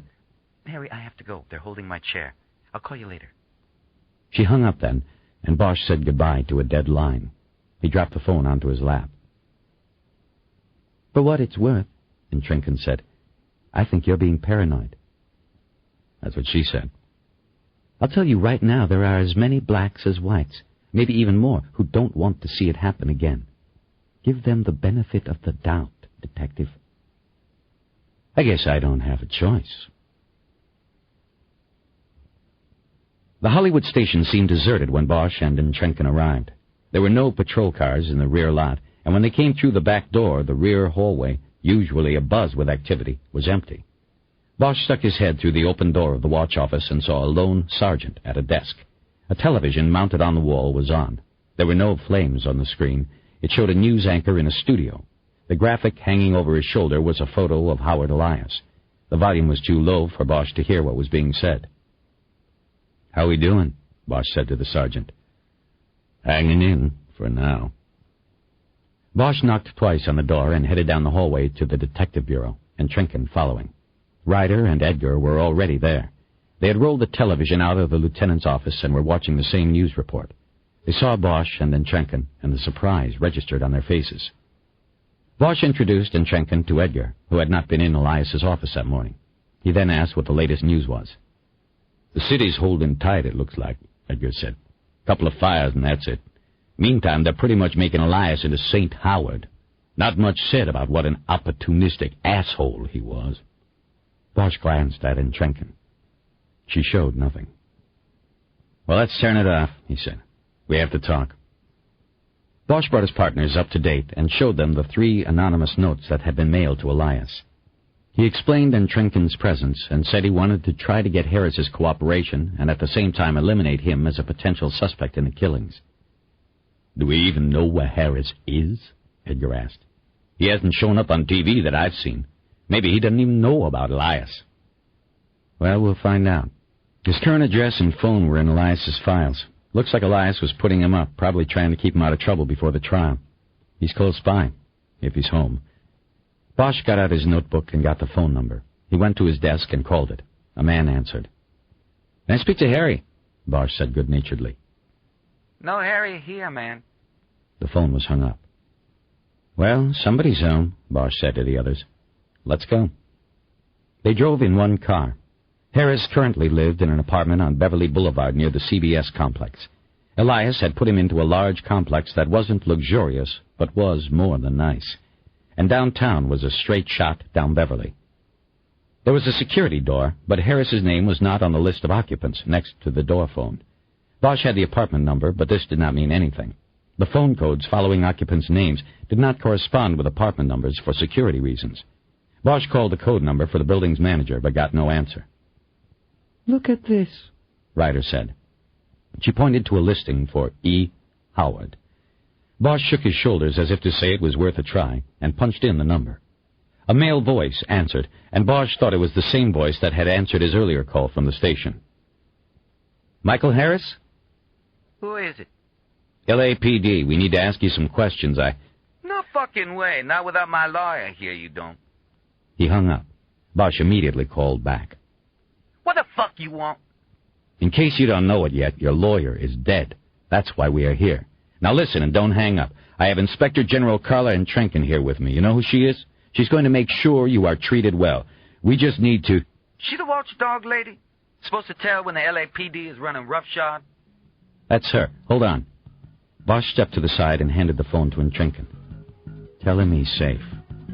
She took the phone, giving Bosch a look that said she now realized why he allowed her to come along. She spoke into the phone while looking at him. Michael, this is Carla Intrinken. You don't have to worry. No one is here to harm you. We need to ask you about Howard Elias, that is all. If Harris said anything to her, Bosch didn't hear it. The door lock buzzed, and Edgar pulled it open. Intrinken hung up the phone, and they all went in. The guy's a mutt, Edgar said. I don't know why we're treating him like a saint. Intrinken gave Edgar her look then. Yes, you do, Detective Edgar. Edgar was sufficiently cowed by her tone. When Harris opened the door of his fourth-floor apartment, he was holding a gun at his side. All right, this is my home, he announced. I don't mean to be threatening anybody, but I need this for my personal comfort and protection. Otherwise, you ain't coming in the place, know what I mean? Bosch looked at the others, got no read, and looked back at Harris. He tried to contain his fury. Despite what Intrinken had told him earlier, he still had little doubt that Harris was the murderer of a child. But he knew that what was important at the moment was the current investigation. He had to put his enmity for the man aside in order to extract whatever information he had. All right, he said, but you keep that weapon low and at your side. You point it at one of us, and we're going to have a big problem. We understand each other? Oh, we understand. Harris backed away from the door and let them in by pointing the weapon toward the living room.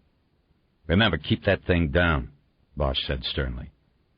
Harris dropped the gun to his side, and they all entered. The apartment was furnished with rental stuff. Puffy couch and matching chairs in light blue, cheap full wood tables and shelves. Pastoral prints were on the walls. There was a cabinet with a television in it. The news was on. Have a seat, ladies and gentlemen. Harris took one of the big chairs, slumping in it so that the back rose above his head, giving him the appearance of sitting on a throne. Bosch stepped over and turned the television off, then introduced everybody and showed his badge. You'd figured a white man in charge, Harris said. Bosch ignored it. I take it you know that Howard Elias was murdered last night? He asked. Course I know. Been sitting here watching it all goddamn day. Then why'd you say you wouldn't talk to us without your lawyer if you knew your lawyer was dead? I got more than one lawyer, dumb shit. I also got a criminal lawyer, and I got an entertainment lawyer. I got lawyers, don't worry. And I'll get another to take Howard's place. I'm gonna need 'em, man. Especially after they start cutting up in South Central. I'm gonna have my own riot like Rodney. That'll put me on top. Bosch could barely follow Harris's line of thought, but he understood enough to know Harris was on a power trip at his own community's expense. Well, let's talk about your late lawyer, Howard Elias. When was the last time you saw him? Last night. But you already know that, right, Chet? Till when? Till we walked out the motherfucking door. Are you throwing down on me, man? What? You interrogating me, man? I'm trying to find out who killed Elias. You did that. You people got him. Well, that's a possibility. That's what we're trying to find out. Harris laughed as if what Bosch had said was absurd. Yeah, you know that thing they say about the kettle in a pot? That's what that is. We'll see. When did you two part company, you and Howard Elias? When he went to his apartment and I went home. Which was when? I don't know, Chet. 11:15. 11 o'clock. I don't wear a watch. People tell me the time when I want to know it. They say on the news he got his ass shot at 11, so we left 11:15. Had he mentioned any threats? Was he afraid of anyone? He wasn't afraid of shit, but he knew he was a dead man. What do you mean? You people is what I mean. He knew you would come gunning for him someday. Somebody finally did. Probably come for me, too, one day. That's why as soon as I get my money, I'm splitting this place. All you cops can have it, and that's all I got to say, Chet. Why do you call me that? Because that's what you are. You're Chet. Chet. Harris's smile was a challenge. Bosch held his gaze for a moment, then turned to Intrinken and nodded. She took it from there. Michael, do you know who I am? Sure, I seen you on the TV. Just like Mr. Elias, I know you. Then you know I am not a police officer. My job is to make sure the police officers in this city are honest and do their jobs the way they should be done. Harris snickered. You got a lot of work ahead, you lady. I know that, Michael. But the reason I am here is to tell you that I think these 3 detectives want to do what is right. They want to find the person who killed Howard Elias, whether it is a cop or not, and I want to help them. You should want to help as well. You owe Howard that much. So will you please answer a few more questions? Harris looked around the room and at the gun in his hand. It was a Smith & Wesson 9mm with a satin finish. Bosch wondered if Harris would have brandished it in front of them if he knew the murder weapon was a 9. Harris shoved the weapon into the crack between the seat cushion and the arm of the big chair. Okay, I guess. But not Chet. I don't talk to white cops or tomboys. You ask me. And Trenkin looked back at Bosch and then back to Harris. Michael, I want the detectives to ask the questions. They are better at it than me. But I think it's okay for you to answer. Harris shook his head. You don't understand, lady. Why should I help these fuckers? These people torture me for no fucking reason. I ain't got 40% of my hearing because of the LAPD. I ain't cooperating. Now, if you got a question, then you ask it. Okay, Michael, that's fine, Carla said. Tell me about last night. What did you and Howard work on? We worked on my testimony. Only, you know how the cops call it test-a-lying, on account they never tell the damn truth when it comes to the brothers? Well, I call it my testimony, because the LAPD is going to pay my ass for framing me and then fucking with me. Damn right. Bosch picked up the questioning as though Harris had never said he wouldn't speak to him. Did Howard tell you that? Sure did, Mr. Chet. Did he say he could prove it was a frame? Yeah, because he knew who really done the murder of that little white girl and then put her in a lot near my place, and it wasn't me. He was going to court Monday to start to exonerate me completely and get my money, my man Howard. Bosch waited a beat. The next question and answer would be crucial. Who? Who what? Who really did the murder, did he tell you? Nope. He said I didn't need to know. Said it was dangerous to know that shit. But I bet it's there in his files. He ain't gonna get away again. Bosch glanced at Trenkin. Michael, I spent all day with the files. Yes, there are indications that Howard knew who killed Stacy Kincaid, but no name was recorded anywhere. Are you sure he never told you a name or gave you any indication of who this person was? Harris was momentarily nonplussed. He evidently realized that if Elias went down with the murderer's name kept to himself, his case might have gone down a few notches as well. He would always carry the stigma of being a murderer who got off because a slick defense lawyer knew how to play a jury. God damn, he said. Bosch came over and sat on the corner of the coffee table so that he could be close to Harris. Think hard, he said. You spend a lot of time with him. Who would it be? I don't know, Harris said defensively. Why don't you ask Pelfrey about it, man? Who is Pelfrey? Pelfrey's his leg man, his investigator. You know his whole name? I think it's something like Jenks or something. Jenks. Yeah, Jenks, that's what Howard called him. Bosch felt a finger poke his shoulder, and he turned to see Trenkin give him a look. She knew who Pelfrey was. He could let it go. Bosch stood up and looked down at Harris. You came back here last night after you left Elias? Yeah, sure. Why? Anybody with you? You call anybody? What the fuck is this? You're throwing down on me, man. It's routine. Relax. We ask everybody where they've been. Where were you? I was here, man. I was beat. I came home and got in my bed. Ain't nobody with me. Okay. Mind if I have a look at your pistola for a second? Jesus Christ. I should have known you people weren't on the level. God damn.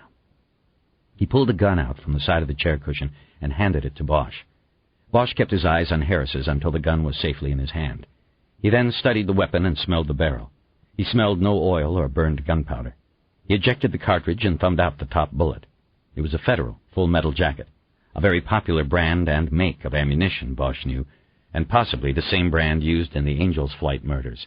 They wouldn't know until the autopsies. He looked back down at Harris. You're a convicted felon, Mr. Harris. You realize it is a crime for you to have this weapon? Not in my house, man. I need protection. Anywhere, I'm afraid. This could send you back to prison. Harris smiled at him. Bosch could see one of his incisors was gold, with a star etched on the front. Then take me away, man. He raised his arms, offering his wrist for the handcuffs. Take me away? and watch this motherfucking place burn, baby, burn. No. Actually, I was thinking of cutting you a break, seeing how you've been so helpful tonight. But I'm going to have to keep the weapon. I'd be committing a crime if I left it here with you. Be my guest, Chet. I can always get what I need from my car, know what I mean? He said Chet, the way some white people say the word nigger. Sure. I know what you mean. They waited for the elevator in silence. Once they were inside and descending, and Trenkin spoke. Does that gun match? It's the same kind. Ammo might be the same. We'll have the lab check it, but I sort of doubt he would have kept it around if he killed Elias with it. He's not that stupid. What about his car? He said he could get anything from his car. He didn't mean his car, he meant his crew, his people. Together, they're a car, driving somewhere together. It's a saying that comes from county lockup, 8 people to a cell. They call them cars. What about Pelfrey, you know him? Jenkins Pelfrey. He's a P.I., an independent. I think he's got an office over in the Union Law Center in downtown. A lot of the civil rights lawyers use him. Howard was using him on this. We have to talk to him, then. Thanks for telling us. There was annoyance in Bosch's voice. He looked at his watch. He figured it was too late to try to run down Pelfrey. Look, it's in the files I gave you, and Trenkin protested. You didn't ask me about it. How was I to know to tell you? You're right. You didn't know. If you want, I could put a call... No, that's okay. We've got it from here, Inspector. Thanks for your help with Harris. We probably wouldn't have gotten up there to see him without you along. You think he had anything to do with the murders? I'm not thinking anything yet. I seriously doubt he's involved. Bosch just looked at her, hoping his eyes conveyed that he believed she was treading into areas where she had neither expertise nor a mandate to be. We'll give you a ride back, he said. Your car at the Bradbury? She nodded. They were crossing the lobby to the doors. Detective, I want to be kept apprised of the case and any significant developments. Fine. I'll talk to Chief Irving in the morning and see how he wants to do that. He might prefer to keep you informed himself. I don't want the whitewashed version. I want to hear it from you. Whitewashed? You think that whatever I tell you won't be whitewashed? I'm flattered, Inspector. A poor choice of words. But my point being, I would rather hear it from you than after it has been processed by the department's management. Bosch looked at her as he held the door. I'll remember that. 19. His rider had run the telephone number from the Mistress Regina webpage through the crisscross directory contained on a CD-ROM in the squad room computer. The phone was assigned to an address on North Kings Road in West Hollywood. This did not mean that the address would be where they found the woman, however. Most prostitutes, late-night masseuses, and so-called exotic entertainers used elaborate call-forwarding systems to make it hard for law enforcement agencies to find them. Bosch, Ryder, and Edgar pulled to the curb at the intersection of Melrose and Kings, and Bosch used his phone to call the number. A woman answered after 4 rings. Bosch went into his act. Mistress Regina? Yes, who is this? My name is Harry. I was wondering if you were available tonight? Have we had a session before? No. I saw your webpage and thought... Thought what? I thought I might want to try a session. How advanced are you? I don't What are you into? I'm not sure yet. I'd like to try it out. You know there is no sex, right? No physical contact. I play mind games with people. Nothing illegal. I understand. Do you have a secure phone number that I can call you back at? What do you mean, secure? I mean no pay phones. You have to give me a real number. Bosch gave her his cell phone number. Okay, I'll call you back in 1 minute. Be there. I will. I will ask for 367. That is you. You are not a person to me. You do not have a name. You are simply a number. 367. I understand. He closed the phone and looked at his partners. We'll know if it worked in about a minute. You sounded nice and subservient, Harry, Ryder said. Thank you. I try my best. You sounded like a cop to me, Edgar said. We'll see. Bosch turned the car on, just to be doing something. Ryder yawned, and then he had to. Then Edgar joined in. The phone rang. It was Mistress Regina. She asked for him by number. You can come to me in 1 hour. I require a donation of $200 for a 1-hour session. Cash only and in advance. Is that understood? Yes.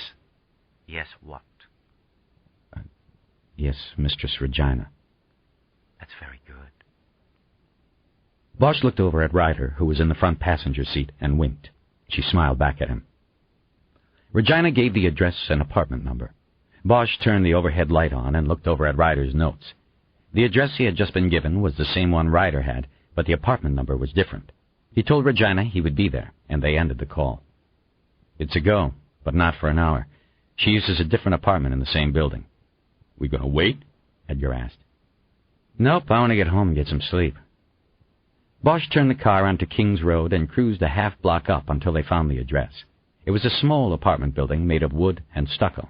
There was no parking anywhere, so he pulled into a red zone in front of a fire plug and they got out. He didn't really care if Regina had a front apartment and saw the slickback. They weren't coming to make an arrest. All they wanted was information. Apartments 6 and 7 were in the back of the building anyway. Their doors were side by side.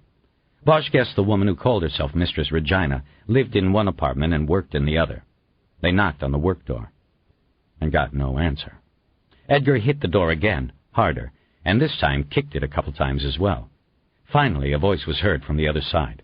What is it? Open up, police. Nothing. Come on, Regina, we need to ask you some questions, that's all. Open the door or we'll have to break the lock. Then what are you going to do? It was a baseless threat. Bosch knew he had no legal power to do anything if she didn't want to open her door. Finally, Bosch heard the locks turning, and the door opened to reveal the angry face of the woman Bosch recognized from the photo print he had found in Howard Elias's office. What do you want? Let me see some ID. Bosch badged her. Can we come in? You're LAPD? This is West Hollywood, mister. You're off your turf. She pushed the door closed, but Edgar reached a strong arm up and stopped it. He pushed it all the way back open and stepped in, a mean look on his face. Don't you be closing the door on my face, Mistress Regina. Edgar said her name in a tone that indicated that he was subservient to no one. Regina stepped back to allow him space to enter. Bosch and Ryder followed him in. They stepped into a dimly lit landing with stairs going up and down from it. Bosch looked down the stairs to his left and saw they retreated into complete darkness. The stairs going up led to a lighted room. He moved to them and started up. Hey, you can't just barge in here like this, Regina said, but the protest was leaving her voice.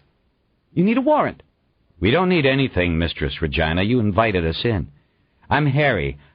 Make that 367. We just talked on the phone, remember? She followed them up the stairs. Bosch turned and got his first full look at her. She was wearing a sheer black robe over a leather corset and black silk underwear. She wore black stockings and spike-heeled shoes. Her makeup consisted of dark eyeliner and glaring red lipstick. It was a sad caricature of a depressing male fantasy. Been a long time since Halloween, Bosch said. Who are you supposed to be? Regina ignored the question. What are you doing here? We have questions. Sit down, I want to show you a picture. Bosch pointed to a black leather couch, and the woman reluctantly went to it and sat down. He put his briefcase down on the coffee table and opened it. He nodded slightly to Edgar and started looking for the photo of Elias. Hey, where's he going? Regina cried. Edgar had moved to another set of stairs that led up to a loft. He's ensuring our safety by making sure you don't have anybody hiding in the closet, Bosch said. Now take a look at this picture, please. He slid the photo across the table, and she looked at it without touching it. Recognize him? What is this? Do you recognize him? Of course. He a client? Look, I don't have to tell you a fucking thing about... Is he a client? Bosch yelled, silencing her. Edgar came down from the loft and moved across the living room. He glanced into the alcove kitchen, saw nothing that interested him, and went down the stairs to the landing. Bosch then heard his steps on the lower staircase as he descended into the darkness below. No, he isn't a client, okay? Now, will you please leave? If he isn't a client, then how do you recognize him? What are you talking about? Haven't you been watching TV today? Who is he? He's that guy, the one that got killed on... Harry? It was Edgar from below. What? I think you ought to come down here a sec. Bosch turned to Ryder and nodded. Take over, Kiz. Talk to her. Bosch went down the steps and made the turn in the landing.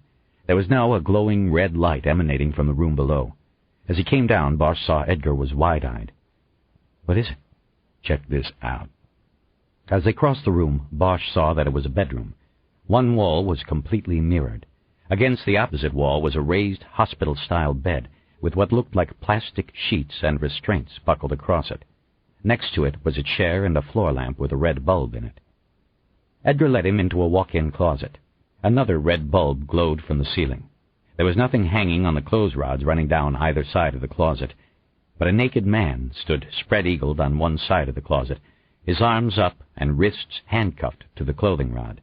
The cuffs were gold-plated and had ornate designs on them. The man was blindfolded and had a red ball gag in his mouth. There were red welts caused by fingernail scratches running down his chest, and between his legs a full-liter bottle of Coke dangled at the end of a leather strap that was tied in a slip knot around the head of his penis. "Jesus," Bosch whispered. "I asked him if he needed help, and he shook his head no. I think he's her customer." "Take the gag out." Bosch pulled the blindfold up on the man's forehead, while Edgar pulled out the gag. The man immediately jerked his face to the right and tried to turn away. He moved his arm and tried to use it to block the view of his face, but his cuffed wrist prevented him from hiding.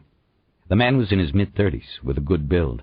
It seemed as though he could certainly defend himself against the woman upstairs, if he wanted to. "Please," he said in a desperate voice. "Leave me alone. I'm fine. Just leave me alone." "With the police," Bosch said. "Are you sure?" "Of course I'm sure. You think if I needed help I wouldn't ask for it? I don't need you here. This is completely consensual and non-sexual. Just leave us alone."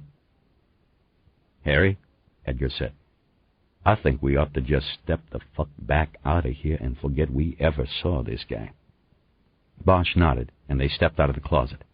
He looked around the room and saw that the chair had clothes draped over it. He went to them and checked the pockets of the pants. He pulled out the wallet and walked to the floor lamp, where he opened it and studied the driver's license in the red glow. He felt Edgar come up behind him and look over his shoulder. "Recognize the name?" "No. Do you?" Bosch shook his head and closed the wallet. He walked back and returned it to the pocket of the pants. Ryder and Regina were silent as they came back up the steps. Bosch studied Regina and thought he saw a look of pride and a slight smile on her face.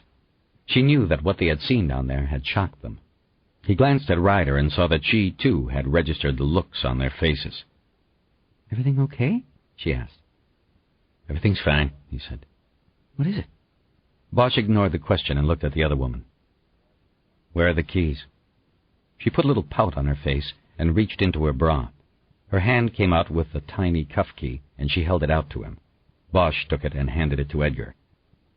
"Go down and cut him loose. If he wants to stay after that, that's his business." "Harry, he said I don't care what he said. I said cut him loose. We aren't going to leave you with some guy in shackles down there." Edgar went down the stairs while Bosch stared at Regina. "That's what you get $200 an hour for?" "Believe me, they get their money's worth. And, you know, they all come back for more. I wonder what it is about men. Maybe you should try me sometime, Detective. Might be kind of fun." Bosch stared a long time before breaking away and looking at Ryder. "What have you got, kids?" "Her real name is Virginia Lampley. She says she knows Elias from TV, not as a client. But she says Elias's investigator was here a few weeks ago, asking questions just like us." "Pelfrey, what did he ask?"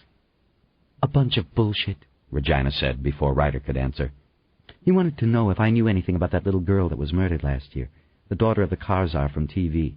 I told him I didn't know why the hell he was asking me about that. What would I know about it? He tried to get rough, but I got rough right back. I don't let men fuck with me." He left. "I think somebody put you on the same wild goose chase he was on." "Maybe," Bosch said. There was silence for a moment. Bosch was distracted by what he had seen in the closet. He couldn't think of what else to ask. "He's staying." It was Edgar. He came up the stairs and handed the cuff key back to Regina. She took it and made a big production out of returning it to her bra, looking at Bosch all the while. "All right, let's go," Bosch said. "Are you sure you don't want to stay for a Coke, Detective?" Virginia Lampley asked, a clever smile on her face. "We're going," Bosch said. They went silently down the steps to the door, Bosch the last in line. On the landing, he looked down into the dark room. The glow of the red light was still there, and Bosch could see the faint outline of the man sitting on the chair in the corner of the room. His face was in darkness, but Bosch could tell the man was looking up at him. Don't worry, Detective, Regina said from behind him. I'll take good care of him. Bosch turned and looked at her from the door. That smile of hers was back. 20. On the way back to the station, Ryder repeatedly asked exactly what they had seen in the lower room, but neither Bosch nor Edgar told her more than the basic fact that one of Mistress Regina's clients was shackled in a closet. Ryder knew there was more to it and kept pressing, but she got nowhere. The man down there is not important, Bosch finally said as a means of ending that part of the discussion. We still don't know what Elias was doing with her picture and web address, or for that matter, why he sent Pelfrey to her. I think she was lying, Edgar said. She knows the whole story. Maybe, Bosch said. But if she knows the story, why keep it secret now that Elias is dead? Pelfrey is the key, Ryder said. We should run him down right now. No, Bosch said. Not tonight. It's late, and I don't want to talk to Pelfrey until we've gone through Elias's files and know what's in them. We master the files, then we brace Pelfrey about Mistress Regina and everything else, first thing tomorrow. What about the FBI? Ryder asked. We meet the FBI at 8. I'll figure out something by then. They drove the rest of the way in silence. Bosch dropped them off at their cars in the Hollywood Station parking lot and reminded them to be at Parker Center at 8 the following morning. He then parked his slickback, but didn't turn in the key because the file cartons from Elias's office were still in the trunk. After locking the car, he went to his own car. He checked the clock as he was pulling out onto Wilcox and saw it was 10:30. He knew it was late, but he decided to make one last call before going home. As he drove through Laurel Canyon to the valley, he kept thinking about the man in the walk-in closet and how he had turned his face away, wishing not to be seen. Working homicide for so many years, Bosch could not be surprised anymore by the horrors people inflicted on each other. But the horrors people saved for themselves were a different story. He took Ventura Boulevard west to Sherman Oaks. It was a busy Saturday night. On the other side of the hill, the city could be a tinderbox of tensions, but on the main drag in the valley, the bars and coffee shops seemed full. Bosch saw the red-coated valets running to get cars in front of Pinot Bistro and the other upscale restaurants that lined the boulevard. He saw teenagers cruising with the top down. Everyone was oblivious to the seething hatred and anger that churned in other parts of the city, beneath the surface like an undiscovered fault line waiting to open up and swallow all above. At Kester, he turned north, and then made a quick turn into a neighborhood of tract houses sandwiched between the boulevard and the Ventura Freeway. The houses were small and with no distinct style. The hiss of the freeway was always present. They were cops' houses, except they cost between $400,000 and $500,000, and few cops could afford them.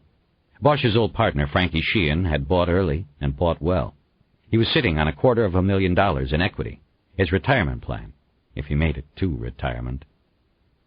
Bosch pulled to the curb in front of Sheehan's house and left the car running. He got out his phone, looked up Sheehan's number in his phone book, and made the call. Sheehan picked up after 2 rings, his voice alert. He'd been awake. Frankie, it's Harry. My man. I'm out front. Why don't you come out and we'll take a drive? Where to? It doesn't matter. Silence. Frankie? Okay, give me a couple minutes. Bosch put the phone away and reached into his coat pocket for a smoke that wasn't there. Damn, he said. While he waited, he thought about the time he and Sheehan were looking for a drug dealer suspected of having wiped out a rival's operation by going into a rock house with an Uzi and killing everyone in it, 6 people, customers and dealers alike. They'd repeatedly pounded on the door of the suspect's apartment, but no one answered. They were thinking about their options when Sheehan heard a tiny voice from inside the apartment saying, "Come in, come in." They knocked on the door once again and called out that it was the police. They waited and listened. Again, the voice called out, "Come in, come in." Bosch tried the knob and it turned. The door was unlocked. Assuming combat stance, they entered the apartment only to find it empty, except for a large green parrot in a cage in the living room. And lying right there in full view on a kitchen table was an Uzi submachine gun, broken down and ready for cleaning. Bosch walked over to the door and knocked on it once again. The parrot called out, "Come in, come in." A few minutes later, when the suspect returned from the hardware store with the gun oil he needed to finish his work on the Uzi, he was arrested. Ballistics matched the gun to the killings, and he was convicted after a judge refused to throw out the fruits of the search.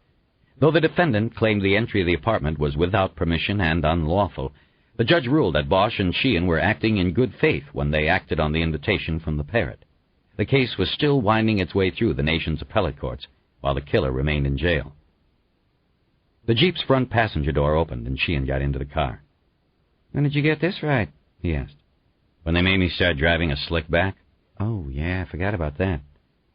Yeah, you RHD big shots don't have to worry about that shit. So, what's up? You got your ass out in the wind on this case, don't you? Yeah, it's out there. How Margaret and the girls doing? They're all fine. What are we doing? Riding? Talking? What? I don't know. Is that Irish place still over on Van Nuys? No, that one's gone. Tell you what, go on up to Oxnard and go right. There's a little sports bar down there. Bosch pulled away from the curb and started following the directions. I was just thinking about the Polly Ones and Uzi case, he said. Sheehan laughed. That one still cracks me up. I can't believe it shot the rapids this far. I hear the douchebag's down to one last shot, El Supremo Court. It'll make it. It would have got shot down by now if it wasn't going to fly. No pun intended. Well, what's it been? 8 years? We got our money's worth, even if they do kick 'em loose. Yeah, 6 murders, 8 years, sounds fair. 6 douchebags. You still like saying douchebag, don't you? Yeah, I'm partial to it. So you didn't come over the hill to talk about parrots and douchebags in old times, did you? Nah, Frankie. I need to ask you about the Kincaid thing. Why me? Why do you think? You were lead detective. Everything I know is in the files. You should be able to get them. You're lead on Elias. I got 'em, but the files don't always have everything in 'em. Sheehan pointed to a red neon sign, and Bosch pulled over. There was a parking place at the curb right outside the bar's door. This place is always pretty dead, Sheehan said.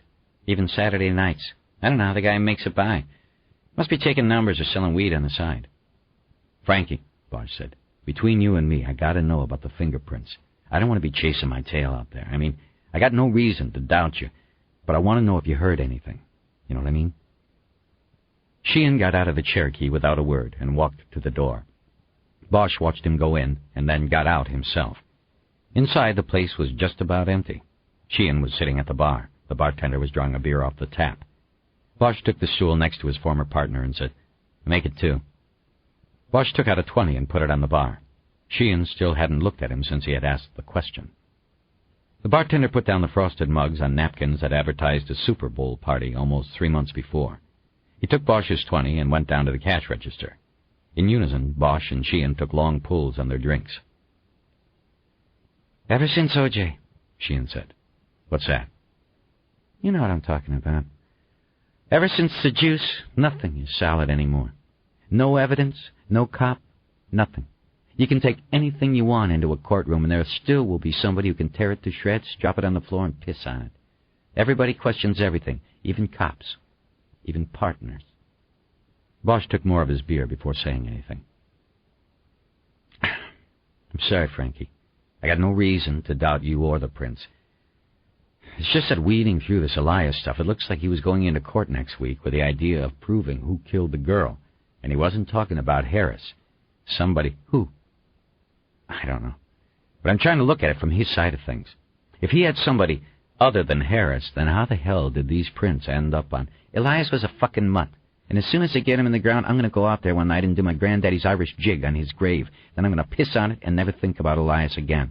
All I can say is that it's too fucking bad that Harris wasn't with him on that train. Goddamn murderer. That would have been hitting the Connelly, the both of them being put down together.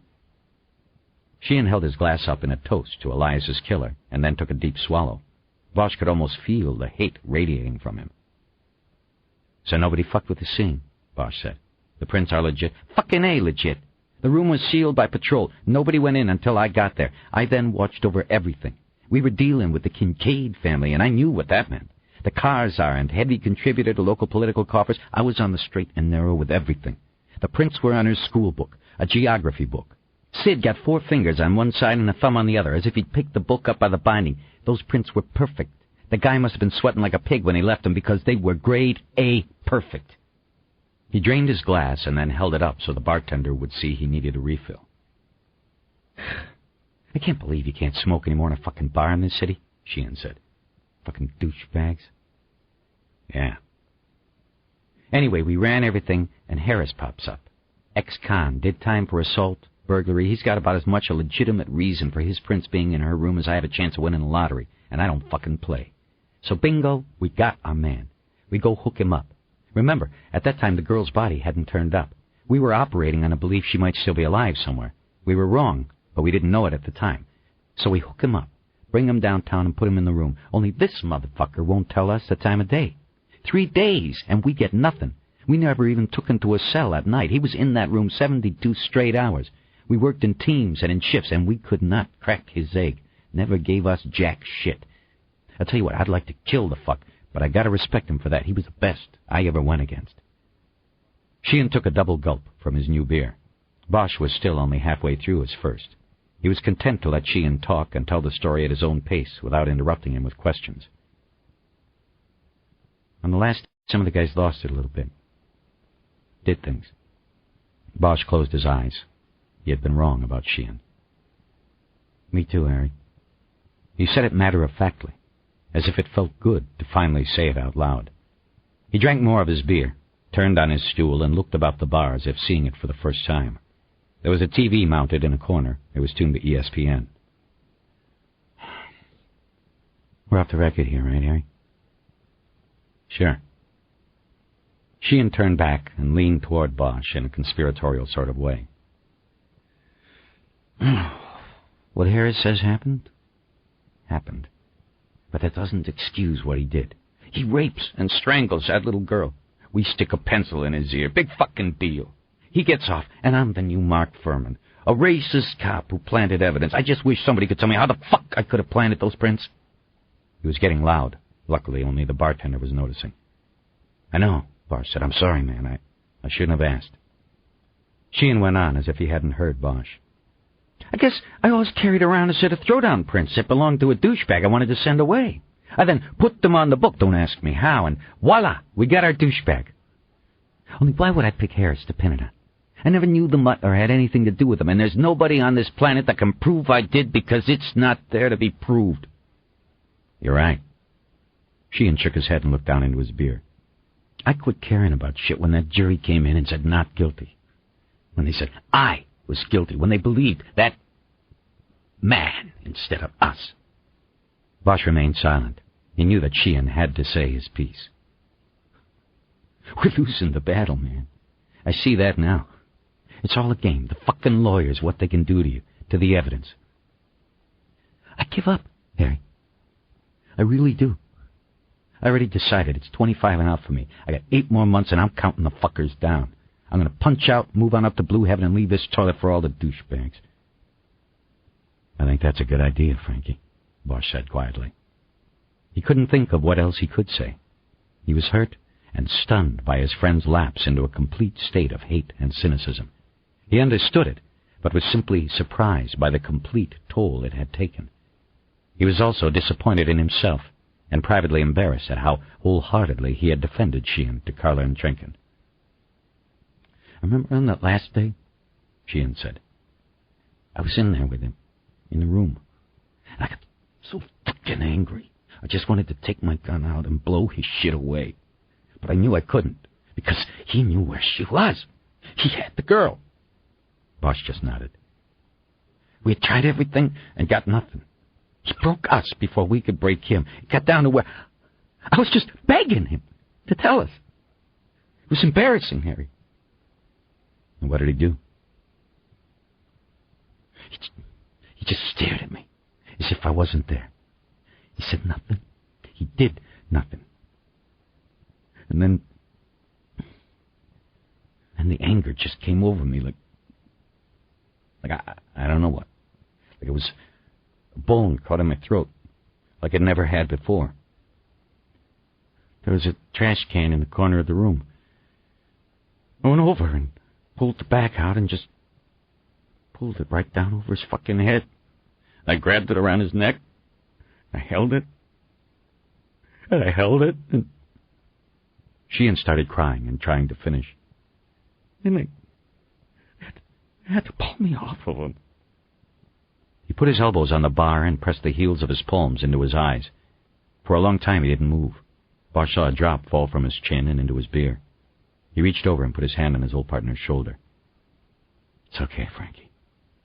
Without moving his hands away from his face, Sheehan spoke. "Harry, I became the very thing that I spent all these years hunting. I wanted to kill him, right there and then. I would have if my guys hadn't come in. I'm never going to be able to forget that." "It's okay, man." Sheehan drank some beer and seemed to recover somewhat. "After I did what I did, that opened the door. The other guys, they did that thing with the pencil, popped his fucking eardrum. We all became monsters, like Vietnam, going wild in the villages. We probably would have killed the guy. But you know what saved him? The girl. Stacy Kincaid saved him." "How's that?" "They found the body. We got the word and went out to the scene. We left Harris in a cell, alive. He was lucky the word came when it did." He stopped to take another gulp of beer. "I went out there, just a block from Harris's place. She's pretty much decomposed. The young ones go fast. But I remember how she looked, like a little angel. Her arms out like she was flying." Bosch remembered the pictures from the newspapers. Stacy Kincaid had been a pretty little girl. "I'm Harry." "Leave me alone now," Sheehan said quietly. "I'm going to walk back." "No, let me give you a ride." "No, thanks. I'm walking." "You sure you're all right?" "I'm fine. Just a little worked up, that's all. This is going to stay between us, right? Till the end, man." Sheehan tried a weak smile, but he still didn't look at Bosch. "Do me one favor, Hieronymus." Bosch remembered when they had been a team. They only used their formal names, Hieronymus and Francis, when they were talking seriously and from the heart. "Sure, Francis. What?" "When you catch the guy who did Elias, I don't care if it's a cop or not, shake his hand for me. You tell him he's my hero, but tell him he missed a good chance. Tell him he should have gotten Harris, too." A half hour later, Bosch opened the door to his home. He found his bed empty. But this time he was too tired to stay awake waiting for Eleanor. He started stripping off his clothes and thinking about his plans for the next day. He finally sat down on the bed, ready for sleep, and reached for the light.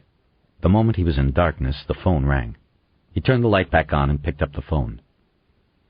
"You bastard." A woman's voice. Familiar, but he couldn't place it. "Who is this?" "Carla and Trinken. Who do you think? Do you really think I wouldn't know what you did?" "I don't know what you're talking about. What happened?" "I just watched Channel 4. Your buddy, Harvey Button?" "What did he have?" "Oh, he blew it up real big. Let's see if I can quote him correctly. A link between Elias and an internet prostitution ring was found in Elias's office, a source close to the investigation says. It is believed by this source that Elias may have had liaisons with at least one of the women who advertised her services as a dominatrix on the website. I think that about sums it up. I hope you are happy." "I didn't—" "Don't bother." She hung up. Bosch sat there a long time, thinking about what she had said. "Chastain, you asshole," he said out loud. He turned out the light again and dropped back on the bed. He was soon asleep and having the same dream again. He was riding Angel's Flight, going up. Only now there was a little blonde girl seated across the aisle from him. She looked at him with sad and empty eyes. 21. Bosch had a surprise waiting for him when he pushed the supply cart stacked with file boxes through the door of Deputy Chief Irving's conference room. It was 7:45 on Sunday morning. There were 6 FBI agents already crowded into the room and waiting. The surprise was the lead agent who stepped over to Bosch, his hand out and a smile on his face. "Harry Bosch," the man said. "Roy Lindell," Bosch replied. Bosch pushed the card over to the table and took the man's hand. "You're on this? What happened to O.C.?" Organized crime was getting boring, especially after the Tony Aliso case. Hard to top that one, don't you think? Yeah. A couple of years earlier, they had worked the Aliso murder, the trunk music case, according to the local media. Bosch and Lindell had started out as adversaries, but by the time the case was concluded in Las Vegas, There was a respect between the two that certainly wasn't shared between the two agencies they worked for. Bosch immediately took Lindell's assignment to the Elias case as a good sign. "Listen," Lindell said, "I think we have a few minutes. You want to grab a cup of coffee and talk about things?" "Sounds like a plan." As they walked down the hall to the elevator, they were met by Chastain, who was heading to the conference room. Bosch introduced Lindell. "You guys going for coffee? I'll come with you." "No, that's okay," Bosch said. "We've got some stuff to talk about, and I don't want it coming out of Harvey Button's mouth on the news later. Know what I mean?" "I don't know what you're talking about, Bosch." Bosch said nothing. Chastain looked at Lindell and then back at Bosch. "Never mind the coffee," he said. "I don't need artificial stimulants anyway." When they were alone at the elevator lobby, Bosch warned Lindell about Chastain. "He's leaking," he said. "You see Channel 4 last night? The Internet dominatrix thing? Yeah, 6 people knew about that. Me, my 2 partners, Chastain, Carla and Trinken, and Deputy Chief Irving. I can vouch for my partners, and I doubt Trinken would leak anything negative about Elias. Either Irving or Chastain talked to Harvey Button. My bet is on Chastain. Irving's been trying to put a clamp on things from the start." "Well, was the story bullshit or what?" "Looks that way. We can't make a connection. Whoever leaked it did it to smear Elias, even things up a bit." "I'll watch him. But sometimes leaks aren't from the obvious source." The elevator door opened, and Lindell stepped on, leaving Bosch standing there, thinking about Irving and whether it was possible that he was the leak. "You coming?" Lindell asked. Bosch stepped onto the elevator and pushed the button for the 3rd floor. "You check the news this morning?" Lindell asked. "How's it going out there?" "So far, so good. A couple fires last night, but that was about it. No looting, and it's pretty quiet now. Supposed to be rain coming in by tomorrow. Maybe that'll help." They went into the cafeteria and took their coffees to a table. Bosch checked his watch and saw it was 5 before 8. He looked at Lindell. "So?" Lindell laughed. "So, what the fuck? We gonna divvy this up or what?" "Yeah, I got a deal for you, Roy, a good deal." "Let's hear it." "You can have it. I'll step back and let you run the show. I just want one thing. I want my team to run with the original case, Stacy Kincaid. We'll take the original murder book and review everything RHD did on the case. Then we'll take everything Elias did and go from there." Lindell's eyes narrowed their focus as he wondered what this meant. Bosch continued. "It looks like Elias's plan was to go into court this week and try to prove that Michael Harris didn't kill her. He was going to name her killer and who? That's the $1,000,000 question. We don't know. He was keeping it in his head instead of his files. But that's why I want the case. Because if he had a bead on somebody, that somebody's a pretty good suspect for the Angel's Flight murders." Lindell looked down at his smoking coffee and was quiet a long moment. "Sounds like lawyer bullshit to me. Grandstanding. How was he going to find the killer if you guys on the PD didn't? That is, if the killer really wasn't Michael Harris, like every cop and white person in this town believes." Bosch hiked his shoulders. "Even if he was wrong, even if he was going to name somebody as a smokescreen, it could have made him a target." He purposely wasn't telling Lindell everything, particularly about the mystery notes. He wanted the FBI agent to think that Bosch's team would be chasing rainbows while he would be commanding the real investigation. "So you run with that, and I chase down bad cops, is that the deal?" "Pretty much. Chastain should have a head start for you. First of all, he's the most familiar with the Black Warrior thing. He handled the IAD investigation on it. And, yeah, but he cleared everybody on it. Maybe he messed up, or maybe he was told to clear everybody."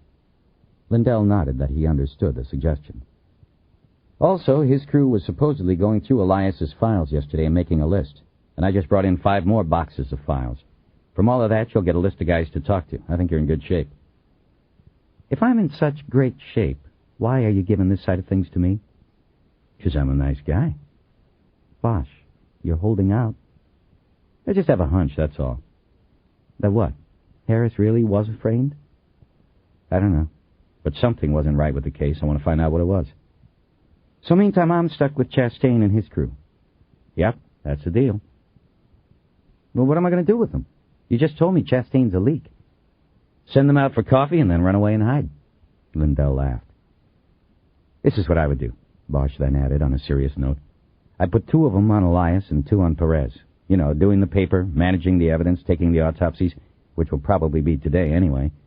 That will keep them busy and out of your way.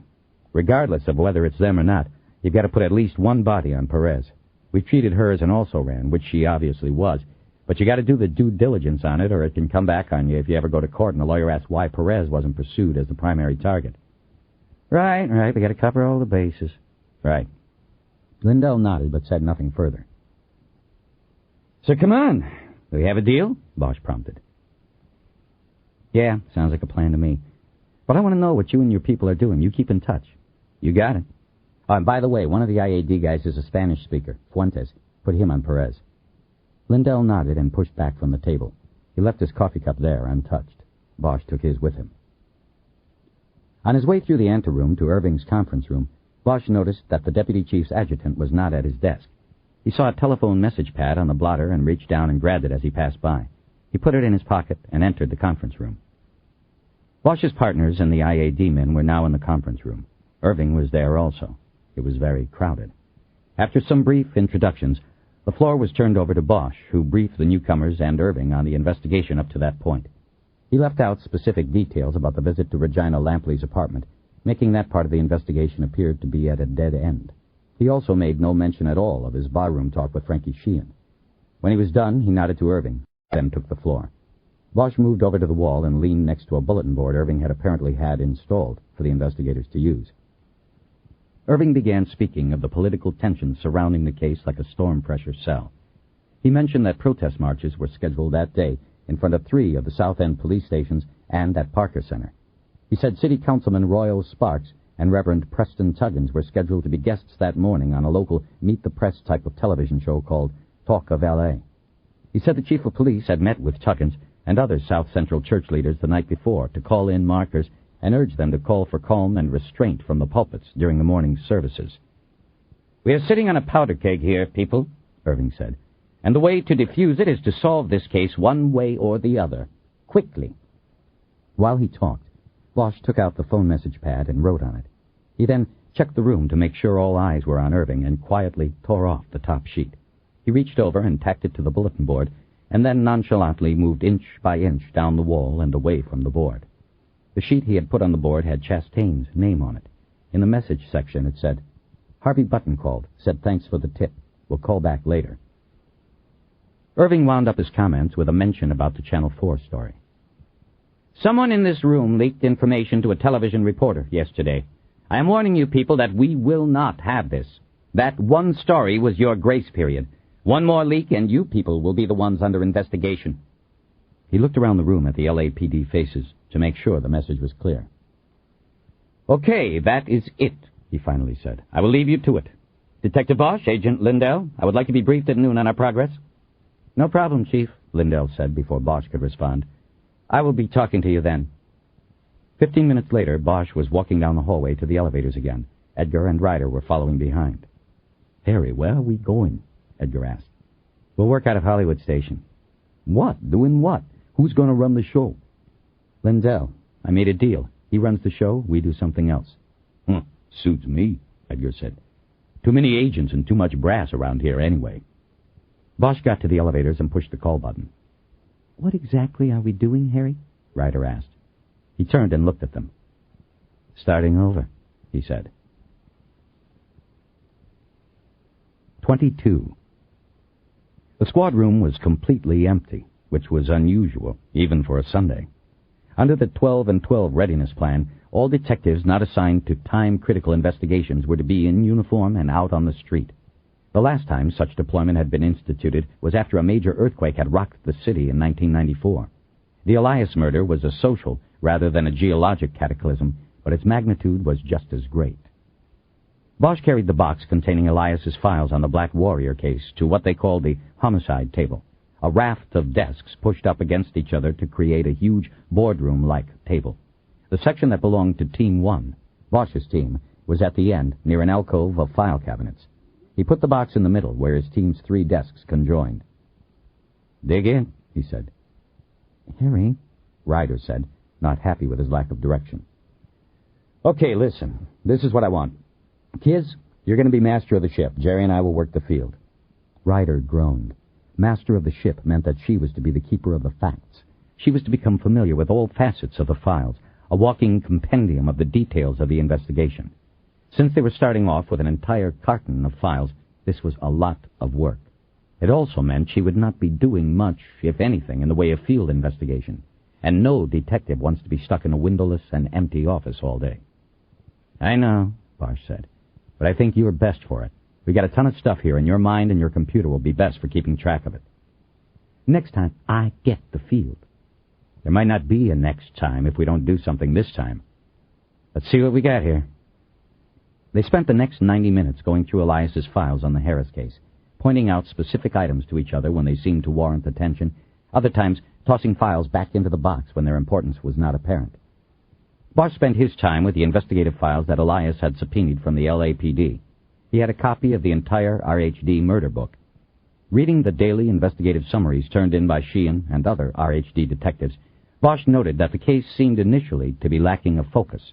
Stacy Kincaid had been taken from her room in the night, her abductor jimmying the lock on a bedroom window with a screwdriver and then grabbing the girl while she slept. Initially suspecting an inside job, the detectives interviewed the gardeners, the pool man, a local maintenance man, a plumber who had been in the house 2 weeks earlier, as well as the sanitation men and postal workers who had the route that included the Kincaids' home in Brentwood.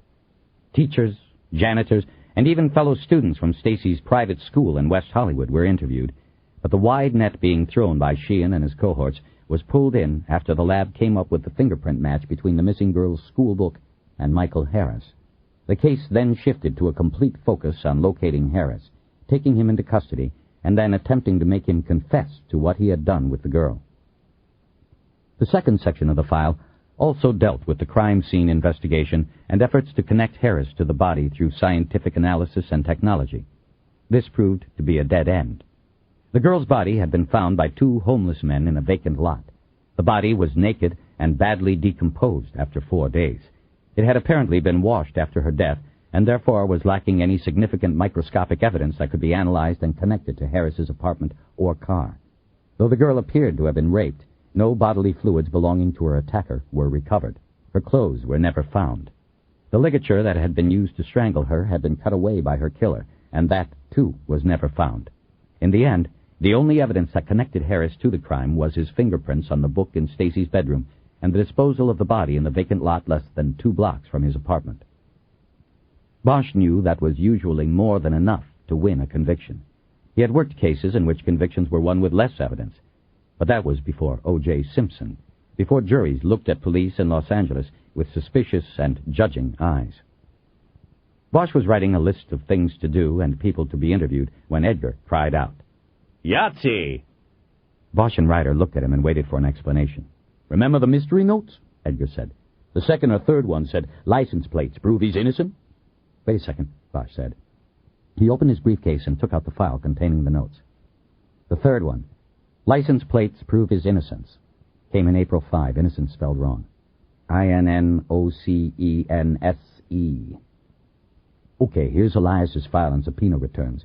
Got one here dated April 15 for Hollywood Wax and Shine. That's where Harris worked before they arrested him. It seeks, quote, copies of all records and receipts of customer orders and billings containing license plate numbers of said customers between the dates of April 1 and June 15 of last year. It's got to be what the note was talking about. Bosch leaned back in his chair to think about this. This is a subpoena return, right? It was approved. Right. Well, April 1 and June 15, that's 75 days. 76 days, Ryder corrected. 76 days. That would be a lot of receipts. We got none here, and there weren't any in the office I saw. There should be boxes of receipts. Maybe he returned them, Edgar said. You said he subpoenaed copies. Edgar hiked his shoulders. Another thing, why those days? Bosch asked. The murder of the girl was July 12. Why not subpoena the receipts right up until then? Because he knew what he was looking for, Ryder said, or knew within the parameters of those dates. Knew what? They dropped into silence. Bosch's mind was running the puzzle, but coming up empty. The license plate clue was still as mysterious as the Mistress Regina lead. Then, by joining the two mysteries, he came up with something. Pelfrey again, he said. We need to talk to him. He stood up. Jerry, get on the phones. See if you can run down Pelfrey and set up an interview for as soon as you can get it. I'm going out back for a few minutes.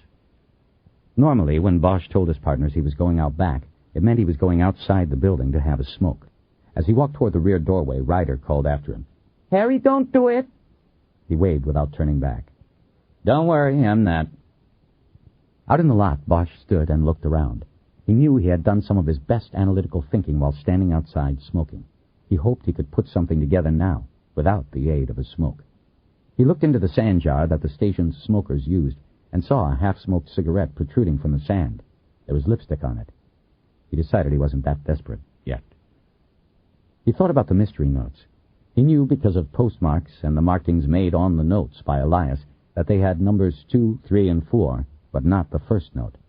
The meaning of the fourth note, the warning Elias was carrying with him, was obvious. The third note they now had a line on, thanks to the subpoena return Edgar had come across, but the second note, "Dot the I, Humbert, Humbert," still made no sense to Bosch. He looked at the cigarette protruding from the sand again, but once more dismissed it. He remembered he carried no matches or lighter anyway. It suddenly occurred to him that the one other piece of the puzzle that seemed to stand out as making no sense, at least so far, was the Mistress Regina connection, whatever that was. Bosch turned and quickly headed back into the station. Edgar and Ryder had their heads down and into the paperwork when he came to the table. Bosch immediately began looking through the stacks of files. "Who has the Mistress Regina file?" "Over here," Edgar said. He handed over the file, and Bosch opened it and took out the photo printout of the dominatrix. He then put it down next to one of the mystery notes and tried to make a comparison between the printing on the note and the printing below the photo, the web page address. It was impossible for him to determine if the same hand had printed both lines. He was no expert, and there were no obvious anomalies in the printing to make a comparison easy. When Bosch took his hand off the printout, its top and bottom edges rose an inch off the desk, telling him that at one time the page had been folded top and bottom, as if to be placed in an envelope. "I think this is the first note," he said. Bosch had often found that when he made a logic breakthrough, it was like clearing a clog in a drain. The pipe was open, and other breaks soon came. It happened now. He saw what he could have and maybe should have seen all along. "Jerry, call Elias' secretary. Right now. Ask her if he had a color printer in the office." "Should have seen this. I should have seen it." "Seen what?" "Just make the call." Edgar started looking through a notebook for a phone number. Ryder got up from her spot and came around next to Bosch. She looked down at the printout. She was now riding on Bosch's wave. She saw where he was going. "This was the first one," Bosch said. "Only he didn't keep the envelope because he probably thought it was crank mail." "But it probably was," Edgar said, the phone to his ear. "We were there. The woman didn't know the man and didn't know what the hell we—" He stopped and listened when his line was picked up. "Mrs. Quimby, it's Detective Edgar from yesterday. I have one quick question for you. Do you know if there was a color printer in the office? A printer that could print out stuff from one of the computers, in color?" He waited and listened, his eyes on Bosch and Ryder. "Thank you, Mrs. Quimby." He hung up. No color printer. Bosch nodded and looked down at the printout of Mistress Regina. "We should have picked up on this yesterday," Ryder said. Bosch nodded and started to ask Edgar if he had contacted Pelfrey, the private investigator, when his pager went off. He cut it off and pulled it off his belt. It was his home number. Eleanor. "Yeah, I talked to him," Edgar said. "You'll meet us at noon at his office. I didn't mention anything about receipts or this Regina. I just said we needed to talk." "Okay." Bosch picked up his phone and punched in his home number. Eleanor answered after 3 rings. She sounded either sleepy or sad. "Eleanor?" "Harry?" "Everything all right?" He slid back into his seat and Ryder went back to hers. "I'm fine. I just... "When did you get in?" a little while ago. "Did you win?" I didn't really play. After you called me there last night, I left." Bosch leaned forward and put an elbow on the table, a hand against his forehead. "Well. Where'd you go?" "A hotel. Harry, I just came back for some clothes and things. "Eleanor?" There was a long silence on the phone. Bosch heard Edgar say he was going to get some coffee in the watch office. Ryder said she'd go along, even though Bosch knew she didn't drink coffee. She had an assortment of herbal teas she kept in the drawer of her desk. "Harry, it's not right," Eleanor said. "What are you talking about, Eleanor?" Another long moment of silence went by before she answered. "I was thinking about that movie we saw last year, about the Titanic. "I remember." And the girl in that, she fell in love with that boy that she only met right there on the boat. And it was... she loved him so much. so much that at the end she wouldn't leave. She didn't take the lifeboat so she would be with him. I remember Eleanor. He remembered her crying in the seat next to him, and his smiling, and not being able to understand how a film would affect her in such a way. You cried? Yes. It's because everybody wants that kind of love. And, Harry, you deserve that from me. No, Eleanor, what you give me is more than... She jumped from a lifeboat back onto the Titanic, Harry. She laughed a little bit, but it sounded sad to Bosch. I guess nobody can ever top that. You're right. Nobody can. That's why it was a movie. Listen, you are all I've ever wanted, Eleanor. You don't have to do anything for me. Yes, I do. I do. I love you, Harry, but not enough. You deserve better. Eleanor, no. Please, I'm going to go away for a while. Think about things. Will you wait there? I'll be home in 15 minutes. We can talk about... No, that's why I paged. I can't do this in person. He could tell she was crying. Well, I'm coming up there. I won't be here. I packed the car before I paged you. I knew you'd try to come. Bosch put his hand over his eyes. He wanted to be in darkness. Where will you be? I'm not sure. Will you call? Yes, I'll call. Are you all right? I'll be fine. Eleanor, I love you. I know I never said that enough, but... She made a shushing sound in the phone, and he stopped. I love you, Harry, but I have to do this. After a long moment, during which he felt a deep tearing inside, he said, "Okay, Eleanor." The silence that followed was as dark as the inside of a coffin. His coffin. Goodbye, Harry. I'll see you. She hung up. Bosch took his hand away from his face and the phone from his ear. In his mind he saw a swimming pool, its surface as smooth as a blanket on a bed. He remembered a time, long before, when he had been told his mother was dead and that he was alone in the world. He ran to that pool and dove beneath the calm surface into its warm water. At the bottom, he screamed until his air was gone and his chest ached, until he had to choose between staying there and dying, or going up and life. Bosch now longed for that pool and its warm water. He wanted to scream until his lungs burst inside him. "Everything okay?" He looked up. It was Ryder and Edgar. Edgar carried a steaming cup of coffee. Ryder had a look that said she was concerned or maybe even scared by the look she was seeing on Bosch's face. "Everything's cool," Bosch said. "Everything's fine." 23. They had 90 minutes to kill before the meeting with Pelfrey. Bosch told Edgar to drive over to Hollywood Wax and Shine on Sunset, not far from the station. Edgar pulled to the curb, and they sat there watching. Business was slow.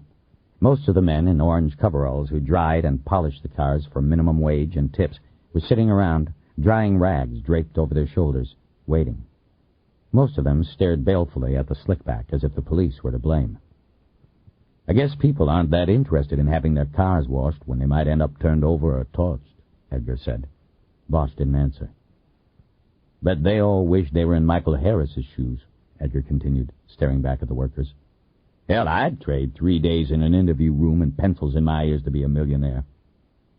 "So then you believe him?" Bosch said. Bosch hadn't told him about Frankie Sheehan's barroom confession. Edgar was quiet a moment, and then nodded. "Yeah, Harry, I guess I sort of do." Bosch wondered how he had been so blind as to not even have considered that the torturing of a suspect could be true. He wondered what it was about Edgar that made him accepting of the suspect's story over the cops. Was it his experience as a cop or as a black man? Bosch assumed it had to be the latter, and it depressed him because it gave Edgar an edge he could never have. "I'm going to go in and talk to the manager," Bosch said.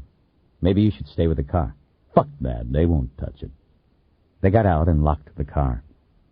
As they walked toward the store, Bosch thought about the orange coveralls and wondered if it was coincidence. He guessed that most of the men working at the car wash were ex-cons or fresh out of county lockup, institutions in which they also had to wear orange coveralls. Inside the store, Bosch bought a cup of coffee and asked for the manager. The cashier pointed down a hallway to an open door. On the way down the hall, Edgar said, "I feel like a Coke, but I don't think I can drink a Coke after what I saw last night in that bitch's closet." A man was sitting at a desk in the small, windowless office with his feet up on one of the open drawers. He looked up at Bosch and Edgar and said, "Yes, officers, what can I do for you?" Bosch smiled at the man's deduction. He knew he had to be part businessman, part parole officer. Most of the polishers were ex-cons. It was the only job they could get. That meant the manager had seen his share of cops and knew how to pick them out. Either that, or he saw them pull up in the slickback. "We're working a case," Bosch began. "The Howard Elias case." The manager whistled.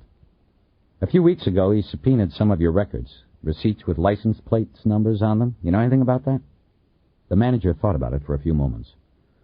"All I know is that I was the one who had to go through everything and get it copied for his guy." "His guy?" Edgar asked. "Yeah, what do you think? A guy like Elias comes get the stuff himself? He sent somebody. I got his card here." He lowered his feet to the floor and opened the desk's pencil drawer. There was a stack of business cards with a rubber band around it. He took it off and looked through the cards and chose one. He showed it to Bosch. "Belfry?" Edgar asked. Bosch nodded. "Did his guy say exactly what they were looking for and all that stuff?" he asked. "I don't know. You'd have to ask them. Ask Pelfrey." "Did Pelfrey come back with the stuff yet?" "No, it was copies anyway. He came back, but not to bring back the receipts." "Then why'd he come back?" Edgar asked. "He wanted to see one of Michael Harris's old-time cards from when he worked here." "Which one?" Edgar asked, a tone of urgency in his voice. "I don't remember, man. I gave him the copy. You go talk to him, and maybe Did he have a subpoena for the time card?" Bosch asked. "No, he just asked for it, I said, sure, and got it for him, but he gave me the date, and you didn't. I don't remember it. Anyway, look, if you want to ask more about this, then maybe you better call our lawyer. I'm not going to get involved in talking about stuff I don't... Never mind that stuff," Bosch said. "Tell me about Michael Harris." "What's to tell? I never had a problem with the guy. He was okay. Then they came in and said he killed that little girl and did things to her. It didn't seem like the guy I knew. But he hadn't been working here that long, maybe 5 months. "Know where he was before that?" Edgar asked. "Yeah, up at Corcoran." Corcoran was a state prison near Bakersfield. Bosch thanked the manager, and they left. He took a few sips of his coffee, but dumped it in a trash can before getting back to the car. While Bosch waited at the passenger door for it to be unlocked, Edgar went around to his side. He stopped before opening the door. "God damn it." "What?" "They wrote shit on the door." Bosch came around and looked. Someone had used light blue chalk, the chalk used to write washing instructions on the windshields of clients' cars, to cross out the words "to protect and serve" on the driver's side front fender. Then written in large letters were the words "to murder and maim." Bosch nodded his approval. "That's pretty original." "Harry, let's go kick some ass." "Nah, Jerry, let it go. You don't want to start something. It might take 3 days to end it, like last time, like Florence and Normandy." Edgar sullenly unlocked the car, and then opened Bosch's door. "We're right by the station," Bosch said after he got in. "We can go back and spray it off, or we can use my car. I'd like to use one of those assholes' faces to clean it off." After they had the car cleaned up, there was still time for them to drive by the lot where Stacy Kincaid's body had been found. It was off Western and was on the way downtown, where they would go to meet Pelfrey. Edgar was silent the whole way there. He had taken the vandalism of the patrol car personally. Bosch didn't mind the silence, though. He used the time to think about Eleanor. He felt guilty because deep down, and despite his love for her, he knew that he was feeling a growing relief that their relationship was coming to a head, one way or the other. "This is it," Edgar said. He pulled the car to the curb, and they scanned the lot. It was about an acre, and bordered on both sides by apartment buildings with banners announcing move-in bonuses and financing. They didn't look like places where people would want to live unless they had no choice. The whole neighborhood had a run-down and desperate feel. Bosch noticed 2 old black men sitting on crates in the corner of the lot under a sprawling and shade-giving eucalyptus tree. He opened the file he'd brought with him and studied the map that charted the location of the body. He estimated that it was less than 50 feet from where the 2 men were now sitting. He turned pages in the file until he found the incident report which named the 2 witnesses who reported finding the body. I'm getting out, he said. I'm going to go talk to those guys. He got out, and Edgar did too. They crossed the lot nonchalantly and approached the two men. As they got closer, Bosch saw sleeping bags and an old Coleman camp stove. Parked against the trunk of the eucalyptus were two supermarket carts filled with clothing, bags of aluminum cans, and assorted junk. Are you men Rufus Gundy and Andy Mercer? Depends on who's doing the asking. Bosch showed his badge. I wanted to ask a few questions about the body you guys found here last year. Yeah, what took you so long? Are you Mr. Gundy or Mr. Mercer? I'm Mercer. Bosch nodded. Why do you say we took so long? Weren't you interviewed by detectives when you found the body? Well, we was interviewed, but not by no detectives. Some wet-ear patrol boy asked us what we knew. Bosch nodded. He pointed to the sleeping bags and the camp stove. You guys live here? We run in a piece of bad luck. We just stay until we on our feet again. Bosch knew there was nothing in the incident report about the two men living on the lot. The report said they were passing through the lot, looking for cans when they came across her body. He thought about this and realized what had happened. You were living here then, weren't you? Neither of them answered. You didn't tell the cops that because you thought you might get run off. Still no reply. So you hid your sleeping bags in your stove and called it in. You told that patrol officer that you were just passing through. Finally, Mercer spoke. If you so smart, how come you ain't chief yet? Bosch laughed. Because they're smart enough not to make me chief. So tell me something, Mr. Mercer and Mr. Gundy. If you two were sleeping here during nights back then, you probably would have found that body a lot sooner if it had been here the whole time she was missing, right? Most likely, Gundy said. So somebody probably dumped that body the night before you found it. Could be, Gundy said. Yeah, I'd say that was so, Mercer added. With you two sleeping, 40, 50 feet away? This time they didn't verbally agree. Bosch stepped over and dropped into a catcher's squat so he was on their eye level. Tell me what you men saw that night. We didn't see nothing, Gundy said adamantly. But we heard things, Mercer said. Heard things. What things? A car pulled up, a door opened and a trunk. We heard something heavy hit the ground. Then the trunk closed and the door, then the car drive off. You didn't even look? Edgar asked quickly. He had stepped over and was leaning over, hands on his knees. A body gets dumped there 50 feet away and you don't look? No, we don't, Mercer retorted. People be dumping their garbage and whatnot in the field most every night. We never look. We keep our heads down. In the morning, we look. We got some nice items time to time from what people throw away. We always wait till morning to check out what they throw. Bosch nodded that he understood and hoped Edgar would leave the men alone. And you never told all of this to the cops? No, Mercer and Gundy said in unison. What about anybody else? You ever told it to somebody who could verify this has been the true story all along? The men thought about it. Mercer was shaking his head no when Gundy nodded, yes. The only one we've told was Mr. Elias's man. Bosch glanced at Edgar and then back at Gundy. Who's that? His man, the investigator. We told him what we told you. He said Mr. Elias was going to use us in court one day. He said Mr. Elias would be taking care of us. Pelfrey? Edgar asked. Was that his name? Could be, Gundy said. I don't know. Mercer didn't say anything. You guys read the paper today? Bosch asked. See any TV news? On what TV? Mercer asked. Bosch just nodded and stood up. They didn't even know Elias was dead. How long ago was that when Mr. Elias's man talked to you? Oh, be about a month, Mercer said. Somewhere around there. Bosch looked at Edgar and nodded that he was done. Edgar nodded back. Thanks for your help, Bosch said. Can I buy you guys some dinner? He reached into his pocket and pulled out his money. He gave each man a 10. They thanked him politely, and he walked away. As they sped north on Western to Wilshire, Bosch started riffing on what the information from the two homeless men meant. Harris is clear, he said excitedly. That's how Elias knew, because the body was moved. It was dumped there 3 days after she was dead, and Harris was in custody when it was moved. The best alibi in the world. Elias was going to bring those two old guys into court and put the lie to the LAPD. Yeah, but hold on, Harry, Edgar said. It doesn't clear Harris completely. It could just mean he had an accomplice, who moved the body while he was in lockup. Yeah? Then why dump it so close to his apartment and further implicate him? I don't think there's an accomplice. I think it was the real killer. He read in the paper or saw on TV that they had Harris as a suspect, and he moved the body to his neighborhood to be another nail in Harris's coffin. What about the fingerprints? How did Harris's prints get into that nice mansion in Brentwood? Are you going along with them being planted by your buddy Sheehan and his team? No, I'm not. There's an explanation. We just don't know it yet. It's what we asked There was a loud explosion as the rear window shattered and glass blasted through the car. Edgar momentarily lost control, and the car swerved into the oncoming lanes. There was a chorus of angry horns as Bosch reached over and yanked the wheel right, bringing the car back across the yellow lines. "What the fuck?" Edgar cried as he finally got the car under control and put on the brakes. "No!" Bosch yelled. "Keep going! Keep going!" Bosch grabbed the radio out of the recharge slot on the floor and depressed the transmit button.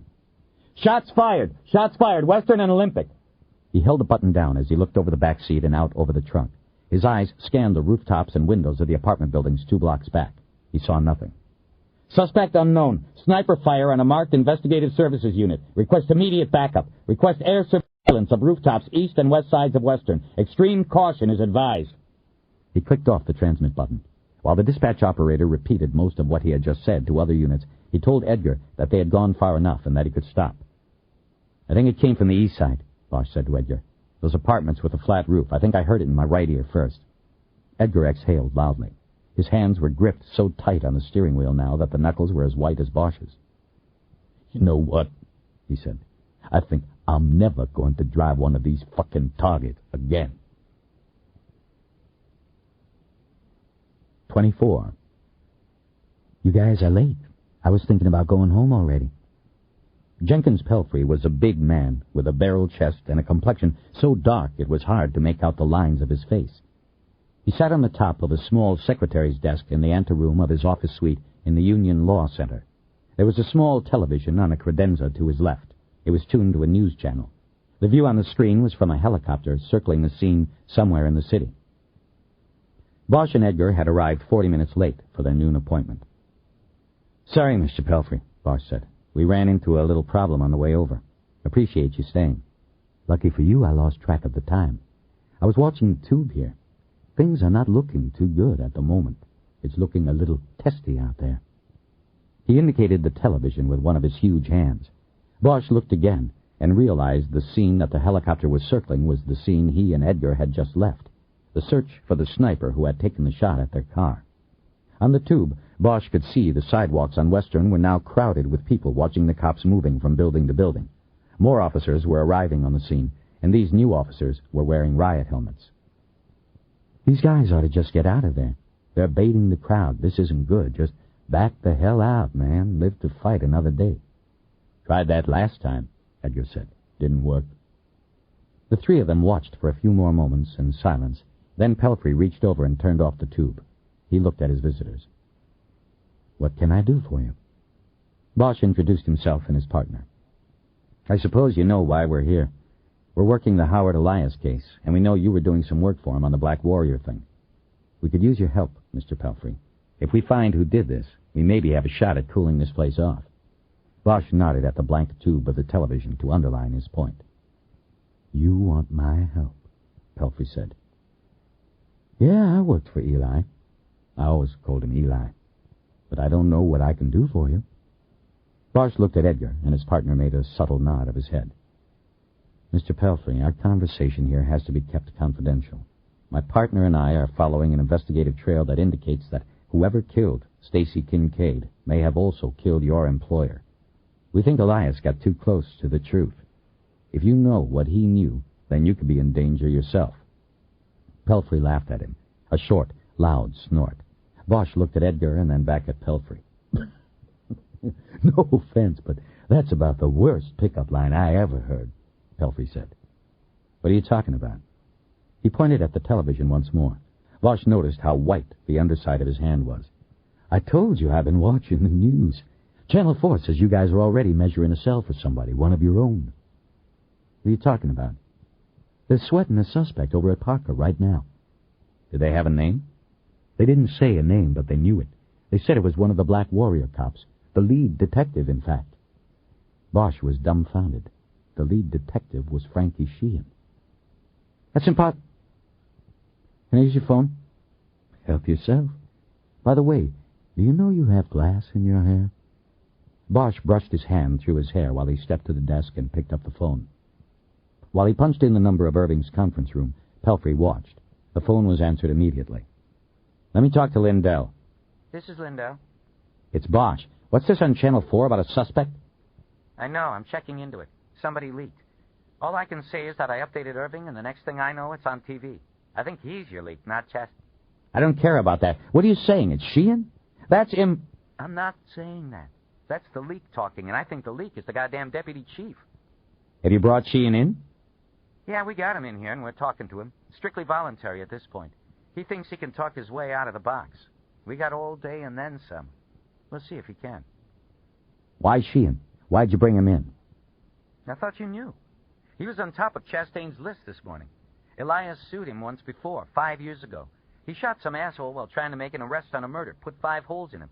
The widow sued and eventually won $100,000, even though to me it looked like a righteous shoot. In fact, your buddy Chastain was the one who investigated the shoot and cleared him. I remember the case. It was a righteous shoot, but that didn't matter to the jury. It was just a little while after Rodney King. Okay, well, before he went to trial, Sheehan threatened Elias.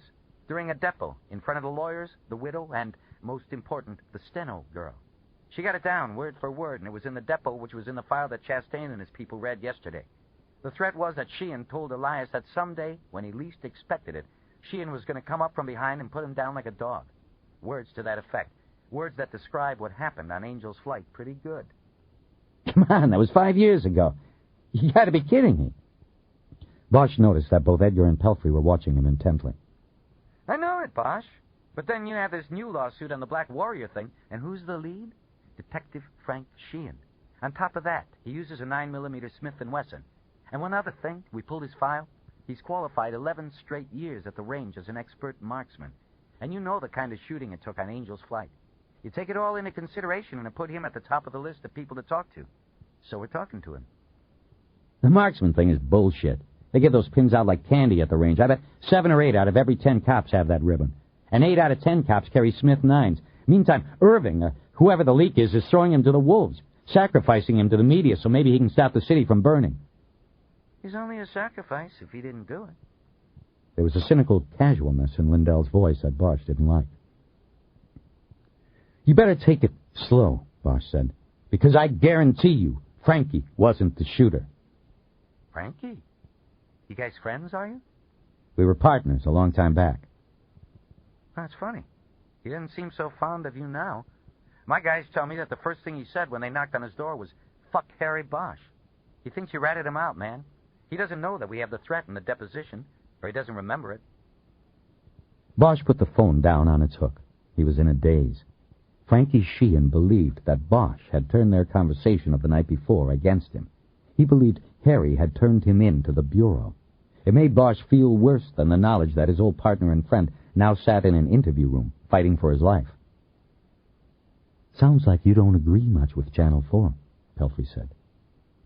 No, I don't. You know something? I'm going to take a wild-ass guess here, but I think that glass in your hair means you're the 2 guys they were talking about on TV getting pot-shotted over on Western. Yeah, what about it? Edgar asked. Well, that's a few blocks from where that Stacy Kincaid girl ended up. Yeah, so? Well, if that's where you were coming from, then I wonder if you met my 2 buddies, Rufus and Andy. Yeah, we met him. And we know all about the body being dumped 3 days late. You're following my footsteps, then? Some of them. We visited Mistress Regina last night, too. Bosch was finally out of his daze, but hung back and watched Edgar making progress with Pelfrey. Then this isn't all bullshit, what you said about who you think hit Eli? We're here, aren't we? Then what else you want to know? Eli kept his cards close most of the time, very close to the vest. I never knew for sure which corner of the puzzle I was working, if you know what I mean. Tell us about the license plates, Bosch said, ending his silence. We know you guys pulled 75 days' worth of receipts from Hollywood Wax. How come? Pelfrey looked at them a long moment as if deciding something. Come on back, he finally said. He led them to the rear office. I didn't want you guys back here, he said. But now... He raised his hands to indicate the boxes covering every horizontal surface in the office. They were short boxes that normally held 4 six-packs of soda. Stacked in them were bundled receipts with cardboard markers with dates written on them. Those are the receipts from Hollywood Wax? Bosch asked. That's right. Eli was going to bring them all into court as an exhibit. I was holding them here till he needed them. What exactly was he going to show with them? I thought you boys knew. We're a little behind you, Mr. Pelfrey. Jenkins. Or Jenks. Most people call me Jenks. I don't know exactly what all of these receipts meant. Remember what I said about Eli not showing me all the cards in his deck. But I got an idea. See, when he subpoenaed these, he gave me a list of license plate numbers on a piece of paper. He said I was to look through all of these and see if any of those numbers on the list turned up on the receipts. Did you? Yeah, took me better part of a week. Any matches? 1 match. He went over to one of the boxes and stuck his finger into the stack where there was a cardboard marker with the date 6/12 noted on it. This one. Pelfrey pulled out a receipt and took it over to Bosch. Edgar came over and looked as well. The receipt was for a daily special. It identified the car to be washed as a white Volvo wagon. It listed the license plate number and the price of the special, $14.95 plus tax. This plate number was on the list Elias gave you, Bosch said. That's right. It was the only match you found. That's what I said. You know whose car this plate is from? Not exactly. Eli didn't tell me to run it. But I got to guess who it belongs to. The Kincaids. Now you're with me. Bosch looked at Edgar. He could tell by his partner's face he hadn't made the leap. Fingerprints. To prove Harris was innocent beyond any kind of doubt, he had to explain his client's fingerprints on the victim's school book. If there was no reason or possible legitimate explanation for Harris having been in the Kincaid house and touching the book, then there were 2 alternative reasons. 1, the prints were planted by the cops. 2, Harris touched the book when it was somewhere else outside of the girl's bedroom. Edgar nodded as he understood. The Kincaids had their car washed at Hollywood Wax and Shine where Harris worked. The receipt proves it. Right. All Elias had to do was put the book in the car. Bosch turned to the boxes on Pelfrey's desk and ticked his finger on the cardboard marker. June 12th, he said. That's right around the end of the school year. Kids clear out their lockers. They take all their books home. They're not doing homework anymore, so maybe the books lie around in the back of the Volvo. The Volvo goes to the car wash, Edgar said. I'd bet the daily special includes a vacuum, maybe some Armor All on the inside. The washer, the polish man, touches the book when he's working inside the car, Bosch added. There are your prints. The polish man was Harris, Edgar said. He then looked at Pelfrey and said, The manager at the car wash said you came back to look at the time cards? Pelfrey nodded. I did. I got a copy of a time card that proves Harris was working at the time that white Volvo came in and got the special. Eli asked me to go over to the car wash and try to finesse that without a subpoena. I figured the time card was the linchpin, and he didn't want anybody to know about it. Even the judge who signed the subpoenas on the case, Bosch said. He must not have trusted anybody. Looks like with good reason, Pelfrey said. While Edgar asked Pelfrey to show him the time card, Bosch withdrew and tried to think about this latest information. He remembered what Sheehan had said the night before about the fingerprints being so good because the person who had left them had probably been sweating. He understood now that that was not because of nervousness over the crime being committed, but because he was working at the car wash, vacuuming a car when those prints were left on that book. Michael Harris. He was innocent. Truly innocent. Bosch had not been convinced until that moment, and it was astounding to him. He wasn't a dreamer. He knew cops made mistakes, and innocent people went to prison, but the mistake here was colossal. An innocent man tortured as cops tried to bully him into confessing to something he had clearly not done. Satisfied they had their man, the police had dropped their investigation and let the real killer slip away, until a civil rights lawyer's investigation found him, a discovery that got the lawyer killed. The chain reaction went even further, pushing the city once more to the brink of self-destruction. So then, Mr. Pelfrey, Bosch said, who killed Stacy Kincaid? It's Jenks, and I don't know. I know it wasn't Michael Harris. Ain't no doubt about that. But Eli didn't tell me the other part, if he knew before they got him. They? Bosch asked. Whatever. Tell us about Mistress Regina, Edgar said. What's to tell? Eli got a tip. He passed it to me. I checked the broad out and couldn't see any connection.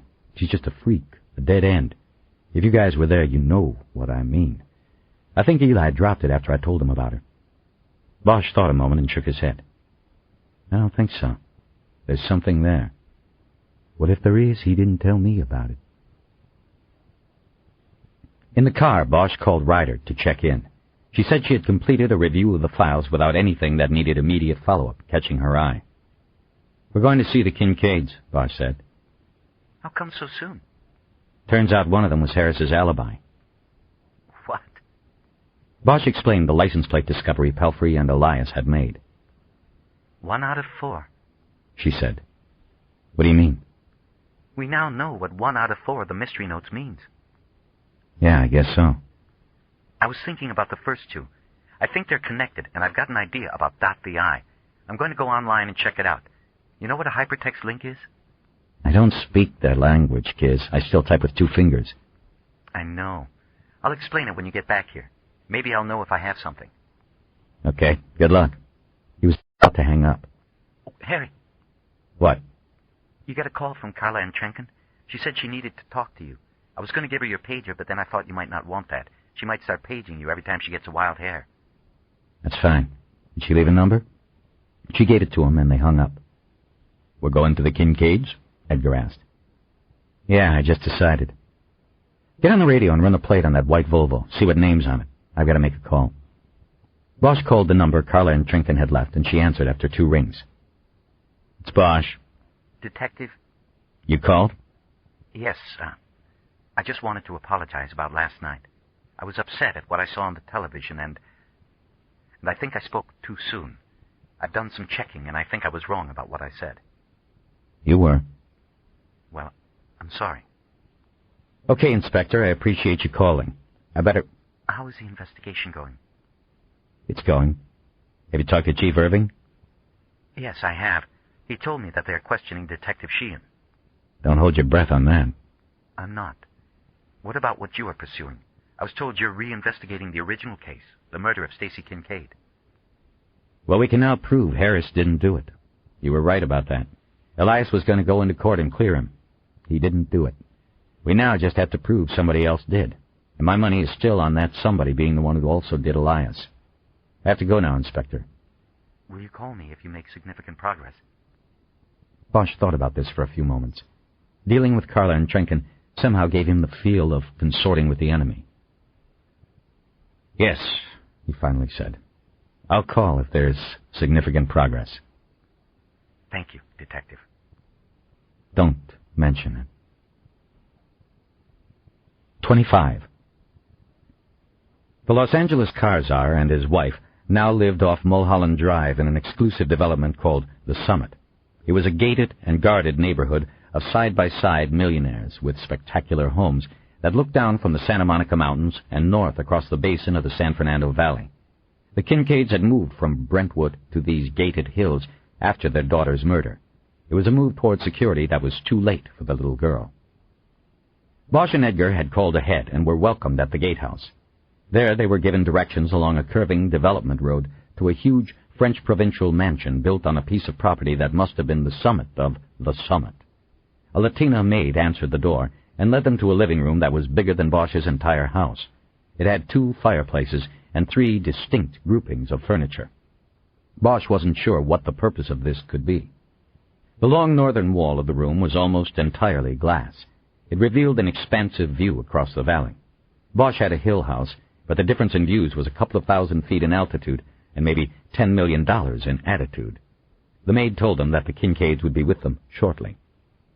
Bosch and Edgar stepped to the window, which they were meant to do. The rich kept you waiting so that you could feel free to admire all that they had.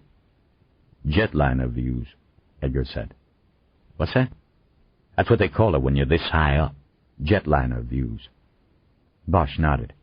Edgar had sold real estate as a side job with his wife a few years back, until it threatened to turn his police work into a side job. Bosch could see across the valley to the Santa Susana Mountains. He could pick out Oat Mountain above Chatsworth. He remembered going there years before on a field trip from the youth hall. The overall view, however, could not be called beautiful. A heavy layer of smog, especially for April, stretched across the valley. They were high enough in the Kincaid house to be above it, but so it seemed. I know what you're thinking. It's $1 million view of the smog. Bosch turned around. A smiling man and a blank-faced woman had entered the living room. Behind them stood a second man in a dark suit. Bosch recognized the first man from TV. Sam Kincaid, the car czar. He was smaller than Bosch expected, more compact. His deep tan was real, not television makeup, and his jet-black hair seemed legitimate. On TV, it always looked like a wig. He was wearing a golf shirt, like the ones he always wore on his commercials, like the ones his father had worn when he was the one on the commercials a decade earlier. The woman was younger than Kincaid by a few years, about 40, and well-preserved by weekly massages and trips to the salons down on Rodeo Drive. She looked past Bosch and Edgar to the view. She had a vague expression on her face, and Bosch immediately realized that Catherine Kincaid had probably not come close to recovering from the loss of her daughter. But you know what? Sam Kincaid continued, smiling. I don't mind seeing the smog. My family's been selling cars in this city for 3 generations, since 1928. That's a lot of years and a lot of cars. That smog out there reminds me of that. His statement sounded rehearsed, as if he used it as an opener with all of his guests. He stepped forward with his hand out. Sam Kincaid, and my wife, Kate. Bosch shook his hand and introduced himself and Edgar. The way Kincaid studied Edgar before shaking his hand made Bosch think that his partner might have been the first black man to set foot in his living room, not counting the ones who were there to serve canapes and take drink orders.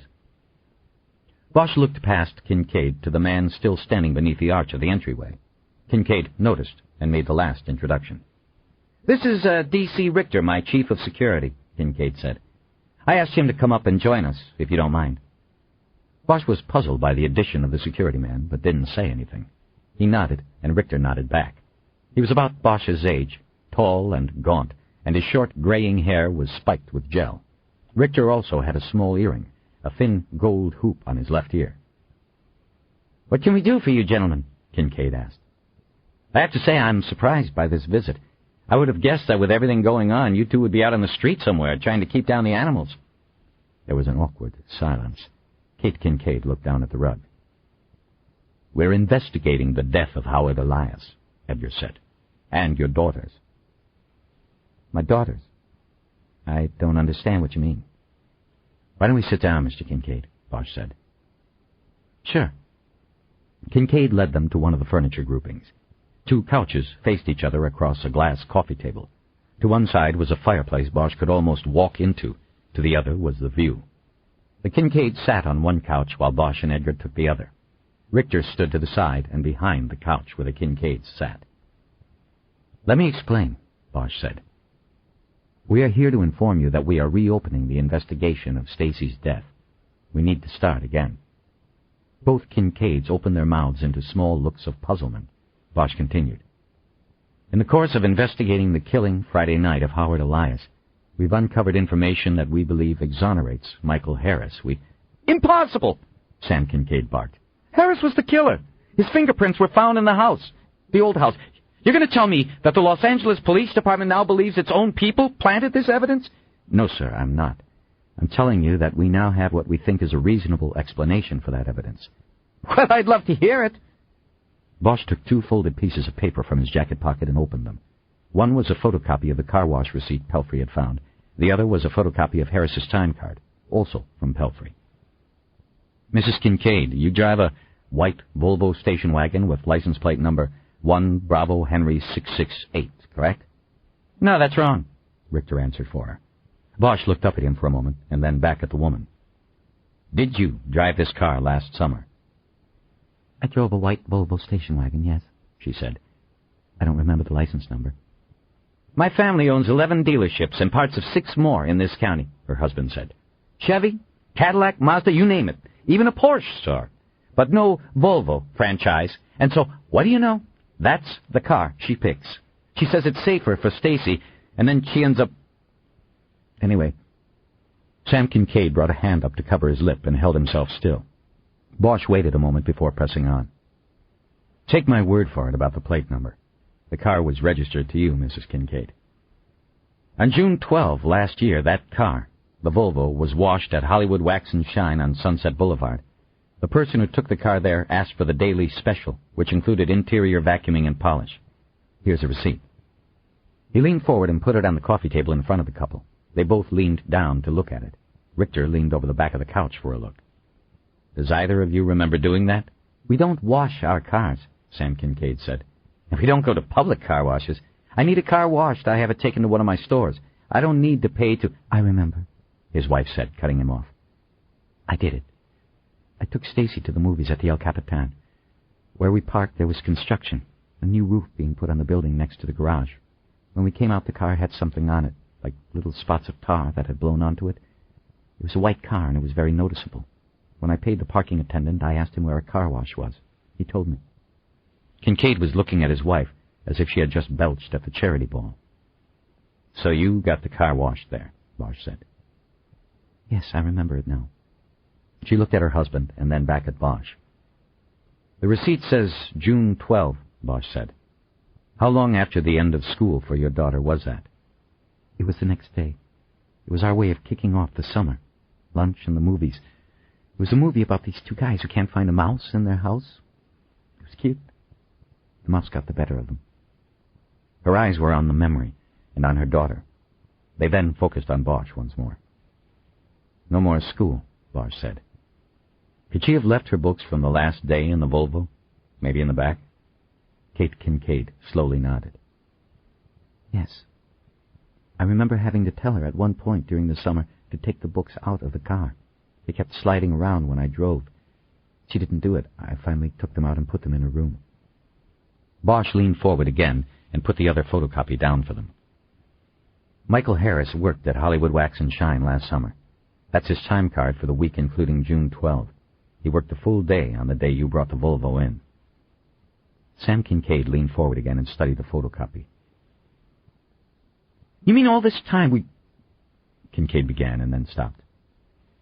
You're saying that Harris, vacuumed out the Volvo, and in the process touched my stepdaughter's book, picked it up or whatever, then the book was eventually taken to her bedroom, and after she was taken... The police found the prints on it, Bosch finished. Yes, that's now what we think. Why didn't this come out at the trial? Why? Because there was other evidence linking Harris to the murder, Edgar said. The girl's... Stacy was found less than 2 blocks from his apartment. That was a strong tie-in. His lawyer decided the tack he had to take was to go after the cops, taint the fingerprints by tainting the cops. He never went after the truth. And neither did the cops, Bosch said. They had the prints, and when the body was found in Harris's neighborhood, that sealed it. You remember, the investigation was emotionally charged from the beginning. It changed at that point when they found the body and it all tied into Harris. It changed from a search for a little girl to a prosecution of a specific target. In between, it never was a search for the truth. Sam Kincaid seemed shell-shocked. All this time? He said. Can you imagine the hate I have built up inside of me for this man? This hate, this utter and complete contempt has been the only real emotion I've had for the last 9 months. I understand, sir, Bosch said. But we need to start over now. We need to reinvestigate the case. That was what Howard Elias was doing. We have reason to believe that he knew what I just told you. Only he also knew, or had a pretty good idea, who the actual killer was. We think that got him killed. Sam Kincaid looked surprised. But the TV said a little while ago that... The TV's wrong, Mr. Kincaid. It's wrong, and we're right. Kincaid nodded. His eyes wandered out to the view and the smog. What do you want from us? Kate Kincaid said. Your help, your cooperation. I know we're hitting you out of the blue with this, so we're not expecting you to drop everything, but as you can tell if you've been watching TV, time isn't something we have a lot of. You have our full cooperation, Sam Kincaid said. And D.C. here can do whatever you need him to do. Bosch looked from Kincaid to the security man and then back to Kincaid. I don't think that will be necessary. We just have a few more questions for right now, and then tomorrow we want to come back and start the case over. Of course. What are your questions?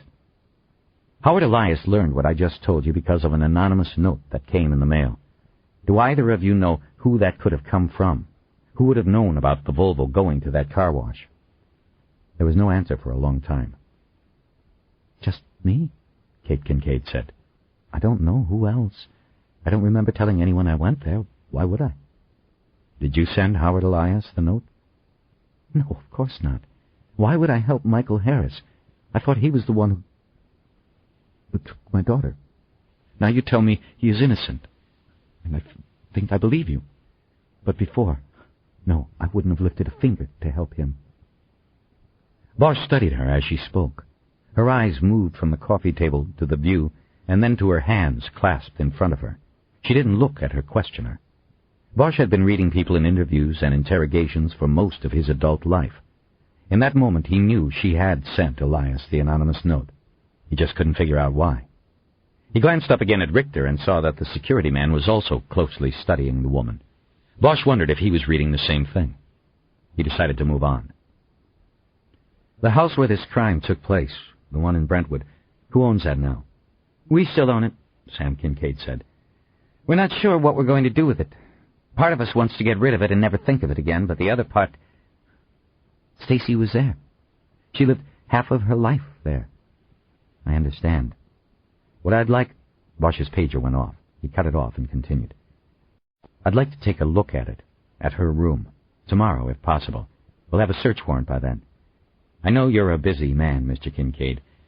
Maybe, Mrs. Kincaid, you could meet me there, show me around, show me Stacy's room, if that won't be too difficult. Kate Kincaid looked as if she dreaded the possibility of returning to the Brentwood house, but she nodded her head yes, in a disengaged sort of way. I'll have D.C. driver, Sam Kincaid announced, and you can have a run of the place, and you won't need a search warrant. We give you our permission. We have nothing to hide. Sir, I didn't mean to imply that you did. The search warrant will be necessary so there'll be no questions later. It's more a protection for us. If something new in the house is found and leads to the real killer, we don't want that person to be able to challenge the evidence on any legal grounds. I understand. And we appreciate you offering the help of Mr. Richter, but that won't be necessary. Bosch looked at Kate Kincaid. I would prefer it if just you came, Mrs. Kincaid. What time would be good? While she thought about this, Bosch looked down at his pager. The number on it was one of the homicide lines, but there was a 911 added after the phone number. It was code from Kiz Ryder. Call immediately. Excuse me, Bosch said. It looks like this call is important. Do you have a phone I could use? I have a cell phone in the car, but in these hills, I'm not sure I'll be able to get... Of course, Sam Kincaid said. Use my office. Go back out to the entry hall and go left, the second door on the left. You'll have privacy. We'll wait here with Detective Edwards. Bosch stood. It's Edgar, Edgar said. I'm sorry. Detective Edgar. As Bosch headed to the entry hall, another pager sounded. This time it was Edgar's. He knew it was Ryder sending the same message. Edgar looked down at his pager and then at the Kincaids. I better go with Detective Bosch. Sounds like something big, Sam Kincaid offered. Hope it's not a riot. Me too, Edgar said. Kincaid's home office would have been able to accommodate the entire Hollywood homicide squad. It was a huge room, with towering ceilings and bookcases along two walls that went all the way up to the ceiling. The centerpiece of the room was a desk that would have dwarfed Howard Elias's. It looked as if you could build a nice-sized office inside it. Bosch came around behind it and picked up the phone. Edgar came into the room behind him.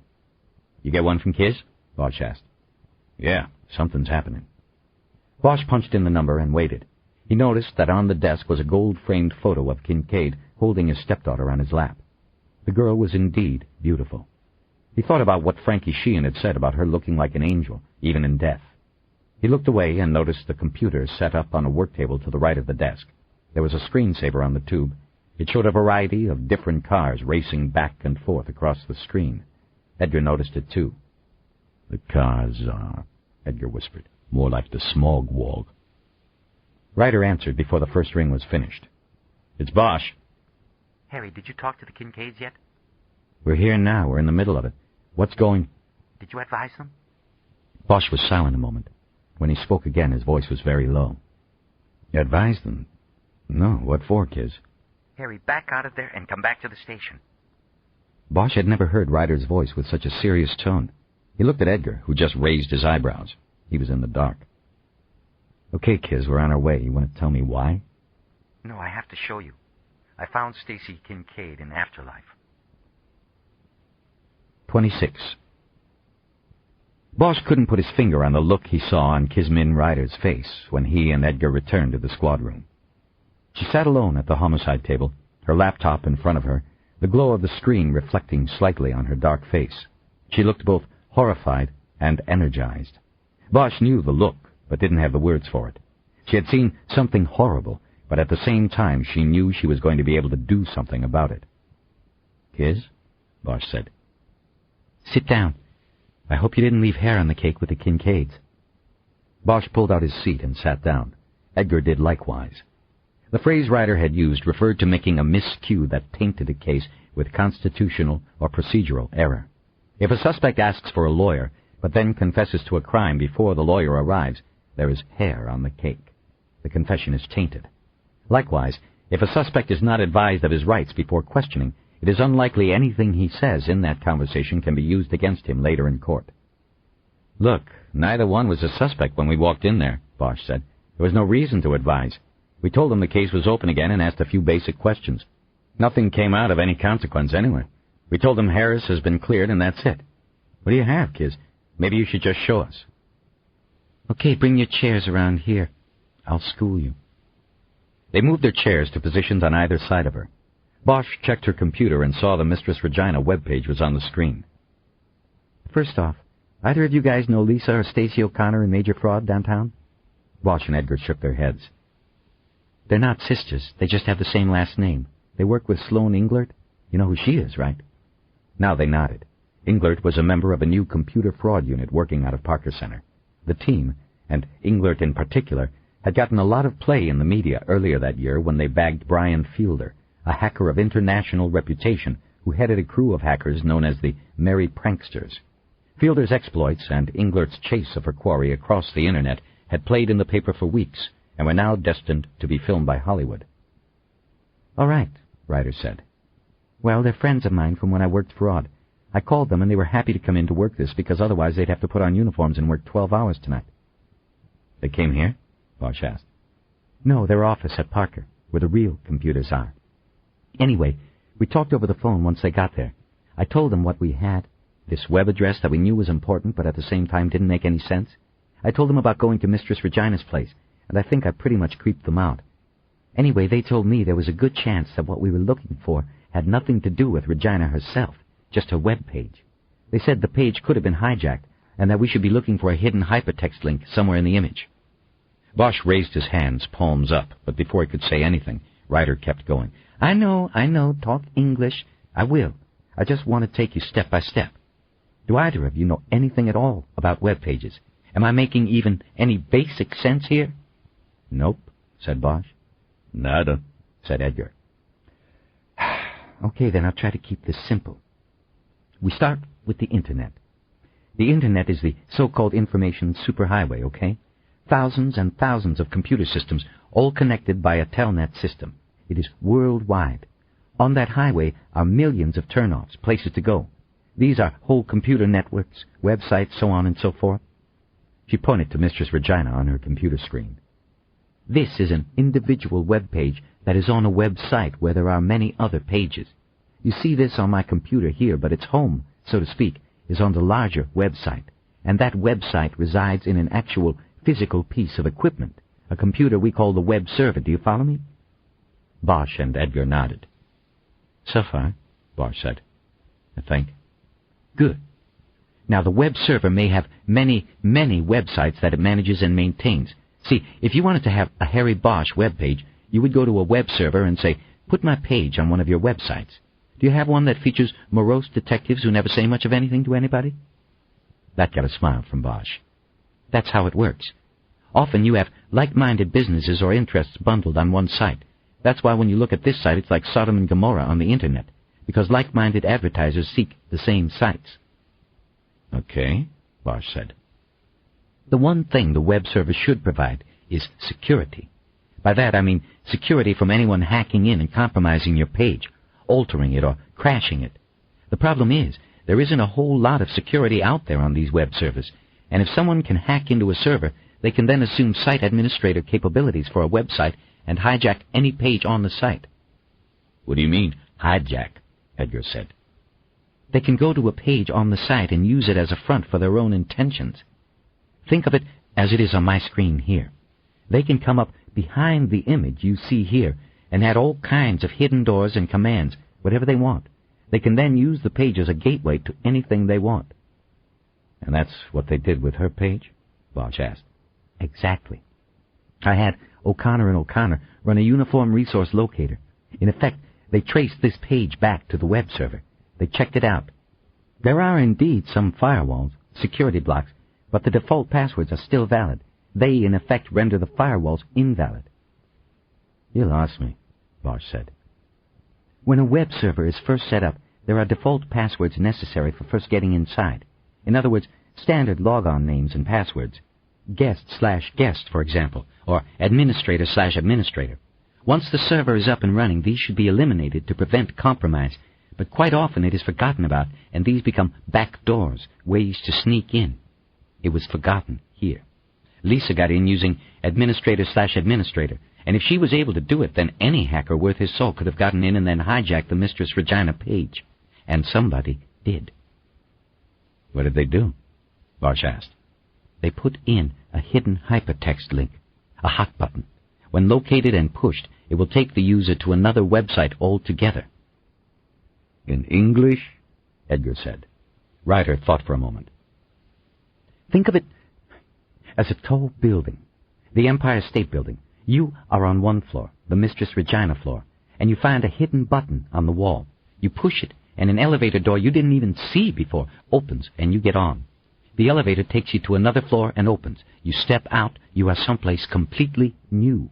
But you couldn't have gotten there if you hadn't been on Mistress Regina's floor and stumbled onto that hidden button. Or been told where it was, Bosch said. Exactly, Ryder said. Those in the know can go. Bosch nodded at her computer. Show us. But remember, the first note to Elias was the web page address and the image of Regina. The second one said, .the Humbert Humbert. The mystery writer was simply telling Elias what to do with the web page. .the in Regina? Edgar asked. Click the mouse on the dot? That's what I thought, but the O'Connors said a hot button can only be hidden behind an image. Something about pixel redefinition that I don't need to get into. So you .the I, Bosch said, pointing to his eye. Right.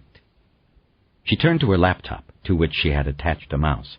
She now moved it with her hand, and Bosch watched the arrow on the screen move to Mistress Regina's left eye. Ryder double-clicked the mouse button, and the screen went blank. Okay, we're on that elevator. After a few seconds, a field of blue sky and clouds appeared on the screen. Then tiny angels with wings and halos appeared, sitting on the clouds. Then a password template appeared. Humbert Humbert, Bosch said. See, Harry, you get this stuff. You're just acting like you don't. She typed in the name Humbert in the username and password slots, and the screen went blank again. A few seconds later, there was a welcome message. Welcome to Charlotte's website. Below the message, a moving cartoon image formed. A spider crawled along the bottom of the page and then began weaving a web across the screen, shooting back and forth until the web was formed. Then tiny photographic images of young girls' faces appeared in the web, as if caught there. When the image of the web and its captives was complete, the spider took a position at the top of the web. This is sick, Edgar said. I'm getting a bad feeling here. It's a pedophile site, Ryder said. With a fingernail, she tapped the screen below one of the photos in the web. And that is Stacy Kincaid. You click on the photo you like, and you get a full spread of photos and videos. It is truly, truly horrible stuff. That poor little angel. She might be better off dead. Ryder moved the arrow to the photo of the blonde girl. It was too small for Bosch to identify the girl as Stacy Kincaid. He wished he could just take Ryder's word for it. Are you ready for this? Ryder asked. I can't run videos on my laptop, but the photos give you the idea. She didn't wait for a reply, and she didn't get one. She double-clicked the mouse, and a new screen appeared. A photo appeared on the screen. It was a young girl standing naked in front of a hedge. She was smiling in a forced, seemingly unnatural way. Despite the smile, she still had a lost-in-the-woods look on her face. Her hands were on her hips. Bosch could tell it was Stacy Kincaid. He tried to breathe, but it felt like his lungs were collapsing. He folded his arms across his chest. Ryder started scrolling the screen, and a series of photos came up featuring the girl in several poses by herself, and then finally with a man. Only the man's naked torso was shown, never his face. The last photos were the girl and the man engaged in various sex acts. Finally, they came to the final photo. It showed Stacy Kincaid in a white dress with little semaphore flags on it. She was waving at the camera. The photo seemed somehow to be the worst one, even though it was the most innocent. "Okay, go back or forward or whatever you do to get off there," Bosch said. He watched Ryder move the cursor to a button below the final photo that said Home on it. It seemed sadly ironic to Bosch that clicking Home was the way out. Ryder clicked the mouse, and the screen went back to the spider's web. Bosch pulled his chair back to his spot and dropped down into it. Fatigue and depression suddenly hit him. He wanted to go home and go to sleep and forget everything he knew. "People are the worst animals," Ryder said. "They will do anything to each other, just to indulge their fantasies." Bosch got up and walked over to one of the other nearby desks. It belonged to a burglary detective named McGrath. He opened the drawers and started looking through them. "Harry," Ryder said, "what are you looking for?" "A cigarette. I thought Paul kept his smokes in his desk." "He used to. I told him to start taking them home with him." Bosch looked over at her, his hand still holding one of the drawers. "You told him that? I didn't want you slipping, Harry." Bosch shoved the drawer closed and came back to his chair. "Thanks a lot, Kisman. You saved me." There wasn't a drop of thanks in the tone he had used. "You'll get through this, Harry." Bosch gave her a look. "You probably haven't smoked an entire cigarette in your entire life, and you're going to tell me about quitting and how I'll get through it?" "Sorry. I'm just trying to help." "Like I said, thanks." He looked over at her computer and nodded. "What else? What are you thinking about? How does that tie in Sam and Kate Kincaid to the point we should have advised them?" "They have to know about this," Ryder said, amazed that Bosch didn't see what she saw. "The man in the photos, that's got to be Kincaid." "Whoa," Edgar said. "How can you say that? You couldn't see the guy's face. We were just talking to the guy, and he and his wife are still righteously fucked up over this." It hit Bosch then. When he had first seen the photos on the computer, he had thought they were taken by the girl's abductor. "You're saying these photos are old," he said. "That she was abused before she was abducted." "I'm saying there probably wasn't an abduction at all. Stacy Kincaid was an abused child. My guess is that her stepfather defiled her and then probably killed her, and that doesn't happen without tacit knowledge, if not approval, by the mother." Bosch was silent. Ryder had spoken with such fervor and even pain that he couldn't help but wonder if she was talking from some kind of personal experience. "Look," Ryder said, apparently sensing the skepticism of her partners. "There was a time that I thought I wanted to move into child sex crimes. This was before I put in for homicide.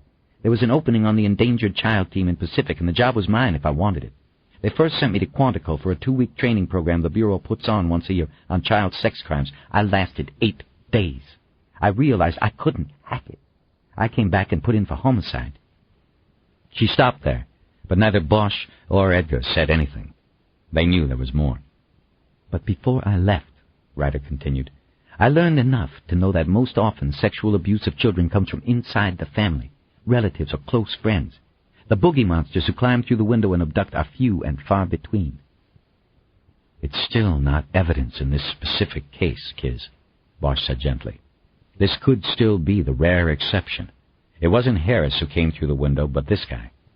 He pointed to her computer, though the images of the headless man's assault on Stacy Kincaid were thankfully not on the screen. "Nobody came through the window," Ryder insisted. She pulled a file over and opened it. Bosch saw it contained a copy of the protocol from the autopsy of Stacy Kincaid. She leafed through it until she came to the photos. She picked the one she wanted and handed it to Bosch. While he looked at it, she started paging through the protocol. The photo Bosch held was a shot of Stacy Kincaid's body in situ, the position and place where it was found. Her arms were spread wide. Sheehan had been right. Her body was darkening with interior decomposition, and the face was gaunt, but there was an angelic quality to her in repose. His heart ached from looking at the photos of her tortured, and now dead. Look at the left knee, Ryder commanded. He did so. He saw a round, dark spot that appeared to be a scab. A scab? Right. The protocol calls it pre-mortem by 5 to 6 days. It happened before she was abducted. So she had that scab on her knee the entire time she was with her abductor, if there really was one. In the photos on the website, she has no scab. I can go back in and show you if you like. I'll take your word for it, Bosch said. Yeah, Edgar added, me too. So these photos on the web were taken well before she was supposedly kidnapped, well before she was murdered. Bosch nodded, then shook his head. What? Ryder asked. It's just... I don't know. 24 hours ago, we were working the Elias thing and thinking maybe we were looking for a cop. Now, all of this, it changes things, all right, Edgar said. Wait a minute. If that's Sam Kincaid in those pictures with her, why the hell are they still on that website? It doesn't make sense that he would risk that. I thought about that, Ryder said. There are 2 possible explanations. One being that he doesn't have editing access to the website. In other words, he can't take those photos off without going to the site administrator, raising suspicions and exposing himself. The second possibility, and it might be a combination of both, is that he felt he was safe. Harris was fingered as the killer, and whether he was convicted or not, that was the end of the story. It's still a risk leaving those photos out there to be seen, Edgar said. Who's going to see them? Ryder asked. Who's going to tell? Her voice was too defensive. She realized this and continued in a calmer tone. Don't you see? The people with access to this site are pedophiles. Even if someone recognized Stacy, which is unlikely, what were they going to do? Call the police and say, yes, I like fucking children, but I don't stand for murdering them. Could you get these photos off our website? Not in a million years. Hell, maybe keeping the photos on there was a form of bragging. We don't even know what we have here. Maybe every girl on that site is dead. Her voice was growing sharper as she tried to convince them. Okay, Bosch said. You make good points, Giz. Let's stay on our case for now. What is your theory? You think Elias got this far along and it got him killed? Absolutely. We know it did. The 4th note. He knows you know. Elias went on to the secret website and was found out. How'd they know he was in there if he had the passwords from the 3rd note? Edgar asked. Good question, Ryder replied. I asked the O'Connors the same thing. They did some snooping around after getting into the server. They found a cookie jar on the website. What that means is that there's a program that captures data about each user who enters the site. It then analyzes the data to determine if someone has entered the site who should not have had access. Even if they have the passwords, their entry is still recorded, and a data trail called an Internet Protocol address is left behind. It's like fingerprints. The IP, or the cookie, is left on the site you enter. The cookie jar program will then analyze the IP address and match it to a list of known users. If there's no match, a flag is raised. The site's manager sees the flag and can trace the intruder, or he can set up a tripwire program that waits for a return visit from the intruder. When he comes back, the program will attach a tracer which will provide the site manager with the intruder's email address. And once you have that, you have the intruder cold. You can identify him then. If it looks like a cop, you close the elevator, the page you hijacked and were using as a secret gateway, and you go find a new web page to hijack. But in this case, it wasn't a cop. It was a lawyer, Ryder said. And they didn't shut down, Bosch said. They sent someone out to kill him. Right. So you think this is what Elias did? Bosch said. He got these notes in the mail and followed the clues. He stumbled into this website and set off an alarm, a flag. The response was to kill him. Yes, that would be my interpretation of what we know at this point, particularly in light of the 4th note. He knows you know. Bosch shook his head, confused by his own extrapolations of the story. I'm still not getting this. Who is the they we're talking about here, that I just accused of murder? The group. The users of the site. The site administrator, which might possibly be Kincaid, picked up on the intruder, realized it was Elias, and dispatched someone to take care of the problem in order to fend off exposure. Whether or not he polled all members of the group first doesn't matter. They're all guilty because the website is a criminal enterprise. Bosch held his hand up to slow her down. Slow down. We can leave the group and the bigger picture for the DA to worry about. Stay focused on the killer and Kincaid. We are assuming he was involved in all of this, and somehow someone knew about it, then decided to inform Elias instead of the cops. Does that make sense? Sure it does. We just don't know all the details yet, but the notes speak for themselves. They clearly indicate someone tipped Elias to the site, then later warned him that he had been found out. Bosch nodded and thought about this for a moment. Wait a minute. If he set off a flag, then didn't you just do the same? No, thanks to the O'Connors. When they were inside the server, they added my IP as well as their own to the site's good guy list. No alarms. The operators and users of the site won't know we've been there unless they actually look at their good guy list and notice it's been altered. I think we've got the time to do what we need to do. Bosch nodded. He wanted to ask whether what the O'Connors had done had been legal, but thought it best not to know. So who sent Elias the notes? He asked instead. The wife, Edgar said. I think she got an attack of the guilt and wanted to help Elias rip Sam the car czar a new asshole. She sent the notes. It fits, Ryder said. Whoever sent the notes had knowledge of two separate things, Charlotte's website and the car wash receipts. Actually, a third thing as well, that Elias had tripped an alarm, so my vote goes with the wife, too. What was she like today? Bosch spent the next 10 minutes updating her on their activities during the day. And that's just our work on the case, Edgar added. Harry didn't even tell you how he got the back window of my car shot out. What? Edgar told the story, and Ryder seemed mesmerized by it. They catch the shooter? Not that we heard. We didn't wait around. You know, I've never been shot at, she said. Must be a rush. Not the kind you want, Bosch said. I still have questions about all of this internet stuff. What are they? Ryder said. If I can't answer, one of the O'Connors can. No, not technical questions. Logic questions. I still don't understand how and why this stuff is still available for us to look at. I understand what you said about the users all being pedophiles and their seeming feeling of safety, but now we have Elias dead. If they killed him, why the hell didn't they at least move to a new gateway? Maybe they're in the process of trying to do just that. Elias hasn't been dead 48 hours. And what about Kincaid? We just told him we're reopening the case. Whether he was in danger of exposure or not, it seems he would have gotten on the computer the minute we left and either contacted the site administrator or tried to crash the site in those pictures himself. Again, maybe it's in process. And even if it is, it's too late. The O'Connors backed everything onto a zip drive. They can crash the site, but we still have it. We'll be able to trace every IP address and take every one of those people, if you consider them people. Again, the fervor and anger in her voice made Bosch wonder if something about what she had seen on the website had touched something personal, something deep inside. So where do we go from here? He asked. Search warrants? Yep, Ryder said, and we bring in the Kincaids. Fuck their big mansion on the hill. We have enough already to bring them in for questioning on the child abuse. We separate them and sweat them in the rooms. We go for the wife and get a confession. Get her to waive spousal privilege and give us her husband, that rat bastard. You're talking about a very powerful and politically connected family. Don't tell me you're afraid of the car czar. Bosch checked her look to make sure she was kidding. I'm afraid of moving too fast and blowing it. We've got nothing that directly links anybody to Stacy Kincaid or Howard Elias. If we bring Mom down here and don't turn her, then we watch the car czar drive away. That's what I'm afraid of, okay? Ryder nodded. She's dying to be turned, Edgar said. Why else send those notes to Elias? Bosch put his elbows on the desk and washed his face with his hands as he thought about things. He had to make a decision. What about Charlotte's website? He asked, his face still covered by his hands. What do we do with that? We give that to Englert and the O'Connors, Ryder said. They'll jump all over it.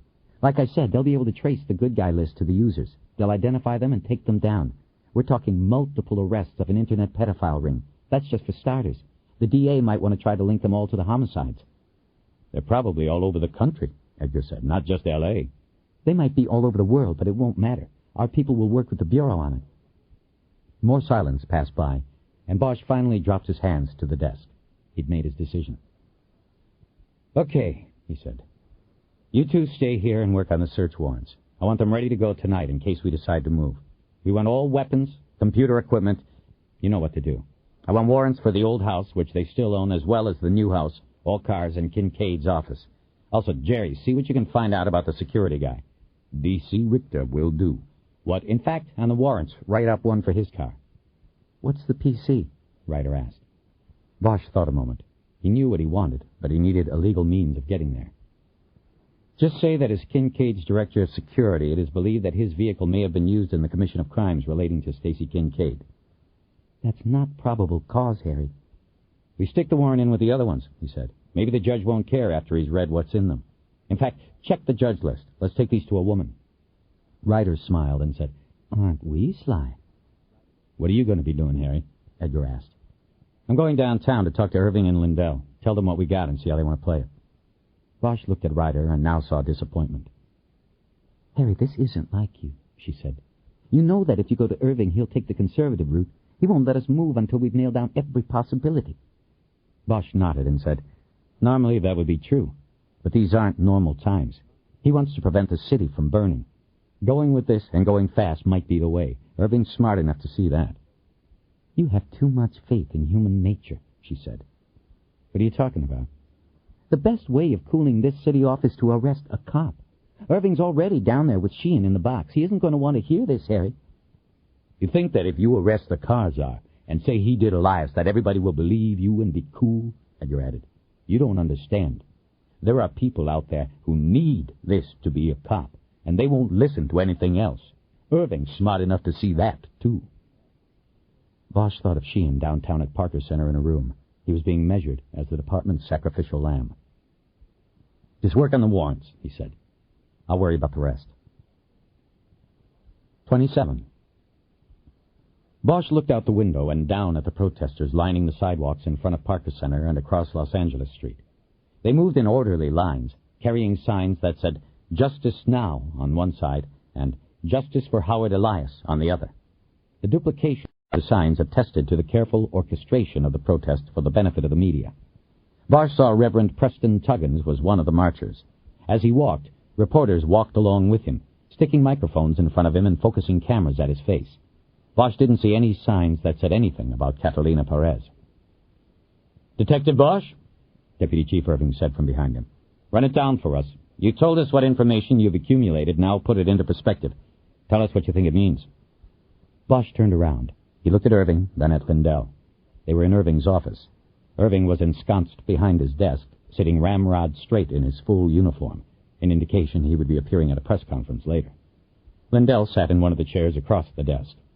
Bosch had just recounted for them what Ryder had come up with and the steps his team had taken to that point. Irving now wanted his interpretation of it all. Bosch composed his thoughts as he stepped back to the desk and took the seat next to Lindell. I think Sam Kincaid killed his stepdaughter, or had something to do with it. There never was an abduction. That was the story he cooked up. Then he got lucky. He caught a big break when those fingerprints happened to point to Harris. After that was discovered, he was practically home free. Start at the start. Okay. You start with Kincaid being a pedophile. He married Kate 6 years ago, probably as a cover, and to get at her daughter. The girl's body was too decomposed for the coroner to determine if there was indication of long-term sexual abuse, but I'm saying there was. And that the mother knew, I don't know. She found out at some point, but when that was is the question.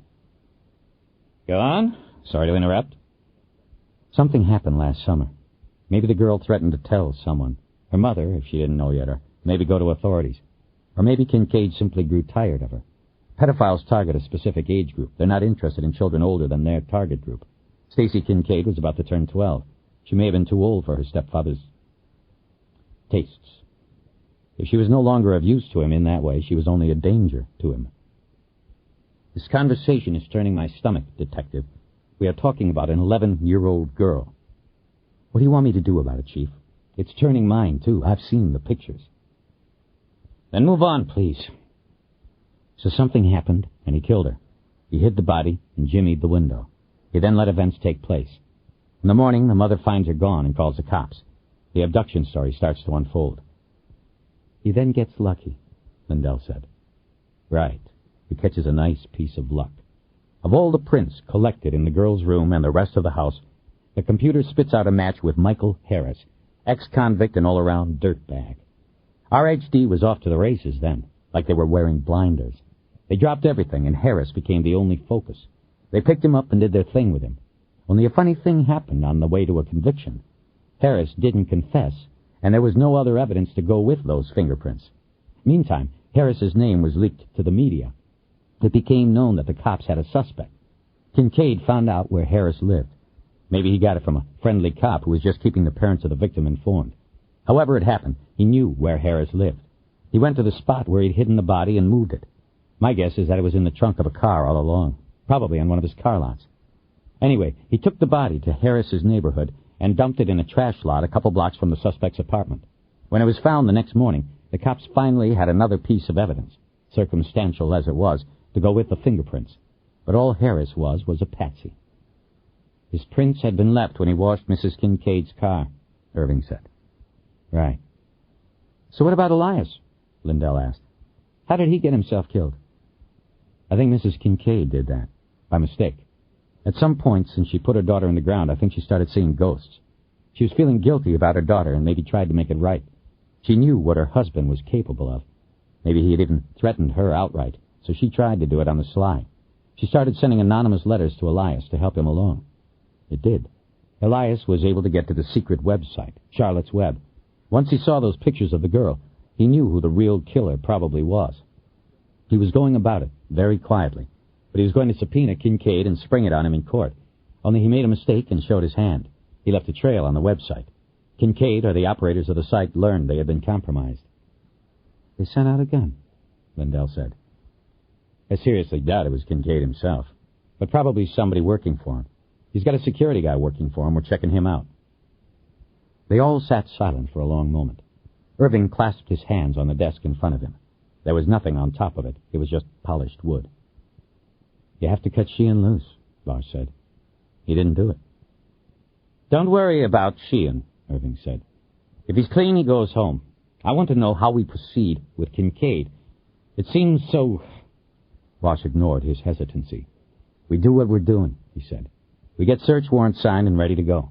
I'm supposed to meet Mrs. Kincaid tomorrow morning at the old house. I go, try to play, or try to get an admission. I think she's fragile, maybe ready to be flipped. Either way, we spring the warrants. We use everybody and hit all places at once. The homes, the cars, the offices. We see what they bring. We also have to pull records on his dealerships. Find out what cars Kincaid was using back in July. Richter, too. Richter? He's a security guy. Irving got up and went to the window this time. You're talking about a member of a family that helped build this city, he said. The son of Jackson Kincaid. I know that, Bosch replied.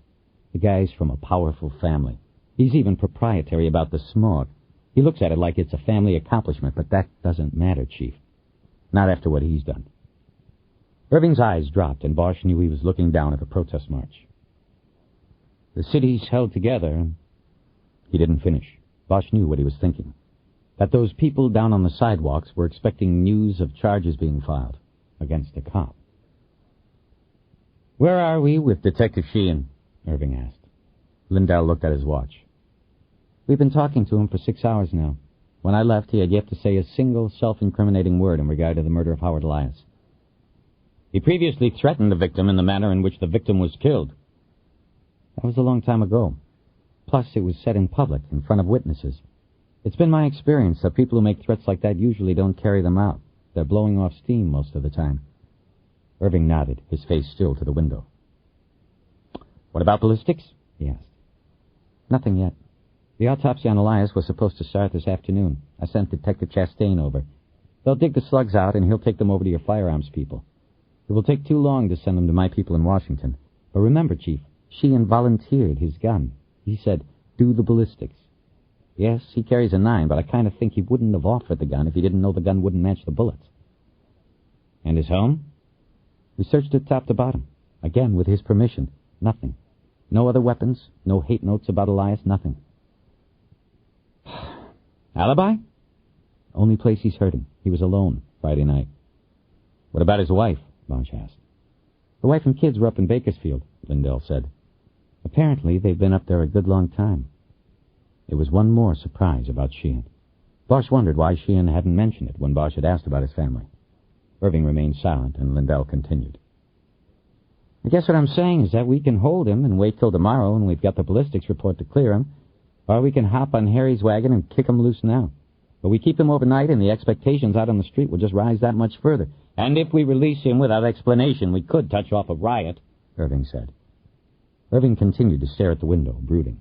This time Lindell waited. Kick him loose at 6, Irving finally said. At the 5 o'clock briefing, I will say he's being released pending further investigation.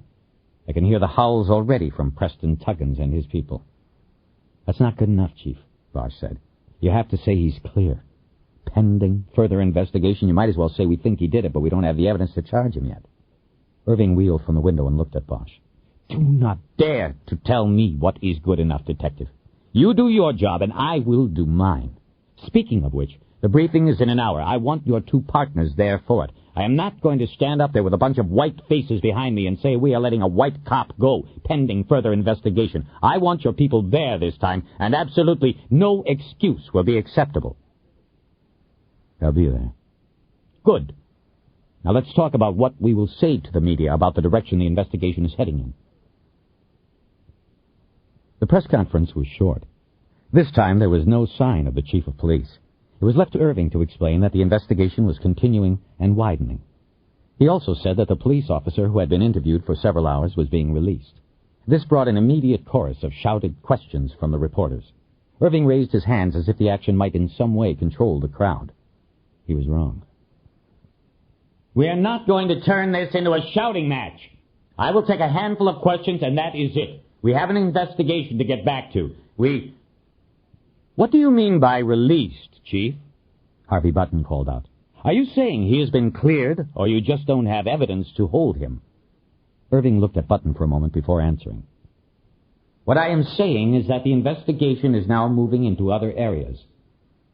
Then Detective Sheehan has been cleared, correct? I am not getting into naming people we talk to. Chief, we all know the name. Why can't you answer the question? Bosch thought it was amusing, in a cynical sort of way, to watch this exchange, because Lindell had convinced him it was Irving who had first leaked Frankie Sheehan's name to the media. Now the deputy chief was trying to act insulted that it was out there. All I am saying is that the police officer we have talked to provided satisfactory answers at this time.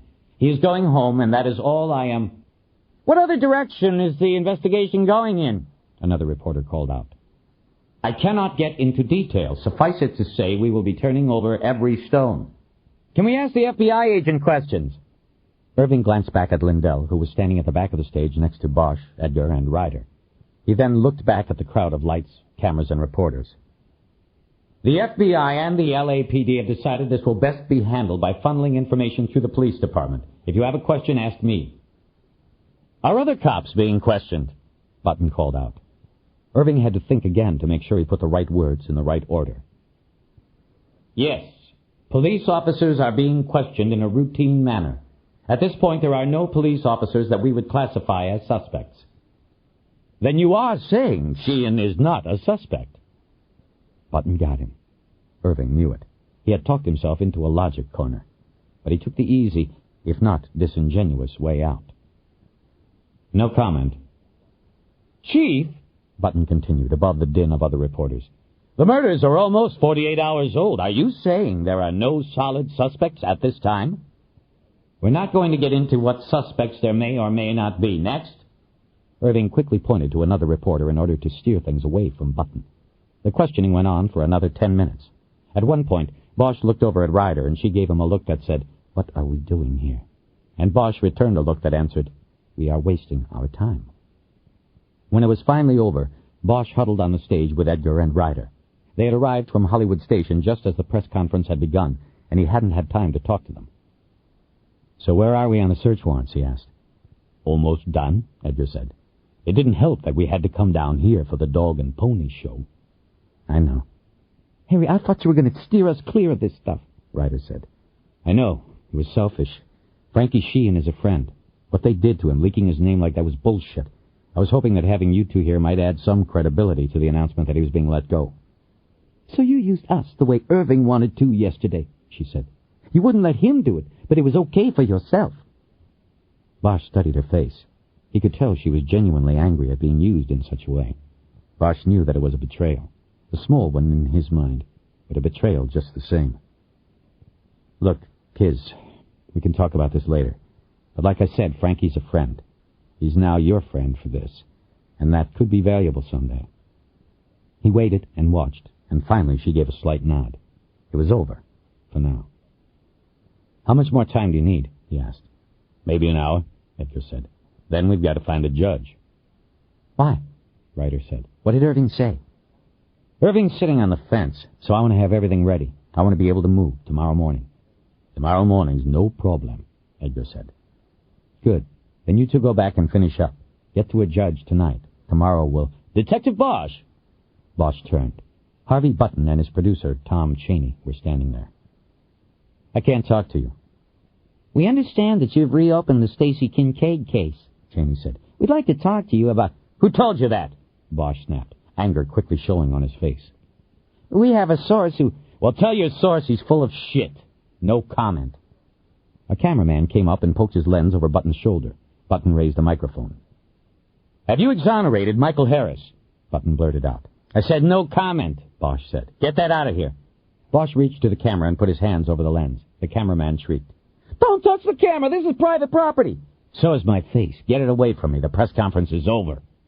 Bosch put his hand on Button's shoulder and forcefully ushered him off the stage. The cameraman followed. So did Cheney, but in a slow, calm way, as if daring Bosch to manhandle him as well. Their eyes locked. Watch the news tonight, Detective, Cheney said.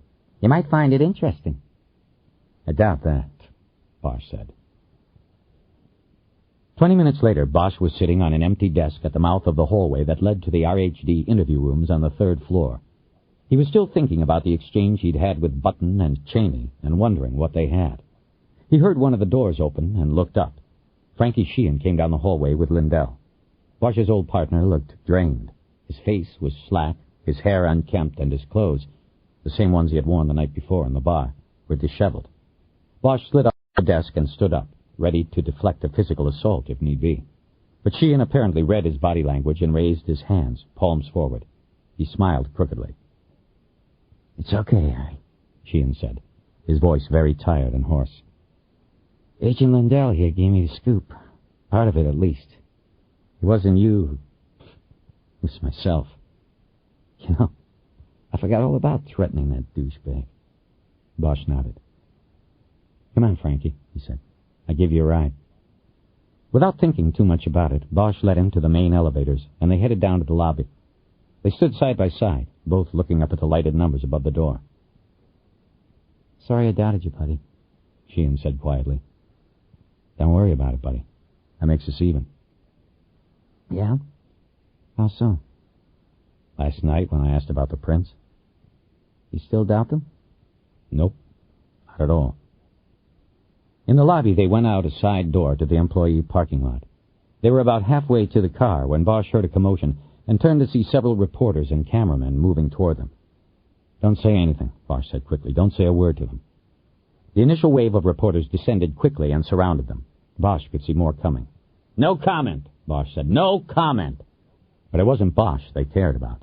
They shoved their microphones and cameras at Sheehan's face. His eyes, so tired before, seemed wild now, even scared. Bosch tried to pull his friend through the crowd and to the car. The reporters shouted their questions. Detective Sheehan, did you kill Howard Elias? A woman asked, louder than the others. No, Sheehan said. I didn't do anything. Did you previously threaten the victim? Look, no comment, Bosch said before Sheehan could react to the question. Do you hear that? No comment. Leave us a... Why were you being questioned? Tell us why you were questioned, Detective.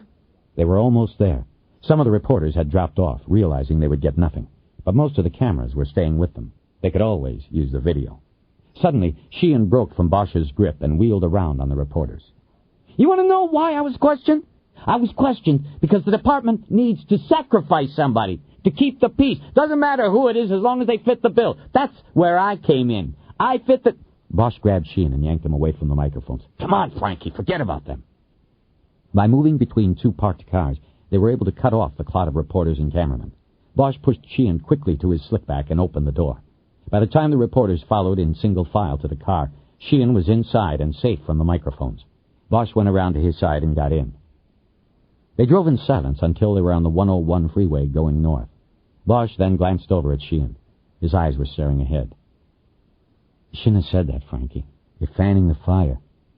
I don't give a fuck about the fire. Not anymore. Silence returned. They were on the freeway, cutting through Hollywood, and traffic was light. Bosch could see smoke rising from a fire somewhere to the south and west.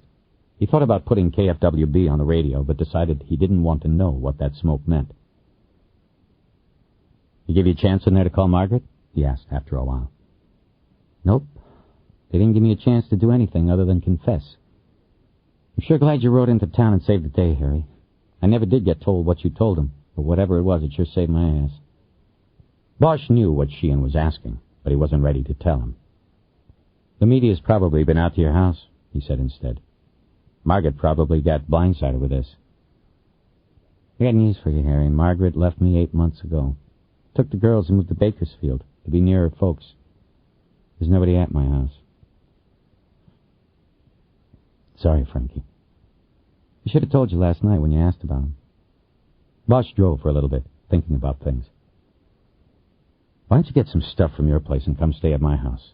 The reporters won't find you until this blows over. I don't know, Harry. Your house is the size of a box of Girl Scout cookies. I'm already claustrophobic from being in that room all day. Besides, I never met your wife, you know. She's not going to want some stranger sleeping on your couch. Bosch looked at the Capitol Records building as the freeway cut past it. It was supposed to resemble a stack of records with a phonograph stylus on top. But like most of Hollywood, time had passed it by. They didn't make records anymore. Music came on compact discs. They sold record albums in second-hand stores now. Sometimes all of Hollywood seemed like a second-hand story to Bosch. My house got wrecked in the earthquake, Bosch said. It's rebuilt now. I even have a guest room. And, Frankie, my wife, left me too. It felt strange to say it out loud, as if it was some form of confirmation of the death of his marriage. Ah, shit, Harry. You guys only got married a year or so ago. When did this happen? Bosch looked over at him and then back at the road. Recently. There were no reporters waiting outside Sheehan's home when they got there 20 minutes later. Bosch said he was going to wait in the car and make some calls while Sheehan got his things. When he was alone, he called his house to check for messages so he wouldn't have to play them in front of Sheehan when they got there. But there were none. He put the phone away and just sat. He wondered if his inviting Sheehan to stay at his house had been a subconscious effort to avoid facing the emptiness of the place. After a while, he decided it wasn't. He had lived alone most of his life. He was used to places that were empty. He knew the real shelter of a home was inside yourself. Light washing across the mirrors caught Bosch's eyes. He checked the side view and saw the lights of a car that was being parked against the curb a block or so back. He doubted it was a reporter. A reporter would have pulled right into Sheehan's driveway, made no effort at concealment. He started thinking about what he wanted to ask Sheehan. A few minutes later, his former partner came out of the house carrying a grocery bag. He opened the back door and tossed it in, then got in up front. He was smiling.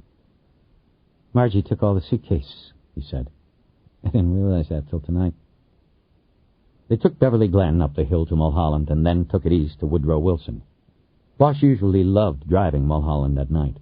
The curving road, the city lights coming in and out of view. But along the way they drove by the summit, and Bosch studied the gate and thought about the Kincaids somewhere behind it in the safety of their home with jetliner views. Frankie, I have to ask you something, he said. Shoot. Back on the Kincaid thing, during the investigation, did you talk to Kincaid much? Sam Kincaid, I mean? Yeah, sure. Guy like that you handle with kid gloves. Him and the old man. You be careful, else it might come back on you. Yeah. So you were pretty much keeping him informed on what was happening? Yeah, pretty much. What about it? You're sounding like those bureau guys who were all over me all day, Harry. Sorry, just asking. Did he call you a lot, or did you call him? Both ways. He also had a security guy who was talking to us, staying in touch. D.C. Richter? Yeah, that's him. Harry, you going to tell me what's going on, or what? In a minute. Let me ask you something first. How much did you tell Kincaid or Richter about Michael Harris? You remember? What do you mean? Look, I'm not saying you did anything wrong. Case like that, you keep the principals involved and informed. So, did you go to them and tell them you had brought Harris in on the fingerprints and, that you were smoking them in the rooms? Sure we did. Standard operating procedure. Right. And did you tell them about who Harris was and where he came from, that sort of thing? Suppose I did. Bosch let it go for a while. He turned onto Woodrow Wilson and drove the winding road down to the house. He pulled into the carport. Hey, this looks nice, Sheehan said. Bosch put the car into park, but paused before getting out. Did you tell the Kincaids or Richter specifically where Harris lived? He asked. Sheehan looked over at him. What are you telling me? I'm asking you. Did you tell any of them where Harris lived? I might have. I don't remember. Bosch got out and headed to the kitchen door. Sheehan got his stuff out of the back seat and followed. Talk to me, Hieronymus. Bosch unlocked the door.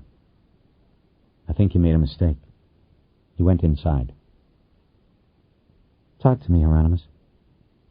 Bosch led Sheehan to the guest room, and Sheehan threw his bag onto the bed. Back out in the hall, Bosch pointed into the bathroom and headed back into the living room. Sheehan was silent, waiting.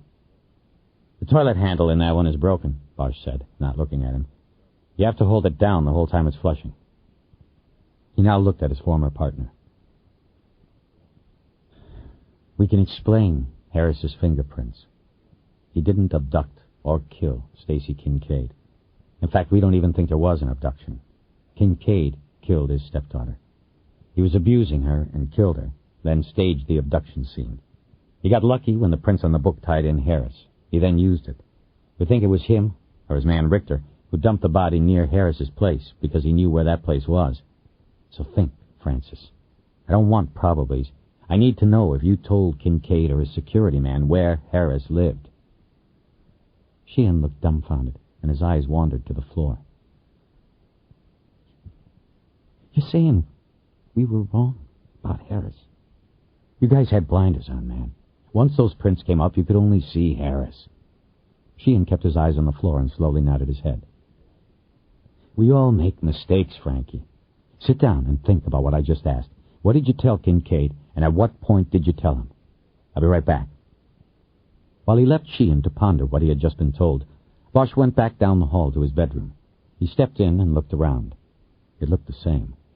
He opened the door to the walk-in closet and hit the light. Eleanor's clothes were gone. He looked down at the floor. Her shoes had been cleared out as well. On the rug, he saw a little bundle of netting tied with a blue ribbon. He bent down and picked it up. The netting was wrapped around a handful of rice. He remembered that the chapel in Las Vegas had provided the rice bundles as part of the wedding package, but tossing at the happy couple. Eleanor had kept one as a keepsake. Now Bosch wondered if she had mistakenly left it behind or had simply discarded it. Bosch dropped the bundle into his pocket and turned off the light. 28. Edgar and Ryder had rolled the television out of the lieutenant's office and were watching the news when Bosch walked into the squad room after leaving Sheehan at his house. They barely looked up to acknowledge him. What? Bosch asked. I guess people don't like us cutting Sheehan loose, Edgar said. Sporadic looting and arson, Ryder said. Nothing like last time. I think we'll make it if we get through this night. We got roving platoons out there and they're coming down on anything that moves. No bullshit like last time, Edgar added. Bosch nodded and stared at the TV for a few moments. The screen showed firefighters aiming 3-inch hoses into the balding flames pouring through the roof of another strip mall. It was too late to save it. It almost seemed as though it was being done for the media. Urban redevelopment, Edgar said. Get rid of all the strip malls. Problem is, they just put strip malls back, Ryder said. At least they look better than before, Edgar said. Real problem is the liquor stores. These things always start in the liquor stores. We put a squad out front of every liquor store, no riot. Where are we on the warrants? Bosch asked. We're done, Ryder said. We just have to take them over to the judge. Who are you thinking about? Terry Baker. I already called and she said she'd be around. Good. Let's have a look. Ryder got up and walked over to the homicide table while Edgar stayed behind and continued to watch the television. Stacked neatly at her spot were the search warrant applications. She handed them to Bosch. We've got the 2 houses, all cars, all offices, and on Richter we have his car at the time of the killing and his apartment. We threw that in too, she said. I think we're set. Each petition was several pages stapled together. Bosch knew that the first 2 pages were always standard legalese. He skipped these and quickly read the probable cause statements of each package. Ryder and Edgar had done well, though Bosch knew it was likely Ryder's doing. She had the best legal mind of the team. Even the PC statements on the proposed search of Richter's apartment and car were going to fly. Using clever language and selected facts from the investigation, the PC statement said the evidence of the case indicated 2 suspects were involved in the disposal of Stacy Kincaid's body, and by virtue of the close employer-employee relationship that existed at the time between Sam Kincaid and D.C. Richter, Richter could be considered a second suspect. The petition asked permission to search all vehicles operated or accessible by the 2 men at the time of the crime. It was a carefully worded tap dance, but it would work, Bosch believed. Asking to search all cars accessible by the 2 men was a masterstroke by Ryder. If approved, This essentially would allow them access to any car on any one of the car lots owned by Kincaid, because he most certainly had access to those cars. "Looks good," Bosch said when he had finished reading. He handed the stack back to Ryder. "Let's get them signed tonight, so tomorrow we can move when we want to." A search warrant was good for 24 hours following approval from a judge. In most cases, it could be extended another 24 hours with a phone call to the signing judge. "What about this Richter guy?" Bosch asked him. "We get anything on him yet?" "A little," Edgar said. He finally got up, turned the sound down on the television, and came over to the table. "Guy was a washout at the academy. This is way back, fall of 81. He then went to one of those bullshit private eye academies in the valley. Got his state license in 84. Apparently went to work for the Kincaid family after that. He worked his way up to the top, I guess." "Why was he a washout?" "We don't know yet. It's Sunday night, Harry. Nobody's over at the academy. We'll pull the records tomorrow." Bosch nodded. "You checked the computer? See if he's got a concealed license?" "Oh, yeah, we did. He's got a license to carry. He's strapped." "With what? Tell me it's a 9. "Sorry, Harry. The ATF was closed tonight. We'll get that tomorrow, too. All we know now is that he's got a license to carry a concealed weapon." "Okay. Remember that, you two. Remember how good the shooter was on Angel's flight." Ryder and Edgar nodded. "So you think Richter's doing Kincaid's bidding?" Ryder asked. "Probably. The rich don't get themselves dirty like that. They call the shots, they don't take them. Right now, I like Richter." He looked at his partners a moment. He felt that they were very close to breaking this thing open. They'd know in the next 24 hours. He hoped the city could wait that long. "What else?" he asked. "You get Sheehan all tucked in?" Ryder asked. Bosch noted the tone of her voice. "Yeah, he's tucked in. And, look, I apologize about the press conference. Irving wanted you there, but I probably could have gotten you out of it. I didn't. I know it wasn't a good move. Apologize." "Okay, Harry," Ryder said. Edgar nodded. "Anything else before we go?" Edgar started shaking his head, then said, "Oh, yeah, firearms call with an FYI. They took a look at Michael Harris's gun this morning, and it looks clean. They said it probably hadn't been fired or cleaned in months, judging by the dust buildup in the barrel. So he's clear." "They going to go ahead with it anyway?" "That's what they were calling for. They got an ASAP from Irving to do Sheehan's gun tomorrow morning as soon as they get the slugs from the autopsy. They wanted to know if you wanted them to go ahead with Harris's piece. I told them they might as well." "Good. Anything else?" Edgar and Ryder shook their heads. "Okay, then," Bosch said. "Let's go see Judge Baker, and then we'll call it a day. I have a feeling tomorrow's going to be a long one." 29. It had started to rain. Bosch pulled into his carport and shut off his car. He was looking forward to a couple of beers to take the caffeine edge off his nerves. Judge Baker had served them coffee while she reviewed the search warrant petitions. She had reviewed the search warrants slowly and thoroughly, and Bosch had drunk 2 full cups. In the end, though, she had signed every warrant, and Bosch didn't need the caffeine to feel jazzed. The next morning they would be hunting and confronting, as Kis Ryder called it, the put-up or shut-up phase of an investigation, the point where theories and hunches culminated in hard evidence and charges, or they disintegrated. Bosch went in through the kitchen door. Besides the beer, he was already thinking about Kate Kincaid and how he would handle her the next day. He was looking forward to it the way a confident quarterback who has digested all the film and known strategies of the opposition looks forward to the next day's game. The light was already on in the kitchen. Bosch put his briefcase on the counter and opened the refrigerator. There was no beer. "Shit," he said. He knew there had been at least 5 bottles of Anchor Steam in the refrigerator. He turned and saw the 5 bottle caps on the counter. He started further into the house. "Hey, Frankie," he called. "Don't tell me you drank everything." There was no reply. Bosch moved through the dining room and then the living room.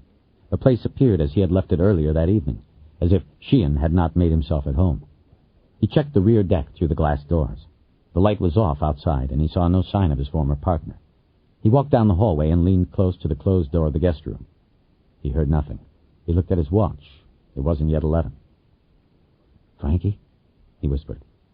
No reply, only the sound of the rain on the roof. He knocked lightly on the door. "Frankie?" he said, louder.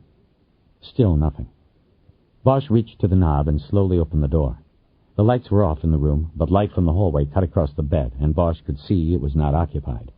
He flicked the wall switch, and a bed table lamp came on. The bag Sheehan had carried his belongings in was empty on the floor. His clothes had been dumped onto the bed in a pile. Bosch's curiosity turned into a low-grade concern. He quickly moved back into the hallway and made a quick search of his own bedroom and the bathrooms. There was no sign of Sheehan. Back in the living room, Bosch paced about for a few moments, wondering what Sheehan might have done.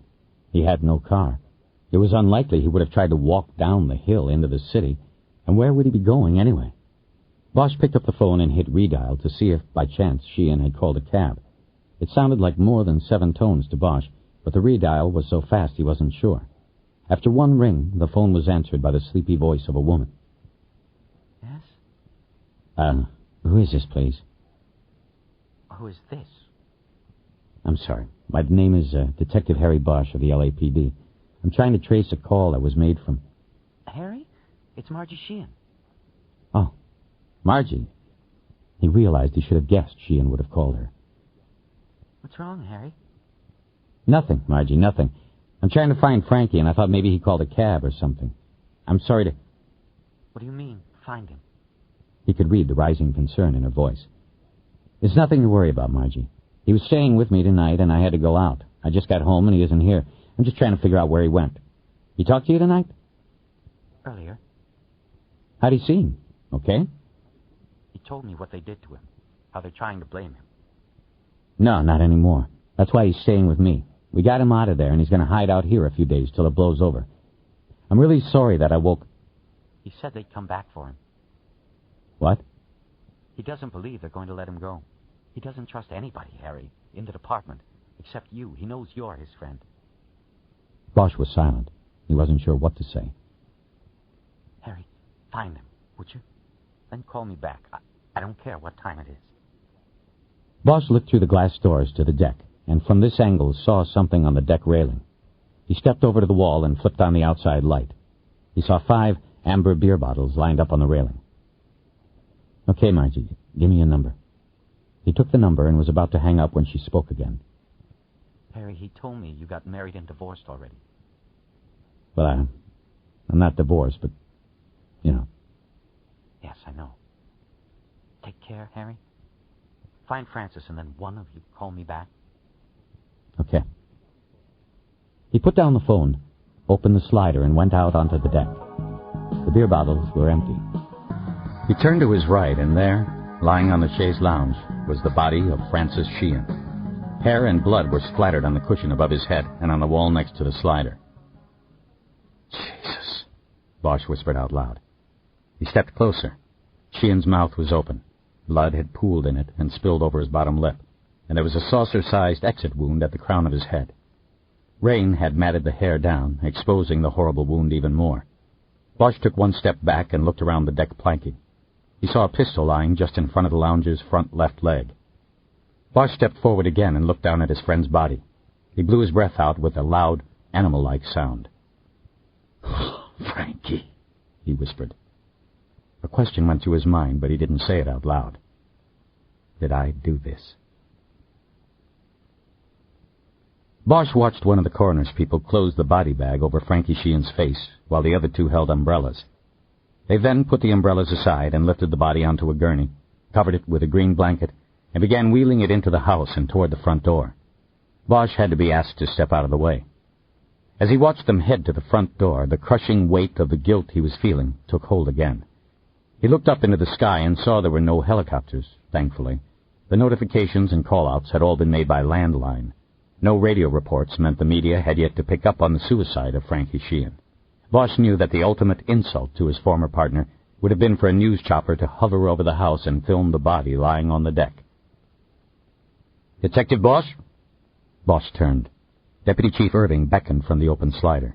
Bosch went inside and followed Irving to the dining room table. Agent Roy Lindell was already standing there. "Let us talk about this," Irving said. "Patrol is outside with a woman who says she is your neighbor, Adrienne Tigrini?"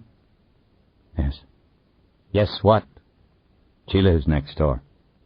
She said she heard 3 or 4 shots from the house earlier tonight. She thought it was you. She did not call the police." Bosch just nodded. Have you fired weapons in the house or off the deck before? Bosch hesitated before answering. Chief, this isn't about me.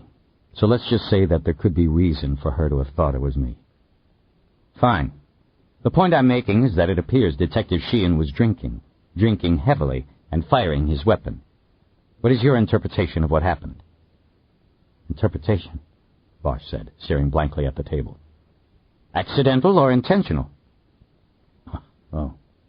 Bosch almost laughed, but held back. I don't think there's much of a doubt about it, he said.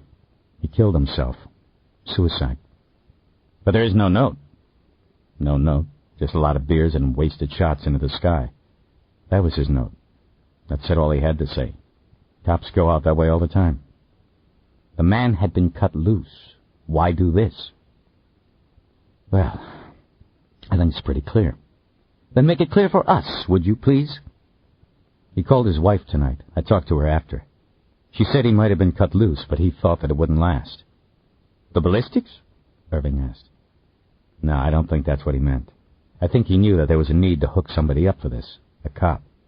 And so then he kills himself. That does not sound plausible, Detective. He didn't kill Elias or that woman. Right now, that is only your opinion. The only fact we have is that it appears this man killed himself the night before the day we would get the ballistics.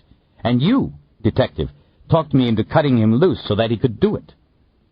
Bosch looked away from Irving and tried to contain the anger that was building inside. The weapon, Irving said. An old Beretta 25, serial number acid-burned, untraceable, illegal, a throwdown gun. Was it your weapon, Detective Bosch? Bosch shook his head. Are you sure, Detective? I would like to handle this now without the need for an internal investigation. Bosch looked back at him. What are you saying? I gave him the gun so he could kill himself? He was my friend, the only friend he had today. It's not my gun, okay? We stopped by his house so he could get some things. He must have gotten it then. I might have helped him do it, but that didn't include giving him the gun. Bosch and Irving held each other's stares. You're forgetting something, Bosch, Lindell said, interrupting the moment. We searched Sheehan's place today. There was no weapon found there. Bosch broke away from Irving and looked at Lindell. Then your people missed it, he said. He came here with that gun in his bag because it wasn't mine. Bosch moved away from them before he let his anger and frustration get the better of him, and he said something that might bring departmental charges. He slid down into one of the stuffed chairs in the living room. He was wet, but didn't care about the furniture. He stared blankly out the glass doors. Irving stepped over, but didn't sit down. What did you mean when you said you helped him? Bosch looked up at him. Last night I had a drink with him. He told me things. Told me about how he got carried away with Harris, how the things Harris claimed in his lawsuit, the things he said the cops did to him, were true. All of it was true. You see, he was sure Harris had killed the girl. There was no doubt in him about that. But it bothered him what he had done. He told me that in those moments in the room with Harris, that he had lost it. He said he became the very thing he had hunted all these years, a monster. It bothered him a lot. I could see it had been eating at him. Then I come along tonight and drive him home. Bosch felt the guilt rising up like a tide in his throat. He had not been thinking. He had not seen the obvious. He had been too consumed with the case, with Eleanor in his empty house, with things other than Frankie Sheehan. And? Irving prompted. And I knocked down the one thing he believed in all these months, the one thing that kept him safe. I told him we had cleared Michael Harris.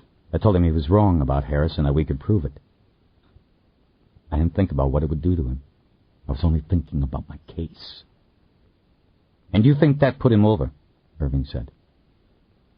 Something happened to him in that room with Harris. Something bad. He lost his family after that. He lost the case. I think the one thread he held on to was his belief that he'd had the right guy. When he found out he was wrong, when I stumbled into his world and told him it was bullshit, the thread snapped. Look, this is bullshit, Bosch, Lindell said. I mean, I respect you and your friendship with this guy, but you aren't seeing what is right here in front of us. The obvious. This guy did himself because he's the guy, and he knew we'd come back to him. This suicide is a confession. Irving stared at Bosch, waiting for him to come back at Lindell. but Bosch said nothing. He was tired of fighting it. I find myself agreeing with Agent Lindell on this, the deputy chief finally said. Bosch nodded. He expected as much. They didn't know Sheehan the way Bosch did. He and his former partner had not been close in recent years, but they had been close enough at one time for Bosch to know that Lindell and Irving were wrong. It would have been easier for him to agree. It would lift a lot of the guilt off him, but he couldn't agree. "Give me the morning," he said instead. "What?" Irving asked. "Keep this wrapped up and away from the press for half a day. We proceed with the warrants and the plan for tomorrow morning. Give me time to see what comes up and what Mrs. Kincaid says." "If she talks." "She'll talk. She's dying to talk. Let me have the morning with her, see how things go. If I don't come up with a connection between Kincaid and Elias, then you do what you have to do with Frankie Sheehan. You tell the world what you think you know." Irving thought about this for a long moment and then nodded. "I think that would be the most cautious route," he said. "We should have a ballistics report by then as well." Bosch nodded his thanks. He looked out through the open doors to the deck again. It was starting to rain harder. He looked at his watch and saw how late it was getting, and he knew what he still needed to do before he could sleep. 30. Bosch felt the obligation to go to Margaret Sheehan in person and tell her what Frankie had done to himself. It didn't matter that the couple had been separated. She and Frankie had been together a long time before that happened.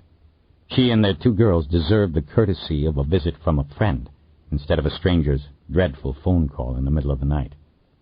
Irving had suggested that the Bakersfield Police Department be prevailed upon to send an officer to the house, but Bosch knew that would be just as clumsy and callous as a phone call. He volunteered to make the drive. Bosch did prevail upon the Bakersfield cop shop, but only to run down an address for Margaret Sheehan. He could have called her to ask for directions, but that would have been telling her without telling her, an old cop's trick for making the job easier. It would have been cowardly. The northbound Golden State Freeway was almost deserted, the rain and the hour of night having cleared out all but those motorists with no choice but to be on the road. Most of these were truckers hauling their loads north toward San Francisco and even further, or returning empty to the vegetable fields of the mid-state to pick up more. The Grapevine, the steep and winding stretch of the freeway up and over the mountains lying north of Los Angeles, was littered with semis that had slid off the roadway or whose drivers had chosen to pull over rather than risk the already treacherous run in the pounding rain. Bosch found that once he cleared this obstacle course and came down out of the mountains that he was finally able to pick up some speed and lost time. As he drove, he watched branches of lightning spread across the purple horizon to the east, and he thought about his old partner. He tried to think about old cases and the old Irish jokes that Sheehan used to tell. Anything to keep from thinking about what he had done and Bosch's own guilt and culpability. He had brought a homemade tape with him and played it on the car stereo. It contained recordings of saxophone pieces Bosch particularly liked. He fast-forwarded until he found the one he wanted. It was Frank Morgan's Lullaby. It was like a sweet and soulful funeral dirge to Bosch, a goodbye and apology to Frankie Sheehan, a goodbye and apology to Eleanor. It went well with the rain. Bosch played it over and over as he drove. He got to the house where Margaret Sheehan and her two daughters were living, before 2. There was an outside light still on, and light could be seen through the curtains of the front windows. Bosch got the idea that Margie was in there waiting for his call, or maybe for him to show up. He hesitated at the door, wondering about how many times he had made this kind of call, then finally knocked. When Margie answered the door, Bosch was reminded of how there was never any planning for these things. She stared at him for a moment, and he thought she didn't recognize him. It had been a lot of years. "Margie, it's..." "Harry? Harry Bosch? We just..." She stopped and put it together. Usually they did. Oh, Harry, no. Oh, no. Not Francis." She brought both hands up to her face. Her mouth was open, and she looked like that famous painting of someone on a bridge, screaming. "I'm sorry, Margie. I really am. I think maybe I should come in." She was stoic about the whole thing. Bosch gave her the details, and then Margie Sheehan made coffee for him so he wouldn't fall asleep on the ride back. That was a cop's wife thinking. In the kitchen, Bosch leaned against the counter as she brewed the coffee. He called you tonight, he said. Yes, I told you. Tell me how he seemed. Bad. He told me what they did to him. He seemed so... betrayed. Is that the right word? I mean, his own people, fellow cops, had taken him in. He was very sad, Harry. Bosch nodded. He gave his life to that department, and this is what they did to him. Bosch nodded again. Did he say anything about... He didn't finish. About killing himself? No, he didn't say that. I read up on police suicide once. Long time ago. In fact, back when Elias sued him the first time over that guy he killed. Frankie got real depressed then, and I got scared. I read up on it. And what I read said that when people tell you about it or say they're going to do it, what they're really doing is asking you to stop them. Bosch nodded. I guess Frankie didn't want to be stopped, she continued. He didn't say anything about it to me. She pulled the glass coffee pot out of the brewer and poured some into a mug. She then opened the cabinet and took down a silver thermos. She started filling it. This is for the road home. I don't want you falling asleep on the clothesline. What? I mean the grapevine. I'm not thinking straight here. Bosch stepped over and put his hand on her shoulder. She put the coffee pot down and turned to him to be hugged. This last year, she said, things just went haywire. I know, he told me. She broke away from him and went back to filling the thermos. Margie, I have to ask you something before I head back, Bosch said. They took his gun from him today to run ballistics. He used another. You know anything about that one? No. He only had the one he wore on the job. We didn't have other guns, not with 2 little girls. When Frankie would come home, he'd lock his job gun up in a little safe on the floor of the closet, and only he had the key. I just didn't want any more guns than were required in the house. Bosch understood that if it was her edict that there be no more weapons than the one Sheehan was required to carry, then that left a hole. He could have taken a weapon in and hidden it from her, in a spot so obscure even the FBI didn't find it when they searched his house.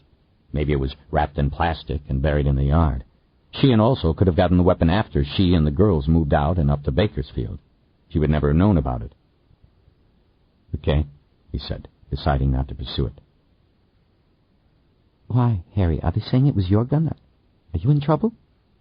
Bosch thought a moment before answering. No, Margie, I'm fine. Don't worry about me. 31. The rain continued through Monday morning and slowed Bosch's drive into Brentwood to a frustrating crawl. It wasn't heavy rain, but in Los Angeles any rain at all can paralyze the city.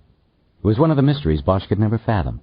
A city largely defined by the automobile, yet full of drivers unable to cope with even a mild inclemency.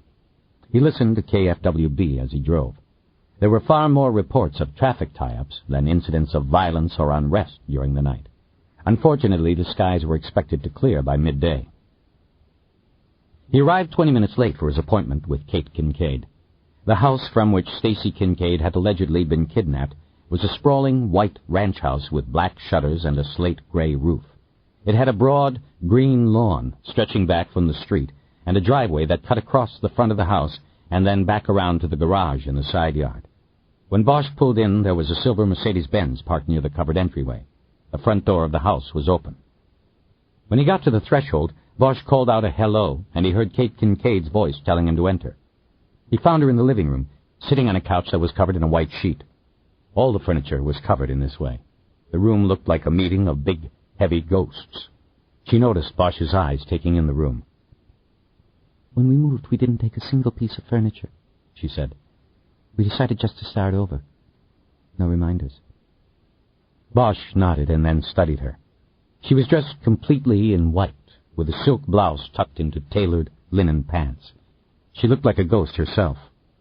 Her large, black leather purse, which was on the couch next to her, seemed to clash with her outfit and the sheets covering the furniture. How are you, Mrs. Kincaid? Please call me Kate. Kate, then. I am very fine, thank you. Better than I have been in a long, long time. How are you? I'm just so-so today, Kate. I had a bad night. And I don't like it when it rains. I'm sorry to hear that. It does look like you haven't slept. You mind if I look around a little bit before we start talking? He had a signed search warrant for the house in his briefcase, but he didn't want to bring it up yet. Please do, she said. Stacy's room is down the hall to your left. First door on the left. Bosch left his briefcase on the tiled entryway floor and headed the way she had directed. The furniture in the girl's room was not covered. The white sheets that had covered everything were in piles on the floor. It looked like someone, probably the dead girl's mother, had visited here on occasion.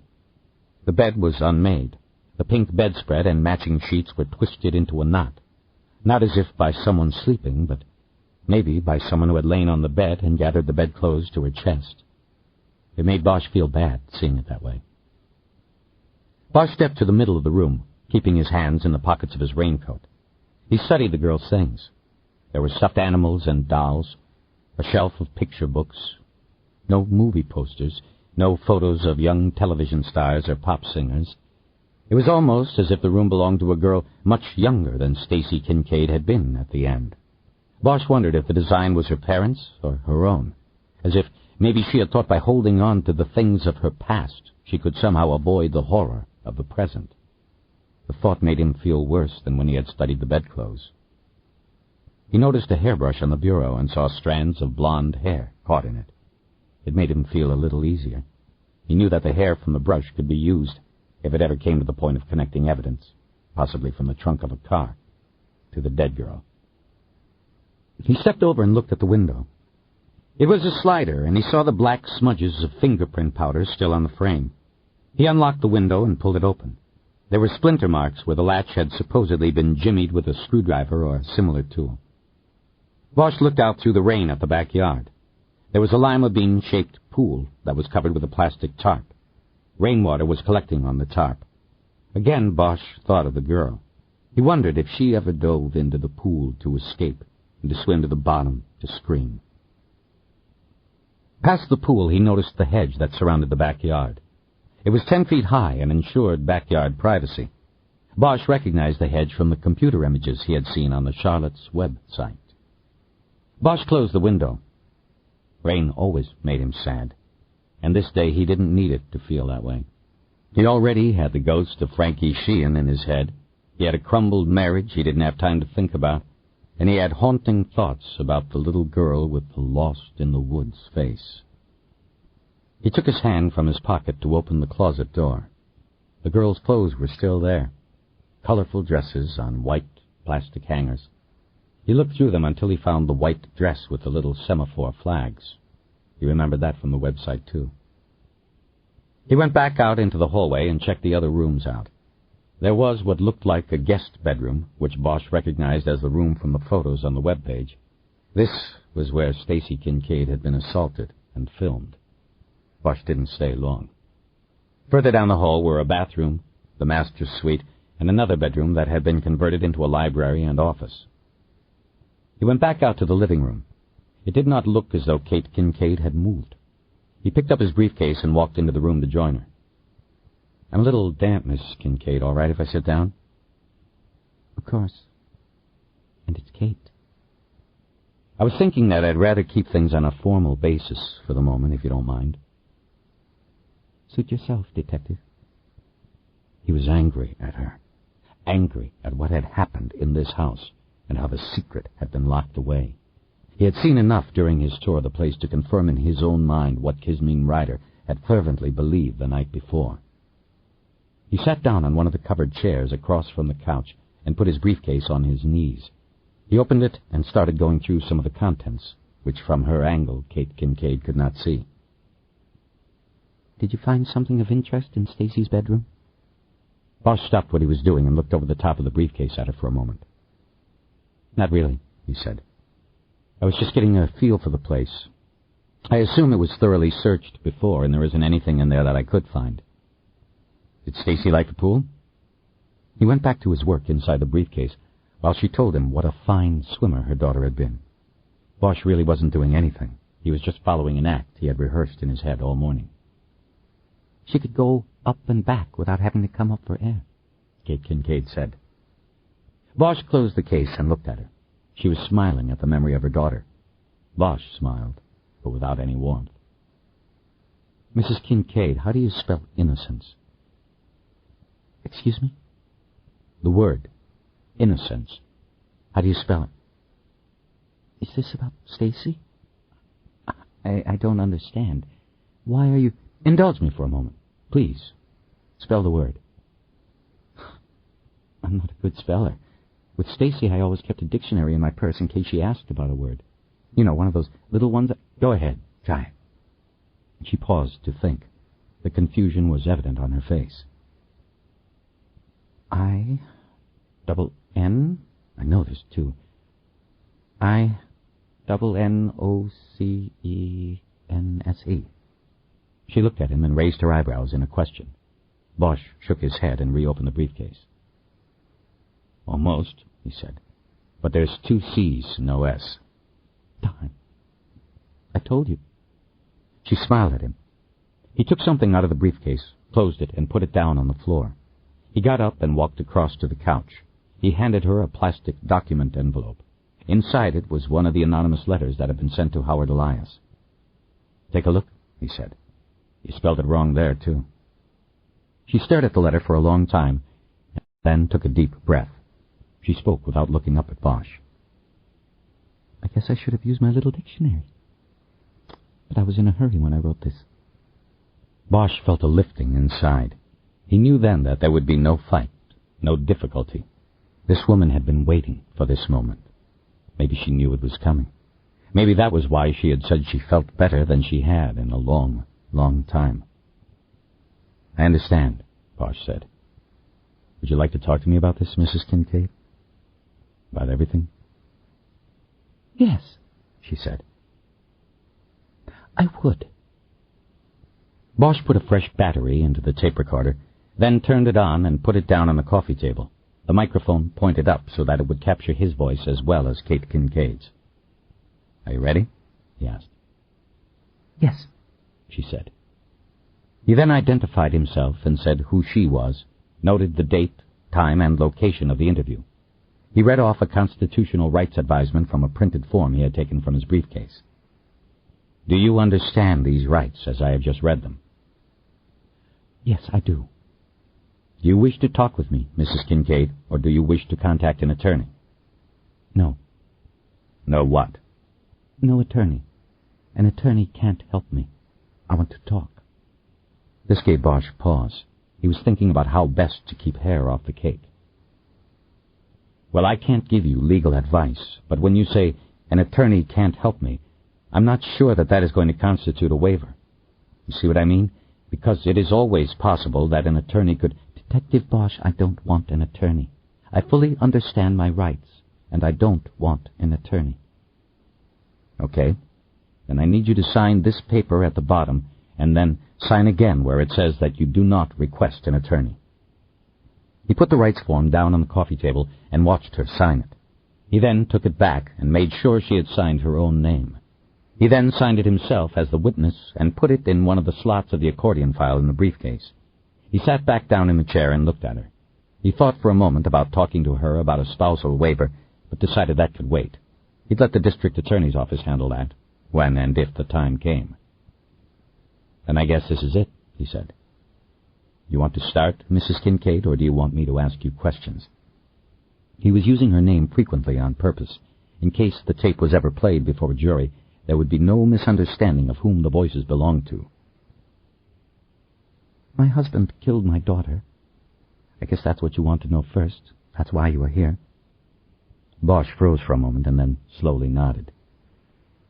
How do you know this? For a long time it was a suspicion.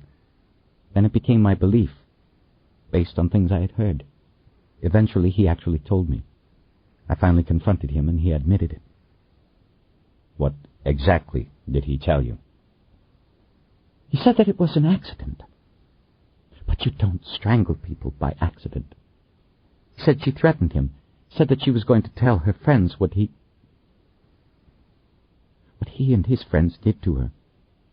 He said he was trying to stop her, to talk her out of doing it. He said things got out of hand. This occurred where? Right here, in the house. When? She gave the date of her daughter's reported abduction. She seemed to understand that Bosch had to ask some questions that had obvious answers. He was building a record. Your husband had sexually abused Stacy. Yes. He admitted this to you. Yes. She started to cry then and opened her purse for tissue. Bosch let her alone for a minute. He wondered if she was crying because of grief or guilt or out of relief that the story was finally being told. He thought it was probably a combination of all three. Over how long a period was she abused? He finally asked. Kate Kincaid dropped the tissue to her lap. I don't know. We were married 5 years before she died. I don't know when it started. When did you become aware of it? I would rather not answer that question, if you don't mind. Bosch studied her. Her eyes were downcast. The question was at the foundation of her guilt. It's important, Mrs. Kincaid.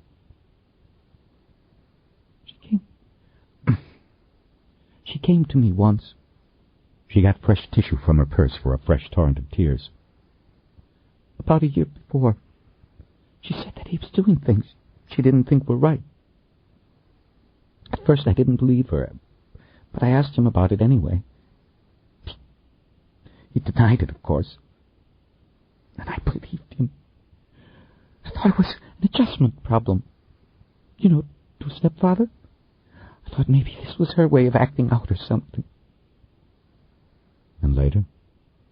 She didn't say anything. She looked down at her hands. She pulled her purse onto her lap and held it tightly. Mrs. Kincaid. And later there were things. Little things. She never wanted me to go out and leave her with him, but she'd never tell me why. Looking back, it's obvious why. It wasn't so obvious then. One time he was taking a long time in her room, saying good night. I went to see what was wrong, and the door was locked. Did you knock on the door? She sat frozen for a long moment before shaking her head no. Is that a no? Bosch had to ask it for the tape. Yes. No. I did not knock. Bosch decided to press on. He knew that mothers of incest and molestation victims often didn't see the obvious or take the obvious steps to save their daughters from jeopardy. Now Kate Kincaid lived in a personal hell in which her decision to give up her husband and herself to public ridicule and criminal prosecution would always seem like too little, too late. She had been right. A lawyer couldn't help her now. No one could.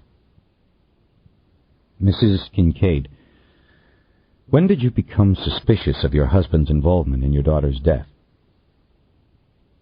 During Michael Harris's trial.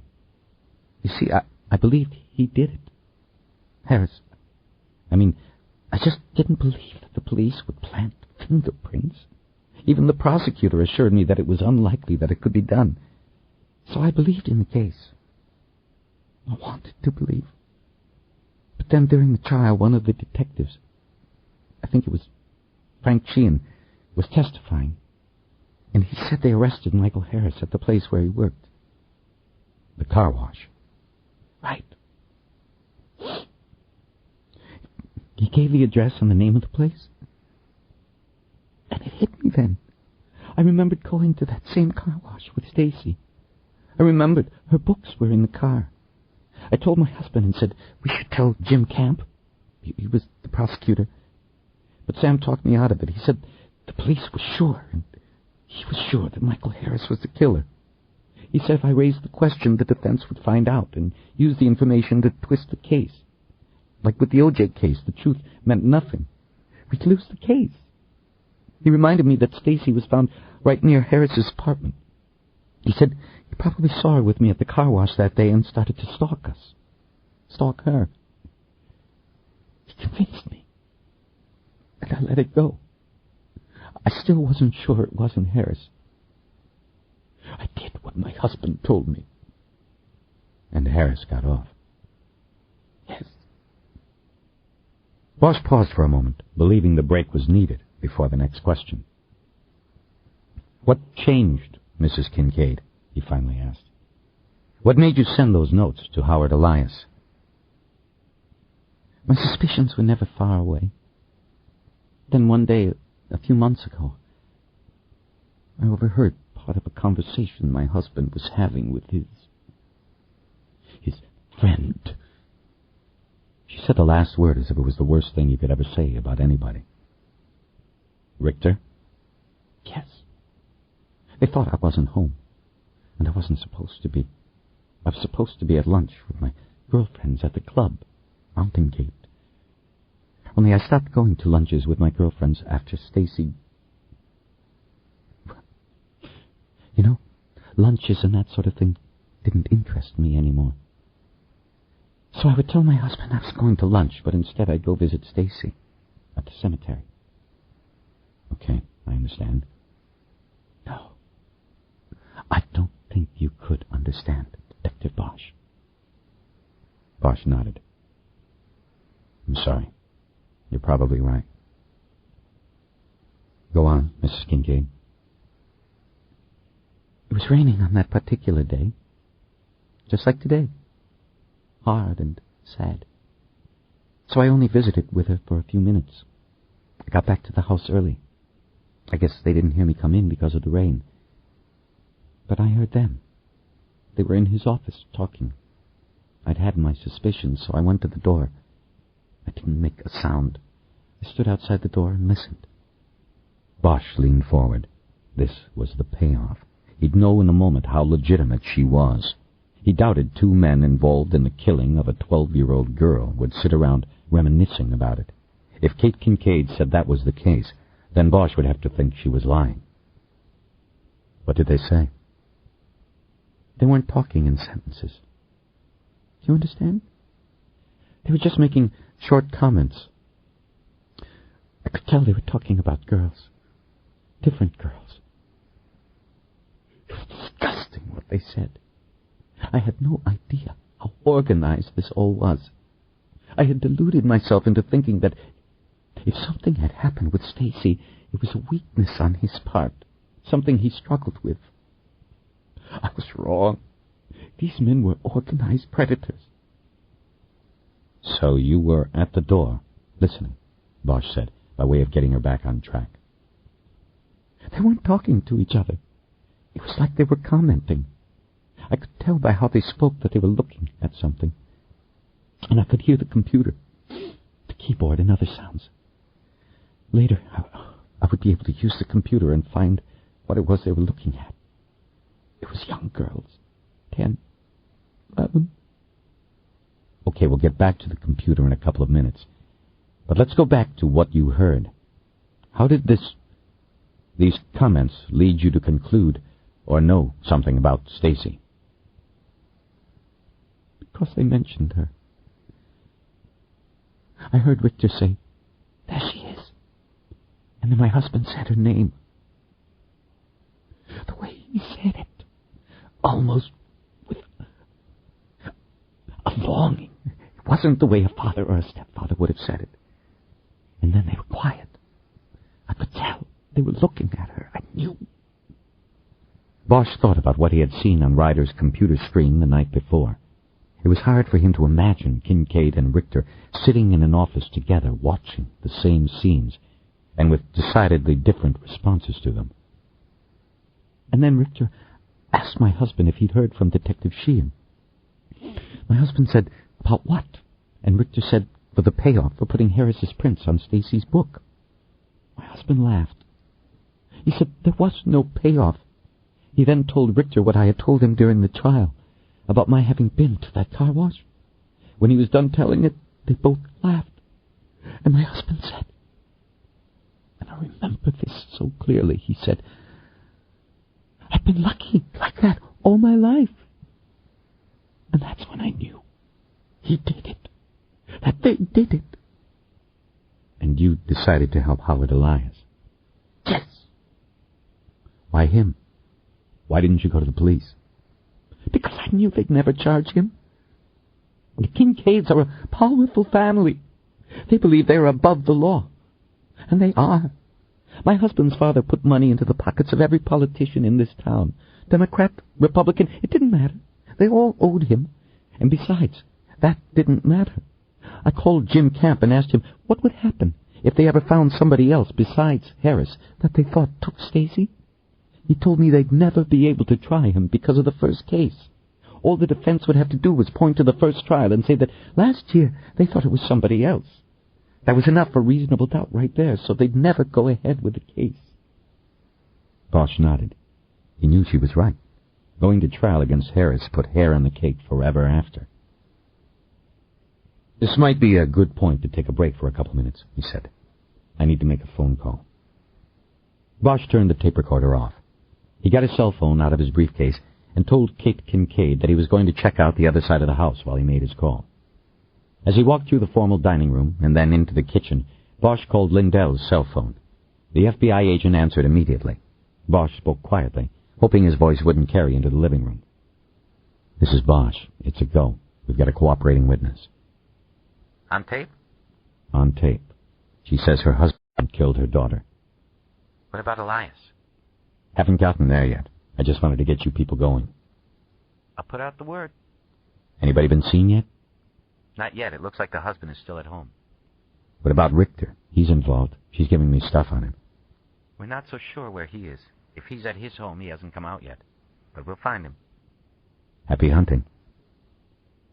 After disconnecting, he stood in the kitchen doorway and looked at Kate Kincaid. Her back was to him, and she seemed to be staring at the spot where he had been sitting across from her. She didn't move. Okay, Bosch said as he came back into the room. Can I get you something, a glass of water? No, thank you, I'm fine. He turned the tape recorder on and once again identified himself and the subject of the interview. He gave the exact time and date as well. You have been advised of your rights, correct, Mrs. Kincaid? Yes, I have. Would you like to continue the interview? Yes. You mentioned earlier that you decided to help Howard Elias. Why is that? He was suing on behalf of Michael Harris. I wanted Michael Harris completely exonerated, and I wanted my husband and his friends exposed. I knew the authorities probably wouldn't do it, but I knew Howard Elias was not part of that establishment. He wouldn't be controlled by money and power, only the truth. Did you ever speak with Mr. Elias directly? No. I thought my husband might be watching me. After that day when I heard them, when I knew it was him, it was impossible for me not to be completely repulsed by him. I think he realized I had come to a conclusion. I think he had Richter watch me. Richter or people working for him. Bosch realized that Richter could be nearby, having followed her to the house.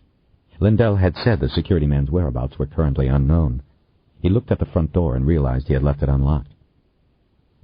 So you sent Elias notes? Yes, anonymous. I guess I wanted him to expose these people but leave me out of it. I know it was selfish. I was a horrible mother. I guess I had this fantasy that the bad men would be shown to the world without it happening to the bad woman. Bosch saw a lot of pain in her eyes as she said it. He waited for the tears to start again, but it didn't happen. I just have a few more questions at this point, he said. How did you know the web page address and about how to get to the secret site? You mean Charlotte's Web? My husband is not a smart man, Detective Bosch. He is rich, and that always gives the appearance of intellect. He wrote the directions down so he wouldn't have to memorize them, and he hid them in his desk. I found them. I know how to use a computer. I went to that awful place. I saw Stacy there. Again, no tears. Bosch was puzzled. Kate Kincaid had dropped her voice into a monotone. She was reciting the story, it seemed, out of duty. But whatever impact it personally had on her was done with and compartmentalized, put away from the surface. You believe that to be your husband on the images with Stacy? No, I don't know who that was. How can you be sure? My husband has a birthmark, a discoloration on his back. I said he wasn't smart, but he was at least smart enough not to appear on that website. Bosch thought about this. Though he did not doubt Kate Kincaid's story, he also knew that hard evidence backing it up would be needed to prosecute Kincaid. For the same reason she felt she could not bring her story to the authorities, Bosch needed to be able to go into the district attorney's office with Sam Kincaid solidly locked down by the evidence. Right now, all he had was a wife saying evil things about her husband. The fact that Kincaid apparently was not the man in the website images with his stepdaughter was a major loss of corroborative evidence. He thought about the searches. Teams were descending on Kincaid's home and office at that moment. It was Bosch's hope that they would find evidence that would prove his wife's story. "Your last note to Howard Elias," he said. "You warned him. You said your husband knew. Did you mean your husband knew that Elias had found the secret website?" At the time, yes.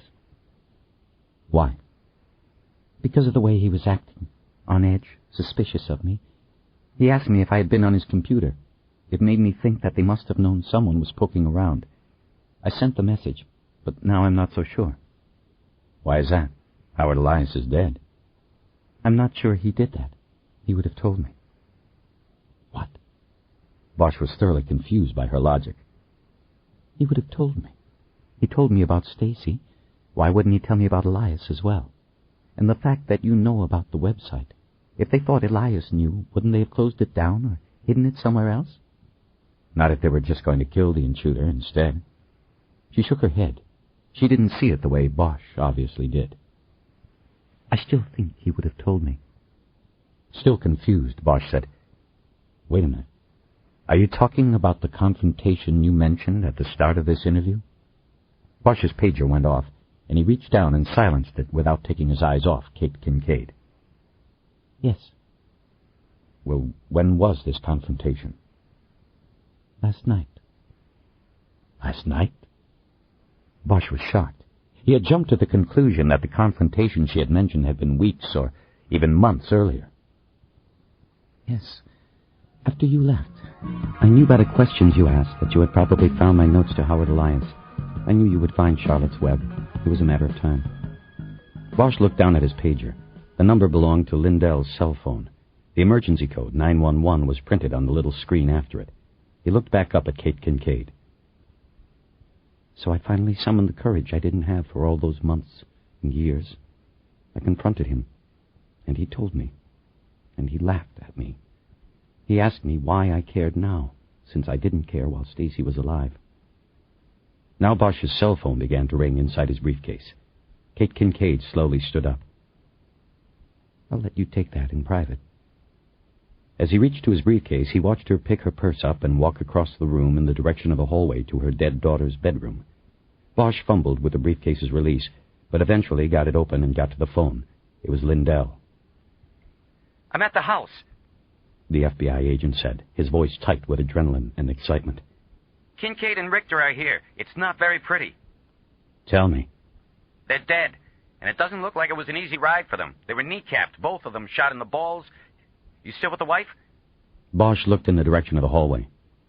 Yes. Just as he said it, he heard a single popping sound from down the hallway. He knew what it was. Better bring her over here, Lindell said. Right. Bosch closed the phone and placed it back in the briefcase, his eyes still on the hallway. Mrs. Kincaid? There was no answer. All he heard was the rain. 32. By the time Bosch cleared the scene in Brentwood and got up the hill to the summit, it was almost 2 o'clock. Driving through the rain on the way, he could only think of Kate Kincaid's face. He had gotten to Stacy's room less than 10 seconds after hearing the shot, but she was already gone. She had used a .22 and placed the muzzle in her mouth, firing the bullet up into her brain. Death was instant. The kick of the gun had knocked it out of her mouth and onto the floor. There was no exit wound, often the case with a .22. She simply appeared as though she was sleeping. She had wrapped herself in the pink blanket that had been used by her daughter. Kate Kincaid looked as though she was serene in death. No mortician would be able to improve on that. There were several cars and vans parked in front of the Kincaid residence. Bosch had to park so far away that his raincoat was soaked through by the time he got to the door. Lindell was there waiting for him. Well, this certainly's turned all to shit, the FBI agent said by way of greeting. Yeah. Should we have seen it coming? I don't know. You never can tell what people are going to do. How'd you leave it over there? The coroner and Sid are still there. A couple RHD bulls, they're handling it. Lindell nodded. I saw what I needed to see. Show me what you have here. They went into the house, and Lindell led the way to the huge living room where Bosch had sat with the Kincaids the afternoon before. He saw the bodies. Sam Kincaid was in the same spot on the couch where Bosch had last seen him. D.C. Richter was on the floor below the window that looked out across the valley. There was no jetliner view now. It was just gray. Richter's body was in a pool of blood. Kincaid's blood had seeped into the material covering the couch. There were several technicians working in the room, and lights were set up. Bosch saw that numbered plastic markers had been put in place where .22 caliber shells had been located on the floor and other furniture. You had the .22 over in Brentwood, right? Yeah, that's what she used. You didn't think about searching her before you started talking, huh? Bosch looked at the FBI agent and slightly shook his head in annoyance. Are you kidding me? It was a voluntary Q&A, man. Maybe you've never done one over there at the Bureau, but rule number 1 is you don't make the subject feel like a suspect before you even start. I didn't search, and it would have been a mistake if... I know.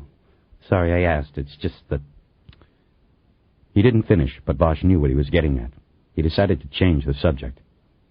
The old man show up? Jack Kincaid? No, we sent people to him. I hear he is not taking it well. He's calling every politician he ever gave money to. I guess he thinks maybe the city council or the mayor will be able to bring his son back. He knew what his son was.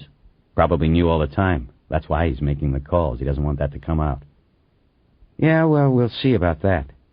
We've already found digital video cameras and editing equipment. We'll tie him to Charlotte's Web. I feel confident of that. It won't matter. Where's Chief Irving? On the way. Bosch nodded. He stepped close to the couch and bent over, his hands on his knees, to look closely at the dead car czar. His eyes were open and his jaw was set in a final grimace. Lindell had been right when he'd said it had not been an easy ride down. He thought of Kincaid's expression in comparison to his wife's death look. There was no comparison. How do you think it went down? He asked. How'd she get the two of them? He continued to stare at the body while Lindell spoke. Well, you shoot a man in the balls and he's going to be pretty docile. From the blood on them, I'd say that was where they got it first. Once she got past that point, I think she had pretty good control of the situation. Bosch nodded. Richter wasn't armed? Nope. Anybody find a 9mm around here yet? No, not yet. Lindell gave Bosch another we fucked up look. We need that 9, Bosch said. Mrs. Kincaid got them to admit what they did with the girl, but they didn't say anything about Elias. We need to find that 9 to tie them in and end this thing. Well, we're looking. If anybody finds the 9, we'll be the first to know. You have people on Richter's home, office, and car? I'm still putting my money on him being the shooter. Yeah, we're on it, but don't count on anything there. Bosch tried to read the FBI agent, but couldn't. He knew that something was not being said. What? Edgar pulled his file from the police academy this morning. Right, he was a washout way back. How come? Turned out the guy was blind in one eye, the left eye. He was trying to make it through with nobody noticing. He did all right until the weapons course. He couldn't shoot for shit on the range. That's how they found out. Then they washed him out. Bosch nodded. He thought of the expert shooting that had taken place on Angel's Flight, and he knew this new information on Richter changed things. He knew it was unlikely Richter could have been the shooter. His thoughts were disrupted by the muted roar of a helicopter. He looked up at the windows and saw a helicopter from Channel 4 drifting down and hovering outside the house about 50 yards away. Through the rain, Bosch could barely make out the cameraman in the open sliding door. Fucking vultures, Lindell said. You'd think the rain would keep them inside. He stepped back to the doorway where there was a panel of light switches and other electronic controls. He pushed a round button and kept his finger on it. Bosch heard the whine of an electric motor and watched an automatic window shade drop down over the windows. They can't get near this place on the ground, Bosch said, because of the gates. So the air's their only shot. I don't care. Let's see what they get now. Bosch didn't care either. He looked back down at the bodies. Judging by the coloring and the slight odor already apparent in the room, he guessed that the two men had been dead for several hours. He wondered if this meant that Kate Kincaid had been in the house all that time with the bodies, or had gone to Brentwood and spent the night in her daughter's bed. He guessed the latter. Anybody come up with a TOD? He asked. Yeah, coroner puts time of death at sometime last night, anywhere from 9 to midnight. He said the blood flow indicates they could have been alive as long as a couple of hours from first to last bullet. It looks like she wanted some information from them, but they didn't want to give it up. At first. Her husband talked. I don't know about Richter. She probably didn't care about him. But her husband told her everything about Stacy. Then, I guess she finished him. Finished them both. It wasn't her husband with the girl on the website images. You should get the coroner to take torso photos of Richter and do a comparison. It might have been him. Lindell gestured toward the bodies. Will do. So what do you think? She did this last night and then, what, went up to bed? Probably not. I think she spent the night in the Brentwood house. It looked to me like the girl's bed had been slept in. She had to see me and tell the story before she could finish her plan. The finish being her suicide. Right. It's hardcore, man. Living with her daughter's ghost, what she let happen to her, that was even more hardcore. Suicide was the easy way out. Not if you ask me. Like, I keep thinking about Sheehan, man, and wondering, how dark out could it have been for him to do that? Just hope you never know. Where are my people? Down the hall in the office. They're handling that. I'll be in there. Bosch left Lindell then and went down the hall to the office. Edgar and Ryder were silently conducting a search. The items they wished to seize were being piled on top of the desk. Bosch nodded his hello, and they did the same. A quiet pallor hung over the investigation now. There would be no prosecution, no trial. It would be left to them to explain what had happened. And they all knew the media would be skeptical, and the public might not believe them. Bosch approached the desk. There was a lot of computer equipment with connecting wires. There were boxes of thick disks used for data storage. There was a small video camera and an editing station. We've got a lot, Harry, Ryder said. We would have had Kincaid cold on the pedonet. He's got a zip drive with all the images from the secret website on it. He's got this camera. We think it's what was used to take the videos of Stacy. Ryder, who was wearing gloves, lifted the camera up to show him. It's digital. You take your movie, plug the camera into this dock here, and download what you want. Then you upload it on your computer and put it out on the net, all from the privacy of your home. It's literally as easy as... She didn't finish.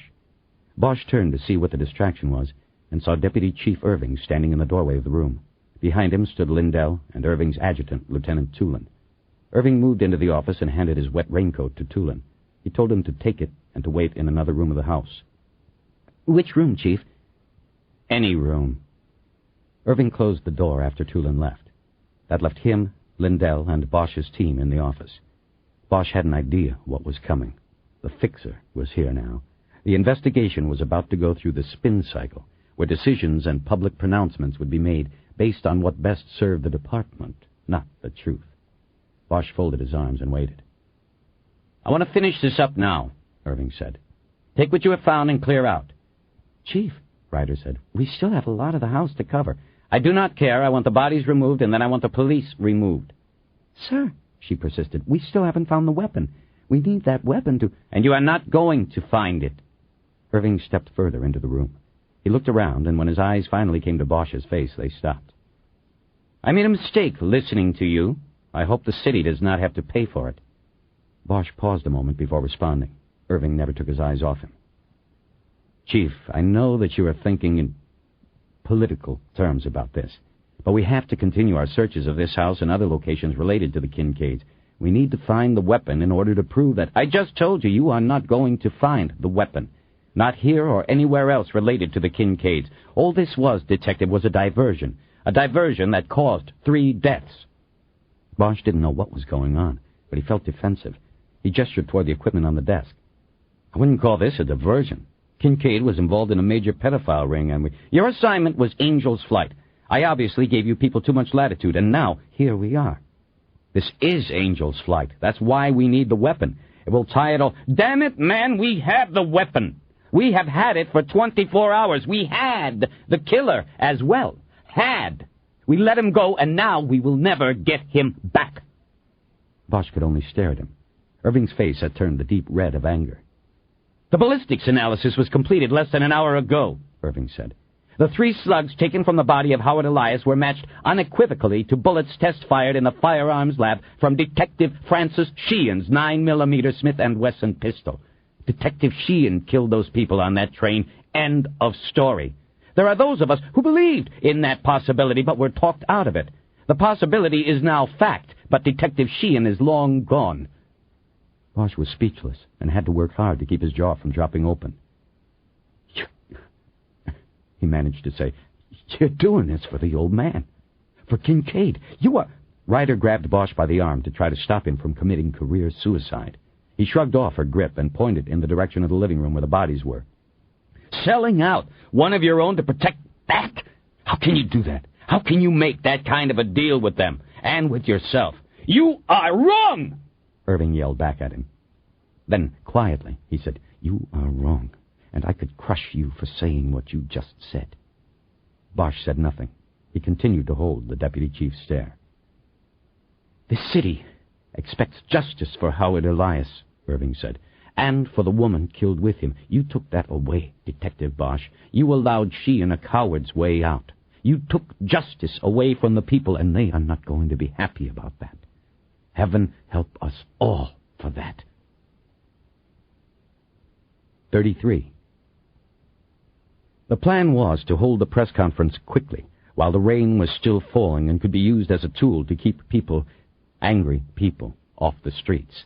The entire investigative team was assembled and lined along the wall at the rear of the stage. The chief of police and the FBI's Gilbert Spencer were to lead the briefing and answer all questions. This was standard operating procedure in highly sensitive situations.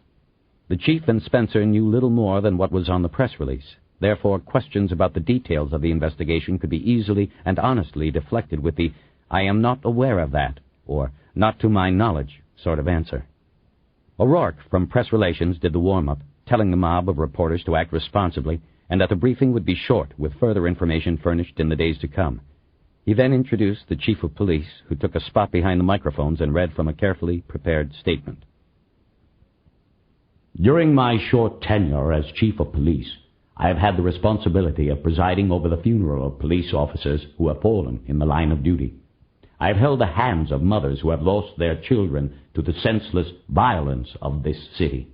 But my heart has never been heavier than right now. I have to announce to the people of this great city that we know who killed Howard Elias and Catalina Perez, and it is with deep, deep regret that I report that it was a member of this department. Earlier today, ballistics tests and analysis matched the bullets that killed Howard Elias and Catalina Perez to the service weapon used by Detective Francis Sheehan of the Robbery Homicide Division. Bosch looked out across the sea of reporters' faces and saw shock on many of them. The news gave even them pause, for they knew the consequences. The news was the match, they the gasoline. The rain probably wouldn't be enough to put out this fire. A couple of reporters, probably wire servicemen, pushed through the standing-room-only crowd and went out the door to be the first to spread the word. The police chief pressed on. As many of you know, Sheehan was one of several officers being sued by Howard Elias on behalf of Michael Harris. The investigators on this case believe Sheehan became overwrought with emotions relating to this case and the dissolution of his marriage in recent months. He may have become unbalanced. We may never know, because Detective Sheehan took his own life last night, as he understood that it was only a matter of time before he was revealed as the killer. As a police chief, you hope never to have to make a statement such as this. But this department hides nothing from its citizens. The bad must be aired so that we can fully celebrate the good. I know the 8,000 good people of this department join me in apologizing to the families of these two victims, as well as to every citizen in this city. And we ask that the good citizens in return react responsibly and calmly to this truly horrible turn of events. Now, I have other announcements, but if there are questions relating specifically to this investigation, I can take a few at this time.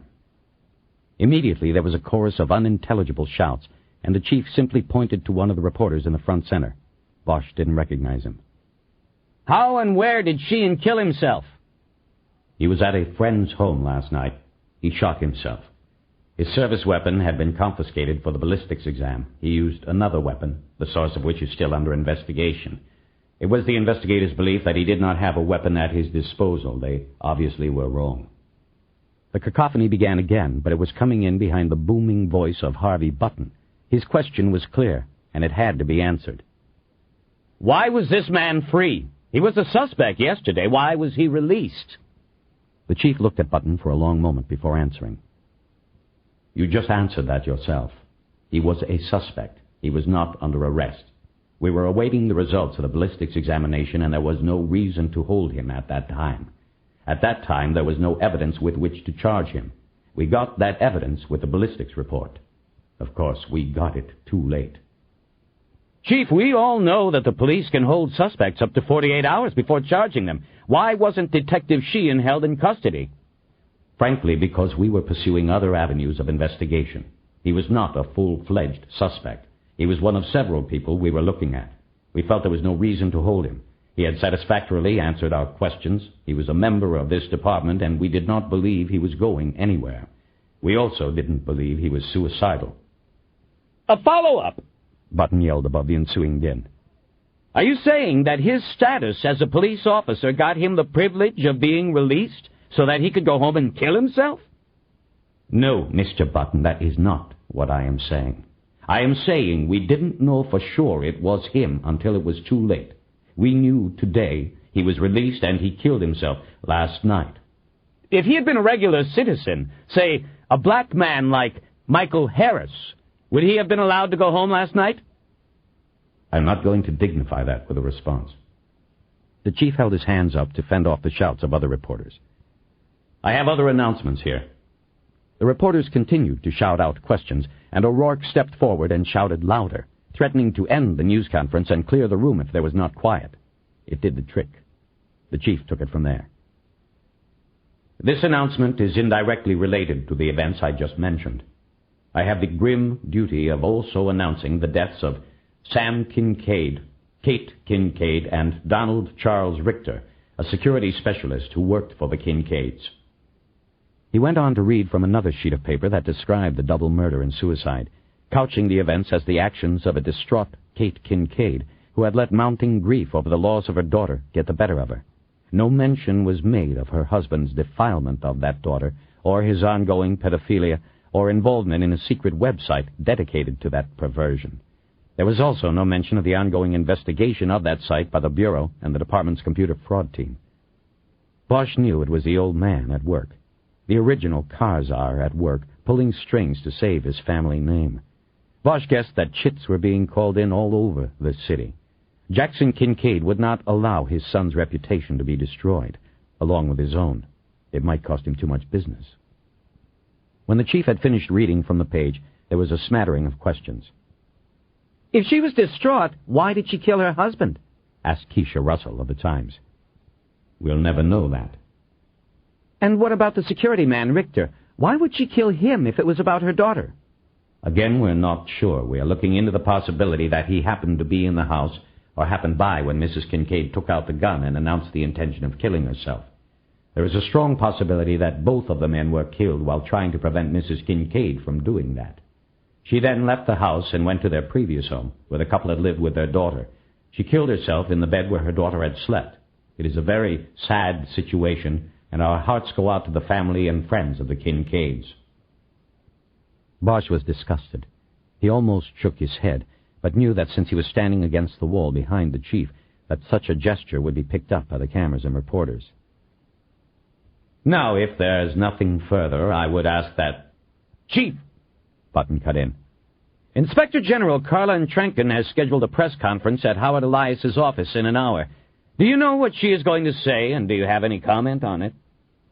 No, Inspector Trenken operates independently of this department. She does not answer to me, and therefore I have no idea what she'll be saying.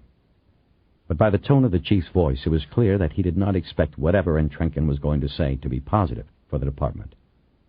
I want to end this now, but before I do, I want to thank the FBI and particularly Special Agent Spencer for the help that was provided. If there is any solace to be found in all of this, it is that the citizens of this community can rest assured that this department is dedicated to weeding out the bad apples, no matter where they might be. This department is also willing to place and accept responsibility for its members' action without cover-up, no matter what the cost to our pride and reputation. I hope the good citizens of Los Angeles will remember that and accept my sincerest apology. I hope the good citizens of Los Angeles will act calmly and responsibly in reaction to these announcements. His last words were drowned out by the scraping of chairs and equipment as the reporters began to get up en masse and move toward the exit doors. There was a story to get out and another press conference to go to.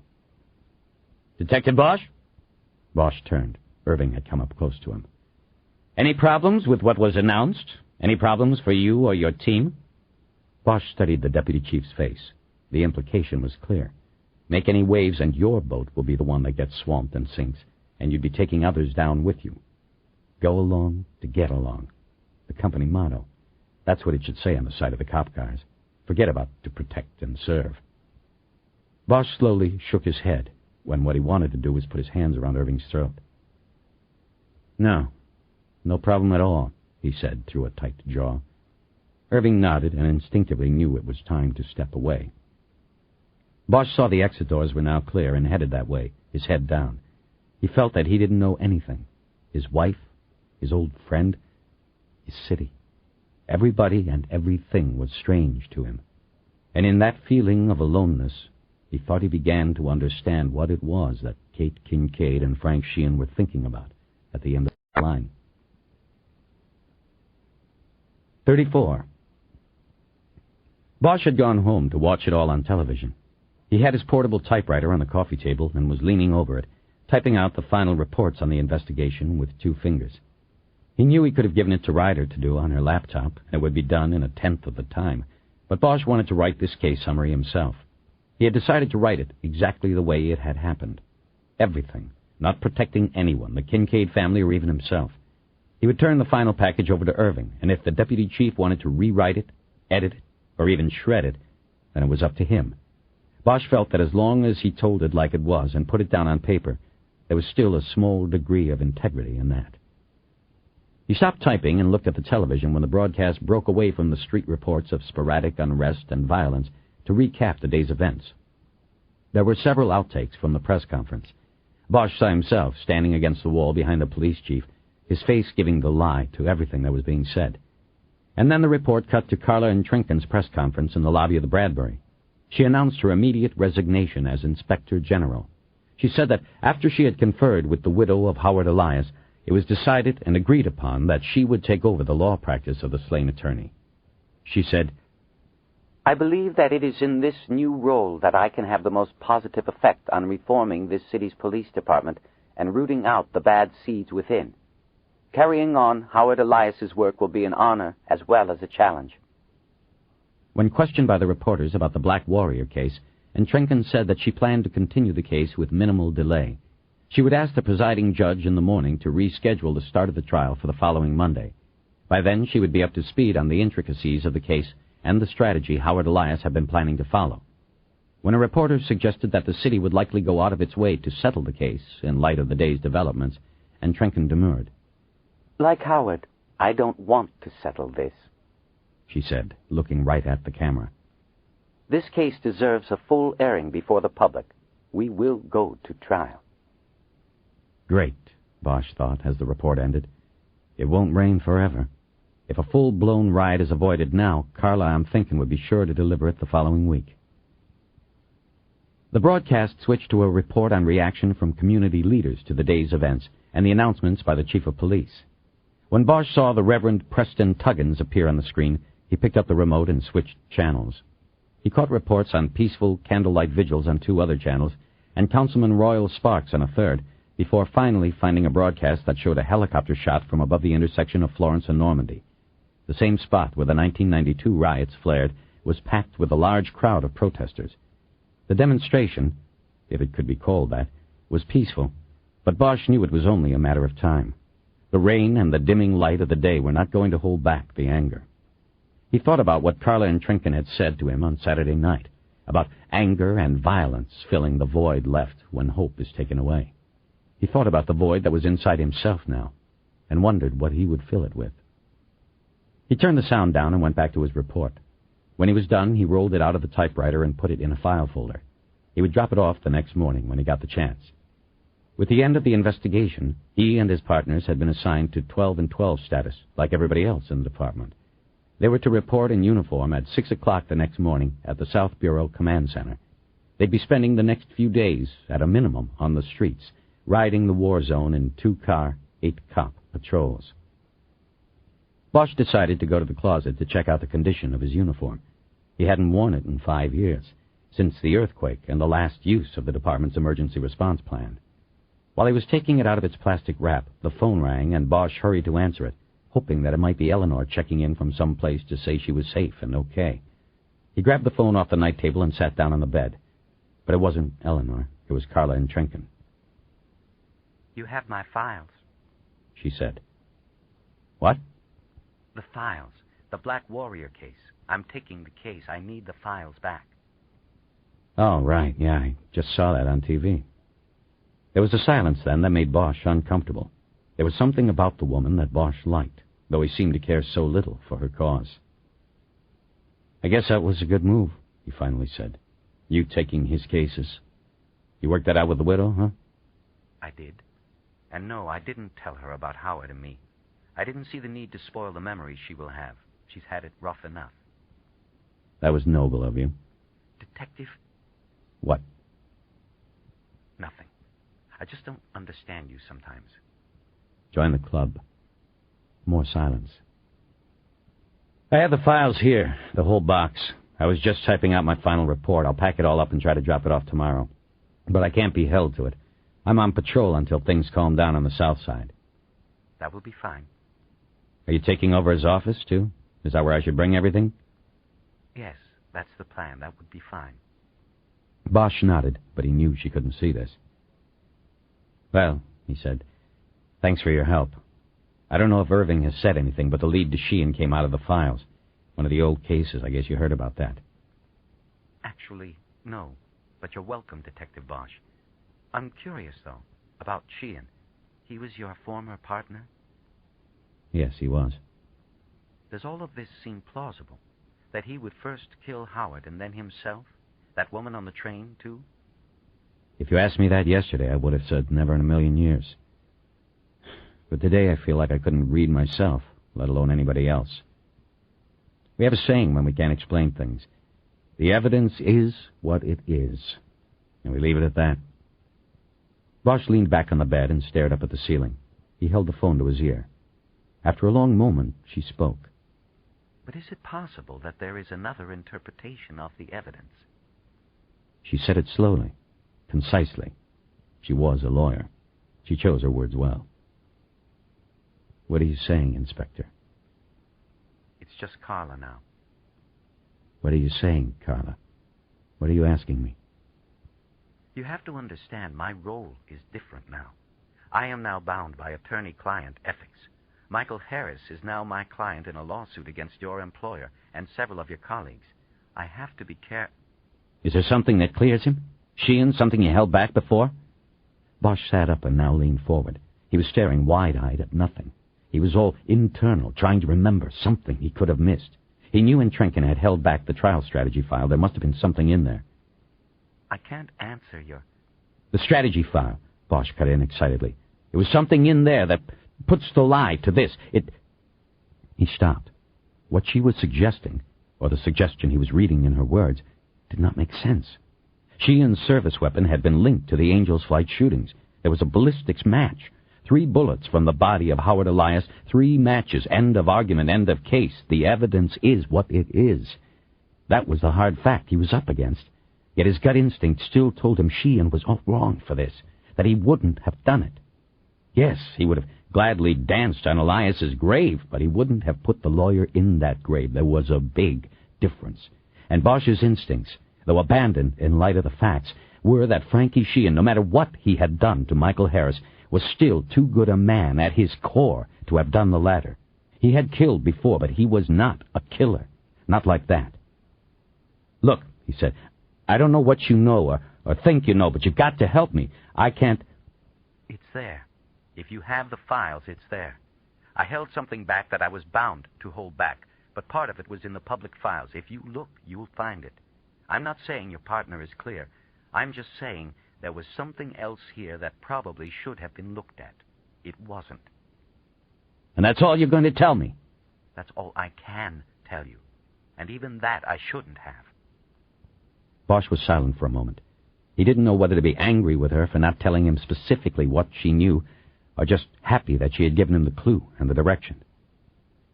All right, he finally said. If it's here, I'll find it.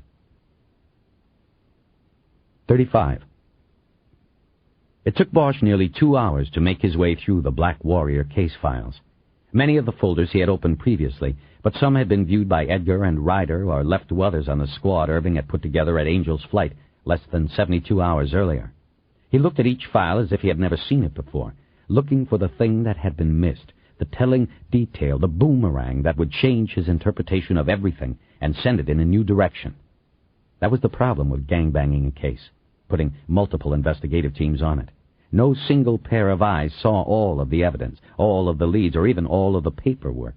Everything was split up. Though one detective was nominally in charge, it was rare that everything crossed his radar screen. Now Bosch had to make sure it did. He found what he believed he was looking for, and what Carla and Trinken had hinted at, in the subpoena file, the folder where receipts from the process server were stored. These receipts were received by Howard Elias's office after the subject of the subpoena had been served with the summons to appear for a deposition or as a witness in court. The file was thick with the thin white forms. The stack was in chronological order of service. The first half of the stack consisted of subpoenas for depositions, and these dated back several months. The second half of the stack consisted of witness subpoenas for the court case that had been scheduled to start that day. These were summonses to the cops being sued, as well as other witnesses. Bosch remembered that Edgar had looked through this file earlier. He had come across the subpoena for the car wash records, but that discovery must have distracted him from other things in the file. As Bosch looked through the subpoenas, another filing caught his eyes as being worthy of a second look. It was a subpoena for Detective John Chastain of the Internal Affairs Division. This was surprising, because Chastain had never mentioned any involvement in the lawsuit. Chastain had headed the internal investigation of Michael Harris's allegations that had cleared the RHD detectives of any wrongdoing, so the fact that he had been called wasn't unusual. It would stand to reason that he would be called as a witness in defense of the detectives accused of wrongdoing by Michael Harris. But the fact that Chastain had not told anyone he was a subpoenaed witness for the plaintiffs in the lawsuit was. If that had been known, he might have been disqualified from the team investigating the murders for the same reason that the RHD bulls had been removed. There was a clear conflict. The subpoena needed explanation, and Bosch's interest in it increased further when he saw that the date of service was Thursday, the day before Elias's murder. But curiosity turned to suspicion when Bosch saw the note handwritten by the process server at the bottom of the subpoena. Detective Chastain refused acceptance at vehicle. Server placed under wiper. The note made it very clear that Chastain didn't want any part of the case, and it turned Bosch's attention into a sharp focus. The city could have been burning from Dodger Stadium to the beach, and he probably wouldn't have noticed the television now. He realized as he stared at the subpoena that the subject, Chastain, had been given a specific date and time to appear in court to give testimony. He shuffled through the court subpoenas and realized that they were placed in the file in order of service, not in the order that those summoned would appear in trial. He knew then that by placing them in order according to the appearance dates and times, he would have the chronological order of Elias's case and a better understanding of how he planned the trial. It took him 2 minutes to put the subpoenas in the proper order. When he was done, he looked at the documents one by one, envisioning the process of the trial. First, Michael Harris would testify. He would tell his story. Next would come Captain John Garwood, head of RHD. Garwood would testify about the investigation, giving the sanitized version. The next subpoena was for Chastain. He would follow Garwood.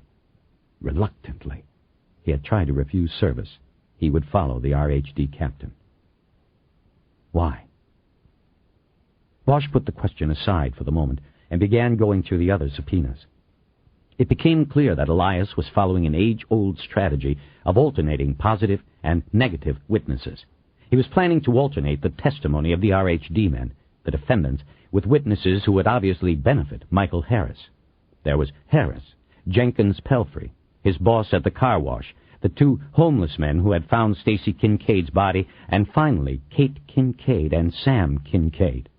It was clear to Bosch that Elias was going to attack the RHD case, expose the torture of Michael Harris, defense of having done nothing wrong, and then blow it completely out of the water by bringing in the Kincaids and most likely exposing the Charlotte's website and the horror of Stacy Kincaid's young life.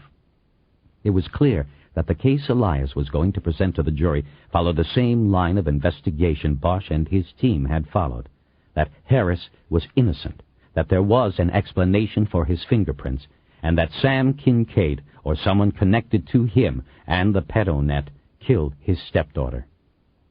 Bosch knew it was a good strategy. He believed Elias would have won the case. He flipped back to the front of the court subpoenas. Chastain was third in line, putting him on the positive side of the alternating strategy, coming after Garwood and before one of the RHD defendants. He was going to be a positive witness for Elias and Harris, but he had attempted to refuse being served the subpoena. Bosch read the name of the service company off the form and called information. It was late, but process serving was an odd hours job. People weren't always served 9 to 5. A man answered the phone, and Bosch, reading from the Chastain subpoena, asked for Steve Vashik. He's not here tonight. He's home. Bosch identified himself and explained that he was conducting a homicide investigation and needed to talk to Vashik immediately. The man on the other end of the line was reluctant to give out Vashik's phone number, but agreed to take Bosch's number and contact Vashik with a message. After disconnecting the call, Bosch got up and paced around his house. He wasn't sure what he had, but he had the fluttering feeling in his stomach that often came when he was on the edge of a breakthrough to something hidden. He was flying on instinct, and his instinct told him he was close to something he would soon be able to wrap his hands around. The phone rang, and he grabbed it off the couch and pushed the connect button. Mr. Vashik? Harry, it's me. Eleanor. Hey, how are you? Are you all right? I'm fine, but I'm not the one in a city about to burn. I've been watching the news. Yeah, it looks bad. I'm sorry it turned out that way, Harry. You told me about Sheehan once. I know you guys were close. Bosch realized that she didn't know that the friend's home where Sheehan had killed himself was theirs. He decided not to say anything. He also wished he had call waiting service on his line. Eleanor, where are you? I'm back in Vegas. She gave an unhumorous laugh. The car barely made it. At the Flamingo? No, I'm somewhere else. She didn't want to tell him where, and that hurt. Is there a number I can call you at? I'm not sure how long I'm going to be here. I just wanted to call and make sure you were okay. Me? Don't worry about me. Are you okay, Eleanor? I'm fine. Bosch didn't care about Vashik anymore. Do you need anything? What about your car? No, I'm fine. Now that I'm here, I'm not worried about the car. There was a long moment of silence. Bosch heard one of the electronic sounds that he had once heard somebody call digital bubbles. Well, he finally said, can we talk about this? I don't think this is a good time. Let's think about things for a couple of days and then we'll talk. I'll call you, Harry. Be careful. Do you promise to call? I promise. Okay, Eleanor. I'll wait. Goodbye, Harry. She hung up before he could say goodbye. Bosch stood there next to the couch for a long time, thinking about her and what had happened to them. The phone rang while still in his hand. Yes? Detective Bosch, I got a message to call you. Mr. Vashik? Yes, from AAA Process. My boss, Shelley, said you... Yes, I called. Bosch sat down on the couch and pulled a notebook onto his thigh. He took a pen out of his pocket and wrote Vashik's name on the top of a page. Vashik sounded young and white to him. He had some Midwest in his voice. How old are you, Steve? I'm 25. You been with AAA very long? A few months. Okay, last week, on Thursday, you served paper on an LAPD detective named John Chastain. You remember that? Sure. He didn't want to be served. Most cops I've done don't really care. They're used to it. Right. That's what I wanted to ask you about. When you say he didn't want to be served, what do you mean exactly? Well, the first time I tried to serve him, he refused to take the subpoena and walked away. Then when... Wait a minute, go back. When was the first time? It was Thursday morning. I went to the lobby at Parker Center and had the cop at the desk call him and tell him to come down. I didn't say what it was for. It said on the paper he was IAD, so I just said I was a citizen with something for him that he needed. He came down, and when I said who I was, he just backed off and went back to the elevator. What you're saying is that it was like he knew you had a subpoena, and even what case it was? Right, exactly. Bosch thought about what he had read in Elias's last notebook, his feuding with a source named Parker. Okay, then what? Well, then I went and did some other jobs, and I came back about 3:30 and watched the employee lot at Parker. I saw him come out to go home, I guess, and I cut between some cars and ducked down and sort of came up just as he was opening his door. I had my spiel all worked out and told him he was served and said the case number and all of that. He still wouldn't take the paper, but that didn't matter because, under California law, all you... Right, I know. You can't refuse a subpoena once you've been advised that it is a legal court-ordered subpoena. So what did he do? First, he scared the shit out of me. He put his arm under his coat like he was going for his gun or something. Then what? Then he sort of stopped. I guess he thought about what he was doing. He relaxed a little bit, but still wouldn't take the paper. He told me to tell Elias to fuck off. He got in his car and started pulling out. I knew he was served, so I just put the paper under his windshield wiper. He drove off with it like that. I don't know what happened to it after that. Could have blown off, but it doesn't matter. He was legally served. Bosch thought for a moment while Vashik went on about the intricacies of process serving. He finally cut him off. Did you know Elias got killed Friday night? Yes, sir. Sure, he was our client. We did all his cases. Well, did you ever think to call the department after he was killed and tell someone about this thing with Chastain? I did. I called. You called? Who'd you call? I called Parker Center and said I had information. I was transferred to an office and told the guy who answered who I was and that I had some information. He took my name and number and said someone would call me back. Nobody ever did? No, somebody called in like 5 minutes. Maybe less. Right away. I told him. When was this? Sunday morning. I was out climbing all day Saturday. Up at Vasquez Rocks. I didn't hear about Mr. Elias until I read the Times on Sunday morning. You remember the name of the cop you told this to? I think his name was Edgar, but I don't know if that was his first or last name. What about the person who took your call in the first place? Did he give a name? I think he said his name, but I forget it. But he did say he was an agent, so maybe he was an FBI guy. Steve, think for a minute. What time did you make this call, and when did Edgar call you back? Do you remember? Vashik was quiet while he thought about it. Well, I didn't get up till about 10, because my legs were killing me from the climb. I then kind of lazed around and read the paper. It was all over the front page, so I probably read it right after the sports. And then I called, so maybe about 11, thereabouts. And then that Edgar guy called back pretty quick. Thanks, Steve. Bosch clicked the phone off. He knew there was no way Edgar had taken a call at Parker Center on Sunday morning at 11. Edgar had been with Bosch all Sunday morning and most of the rest of the day, and they were on the road, not working out of Parker. Someone had used his partner's name. A cop. Someone inside the investigation had used Edgar's name. He looked up Lindell's cell phone number and called. Lindell still had it turned on, and he answered. It's Bosch. You remember Sunday morning after you and your people came into the case? You spent most of the morning in the conference room with the files, right? Yeah, right. Who was answering the phones? Me, mostly. A couple of the others. Did you take a call from a guy who said he was a process server? Sounds familiar. But we were getting lots of calls that morning. Reporters and people thinking they knew something. People threatening the cops. A process server named Vashik, Steve Vashik. He said he had some information that might be important. Like I said, it's familiar. What about it, Bosch? I thought this case was over. It is. I'm just checking some loose ends. Who'd you give the call to? I gave those kinds of calls, info off the street to the IAD guys to keep them busy. Which one did you give the process server to? I don't know. Probably Chastain. He was in charge of that group. He might have taken it or told one of the others to call the guy back. See, Irving set up some shitty phones in there. We couldn't transfer one to the other, and I wanted the main line free, so we took numbers and passed them on. Okay. Thanks, man. Have a nice night. Hey, what is... Bosch disconnected before he had to answer any questions. He thought about the information from Lindell. Bosch believed there was a high probability that the call from Vashik had been routed to Chastain himself, who then called back. probably taking the message to his own office for privacy, and posed as Edgar. Bosch had one more call to make. He opened his phone book and found a number that he had not used in many years. He called Captain John Garwood, head of Robbery Homicide Division, at home. He knew it was late, but he doubted very many people were sleeping in Los Angeles tonight.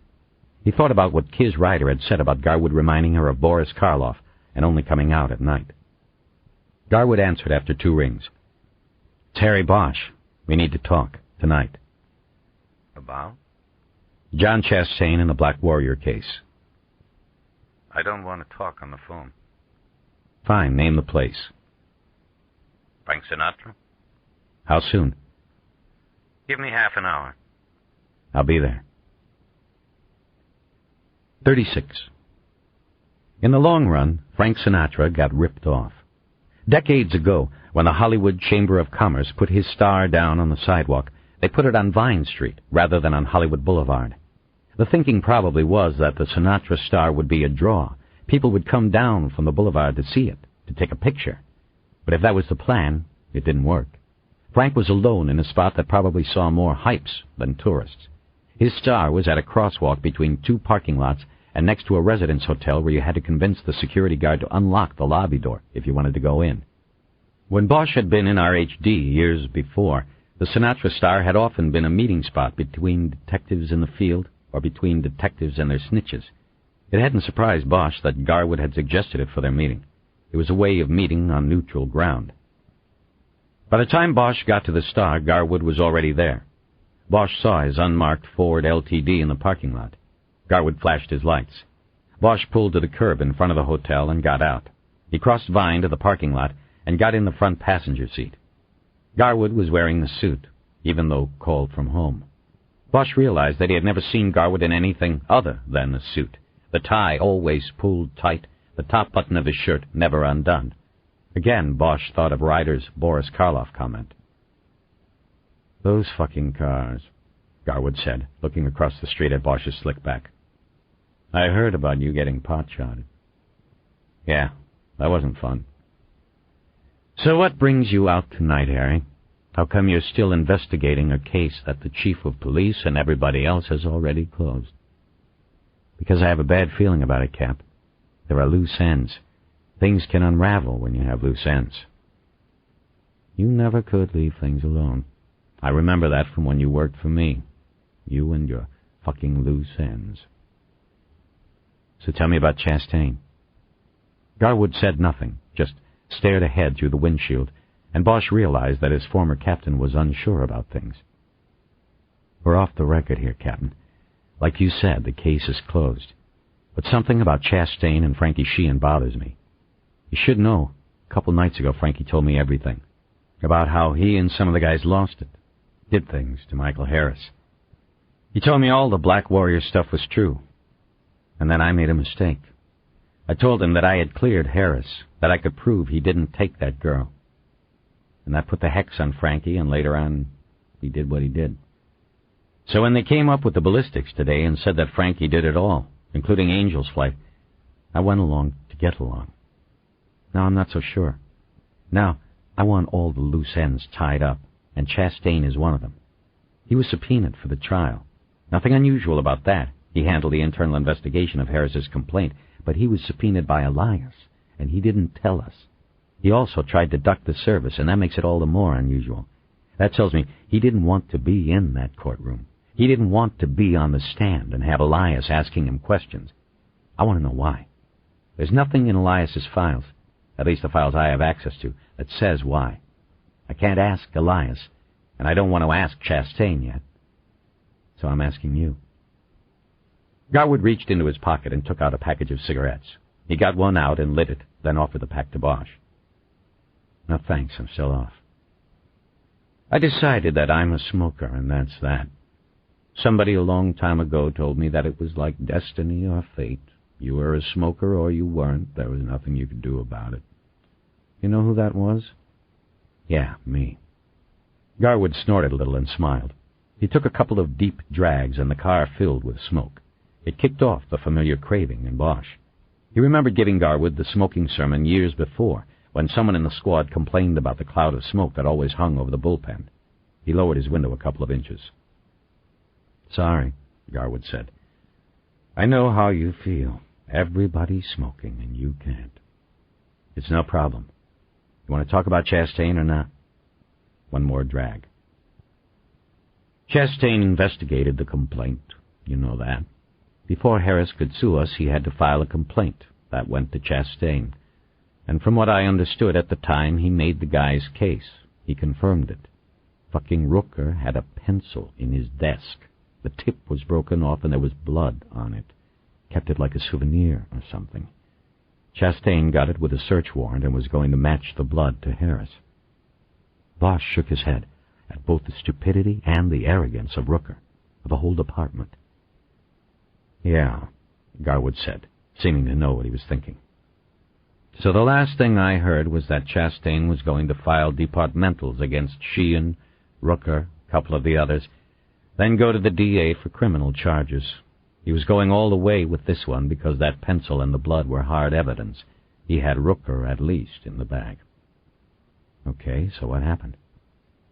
"What happened was that the next thing is we get the word that everybody's clear. Chastain filed the case as unfounded." Bosch nodded. "Somebody reached down." "You got it." "Who?" "Irving's my guess, but maybe higher. The case was too volatile. If the charges were sustained and there were suspensions, firings, DA charges, whatever, then we start a whole new round of kick the LAPD in the press, and in the South End with Huggins and Sparks and everywhere else. Remember, this was a year ago. The new chief had just come on board. It wouldn't be a good way to start out. So somebody reached down. Irving's always been the department fixer. It was probably him. But for something like this, he might have enlisted the chief's okay. That's how Irving survives. He hooks the chief in, then he can't be touched because he has the secrets, like J. Edgar Hoover and the FBI, but without the dress, I think." Bosch nodded. "What do you think happened to that pencil with the blood on it?" he asked. "Who knows? Irving's probably using it to write personnel evaluations, though I'm sure he's washed the blood off it." They were silent for a moment as they watched a group of a dozen young men walking north on Vine toward the boulevard. They were mostly white. In the streetlight, Bosch could see the tattoos covering their arms. Headbangers, probably going up to the stores on the boulevard to replay 1992. A quick memory of Fredericks of Hollywood being looted flashed through his mind. The group slowed as they passed Bosch's car. They considered whether to do something to the car, and then decided against it and moved on. "Lucky we didn't meet in your car," Garwood said. Bosch didn't say anything. "This place is going to come apart tonight," Garwood continued. "I can feel it. Pity the rain stopped." "Chastain," Bosch said, getting back on track. "Somebody put a cork in him. Complaint unfounded. Then Elias files his suit and eventually subpoenas Chastain. Chastain doesn't want to testify. Why? Maybe he takes the oath seriously. He didn't want to lie. There's got to be more than that.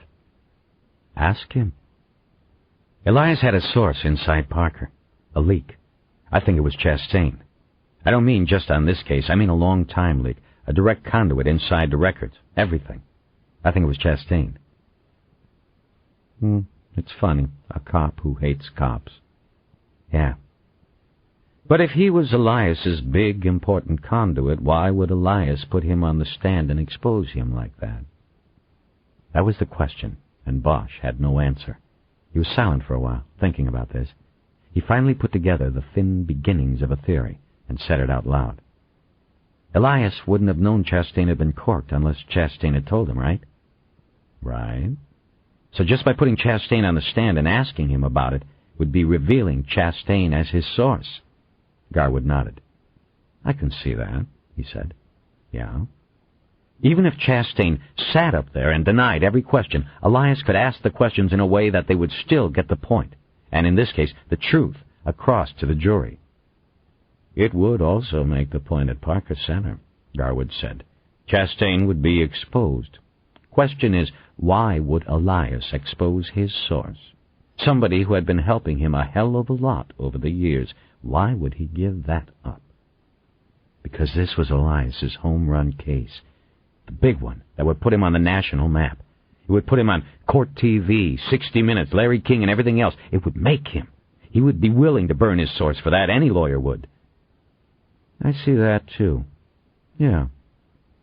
The next part was left unsaid, that being the question of what Chastain would do to prevent being publicly burned on the stand. To Bosch, the answer was obvious.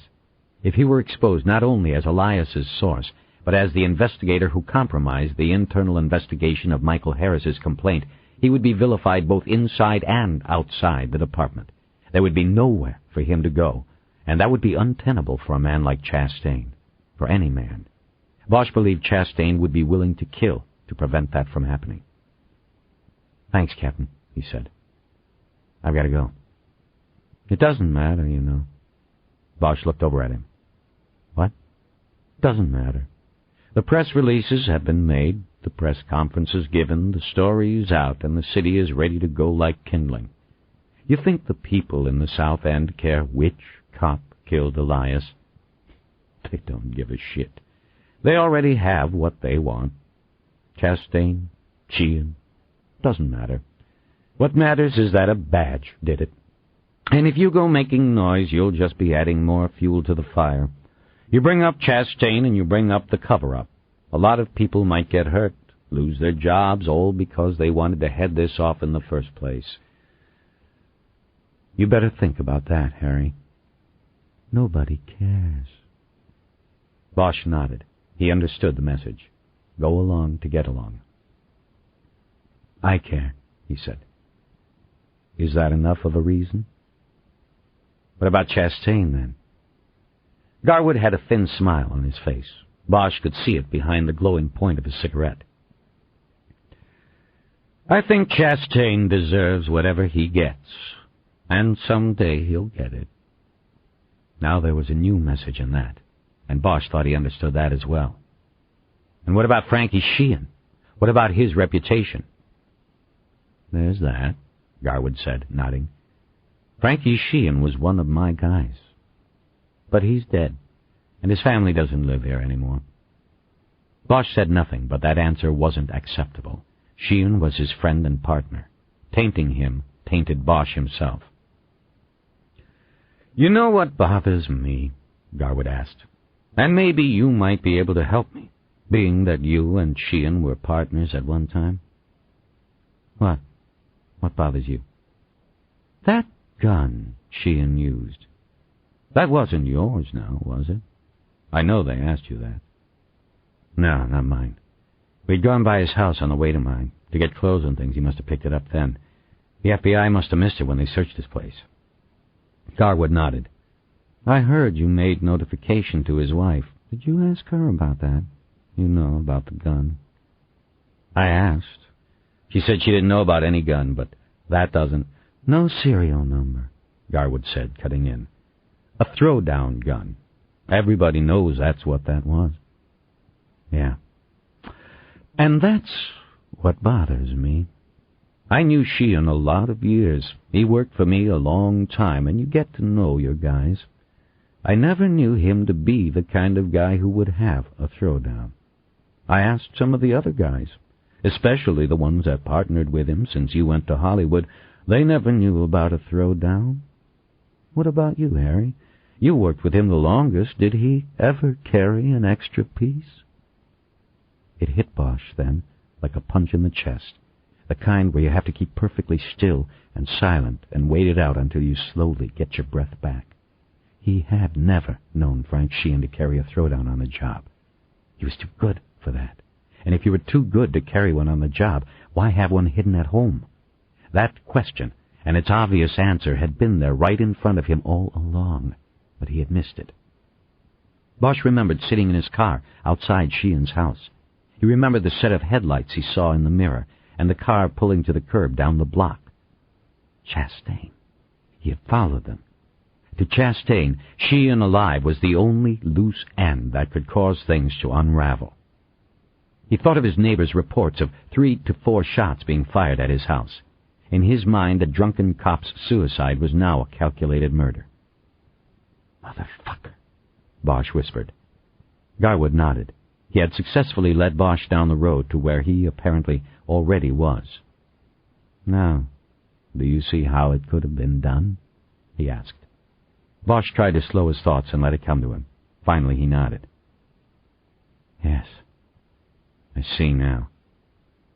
"Good. I'll make a call. I'll have whoever is on duty in the basement let you have a look at the sign-out log. No questions asked. That way you'll be sure." Bosch nodded. He reached over and opened the door. He got out without another word and started back toward his car. He was running before he got there. He didn't know why. There was no hurry. It was no longer raining. He just knew he had to keep moving, to keep from screaming. 37. Outside of Parker Center, there was a candlelight vigil and a funeral procession. 2 cardboard caskets, one marked Justice, the other marked Hope, were being carried aloft by the crowd as they marched back and forth across the front plaza. Others carried signs that said, "Justice for people of all colors," and "Justice for some is justice for none." Above, news helicopters circled, and on the ground there were at least 6 news crews that Bosch could see. It was getting close to 11, and all of them were getting ready to put out live reports from the protest front. At the front door, a phalanx of cops in uniforms and riot helmets stood ready to defend the police headquarters if the crowd turned from peaceful demonstration to violence. In 1992, a peaceful demonstration had turned violent, and the mob roamed downtown, destroying everything in its path. Bosch hurried toward the lobby doors, skirting behind a procession of protesters, and through a crack in the human defense line, after holding his badge up high over his head. Inside, he passed the front counter, which had 4 cops behind it, also wearing helmets, and went through the elevator lobby and took the stairwell. He went down to the basement level and then followed the hallway to the evidence storage center. He realized as he went through the door into evidence that he hadn't passed a soul since the front counter. The place seemed empty. Under the emergency response plan, all available hands of the A shift were out on the street. Bosch looked through the wire mesh window, but didn't recognize the man on duty. He was an old vet with a white mustache on a face flushed with gin blossoms. They moved a lot of the old broken-down ones to the basement. This one got off his stool and came to the window. "So, what's the weather like outside? I don't have no windows in here." "The weather? It's partly cloudy with a chance of riots." "I figured. Tuggan still got his crowd out front?" "They're there." "Yeah, the mutts. Wonder how they'd like it if there were no coppers around. See how they'd like life in the jungle then." "That's not their point. They want police. They just don't want cops that are killers. Can you blame them for that?" "Yeah, well, some people need killing."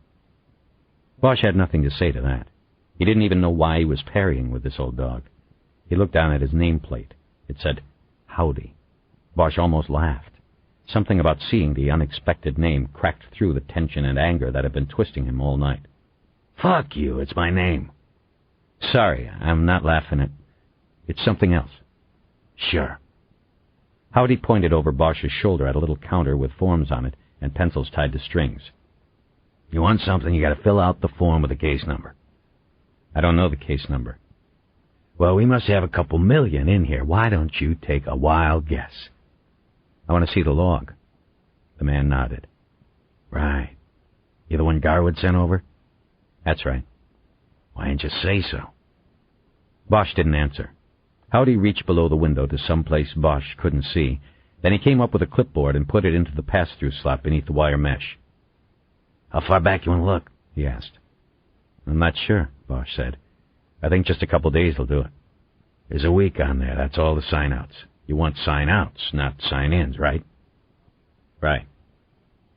Bosch took the clipboard over to the forms counter so he could look at it without Howdy watching what he was doing. He found what he was looking for on the top page. Chastain had checked out an evidence box at 7 that morning. Bosch grabbed one of the sign-out forms and a pencil and started filling it out. He noticed as he wrote that the pencil was a Black Warrior No. 2, the first choice of the LAPD. He took the clipboard and form back to the window and slid them through the slot. "That box might still be on the go-back cart," he said. "It was just checked out this morning." "No, it will be back in place. We run a tight ship." He looked down at the form and the name Bosch had filled out. "Detective Friendly." Bosch nodded and smiled. "I know you do." Howdy walked over and got on a golf cart and then drove away into the bowels of the huge storage room. He was gone less than 3 minutes before the cart came back into view and he parked it. He carried a pink box with tape on it over to the window, unlocked the mesh window gate, and passed the box over to Bosch. Detective-friendly, huh? They send you around to the schools to talk to the kids? Tell them to say no to drugs, stay out of the gang, shit like that? Something like that. Howdy winked at Bosch and closed the window gate. Bosch took the box over to one of the partitioned cubicles so he could look through its contents privately. The box contained evidence from a closed case, the investigation of the shooting of Wilbert Dobbs 5 years earlier by Detective Francis Sheehan. It had fresh tape sealing it, having just been signed out that morning. Bosch used a little knife he kept on his keychain to cut the tape and open the box. The process of unsealing the box actually took longer than it did for him to find what he was looking for inside it. Bosch walked through the crowd of protesters as if they weren't even there. He didn't see them or hear their chants of "no justice, no peace." Some of them yelled insults directly at Bosch, but he didn't listen to those either. He knew that you didn't win justice by carrying a sign or a cardboard coffin. You earned it by being on the side of the righteous, by being unswayed from that path. And he knew that true justice was blind to all colors except one, the color of blood. Bosch opened his briefcase after getting to his car and looked through all the paperwork until he found the call-out sheet he'd had put together on Saturday morning. He called Chastain's pager and punched in the number of his cell phone. He then sat in the car for 5 minutes, waiting for the callback and watching the protest march. As he watched, several of the television crews broke away from their positions and hurried with their equipment toward their vans, and he realized that the helicopters were already gone. He sat up straight in his seat. His watch said 10 minutes to 11. He knew that if the media were leaving all at once and before making their broadcasts, then something must have happened, something big. He flipped on the radio, which was already tuned to KFWB, and caught the middle of a report being delivered in an urgent, quavering voice. Out of the truck, then the beating began. Several bystanders attempted to stop the attack, but initially the angry mob of youths held them back. The firefighters were pulled into separate knots of attackers and were being assaulted until a platoon of LAPD units stormed the intersection and rescued the victims, who were pulled into the patrol cars and then driven away to receive medical attention, we assume, at nearby Daniel Freeman Hospital. The fire engine left behind had been set ablaze after the mob unsuccessfully tried to turn it over. The police quickly established a perimeter in the area and calmed things. While some of the attackers were arrested, several escaped into the residential neighborhoods bordering Normandy Boulevard. Bosch's phone began ringing. He cut off the radio and flipped the phone open. Bosch. It's Chastain. What do you want? Bosch could hear lots of voices and radio squawking in the background. Chastain wasn't at home. Where are you? We have to talk. Not tonight. I'm on duty, 12 and 12s, remember? Where are you? In wonderful South L.A. You're A shift? I thought all detectives were B shift. All except IAD. We got the shaft, night shift. Listen, Bosch, I'd love to talk about the schedule, but... Where are you? I'll come to you. Bosch turned the car's ignition and started backing out of his spot. I'm at the 77th. I'm on my way. Meet me out front in 15 minutes. Forget it, Bosch. I'll be swamped. I'm on arrest processing, and I hear they're bringing in a dozen mooks who just attacked a fire truck, for Christ's sakes. These guys were trying to put out a fire in their neighborhood, and these animals go after them. I tell you, it's unfucking believable. It never is believable. Be out front in 15 minutes, Chastain. You're not listening to me, Bosch. Things are going to hell out there, and Big Blue is about to put down the boots on it. I don't have time to talk. I have to get ready to put people in jail. You want me to stand out front like a target for some mook with a gun? What's this about, Bosch? Frank Sheehan. What about him? 15 minutes. Be out there, Chastain, or I'll come find you. You won't want that. Chastain started another protest, but Bosch closed the phone. 38. It took Bosch 25 minutes to get to the 77th Street Division Station. He was delayed because the 110 freeway had been closed in all directions by the California Highway Patrol. The freeway was a conduit from downtown to the South Bay area, directly through South L.A.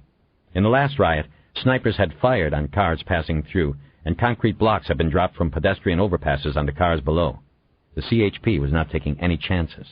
Motorists were advised to take the circuitous route of the Santa Monica Freeway to the San Diego Freeway, and then south. It would take twice as long, but it was safer than a run through the expected war zone.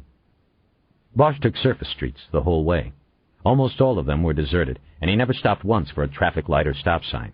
It was like driving through a ghost town. He knew there were hot spots of looting and arson, but he never passed through them. He thought about the picture the media was projecting compared to what he was seeing. Most of the people were inside, locked down and waiting for this to pass. They were good people waiting out the storm, staring at the television and wondering if that was really their city that was being shown on fire. The front of the 77th station was also strangely empty when Bosch finally pulled up. A police academy bus had been pulled across the entranceway as a guard against drive-by shots and other attacks, but there were no protesters out front and no cops. As Bosch pulled to the no-parking curb in front, Chastain stepped out from the rear of the bus and approached. He was in uniform, his weapon holstered on his hip. He came to Bosch's window and Bosch lowered it. "Where have you been, Bosch? You said fifth—" "I know what I said. Get in." "No, Bosch. I'm not going anywhere with you until you tell me what the hell you're doing here. I'm on duty here, remember? I want to talk about Sheehan and the ballistics, about the Wilbert Dobbs case." He noticed Chastain take a slight step back from the car. Mentioning Dobbs had landed a punch. Bosch noticed the sharpshooter ribbon on Chastain's uniform below the badge. "I don't know what you're talking about, but the case on Sheehan is closed. He's dead. Elias is dead. Everybody's dead. That's it. Now we have this, the whole city coming apart again." "And whose fault is that?" Chastain stared at him, trying to read him. "You're not making sense, Bosch. You need to get some sleep. We all do." Bosch opened the door and stepped out. Chastain moved back another step and drew his right hand up a little until he hooked his thumb on his belt, near his gun. There were unwritten rules of engagement. That was one of them. Bosch was now on deadly ground. He understood this. He was ready. Bosch turned and swung his car door closed. While Chastain's eyes involuntarily followed that movement, Bosch swiftly reached inside his coat and pulled his pistol out of his holster. He had it pointing at Chastain before the IAD detective could make a move. "All right, we do it your way. Put your hands on the roof of the car." "What the hell are you—" "Put your hands on the car!" Chastain's hands went up. Okay. Easy, Bosch, be easy." He moved to the car and put his hands flat on the roof. Bosch came up behind him and took his gun from its holster. He stepped back and put it into his own holster. "I guess I don't have to check you for a throwdown. You already used yours on Frankie Sheehan, right?" "What? I have no idea what you're talking about." "That's okay." Keeping his right hand pressed against Chastain's back, Bosch reached around and took the handcuffs off the man's belt. He pulled one of Chastain's arms behind his back and cuffed his wrist.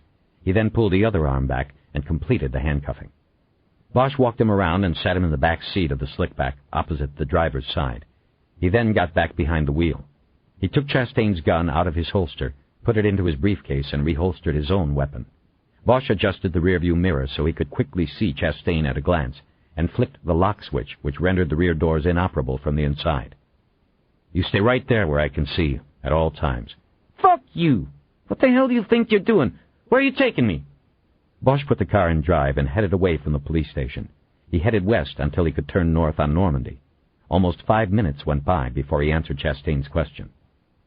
"We're going to Parker Center," he said. "When we get there, you're going to tell me about killing Howard Elias, Catalina Perez, and Frankie Sheehan." Bosch felt anger and bile back up in his throat. He thought about one of the unsaid messages he had received from Garwood. He wanted street justice, and at that moment so did Bosch.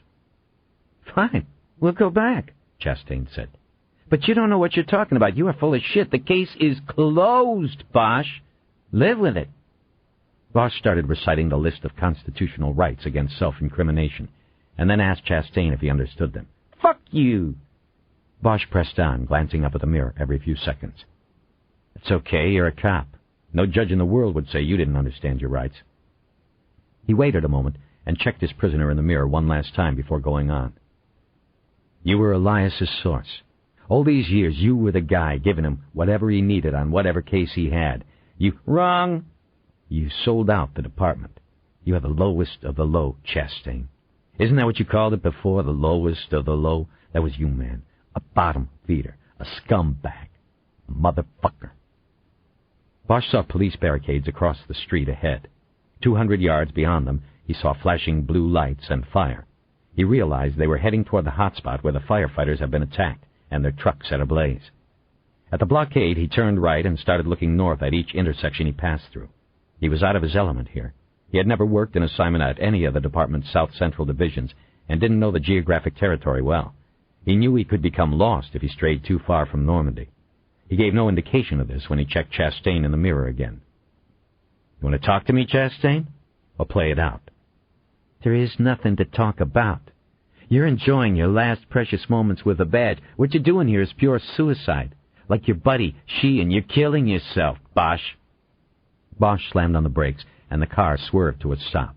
He drew his weapon and leaned over the seat, pointing it at Chastain's face. "What did you say?" Chastain looked genuinely scared. He clearly believed that Bosch was on the edge of losing it. "Nothing, Bosch, nothing. Just drive.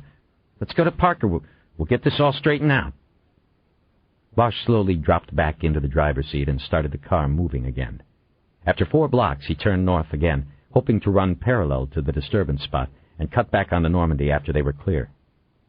"I just came from the basement at Parker," he said. He glanced in the mirror to see if that had changed anything in Chastain's face. It hadn't. "I pulled a package on Wilbert Dobbs, and I looked at the sign-out log. You pulled the package this morning, and you took the bullets. You took the bullets from Sheehan's Service 9, the bullets he shot Dobbs with 5 years ago, and you turned 3 of them into ballistics, saying they were the bullets from the Howard Elias autopsy. You set him up to take the fall. But it's your fall, Chastain." He checked the mirror. Chastain's face had changed. The news Bosch just delivered had hit like the flat side of a shovel in the face. Bosch moved in for the finish. "You killed Elias," he said quietly, finding it hard to pull his eyes away from the mirror and back onto the road. "He was going to put you on that stand and expose you. He was going to ask you about the true findings of your investigation because you had told him the true findings. Only the case was too big. He knew how high he could go with it, and you became expendable. He was going to burn you in order to win the case. You lost it, I guess. Or maybe you've always been cold in the blood. But on Friday night you followed him home, and when he was getting on Angel's flight you made your move. You put him down. And then you looked up, and there was the woman sitting there. Shit, that must have shocked the hell out of you. I mean, after all, the train car had been sitting there. It was supposed to be empty. But there was Catalina Perez on that bench, and you had to put one in her, too. How am I doing, Chastain? I had a story right?" Chastain didn't answer. Bosch came to an intersection, slowed, and looked left. He could see down to the lighted area that was Normandy. He saw no barricades and no blue lights. He turned left and headed that way. "You lucked out," he continued. "The Dobbs case. It fit perfectly. You came across Sheehan's thread in the files and took it from there. You had your patsy. A little research on the case and a little maneuvering here and there, and you got to handle the autopsy. That gave you the bullets, and all you had to do was switch them. Of course, the coroner's ID markings on the bullets would be different, but that discrepancy would only come up if there was a trial, if they took Sheehan to trial." "Boss, shut up. I don't want to hear any more. I don't care what you want to hear. You're going to hear this, douchebag. This is Frankie Sheehan talking to you from the grave. You understand that? You had to put it on Sheehan, but it wouldn't work if Sheehan ever went to a trial, because the coroner would testify, and he'd say, 'Wait a sec, folks. These aren't my marks on these bullets. There's been a switch.' So you had no choice. You had to put Sheehan down, too. You followed us last night. I saw your lights. You followed us, and then you did Frankie Sheehan. Made it look like a drunken suicide. Lots of beers, lots of shots, but I know what you did. You put one in him, then you fired a couple more with his hand wrapped around the gun. You made it all fit, Chastain. But it's all coming apart now." Bosch felt his anger overtaking him. He reached up and slapped the mirror so he wouldn't have to look at Chastain's face. He was coming up to Normandy now. The intersection was clear. "I know the story," Bosch said. "I know it. I just have one question. Why did you snitch to Elias all those years? Was he paying you? Or did you just hate cops so much that you'd do whatever you could to nail them any way you could?" Again, there was no answer from the back seat. At the stop sign, Bosch looked to his left and could see the blue lights and the flames again. They had circumnavigated the police perimeter. The barricade started a block down, and he paused with his foot on the brakes and took in the scene. He could see a line of police cruisers behind the barricades. There was a small liquor store on the corner with the windows shattered and jagged pieces of glass still hanging in the frames. Outside its doors, the ground was littered with broken bottles and other debris left by the looters. You see that down there, Chastain? All of that? Bosch did that. You didn't go far enough. All on you. Picking up on the fear in Chastain's voice, Bosch began turning to his right. In that instant, the windshield shattered as a chunk of concrete crashed through it and hit the seat. Through the falling glass, Bosch saw the crowd moving toward the car, young men with dark, angry faces, their individualities lost inside the mob. He saw a bottle in midair coming at the car. He saw it all so clearly and with seemingly so much time that he could even read the label, Southern Comfort. His mind began registering some kind of humor or irony in that. The bottle came through the opening and exploded on the steering wheel, sending a blast of glass and liquid into Bosch's face and eyes. His hands involuntarily came up off the wheel to cover himself, too late. His eyes began burning from the alcohol. He heard Chastain begin screaming from the back seat. "Go! Go! Go!" And then there were two more explosions of glass as other windows in the car were shattered by missiles of some sort. There was a pounding on the window next to him, and the car began to rock violently, right to left.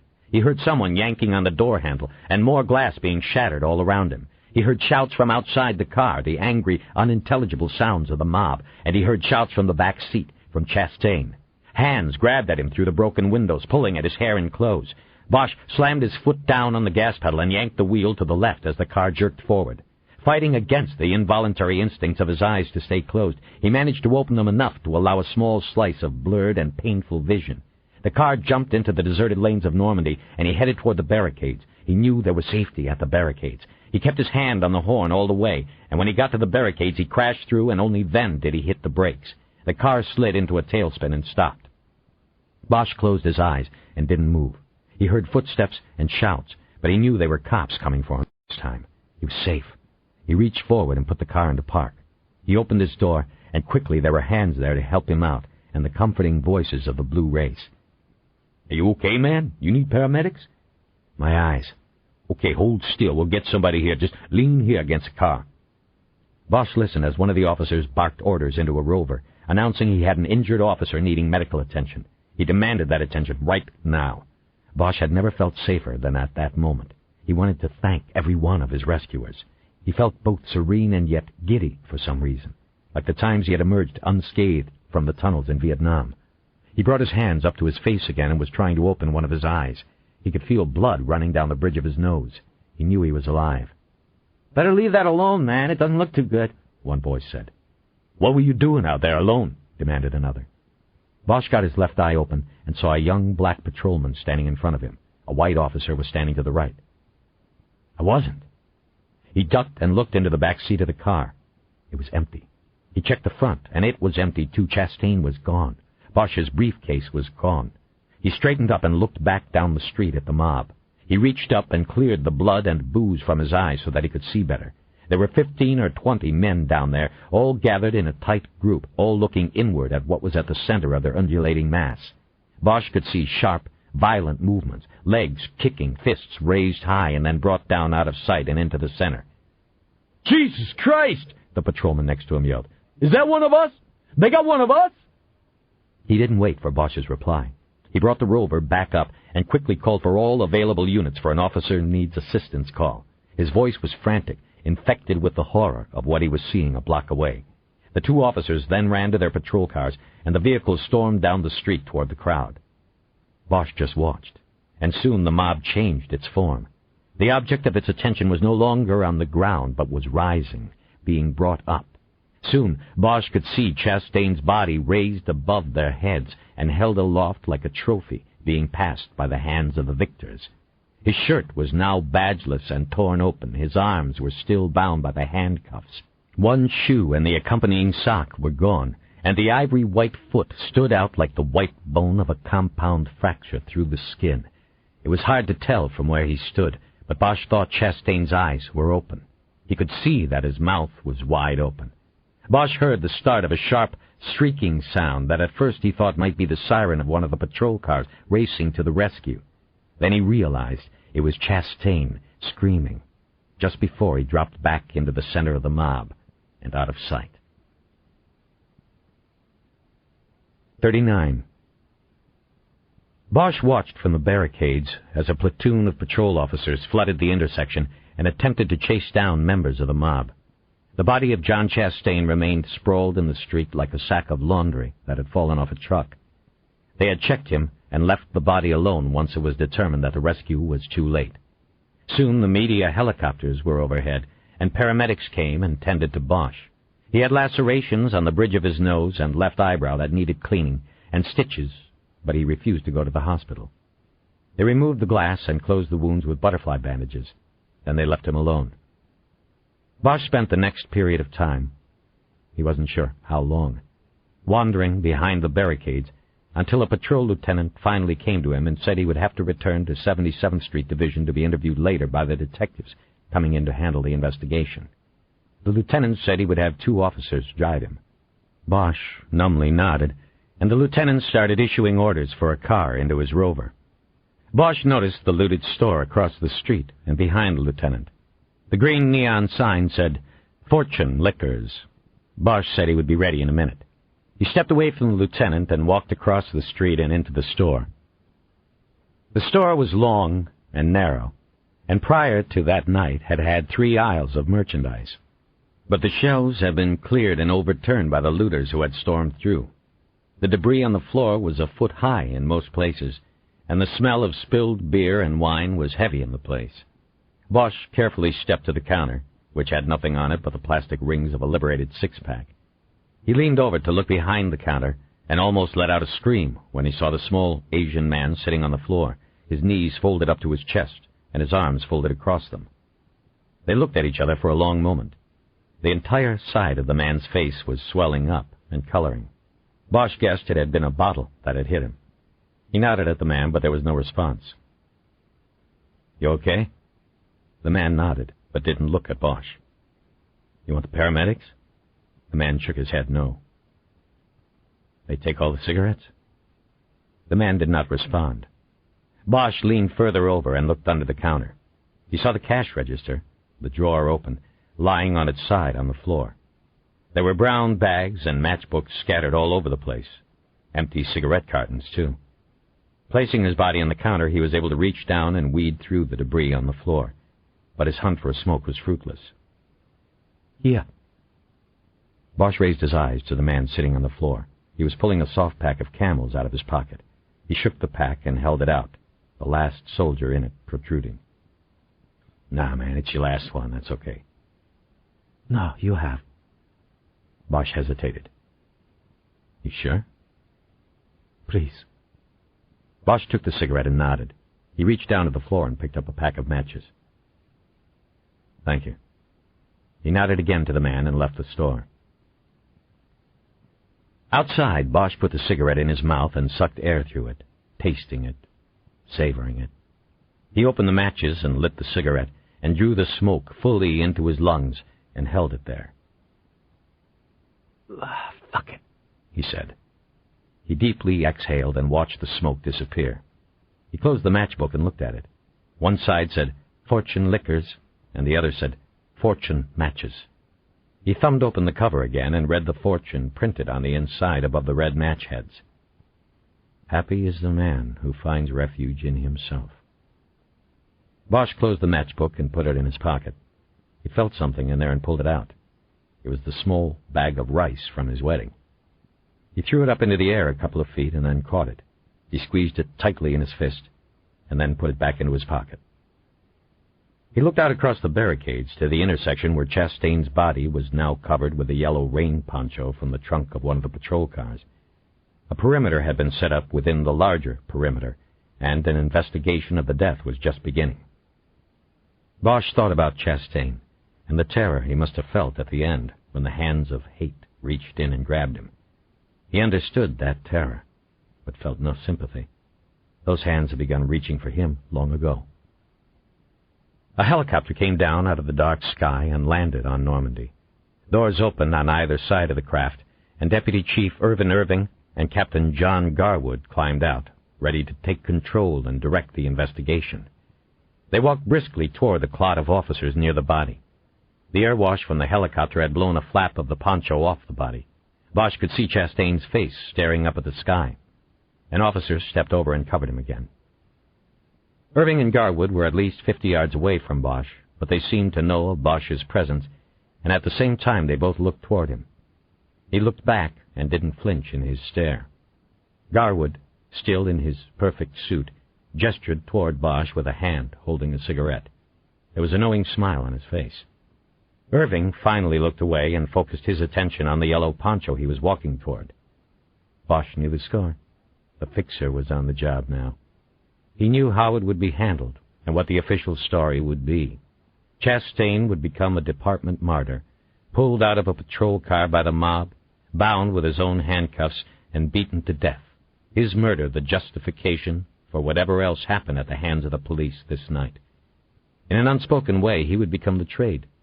Chastain or Elias. His death, broadcast from the mechanical vultures above, would be used to end the riot before it started. But no one would know, outside of a few, that it had been Chastain who also started it. Bosch knew he would be co-opted. Irving could get to him, because he held the only thing that Bosch had left, that he still cared about, his job. He knew Irving would trade that for his silence, and he knew he would take the deal. 40. Bosch's thoughts kept returning to that moment in the car when he had been blinded, and he felt the hands reaching and grabbing for him. Through the terror, a lucid calmness had come over him, and he now found himself almost cherishing the moment, for he had been strangely at peace. In that moment he had found an essential truth. He knew somehow that he would be spared, that the righteous man was beyond the grasp of the fallen. He thought about Chastain and his final scream, a wail so loud and horrible as to be almost inhuman. It was the sound of fallen angels in their flight to hell. Bosch knew he could never allow himself to forget it. We hope you have enjoyed our presentation of Angel's Flight by Michael Connelly.